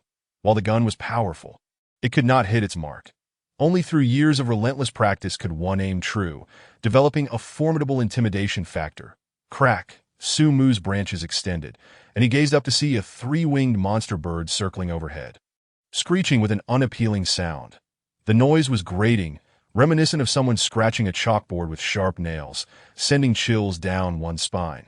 Upon hearing this cacophony, Xiao Bai and the others felt their blood surge. Their minds pounding, ears ringing, and a powerful, violent desire to destroy everything around them arose within them. The weaker one's strength, the greater the influence they felt. Xiao Bai screeched, his savage eyes clearing, while Air Xiao and the others remained frozen, battling the urge to destroy. The few individuals in the tree cage were even worse off, their eyes bloodshot, resembling beasts, saliva dripping, unconsciously roaring, and their bodies repeatedly slamming against the tree cage, that a flicker of light appeared in Su Mu's eyes. This innate ability was truly bizarre, expansive in range and potent in effect. Unfortunately, he was but a tree devoid of emotion. Su Mu's trunk trembled slightly, his branches rustling without wind, producing a melodious and enchanting symphony. The sound, though subtle, drowned out the three-winged bird's screech, successfully awakening Air Xiao and the others. The three-winged monster bird let out a whimper, its eyes flashing with ferocity as it flapped its three wings wildly. The invisible wind pressure coalesced into razor-sharp wind blades, shredding the surrounding clouds to bits. This three-winged monster bird was indeed a rare, double-inherited mutant. Utilizing its aerial advantage, it could even contend with some spiritual-level beings. It was unclear what kind of opportunity the Hyena King had encountered to gain the loyalty of such an extraordinary creature. Su Mu gazed indifferently at the three-winged monster bird, his branches twitching. Do you think that flying grants you immunity? Chapter 120. Is this really spiritual level? Crackle. The branches of the treetop crackled with electric arcs, and a thunder spear, as thick as an infant's arm, shot forth, the violent thunderous power ripping through the air with a piercing shriek. The three-winged monster bird was startled, trembling violently, nearly losing control of its bowels. Bird species often exhibit involuntary defecation during extreme emotional fluctuations. After its evolution, the three-winged monster bird had overcome this bad habit. But now, it was frightened back into its old ways by Su Mu. The three-winged monster bird attempted to soar high, seeking to evade the dangerously violent thunder spear. However, no matter how hard it tried, it could not control its body. As if the moment the thunder spear was fired, it had been stripped of its autonomy, only able to watch helplessly as the spear approached swiftly. Under Su Mu's focused energy, the three-winged monster bird had become akin to meat on a chopping block. The thunder spear loomed larger in its vision, eventually filling its entire mental world, the thunderous energy swirling, obliterating all monstrosities before it. Bang! The thunder spear pierced into the three-winged monster bird's body, the unmatched violent energy exploding, tearing the creature apart into a mist of blood. Though this sequence of events felt prolonged, it transpired in the blink of an eye. In the moment Su Mu locked onto the three-winged monster bird, and the thunder spear was launched, not even a second had passed before this extraordinary double-inherited mutant was reduced to a mere cloud of blood mist. Kill the mutated three-winged bird, gain 998 evolution points. Blood rain fell from the sky as Su Mu calmly withdrew his gaze in that instant. Two streaks of light, one red and one white, burst forth from the shadows. Like a rainbow piercing through the sun, a comet chasing the moon, moving at breakneck speed, so swift that even Xiao Bai could not react in time, the two streaks of light closing in on Su Mu from a mere 100 meters away. 100 meters for a fully unleashed spiritual level being was but the blink of an eye. The Hyena King, the Silver Centipede, and Su Mu alike. Whoosh! The dark wooden dragon concealed beneath the earth tore through the ground, surging forth from the depths with ferocity. The tree roots twisted together, forming a spiral pattern, resembling an indomitable knight's lance. The lance's tip shot straight toward the sky, as if to tear the heavens apart. The air erupted with deafening sonic booms, the shockwaves rolling outward, transforming the stones within a 100-meter radius into fragments, which were further reduced to powder by subsequent waves, scattering in the wind. The individuals within the tree cage were forcefully slammed against the tree wall by the shockwave. Their bodies pressed tightly against it, unable to move, every inch of them aflame with pain. That is this truly spiritual level? One of the individuals trembled uncontrollably, shaking like a leaf. The astonishing destructive power displayed by Su Mu shattered their understanding of the world in a brutal manner. This individual had once had the fortune of witnessing a battle between Zhong Li and a foreign powerhouse at the border of the Li nation at that time. He believed that was the pinnacle of destructive power achievable at the spiritual level, capable of easily shattering stone with a single punch. But who could explain to him why this tree's attack power was so terrifying, so shocking, so dreadful, making him tremble in fear? Chapter 121. My flames are Su Mu's nemesis roar. The Hyena King was taken aback by the formidable power displayed by Su Mu, especially following such a terrifying onslaught. Yet it remained unfazed, for the weaknesses of the trees were all too plentiful. And fortuitously, its attributes perfectly countered them. The impression left by the forest fire was etched deeply in the Hyena King's memory. All the towering trees could do in the face of that raging inferno was await their doom, turning to ashes under the searing flames that, and no matter how strong you are still but a tree. No matter how powerful, you shall still fear fire. This is your fatal weakness, an unalterable, irrevocable flaw. Under my flames, you shall be reduced to cinders. The Hyena King's pupils ignited with two undying flames, its greatest reliance. The spiritual energy within the Hyena King roiled violently, with a significant portion transforming into the finest accelerant for the flames. An endless torrent of fire erupted from the Hyena King's gaping maw, a relentless conflagration coalescing into a sea of flames, transforming the world within 100 meters into an infernal realm. The spiritual mist dissipated into wisps of azure smoke under the scorching heat, while Su Mu's roots were engulfed in the fiery abyss. The once azure sky above the valley blazed crimson, creating the illusion that it had been set ablaze. The silver centipede, confronted with this overwhelming inferno, was filled with trepidation, quickly casting aside its previous misgivings. Such a Hyena King was beyond its capacity to confront. It was destined to dominate the Qingxi Mountains, sweeping everything before it. All creatures daring to defy it would be reduced to ashes in this heavenly blaze. The scorching waves rolled forth, mercilessly incinerating all living beings within the fiery expanse. Xiao Bai and the others anxiously peered through the gaps in the tree's bark at the dim world outside, their hearts heavy with concern. The tree god, at the moment the firestorm surged. Su Mu decisively curled the rising roots into a seamless tree cage, enveloping Xiao Bai and the others, swiftly sinking it into the ground to secure their safety. The once lively air Xiao had lost its former joy. Its wolfish eyes half closed, a chilling aura of lethality emanating from its form. Though it had merely caught a fleeting glimpse, the visage of the assailant was forever etched in its memory. It vowed to exact revenge for the tree's sake. In the eyes of Qing Yi and the others, brilliant red light erupted, their icy killing intent piercing to the bone that Su Mu had long since become their steadfast reliance, their sole deity. Now, as Su Mu faced a formidable foe, they felt powerless, their hearts burning with regret and wrath. In that moment, Qing Yi and the others underwent a transformation, growing in strength. Xiao Bai's crimson eyes were filled with bewilderment, reflecting the earlier surging inferno. Unable to come to terms with reality, its alabaster body instinctively pressed against the rough texture of the tree cage, grounding it back to the harsh reality. Suddenly, it realized that Su Mu, the tree god, might be departing from it forever. Xiao Bai's mind exploded with a cacophony of emotions, sour, bitter, and profoundly uncomfortable that a single, crystalline tear slipped silently down its cheek, its slit pupils constricting tightly, then wildly expanding, while its heart raced violently. Level 8, Level 9, Spirit Stage. In mere seconds, Xiao Bai had shattered the shackles of the mortal stage and ascended to the spirit stage.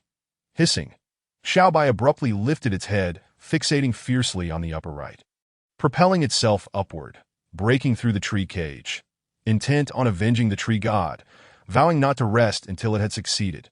Chapter 122. Is it true that those not of our kind must have different hearts? Just as Xiao Bai burst through the tree cage, swiftly navigating the underground passage towards the location of the Hyena King, for individuals within another tree cage exchanged glances, speechless. They had never anticipated that Su Mu would choose to save them in their direst hour, submerging the tree cage into the earth to preserve their lives. The impact on their hearts was profound, though those not of our kind truly possess different hearts. Some began to harbor doubts. This tree is a good tree. Point one was deeply moved, silently bestowing a good person card upon Su Mu. A good tree. Let us not forget who can find you here. Were it not for this tree, we would have long returned to human society. Point one voiced their grievances, dismissing the matter. That individual, eyes flashing like lightning, coldly retorted, "Do not forget who saved your life, and do not forget that we were the ones coveting this great tree first. Even if it were to slay us, it would be entirely justified." How justifiable? I see you have forgotten your own identity. You are human. Those not of our kind must indeed have different hearts. Saving us is merely for the purpose of enslaving us, controlling us. This tree deserves no mercy. This person spoke with fervor, brimming with righteous indignation. Indeed, humanity is a capricious species, with some among them standing out as paragons of such behavior. One moment, they are repenting their actions, and the next, they turn their backs, claiming no wrongdoing. Just as the man was about to counter, the tree cage began to rattle, a powerful and captivating aura sweeping through the surroundings. Their hearts felt as though gripped by an unseen hand, rendering even their breaths labored. Could it be that he has not perished? The sudden surge of power from Su Mu left Ching Yi and the others in astonishment. A dying tree could not possibly exude such vitality. The tree god has not perished. Hope ignited in their eyes, an unnamed fervor surged within their hearts, quickly spreading through their veins. Their beastly blood boiled as they surged forth behind Xiao Bai. In the earlier confrontation, they had been mere spectators, lacking the ability to read. Their thoughts remained simple, yet they understood the essence of gratitude. Now, they sought to join the battle, to create opportunities for the tree god, unafraid of potential bloodshed or sacrifice. Amidst the inferno, Su Mu's branches quivered, watching as the evolution points one continuously emerged before him, leaving him somewhat bewildered. What is happening? The inferno unleashed by the Hyena King was not as terrifying as Xiao Bai and the others had envisioned. After Su Mu absorbed the world within the bottle into his being, his self-preservation capabilities experienced a qualitative leap. While the world inside the bottle faced considerable drawbacks against living beings, it transformed into an artifact of warfare when dealing with inanimate objects. The spiritual energy consumed by the bottle in absorbing lifeless matter was negligible. Though this fiery expanse possessed tremendous power, it was ultimately still lifeless, that Su Mu could expend minimal spiritual energy to absorb the entirety of this inferno. This was his intention, and he acted accordingly. That Su Mu was acutely aware that, after all, he was merely an ordinary tree. Throughout history, which ordinary tree did not fear flames? Now was the time to absorb the inferno into the world within the bottle. Just as he prepared to act, the attribute panel displayed Evolution Points 1, and it continued to appear that Su Mu was taken aback. Then he realized, perhaps, just perhaps, the flames enveloping him were warming him pleasantly. Chapter 123. This is a good dog. The fire is so comfortable. As an utterly ordinary tree, I shouldn't be roasted carbon. Just add some meat, sprinkle on some cumin, brush on some oil, and slow roast it. What a delightful feast that would be. I digress. Today as an utterly ordinary tree. Though Su Mu found the warmth of the flames delightful, he speculated that it might be because the fire from the Hyena King was an illusionary flame. Since it was an illusion, it must lack real heat. Thus, it was entirely reasonable for him to feel pleasantly warm. After enjoying the Hyena King's attentive service for a couple of seconds, he noticed that Xiao Bai and the others were suffering unbearably from the heat. Suddenly, it dawned on him that while he was simply an ordinary tree, with his smooth bark feeling quite comfortable amidst such illusory flames, Xiao Bai and the others, with their fur providing excellent insulation, would still find the fake fire intolerably hot. Hence, Su Mu kindly placed them within a tree cage, sinking it deeper into the cooler earth to shield them from the heat.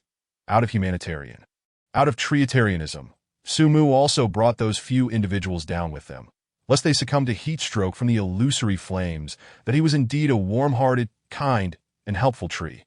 After completing all of this, Su Mu found the Hyena King's illusory flames increasingly comfortable, to the point where he hesitated to deal a fatal blow.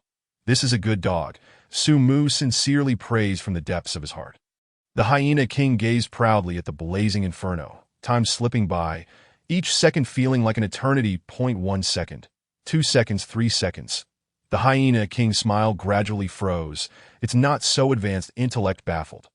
Why are there no signs of the roots of this tree catching fire? Why do I sense that it is quite comfortable? Have I fallen victim to the enemy's illusion? The king of hyenas, undeterred by the flames, intensified his assault, warping the very air around him with the heat. Sparks danced in wisps, while the rocky walls on either side were scorched to an unbearable temperature, resembling glowing iron. The ground itself was transformed, crystallizing under the inferno, shimmering brilliantly amidst the sea of flames. The intensity of the heat was palpable, yet the colossal tree at the center remained utterly unchanged. Its roots, receiving special care, leaped joyfully amidst the blaze, as the fire rapidly and resolutely diminished. The silver centipede was utterly bewildered by the sight of the towering tree, seemingly indifferent to the flames. What could this mean? It glanced towards the king of hyenas, silently questioning him with a look that penetrated the soul. The king of hyenas shuddered, realizing that, although he did not comprehend why the monstrous tree was impervious to the fire, he was acutely aware that if he did not flee, his fate would be sealed. With a fierce roar, his eyes gleaming with determination, he unleashed a surge of spiritual energy, propelling himself towards the valley's exit at an unparalleled speed. The king of hyenas moved so swiftly that even Su Mu could only catch a fleeting shadow. Yet, he need not pursue the king of hyenas. The entire valley was his dominion, and the king found himself ensnared like the monkey king caught in the palm of Buddha, facing inevitable doom. With a thunderous crash, the roots twisted into sharp spears, erupting from the inferno with ferocious force, the air hissing as if parting like the Red Sea. The roots tore through the raging flames, creating shockwaves that expanded outward in rippling circles. The king's heart raced as he felt the remaining spiritual energy within him surge explosively, propelling him at breakneck speed to escape the valley.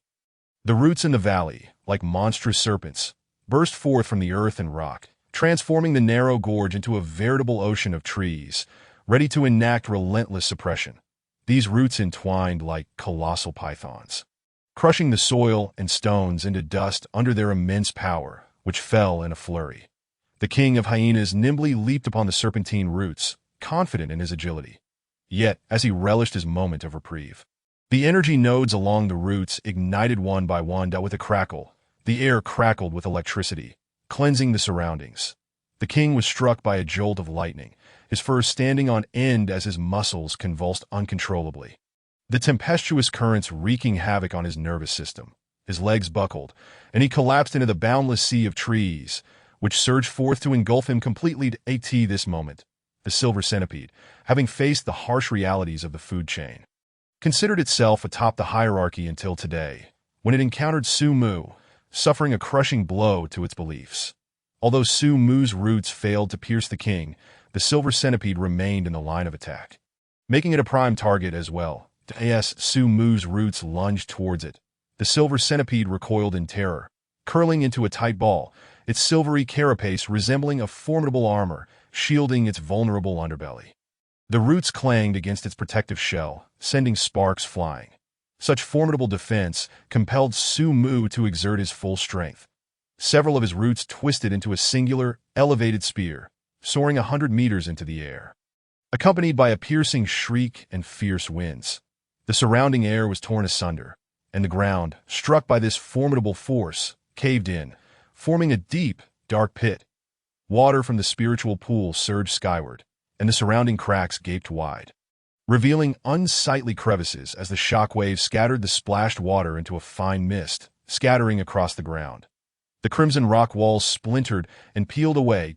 Su Mu cast a detached glance at the profound pit, while the roots rustled in the soil, delving into the depths. There, a 10-meter-long silver centipede lay crushed into a pulpy mass, devoid of life. The notification chimed. Kill confirmed.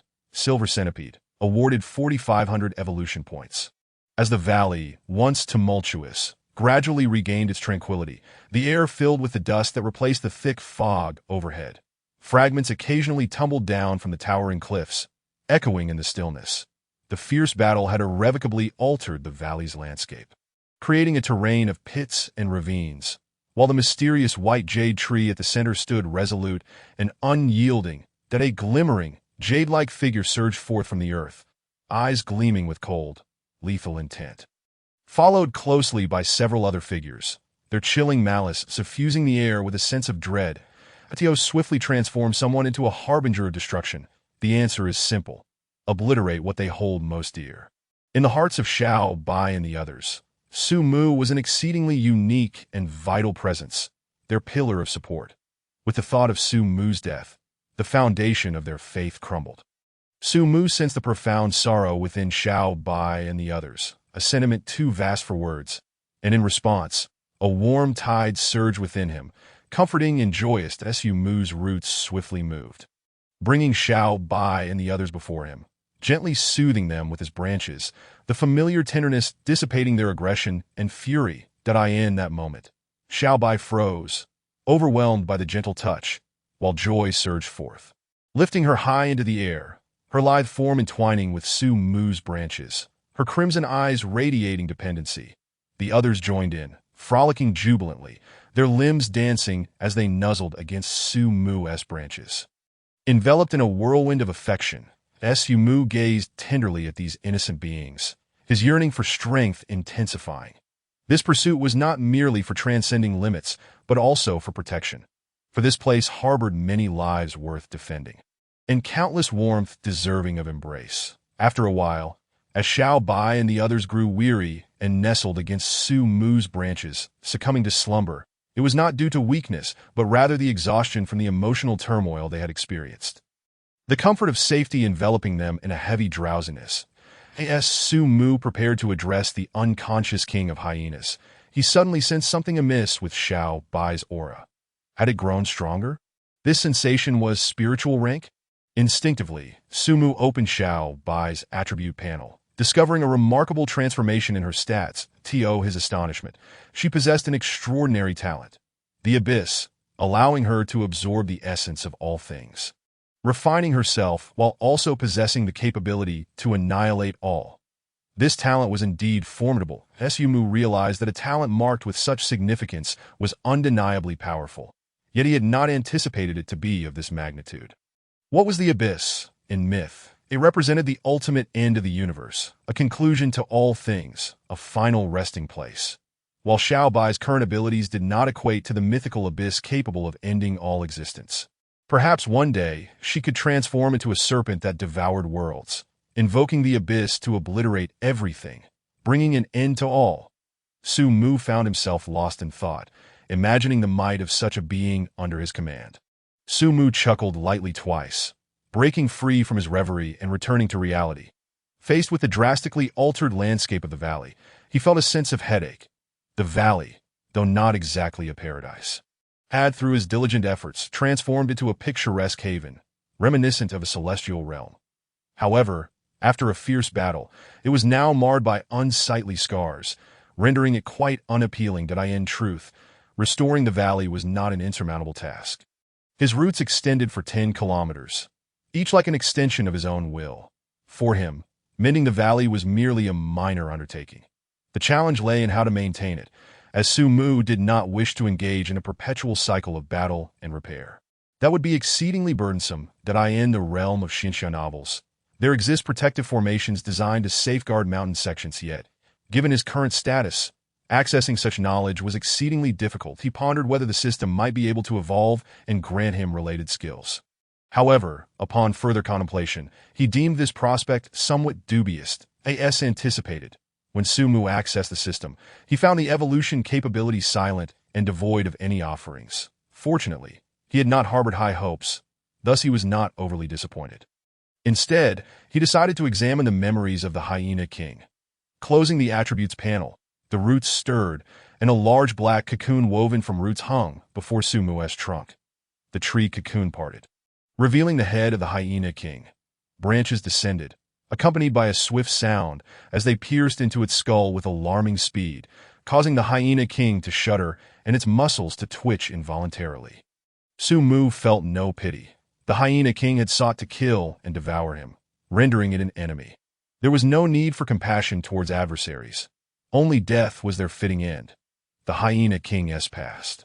Every detail meticulously laid bare before Su Mu, unfolded like a swift panorama as he skimmed through the inconsequential memories in search of the reason behind the Hyena King's sudden surge in strength.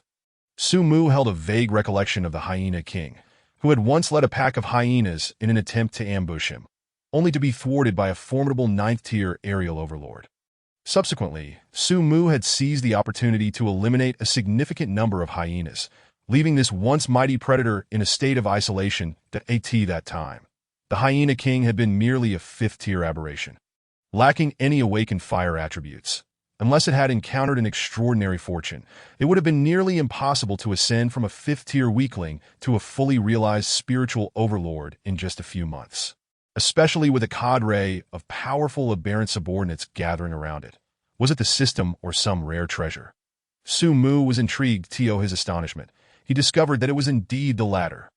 Through the Hyena King's perspective, Su Mu witnessed the creature wandering alone in the desolate mountains, leading a monotonous and mechanical existence until 3 months prior, when a significant change had transpired in its life. The Hyena King had been pursued by an old nemesis, falling desperately into the depths of a cliff. Indeed, it was a classic tale of a fall leading to fortune, a quintessential protagonist's fate. The Hyena King did not perish. Instead, it accidentally tumbled into a secret realm, gaining extraordinary opportunities and soaring to new heights thereafter. This secret realm, also known as a paradise, was a semi-dimensional space rich in resources, yet fraught with peril. Without great fortune and immense willpower, emerging alive and laden with treasures was exceedingly difficult. However, anyone who managed to survive such a realm, even a mere pig, could ride the winds to success and ascend to the pinnacle of its existence. The exact size of this secret realm remained unclear to Su Mu, as the Hyena King had merely meandered around the periphery, fortuitously encountering a diminutive tree in a concealed hollow. This tree bore a fruit with patterns resembling flowing magma, radiating an alluring fragrance, and the concentration of spiritual energy and temperature nearby far exceeded that of other areas, exuding an aura of the extraordinary. Upon consuming this crimson fruit, the Hyena King awakened a formidable fire elemental talent. In terms of power, fire and lightning were the apex of elemental prowess. With the awakening of its impressive command over fire elements, the Hyena King immersed itself in intensive training within the hollow, refining the fruit's medicinal energy and rapidly advancing from a fifth-tier weakling to a significant spiritual figure. Uncertain if the secret realm imposed a time limit or harbored a natural aversion to spiritual entities, the Hyena King was ultimately expelled from the realm. Afterward, no matter how hard the Hyena King tried, it could not re-enter even a fraction of that secret dimension.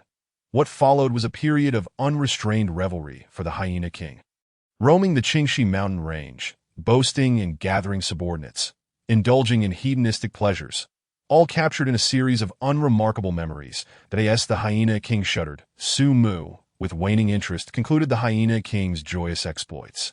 I feel like a tree devoid of emotion. Spring has arrived, yet it bears no significance to me. Sighing, he lamented, alas, my existence is less vibrant than that of a a tree is an utter failure. Su Mu found himself enveloped in a low point of his arboreal existence, acutely sensing the malice of this world, that in a realm where audacious warriors dared to confront serpents, demons, foxes, and even caterpillars. Tales of trees engaging in romantic escapades were conspicuously absent. Curious anecdotes indeed. The sunlight today was blinding, and the wind was tumultuous. Overcome with sorrow, 2 streams of tears betrayed his stoic facade that in this indifferent world. Only the soft, fluffy allure of cotton candy could soothe the solitude and anguish within his heart. Speaking of soft, fluffy cotton candy, Su Mu was suddenly reminded of the humans he had buried underground to save. A pang of anxiety gripped him. Surely, they hadn't perished. According to authoritative research, all humans would inevitably die after breathing air. However, not breathing would lead to an even swifter demise that Su Mu had kept them submerged for about a minute. And with little air underground, if those unfortunate children had met their end, he would indeed bear a heavy burden of guilt in the depths below, The four individuals, after their quarrel, despaired at the diminishing air supply. Their brains, deprived of oxygen for too long, rendered their consciousness hazy. The instinctual fear of death, innate to all living beings, was now magnified in this suffocating environment. Are we going to die? I don't want to die. I am still young. I can't just perish here. Someone, please save me. Who would have thought I'd meet my end due to asphyxiation? How absurd. I'm still a virgin. I haven't even held a woman's hand. If only, before coming to this wretched place, I had rescued those homeless girls. Just as Su Mu was about to rescue them, he overheard such lamentations and let out a cold snort, thinking that everyone had their own misfortunes. In the grand scheme of things, who could claim to be more tragic? In his first life, he had been a Na'vi soul, untouched by romance. In his second, he had become a heartless tree. Did he wallow in despair? Did he mourn? No, despite the harshness of society, he always looked upwards, maintaining an optimistic outlook to confront life's adversities, determined to keep his tears from falling. What a pitiful sight. Yet, not everyone could be as exceptional as he. With a stir of his roots, Su Mu swiftly propelled them upward like a rocket before they could comprehend what was happening. They flared their nostrils, inhaling the air rife with PM2.5, their faces breaking into foolish grins, tears of relief streaming down their cheeks. The feeling of being alive is truly delightful. As Su Mu observed these individuals, noting that aside from their continuous silly laughter, they exhibited few flaws, he withdrew his gaze and began to mend the scars left by the battle in the valley. Time flowed silently amidst the busyness, and before long, dusk descended. The blazing heat of July transitioned to the mid-August lull, and September heralded the arrival of autumn. The weather gradually turned cooler, and the once gentle evening breeze carried a barely perceptible chill that Su Mu diligently worked to restore those unsightly wounds.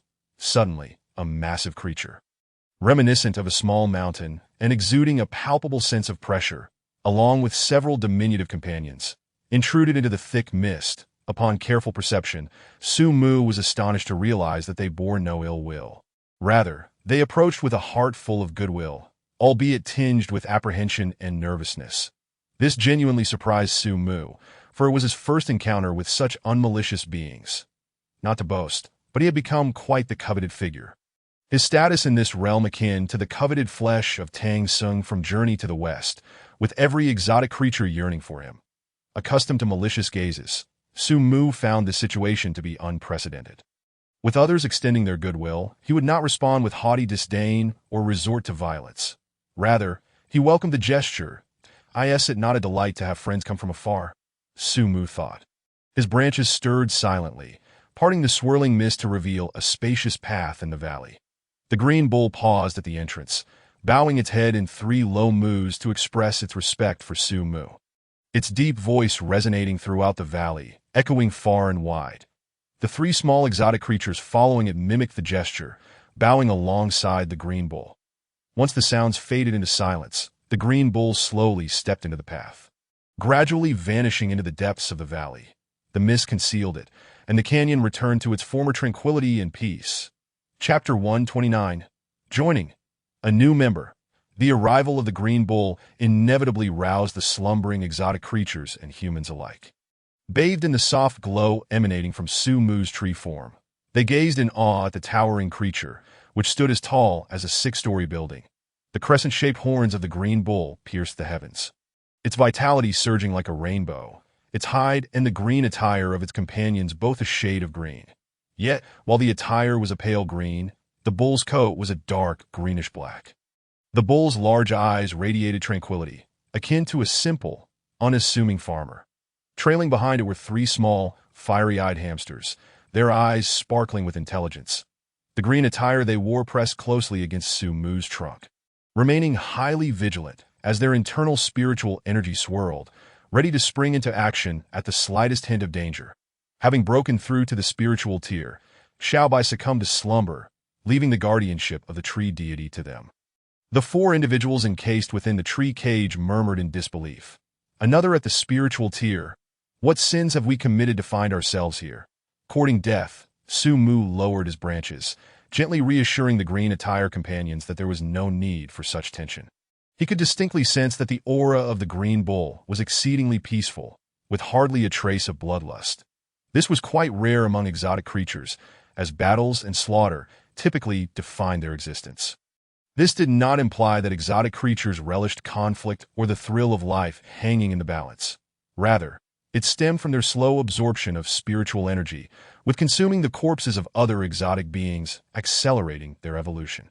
Throughout his journey, Su Mu had also stained his hands with considerable blood, yet this green bull exhibited no trace of bloodlust, which was truly astonishing.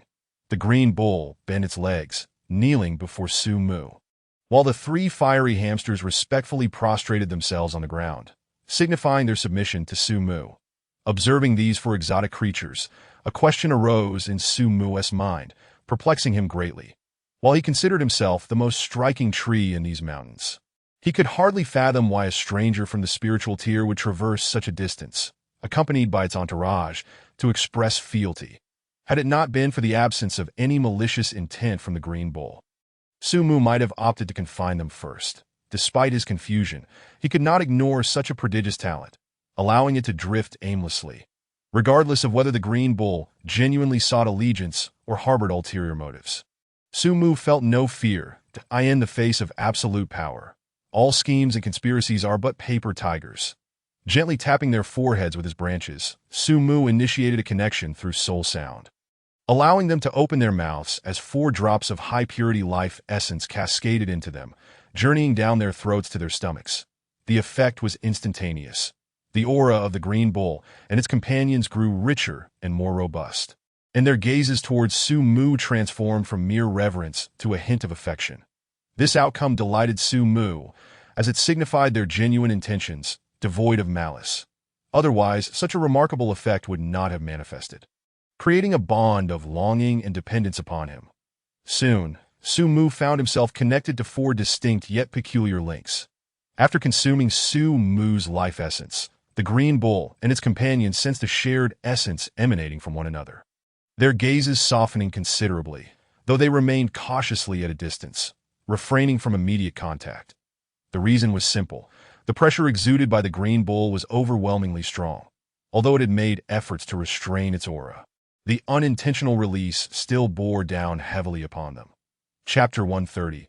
A resounding rallying cry, Ula! Despite being a formidable figure at the spiritual tier, the green bull was remarkably affable, devoid of the arrogance typically associated with strength. Shah, in a flurry of excitement, dashed forward, circling the green bull a few times, his eyes filled with envy at the bull's bulging muscles, that if only I had the bulk and strength of this old bull. Wait, although I may not possess it now, I can learn. Then I could overthrow Shao by tyranny, rise up, and become the new overlord. On this chilly night, Shah's intellect peaked, and he became exceedingly animated. Upon this realization, Shah's eyes sparkled, enthusiastically seeking to bond with the green bull, attempting to curry favor, so much so that even his mate could hardly bear to witness it. With the green bull now one of their own, the green attire companions returned to their previous languid demeanor, lazily reclining beside Su Mu. Only the keenest observer could discern the hidden vigilance in their large, expressive eyes, which flickered with alertness. Lu Yu soared in the air, its small eyes fixated on the 3 little hamsters below. Perceiving them as a formidable threat, IT detected a familiar scent emanating from the trio. This aroma could only be amassed by treasure hunters who relentlessly pursued and successfully retrieved treasures. These 3 hamsters were not benign. They sought to usurp Lu Yu's position. Lu Yu resolved to find an opportunity to have Sister Yu Ying eliminate them. There could only be one treasure hunter under the tree deity's command. Ka! Lu Yu shifted its gaze to locate Yu Ying, preparing to consult with her on how to collectively deal with the 3 hamsters. Just as Lu Yu identified Yu Ying, it witnessed her rushing towards the trio of hamsters with great enthusiasm. Indeed, cats and mice are sworn enemies. This was a victory for the crows. In Lu Yu's expectant gaze, Yu Ying raised her right paw, poised to strike the heads of the 3 hamster minions with overwhelming force. Closer, ever closer, meow. Yu Ying unleashed her dragon roar, and Lu Yu felt a surge of excitement, flapping its wings in a frenzy, trembling uncontrollably, as though this crow were engaged in some peculiar performance. With a soft thud, Yu Ying's paw descended gently, the delicate plum blossoms brushing lightly over the heads of the 3 hamster minions. as she meowed softly, to which the hamsters responded with a chorus of squeaks. The atmosphere was most harmonious. Lu Yu's small eyes reflected the scene of despair. Its trembling body suddenly froze, entering a state of resignation, its wings unable to flap, rigidly descending, spiraling like a solitary leaf adrift in a chaotic wind. "We have a traitor among us." Lu Yu emitted a mournful cry, landing precisely in its nest, its expression ashen. Yet for reasons unknown, upon witnessing its solitary plight, it took to the skies once more, seeking a new vantage point to continue its prior antics. What a dramatic performer! Su Mu could only shake his head in disbelief. With a resounding cry, Lu Yu soared into the heavens, continuing its silent vigil over Su Mu's domain, within the tree cage. A certain individual observed this unfolding spectacle, his expression shifting from confusion to determination, as if he had reached a momentous decision. From tomorrow onward, he would no longer be but a mere human. He would become Su Mu's loyal hound, embarking on a journey of reversal to reach the pinnacle of life. Ula, Chapter 131. A firm resolve. The profound night swiftly passed, giving way to the dawning light of dawn. The green bull, with its remarkable charm, seamlessly integrated into the valley, while the three small creatures, adopting Yu Ying's approach, became her subordinates, standing in equal measure to Lu Yu. Perhaps spurred by this turn of events, Lu Yu, after multiple failed attempts at feigning death, dramatically flapped its wings and departed the valley, determined to prove itself as the most rotund treasure-hunting bird under the tree deity's command. As the first rays of dawn cascade upon the earth, enveloped in ethereal mist, a resplendent white, jade divine tree stands majestically within the valley, a solitary sentinel amidst a forest of its own kind. Its branches, adorned with ancient and intricate lightning patterns, exude an aura of the extraordinary, while its verdant crown casts a lush canopy over a significant portion of the valley below. Beneath this arboreal giant, a multitude of exotic creatures dwell in harmonious proximity, coexisting peacefully. Perched upon a fragment of rock at a higher elevation within the valley, a magnificent and imposing howling silver wolf, towering at 5 meters, stands poised, with its maw agape. It emits a resounding howl that reverberates through the air, prompting the entire wolf pack to rise in unison, converging silently from all directions beneath their alpha, observing him with rapt attention, awaiting the command to be issued. After a fervent howl, the wolf, affectionately referred to as Shah, leads the pack towards Su Mu, their gazes imbued with fervent admiration and adoration. This is their sole faith, their unwavering pillar of support. The pack bows respectfully to Su Mu in farewell, and after a brief pause of 3 seconds, they lift their heads once more, turning to race towards the valley's exit. Their once fervent and loving eyes now turning cold and indifferent, as they set out to procure ample prey for the divine tree. With their sharp claws and formidable fangs, 3 little ones scurry onto the back of Yu Ying, whispering excitedly into its ears. Upon hearing them, Yu Ying's icy blue eyes narrow slightly, affectionately nuzzling Su Mu's trunk with its forehead. Its muscles tense subtly, and with a graceful, elongated form, it transforms into a swift arrow, darting forth into the depths of the thick mist, embarking on a treasure hunt. That a piercing cry, resonant and powerful, shatters the silence, echoing through the heavens, soaring skyward until it becomes a mere speck, swiftly vanishing from Su Mu's sight. Now, the valley is left with only the gentle bull, the languorous youth, and the slumbering little white. The gentle bull emits a soft, low moo, flicking its tail to send a lotus seed soaring into the spirit pool. Upon contact with the water, the seed rapidly expands, transforming into an elegant pale green lotus within mere seconds. The serene green lotus leaves rest quietly upon the surface of the spirit pool, while the delicate azure petals sway gently in the breeze. This splendid lotus is indeed a treasure of heaven and earth. Consuming its seeds can fortify the soul, although the effect of a single seed is negligible. Prolonged consumption can elevate an ordinary individual into a brilliant genius.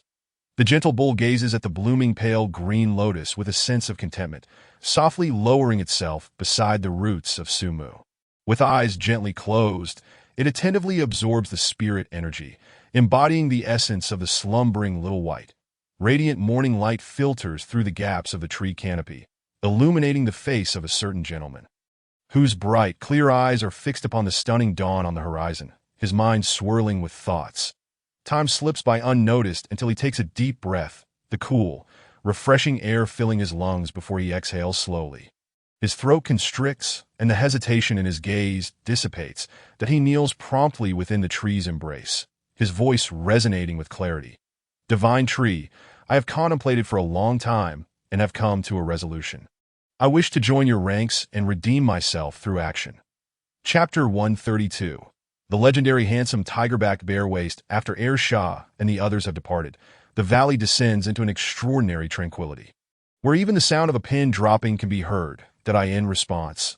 Ching Yi and the gentle bull share a glance at the tree's enclosure before shutting their eyes again, remaining unresponsive. Silence envelopes the valley once more, a profound stillness that exerts immense pressure, making it difficult to breathe. The stout, handsome gentleman, known for his playful banter, experiences this weight of silence for the first time. Beads of cold sweat forming on his brow as his heart races, sinking into despair. His once bright eyes dim, and a bitter smile appears upon his lips. The other three within the enclosure gaze at their familiar, yet unfamiliar companion. Incredulity etched upon their faces as they struggle to comprehend his words, that a tempest of emotion surges within them. Has he lost his mind? To seek allegiance with a demonic tree is an affront to humanity. Is he intending to become a traitor? Such folly! This fool seems oblivious to his own limitations in daring to pledge fealty to a demon tree. It appears he has yet to realize that the tree is toying with them. Clearly, he has not perceived the dubious nature of the substance that the tree provided to the gentle bull last night. Does he genuinely believe that aligning himself with the tree will ensure his survival? Such naivety. Once he consumes that concoction, will he still be the same person he once was? What prompted him to consider allegiance to this demon tree? Why did I not think of it first? However, perhaps letting him test the waters is not such a bad idea. If the tree exhibits any peculiar behavior, I shall remain steadfast and observant that as time passes, the valley remains still and silent. His heart plummets to despair, and he chuckles to himself.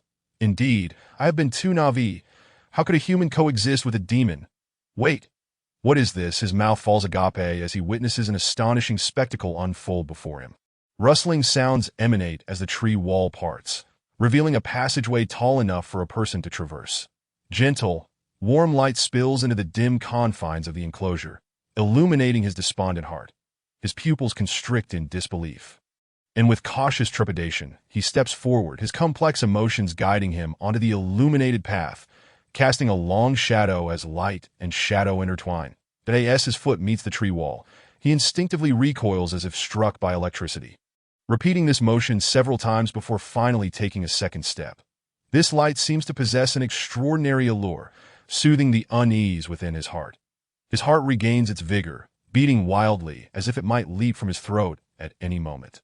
1 step, 2 steps, 3 steps, his strides grow bolder and more confident, transitioning from timid shuffles to an exuberant gait, filled with newfound vitality as he emerges from the confines of the tree enclosure into the world beyond. Outside, a smooth branch rests gently upon his forehead. Rustling sounds again as the passage narrows swiftly, ultimately compressing into a mere gap, leaving only fragmented light behind. The remaining 3 exchange glances, bewildered and envious. Realizing the depths of their own jealousy for the first time, gasping for breath, their eyes ablaze with envy, they cling to the gap, fixated on his retreating figure, silently cursing his impending misfortunes. Chapter 133. A New Member. Hao Xiao Divine. Divine Tree, I am called Hao Xiao. Su Mu's expression shifts, bemusement crossing his features at the name Hao Xiao. How flamboyant! What grievance must this child harbor against his parents to be bestowed such a remarkable name? No wonder he revels in cheeky banter. It seems he has been nurtured in this manner since childhood. Divine Tree? Hao Xiao inquires cautiously, noticing Su Mu's lack of reaction. Su Mu clears his throat, and through the resonance of soul sound, his voice echoes within Hao Xiao's mind. You may refer to me as the Tree God. Su Mu speaks in a blend of antiquity and modernity, deliberately crafting this persona to cultivate an air of profound mystery. After all, what deity would address others with the casualness of you and I? Such formalities are entirely appropriate. Hao Xiao was momentarily stunned by Su Mu's voice. a sound that resonated with a profound sense of desolation intertwined with an untamed essence, as if it had existed since the dawn of time, eternally ageless. Before him stood a divine tree, unfathomably majestic, its roots embedded in the boundless void, with celestial bodies hidden within its canopy, supporting a sky adorned with countless stars. Each breath he took was accompanied by the twinkling of stars, the celestial dance of constellations shifting. Upon closer inspection, he was horrified to discover that every single leaf and branch represented a world, each world unfolding its own epic tales and lamentations. There were deities traversing the vast paths of enlightenment, humanity igniting the flames of civilization and establishing kingdoms, beasts thriving in the wilderness, striving for survival, deep space fleets departing from their home worlds, silently navigating the dark, infinite cosmos, and more. In an unexpected moment, Hao Xiao found himself resonating with a trace of energy emanating from the world tree within Su Mu.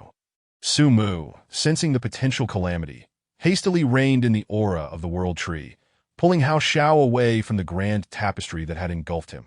His mind buzzed with chaos, a throbbing pain akin to a swarm of flies buzzing incessantly around his ears, or like a searing iron rod piercing his temples and stirring the tempest within his brain. Though it lasted but a fleeting moment, the fragment of reality he glimpsed was beyond his comprehension. Had it not been for Su Mu's presence, Hao Xiao's mind would have surely shattered. Indeed, it was a literal explosion. Now blood streamed from his orifices, his features contorted in agony, appearing utterly wretched as his life force waned rapidly, dwindling to the faintest whisper. Su Mu, with a drop of pure life essence, administered it to Hao Xiao, snatching him back from the clutches of death. With a gentle embrace of branches, Su Mu placed Hao Xiao into the spirit pool, allowing the life essence to seep into his body through his pores, stabilizing his condition and steering it towards recovery. Relieved that Hao Xiao would not perish, Su Mu finally grasped the terrifying nature of the vision he had witnessed. Hao Xiao had barely resonated with a mere wisp of energy, yet it had nearly led to his destruction. Without the support of the system, the consequences would have been unimaginable. The emotions of those few individuals within the tree's embrace were akin to a tumultuous roller coaster, oscillating between despair and hope, utterly discomforting that as expected. I knew he was doomed. This cursed tree truly seeks his demise. Wait, how can he be soaking in that pool? Why is he not dead yet, damn it? Just as he was about to revel in his misfortune, he saw Hao Xiao unexpectedly benefiting from his calamity, his heart souring as if he had consumed a bushel of lemons. Chapter 134. Why must I be so exceptional and diligent, setting aside the trio, lamenting their sour fortunes? Su Mu observed Hao Xiao still lying in the spirit pool, that he decided to open his attribute panel. Curious about the nature of the flame he had absorbed the previous day. Name: Su Mu race, spirit source tree level, spirit stage, perfection, lifespan, 1,550 years talent, absorption. Life essence, dimensional manipulation skills, control thunder, LV2350-003-0000. Mutated tree form, LV2350-003-0000. Life affinity, LV2350-006-000. Mist, LV212000-3000. Evolution points, 49,000 evolvable abilities. Nun Su Mu scrutinized the talent absorption, which had awakened after absorbing fragments of the world tree. He could not fathom any other talent capable of such feats, that a thought sparked in his mind, revealing a small line beneath absorption. Absorb the essence of all things to nourish oneself. Can absorb any energy attack up to one's own power once per day. So, absorption possesses such capabilities. No wonder I could absorb the Hyena King's flames. They were indeed real. A tinge of melancholy washed over Su Mu. He had thought he had mutated and awakened an elemental battle body, capable of treating elemental attacks as inconsequential. Instead, it was merely a function of absorption. While this ability was formidable, the frequency seemed rather limited. Once a day? That hardly suffices. It ought to be at least 1,000 or 800 times. If this talent had a consciousness, it would surely scoff at Su Mu. Bah! This talent is sought after by countless beings. And you dare to complain about receiving it once a day? You are utterly shameless.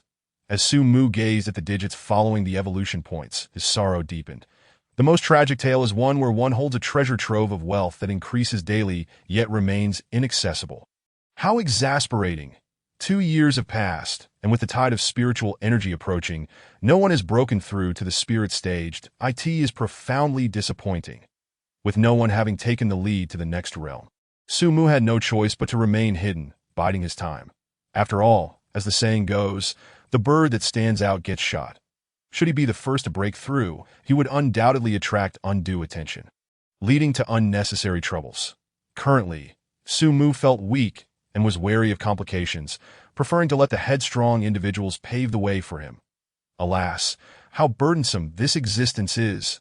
If only I were not so diligent. If only I were not so exceptional, I would not have to endure such troubles. That Su Mu sighed softly, burdened by his own brilliance. Su Mu lamented his own exceptionalism. A seismic transformation unfolded within Shanjiang City. The news of Master Wang's demise, a figure of great renown and authority, rippled through the city, igniting unrest and hidden currents. Master Wang had sown seeds far and wide, with a multitude of women in both the light and shadow, enough to form a line.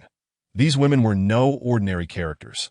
Upon confirming Wang Tianfeng's death in the Qingxi Mountains, they began to tear at one another, engaging in fierce conflict, leaving them bloodied and battered. The Grand Wang family swiftly fractured, as each sought to carve out a piece of the delectable pie that was ripe for the taking. Chapter 135. The Tree God amidst the power struggles. No one noticed that Wang Tianfeng's most valuable private vault had been entirely emptied. Furthermore, the vast sum stored in banks had seemingly evaporated into thin air, leaving no trace to be why the time these factions realized the anomaly. It was too late. After all their efforts, they were left with nothing but scraps. This infuriated the powerful figures, their anger boiling over, and when they finally pinpointed the suspicious individuals they intended to capture, they found them long gone, leaving no trace behind. With the resurgence of spiritual energy, the laws of heaven and earth were undergoing a transformation, and interactions between different regions had been severed. This situation was exacerbated with the impending tide of spiritual energy, rendering the wilderness increasingly perilous, especially in mountainous regions. Many remote mountainous areas had become desolate, with vast stretches devoid of human presence. That it was now a norm to encounter nothing within 100 miles. Humanity's operational territory was shrinking dramatically. Investigating across cities had become a daunting task, let alone across provinces. These powerful families and factions found themselves at a loss, forced to swallow their grievances. Yi Luo, you two sisters had best not return here. Otherwise, I shall flay you alive and send you to the slums to become playthings for the masses.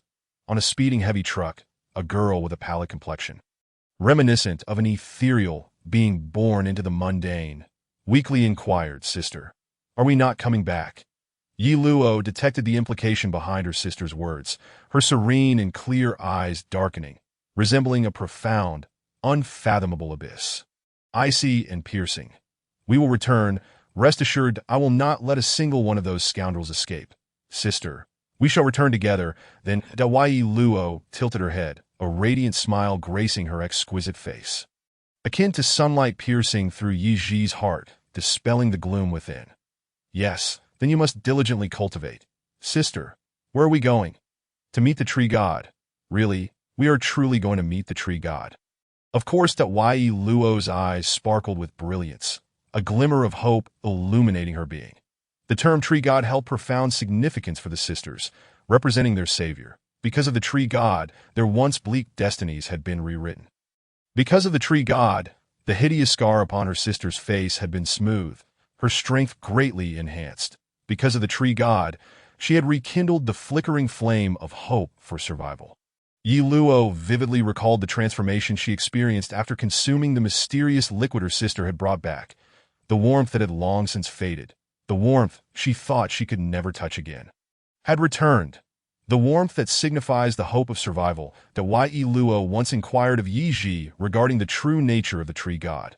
Her sister stammered for quite some time, but could not articulate a coherent answer, as if she struggled to find the appropriate words to convey her thoughts. However, Yi Luo was certain that the Tree God was a gentle being. Her eyes curved into lovely crescents, softly humming an unknown tune, akin to the chimes of wind in the mountains, clear and melodious. Upon hearing her sister's song, Yiji's cold demeanor softened somewhat. She realized she had not seen her sister so joyful in a long time. Since their parents' demise, Yi Luo had become notably more silent and mature. Tree God, thank you. Yiji's brows and eyes were like a painting, captivatingly beautiful. Chapter 136. The Nameless Heroes. Greetings, ordinary personnel are prohibited from passing. Please disembark for inspection and present relevant documents. Beside the road ahead, a camp was being repaired, housing a platoon of soldiers, all heavily armed and vigilant, with 2 tanks stationed nearby, exuding an imposing aura. Each newly emerged region would be guarded by troops from the Kingdom of Li. Recently, due to Su Mu's deliberate restraint, the Qingxi mountain range had seen few severe incidents, prompting Li to symbolically dispatch a platoon for garrison duty. In contrast, other perilous regions were heavily fortified to prevent high-risk anomalies from breaching the defenses and wreaking havoc in the cities. Yi surveyed the area and noted that these soldiers were merely ordinary individuals. None were practitioners that if she wished, she could easily eliminate them all before they even registered her presence. However, Yi dismissed such thoughts, for it was precisely these ordinary soldiers, through their flesh and blood, who forged the first line of defense, allowing for the peace and prosperity behind the kingdom of Li in this world. Tranquility does not exist without sacrifice. It is merely that someone bears the burdens for you. They are heroes, a band of nameless heroes. This is my identification, that I need to bring my sister into the Qingxi mountain range for a period of secluded cultivation. Yi stepped out of the heavy truck, handing a meticulously crafted green certificate, no larger than a palm, to a soldier whose skin had been tanned to a bronze hue. After reviewing it, the soldier stood at attention, saluting respectfully, and then handed the green certificate back to Yi. Esteemed practitioner, I wish you a safe journey. Just call me Yi, she replied with a faint smile, then proceeded to inquire, may I ask if there have been any unusual occurrences in the Qingxi mountain range? The last time I visited, there were no checkpoints established. The soldier hesitated for a moment, then, considering Yi's status, chose not to conceal the truth. With a grave expression, he stated, recently, a presence suspected to be above the spirit level has emerged in the Qingxi mountain range. If you intend to cultivate there, please do not venture too deeply.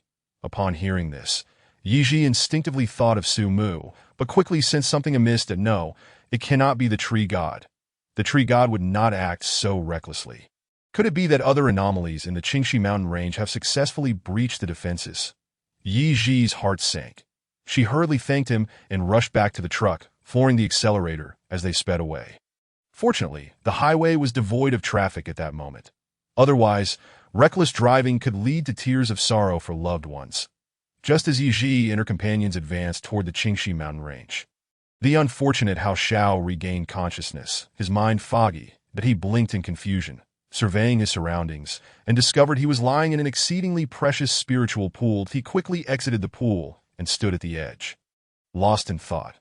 Yet, no matter how hard he tried, he could not recall the grand, epic scene he had witnessed earlier. Only a blurred impression remained, as if he had dreamt a bizarre dream. Shaking his head, Hao Xiao's gaze fell upon Su Mu's branches, and his eyes ignited with fervor. Though he could no longer remember precisely what he had seen, the profound impact it left on his soul was indelible. Tree God, I wish to join your ranks and serve you. Hao Xiao half kneeled on the ground, his voice filled with reverence, as Su Mu's branches gently touched his forehead, and a vast, ethereal voice resonated. You may. Chapter 137. The arduous task of teaching literacy falls upon you. Hao Xiao was so elated he nearly jumped 3 feet into the air. Calm down. I must remain composed, he thought. But he could hardly contain his excitement, bursting into laughter. His body trembled uncontrollably, producing a series of strange sounds from his throat. But Su Mu looked at him with an odd expression, pondering if he had been rendered foolish by the world tree's earlier impact. Such a reaction was indeed rare. With a hint of pity, Su Mu regarded Hao Xiao. It was a lamentable sight for one so young to be reduced to such a state, yet he was not a neurologist and could only let nature take its course. Through soul resonance, Su Mu conveyed his rules to Hao Xiao. These are my regulations. They must not be violated. Any who defy them, I shall vow to eliminate. His voice resonated with a powerful finality, akin to the glint of a sword, instilling a chill of murderous intent. After absorbing Su Mu's rules, Hao Xiao's admiration deepened. This is a true deity. The Su Mu's rules were simple.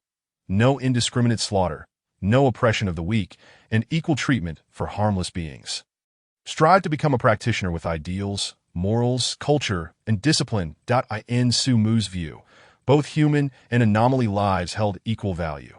None were innately sacred. It was unjust for powerful human anomalies to freely harvest the world's resources. True strength encompassed not only might, but also a noble spirit. He would not impose strict vegetarianism upon his subordinates, as that would contradict the natural order.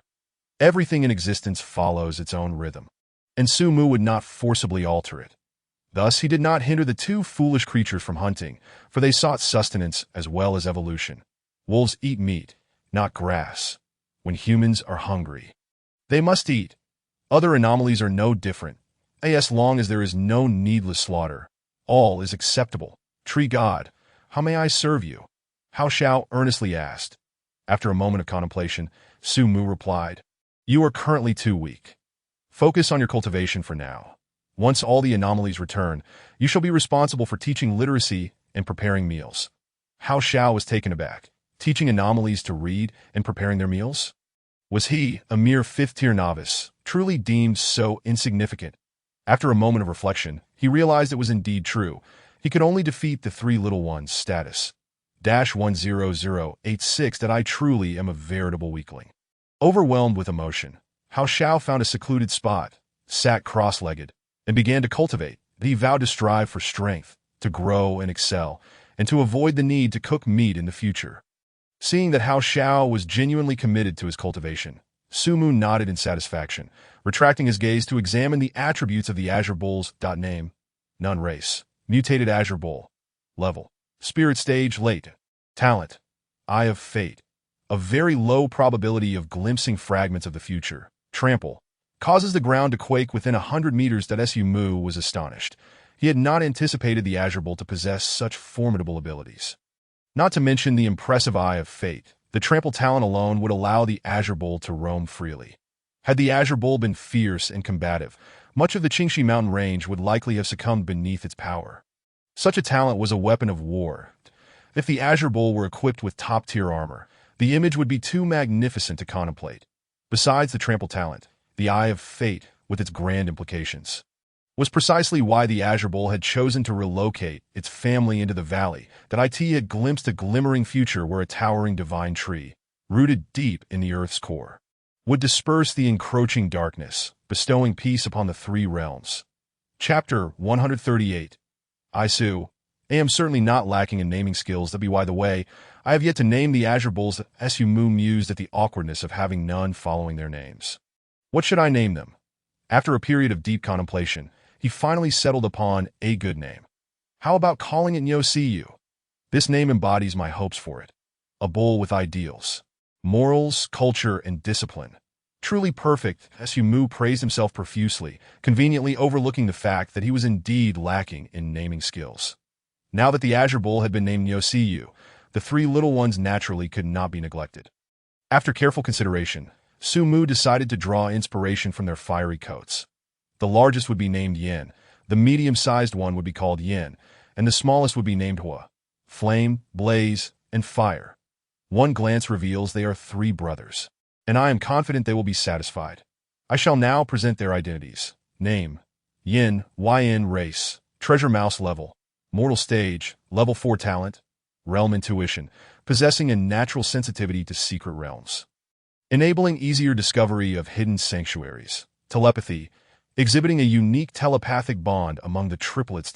Name: Yin race, treasure mouse level, mortal stage, level 4 talent, spirit plant intuition, possessing a natural sensitivity to spirit plants, enabling easier discovery of rare flora, telepathy, exhibiting a unique telepathic bond among the triplets.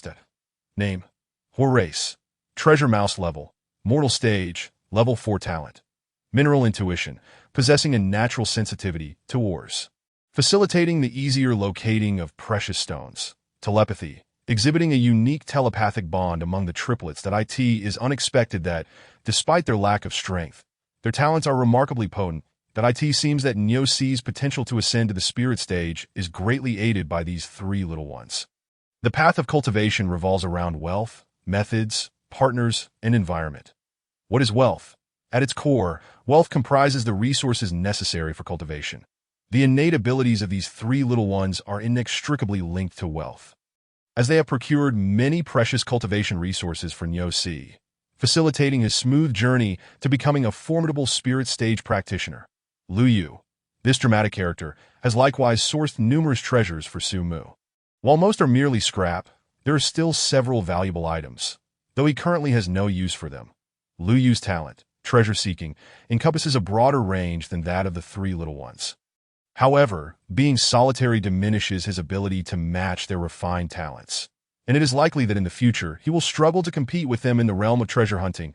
Su Mu firmly asserts that if Lu Yu's trajectory remains unchanged, in terms of achievements, he will undoubtedly be overshadowed by these three little creatures. One cannot help but wonder if this dramatic character will succumb to social withdrawal and depression, ultimately becoming a mere shadow of his former self. The thought of Lu Yu, the dramatic one, in a state of despair evokes a pang of sympathy in Su Mu. Despite Lu Yu's theatrics, he has rendered significant service, and it is hoped that the life essence will elevate this dramatic character's talents to new heights. Talent is not immutable. It is capable of evolution. Long-term consumption of Su Mu's life essence not only fortifies one's foundation, but can also induce a fundamental transformation in life itself, for everyone in the valley. Su Mu represents the greatest treasure. Chapter 139. I have again suffered the wrath of society. Su Mu exited the system, gazing pensively at the vast, empty valley. It is often said that those without foresight are bound to encounter imminent troubles. Thus, Su Mu must contemplate the path ahead. Currently, my power can easily suppress all spirit practitioners and aberrations, yet it remains insufficient, and no matter how formidable one's individual strength may be, its potential is limited. While I am unperturbed by ordinary firearms, I cannot afford to disregard artillery, let alone humanity's ultimate weapon, the nuclear bomb. Moreover, the shortcomings of being a tree are glaringly evident. Immobility renders me akin to a living target, passively enduring blows. Should my identity be revealed to the state, my fate would assuredly be devoid of a happy ending. Thus, Su Mu found himself enveloped in anxiety that he harbors no desire to oppose humanity. He merely wishes to safeguard his modest domain. However, as a rare treasure of nature, he is a veritable trove amidst a valley inhabited by many exceptionally gifted aberrations, making him a significant target for human greed. Once exposed to the public eye, it is likely that only bloodshed can dissuade the malicious covetousness directed towards him, that if only I could integrate into the earth like Comrade Slode. Wait, integrate into the earth. This thought struck Su Mu's mind like a lightning bolt. Indeed, I could evolve a capability that allows me to meld into the ground, significantly reducing the risk of exposure. Without hesitation, Su Mu accessed the system panel. The option to evolve his abilities flickered, revealing indistinct characters that he unreservedly invested a substantial amount of evolution points, watching as 10,000 points evaporated in an instant as Su Mu's breath caught, his heart feeling as though it were being tightly squeezed. This sensation was excruciating. With the expenditure of 10,000 evolution points, the blurry text began to clarify. Earth Element Mastery. Upon evolution, the ability to merge with the Earth will be attained. This evolution requires 100,000 evolution points.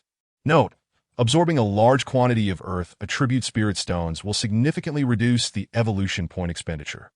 Su Mu was left in a daze, his eyes devoid of focus, his spirit feeling detached. 100,000 points. How could I possibly bear this burden?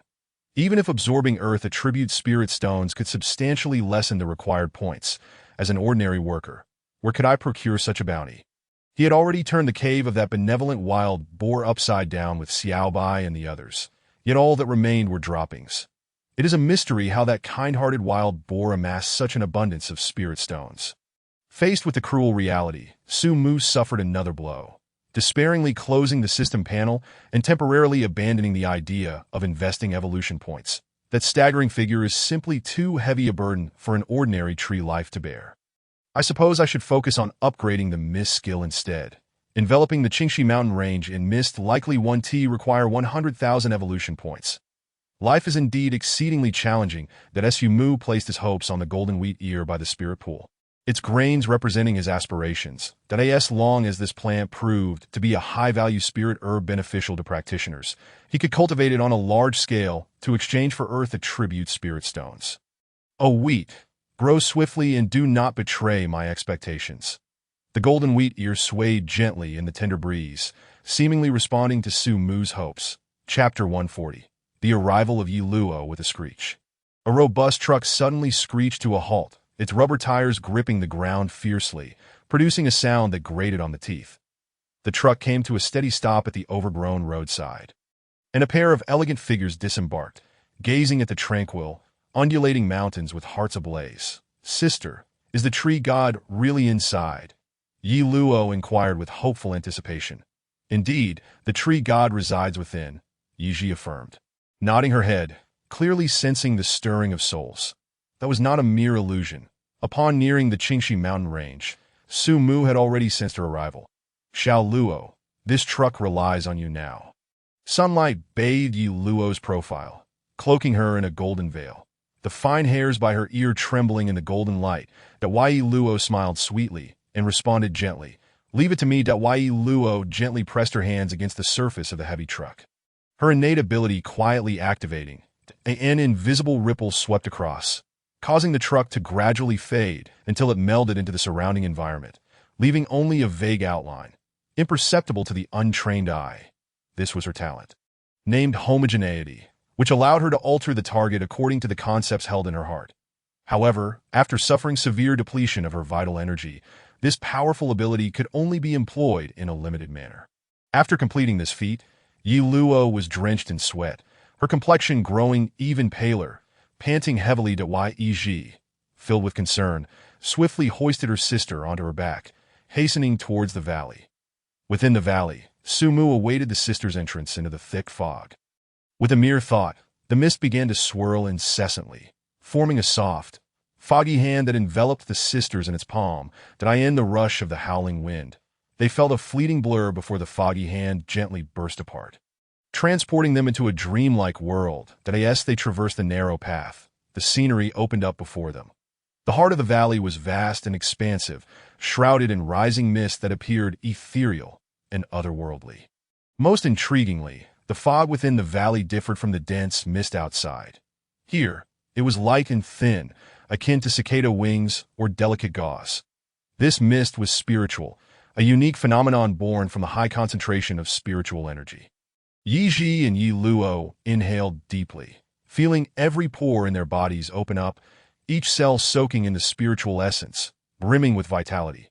The ground of the valley was carpeted with dark yet unblemished tree roots, adorned with silver specks of starlight, resembling stars in the night sky, collectively forming brilliant rivers of light. Yi Luo's gaze followed forward, and in the right front of the valley's heart lay a spiritual pool, which resembled a small lake more than a mere pool. Surrounding the pool was a uniform circle of pebble-sized stones, while the pool itself brimmed with emerald-green spiritual liquid, a sight so refreshing it felt ethereal. The pebbles were adorned with exotic flowers, competing for beauty under the sun's rays. Floating atop the spiritual pool was an elegant blue lotus. As the gentle breeze caressed the surface, countless ripples danced across, mesmerizing anyone who gazed upon it. Nearby lay a small mountain-like azure ox, its demeanor serene, casting a calm glance at the newcomers before returning to its meditation. Not far from the azure ox, a strikingly handsome young man with a robust build shyly observed them. When Yi Luo's gaze fell upon him, he hurriedly lowered his head, glancing around as though caught in a clandestine act. Yi Luo stifled a giggle, as if the valley resonated with the sound of melodious wind chimes. Chapter 141. There is always a kind of warmth supporting us in the thin mist. Everything appeared hazy and indistinct, only becoming clear upon closer inspection. Yi Ji stepped forward to support her sister as they traversed the tree roots. A fierce gust swept through, dispersing the lingering mist, revealing the central landscape of the valley at last. What a magnificent tree it was! Its tall, straight trunk stood level with the valley. Its branches, crystalline as jade, bore ancient blue lightning patterns that lent an air of primal wilderness, as if a legend from ancient mythology had stepped into reality. Just one glance drew the mind into the stunning, mysterious wilderness of antiquity. Looking upward, the branches formed a canopy that obscured the sky. The leaves shimmered like gold and jade, lush and verdant as the wind blew. The leaves rustled together, creating a melodious symphony. Sunlight streamed through the gaps in the foliage, casting dappled shadows upon the ground. Where a languid azure fox lay, its fluffy tail gently swaying, its gaze dreamy and ethereal. Behind the azure fox coiled a white serpent, its girth comparable to a wrist, its eyes closed in slumber. Tree God, Yi Luo murmured softly, unable to contain her. WSU Mu's branch gently tapped the foreheads of Yi Ji and Yi Luo, the once grand and resonant sound of the soul, now remarkably gentle. Welcome home. Upon hearing this voice, a string in Yi Luo's heart relaxed, and she could no longer hold on. Collapsing backward, but SU Mu swiftly caught her with a branch. Yi Ji, her eyes brimming with tears, knelt before Su Mu, pleading, Tree God, please save my sister. Once you enter my domain, you shall be free from worry. Do not fret, she will be fine. SU Mu's branches moved slightly, lifting Yi Ji up. His calm voice acted as a powerful tonic, reviving the despondent Yi Ji. She wiped away her tears and awaited quietly. SU Mu placed Yi Luo in the spiritual pool, beginning to probe her condition with his immense mental energy, discovering that her body had been severely corroded by a chilling negative energy, leaving her in a state of disrepair. Surely, even her sister Yi Ji was unaware of the true extent of her condition. The tormenting injuries capable of driving one to despair would be unbearable even for the toughest of men. Yet this mere girl, in her tender years, had silently endured the excruciating pain for so long. Such resilience was rare in this world. Perhaps in countless nights of darkness, she had contemplated ending it all, seeking eternal slumber, merging with the dust. Yet there exists a warmth in this world that encourages us to strive, to persist, to live on. SU Mu gazed deeply at her battered body, his heart stirred. I will heal you. I swear. In Yi Luo. He saw his own reflection. When he first arrived, he had been struck down by a thunderbolt, teetering on the brink of death. Each day, he endured excruciating pain while hunting flies and mosquitoes, absorbing the essence of sun and moon, gathering evolution points to prolong his life. Had it not been for his obsession with survival, he might have long since succumbed to despair that if the system was his savior. Then today, he was this girl's savior. This time, he sought nothing but for this indomitable girl to live on. Chapter 142. Saving the young girl Yi Luo, Su Mu emitted a special wave, summoning all the exotic beings outside to return home, for he required their protection during the healing process, to ward off any external threats that might disrupt the treatment. Yi Ji, her voice hoarse, dutifully reported, Tree God, in the depths of the ocean, spiritual beings have successfully. Su Mu interrupted her, his branch gently resting on her shoulder, soothing her. We shall discuss these matters later. Saving lives is of utmost importance now. Yi Ji's heart was struck in a tender spot, her eyes stinging with unshed tears. She bit her lip firmly, nodding vigorously, her voice trembling. Howls of wolves and cries of eagles echoed around the valley, accompanied by the ever-present roar of a fearsome dragon lurking in the shadows. SU Mu rustled quietly. The roots of the tree surged, forming an impenetrable treehouse that enveloped the spirit pool, initiating the healing process. Yi Ji gazed at the rising tree walls, her straight spine suddenly bending significantly as she leaned softly against Su Mu's roots, her hands tightly gripping her thighs, her eyes fixed intently on the tree wall. Ching Yi let out a soft cry, her elongated and agile form stepping quietly to Yi Ji's side, with others following suit, each in their own way offering silent support to the resilient girl. Comrade Hao Xiao also ceased his cultivation, muttering incantations that, upon closer inspection, were Taoist blessings. Outside the tree wall, someone awaited. Inside, life-saving efforts unfolded. SU Mu's branches danced, gently loosening Yi Luo's garments. The subsequent treatment proved troublesome. As these clothes would pose an obstruction, it was better to remove them. The flawless, jade-like body was fully revealed to Su Mu's gaze, 3,000 strands of hair cascading into the water, her eyes tightly closed. Resembling a sleeping beauty, irresistibly alluring against the backdrop of the tranquil azure waves. Although she was but a budding lotus, her exquisite beauty could still be perceived through the veil of innocence. Su Mu silently chanted thrice to remind himself that he was merely an emotionless tree, suppressing the flames of agitation within him, allowing reason to take full control of his mind. His gaze returned to calmness. Like a tranquil, ancient well, drip, drip, high-purity life essence seeped from Su Mu's body, falling into the spirit pool, creating ripples that melded with the pool's essence, filling the enclosed space with fragrance. This life essence was essential for maintaining Yi Luo's vital signs. With this assurance, Su Mu could proceed confidently to the next step. With a swift thrust, Su Mu's branches pierced through, precisely entering the acupuncture points of Yi Luo's body. The pure energy, under Su Mu's meticulous and absolute control, fragmented and commenced a fierce battle against the negative energy lurking within Yi Luo. This chilling negative energy was exceedingly peculiar, seemingly possessing its own consciousness. Upon sensing the invasion of foreign energy, it immediately erupted, attempting to incite chaos within Yi Luo's body. That Su Mu snorted coldly, unleashing a monumental and ancient aura that crushed the will of the negative energy as effortlessly as crushing an ant. With the peculiar will vanquished, the threat level of the negative energy plummeted drastically.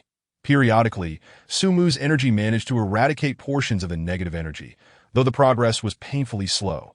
This was because the battleground was Yi Luo's body. The negative energy was indifferent to her survival, while Su Mu could not afford recklessness. The human body system was intricately delicate. A single misstep could lead to irreparable mistakes. The sea of spiritual energy within Su Mu visibly dwindled. Yet fortunately, though the negative energy was troublesome, it was akin to water without roots or wood without foundation. Each bitter race diminished its presence. The situation began to tilt favorably. Time flew by, and a day passed in the blink of an eye. In the secluded chamber, Su Mu looked at the still pale, but now stabilized girl, a smile of relief gracing his features. The operation was a success. She had finally been saved. That Su Mu's spirit felt drained. As if hollowed out, his branches grew weak and limp. Trembling, he gathered the discarded garments from the ground to dress Yi Luo as the tree walls slowly descended to Yi. Beneath her, sprang up as if propelled by a spring, charging forward.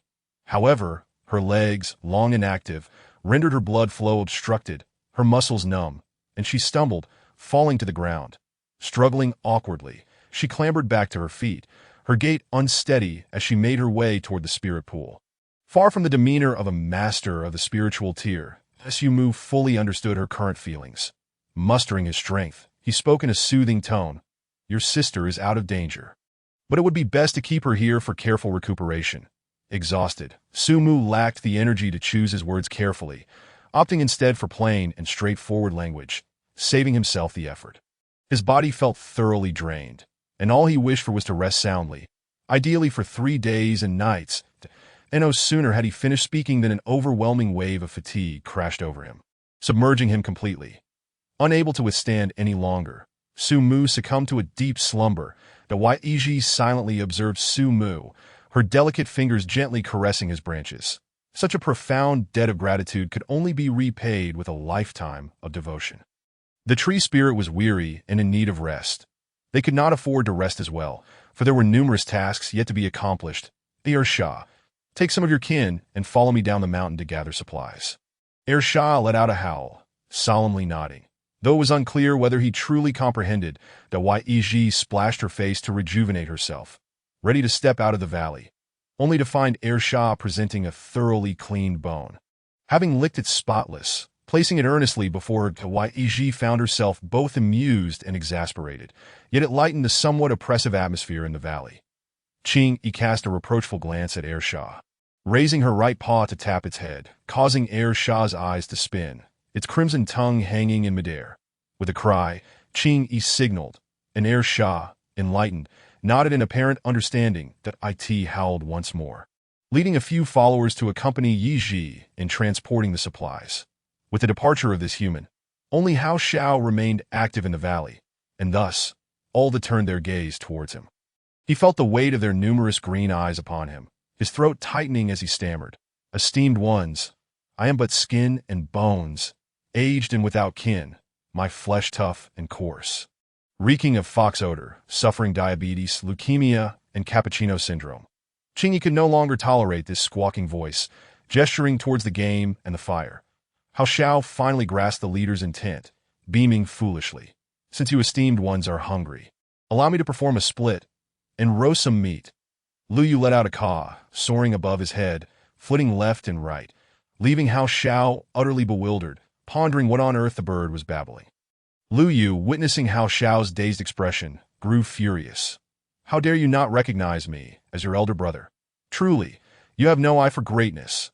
Lu Yu felt a deep sense of racial discrimination, trembling with indignation, transforming into an irate little bird.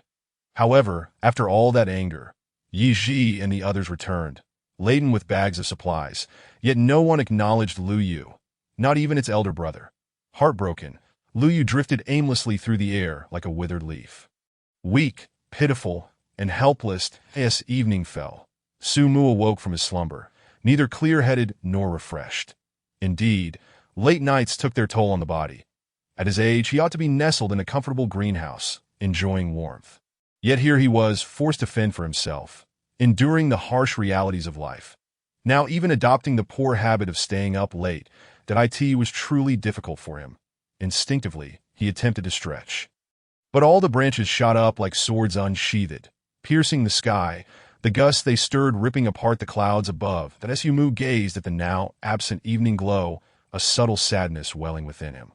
Was fate truly so unfair, hinting that his youth was destined to fade like the evening hues? At this moment, he felt that only the embrace of warm, fragrant jade could soothe the scars within his heart. Below, all were startled by Su Mu's sudden movement, fearing an enemy invasion, their eyes darting nervously around. Su Mu silently lowered his branches, feigning normalcy as if nothing had transpired. At this moment, silence was the best explanation. He trusted that they would automatically concoct a reasonable explanation, thus preserving his aura as the enigmatic tree spirit. Indeed, mere moments later, Su Mu was met with a barrage of admiring gazes, while he couldn't fathom what they had conjured in their minds. Their reverence was almost overwhelming, leaving him feeling somewhat embarrassed. That Su Mu smiled shyly, revealing his 8 white teeth that sparkled in the light. Perhaps this admiration, this adulation, was a burden that a tree of his caliber must bear. It served as a trial for his spirit, for to wear the crown, one must bear its weight. Only by facing this adoration with composure could he maintain his original intent and strive forward. Su Mu's demeanor turned solemn, his spiritual realm elevated once more. How did the valley become so cluttered after my nap? To his left lay a heap of books, to his right, large bags of seeds. And before each was a colorful poster. Curiosity piqued, Su Mu moved his branches to examine the cover, which cheerfully proclaimed, Children's Enlightenment Picture Book, sounding pinyin poster, looking at the stout old bull.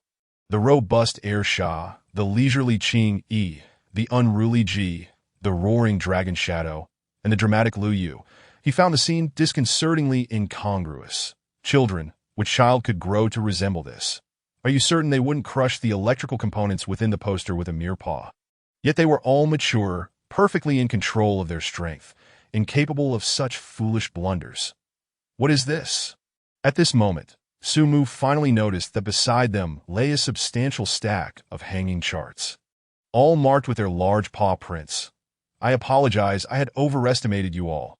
Miao Yuying gracefully leaped to Su Mu's side, sobbing profusely as it began to lament the terrors of learning. Miao Wu Bapama, learning is truly horrifying. And what else must we learn, Bapama? Su Mu fell silent. Although the cultures of the two worlds bore subtle differences, the essence remained largely the same. Therefore, shouldn't the pronunciation still be Bapamofo? How did it transform into Bo, Pamahu in your realm? Such an enigma. Chapter 145. I shall endure this suffering alone. The intellectual representative of the valley. Xiao Bai remained in slumber, yet to awaken. Consequently, Su Mu had to place his hopes on the most astute among them. Qingyi, I know you are the plumpest, read aloud for us. Upon noticing Su Mu's branch pointing in its direction, Qingyi's previously languid demeanor vanished, replaced by the startled reaction of a bird caught off guard, its back arched and limbs instinctively retreating. Its fluffy tail now resembled a feathered duster, but Su Mu's lips twitched. Just by observing Qingyi's appearance, he discerned that it was yet another academic underachiever. No, In fact, it seemed even more frightened than Yu Ying, possibly falling into the legendary category of a learning fool. Seeing Qing Yi in such a state, Su Mu held little hope for the others as he instructed them to form a line, awaiting his appraisal. The first contender was Lu Yu, who strutted about with an air of self-satisfaction. Seemingly confident of success, Lu Yu, Givagadadid. A tree and a bird shared a silent acquaintance. Su Mu. What is this nonsense? Next, Lu Yu, despondent, collapsed to the ground, resembling a professional scam artist. Still, Gabadid, do you think this is singing? And such dreadful singing at that. Why not ascend to the heavens? Su Mu's branch ensnared Lu Yu and tossed it into its nest for contemplation. Lu Yu's bird head cautiously peeked over the edge of the nest. Observing its companions with sorrowful, pained eyes, embodying the essence of tragedy, Ji, you're up. Su Mu's branch directed towards the next contestant, Ji, who was rebellious and only heeded Su Mu's commands. Ji cleared its throat, captivating the attention of all present with the sound of Luo, Su Mu. Luo? What on earth is this? Lu Yu, still in the nest, perked up at Ji's pronunciation, joyfully hopping to the edge of the nest, flapping its wings in a most mischievous manner, bursting into a laugh at the absurdity of Luo. Feeling suddenly vexed and embarrassed, Ji flapped its wings, creating ripples around its form, and vanished completely, having employed the talent of spatial phase. What a grudge, what a hatred, to resort to such a talent. I could hardly suppress my laughter, or tears. Su Mu cast a sympathetic glance at Lu Yu, who remained blissfully unaware of the peril it faced, and began to pray for this foolish bird.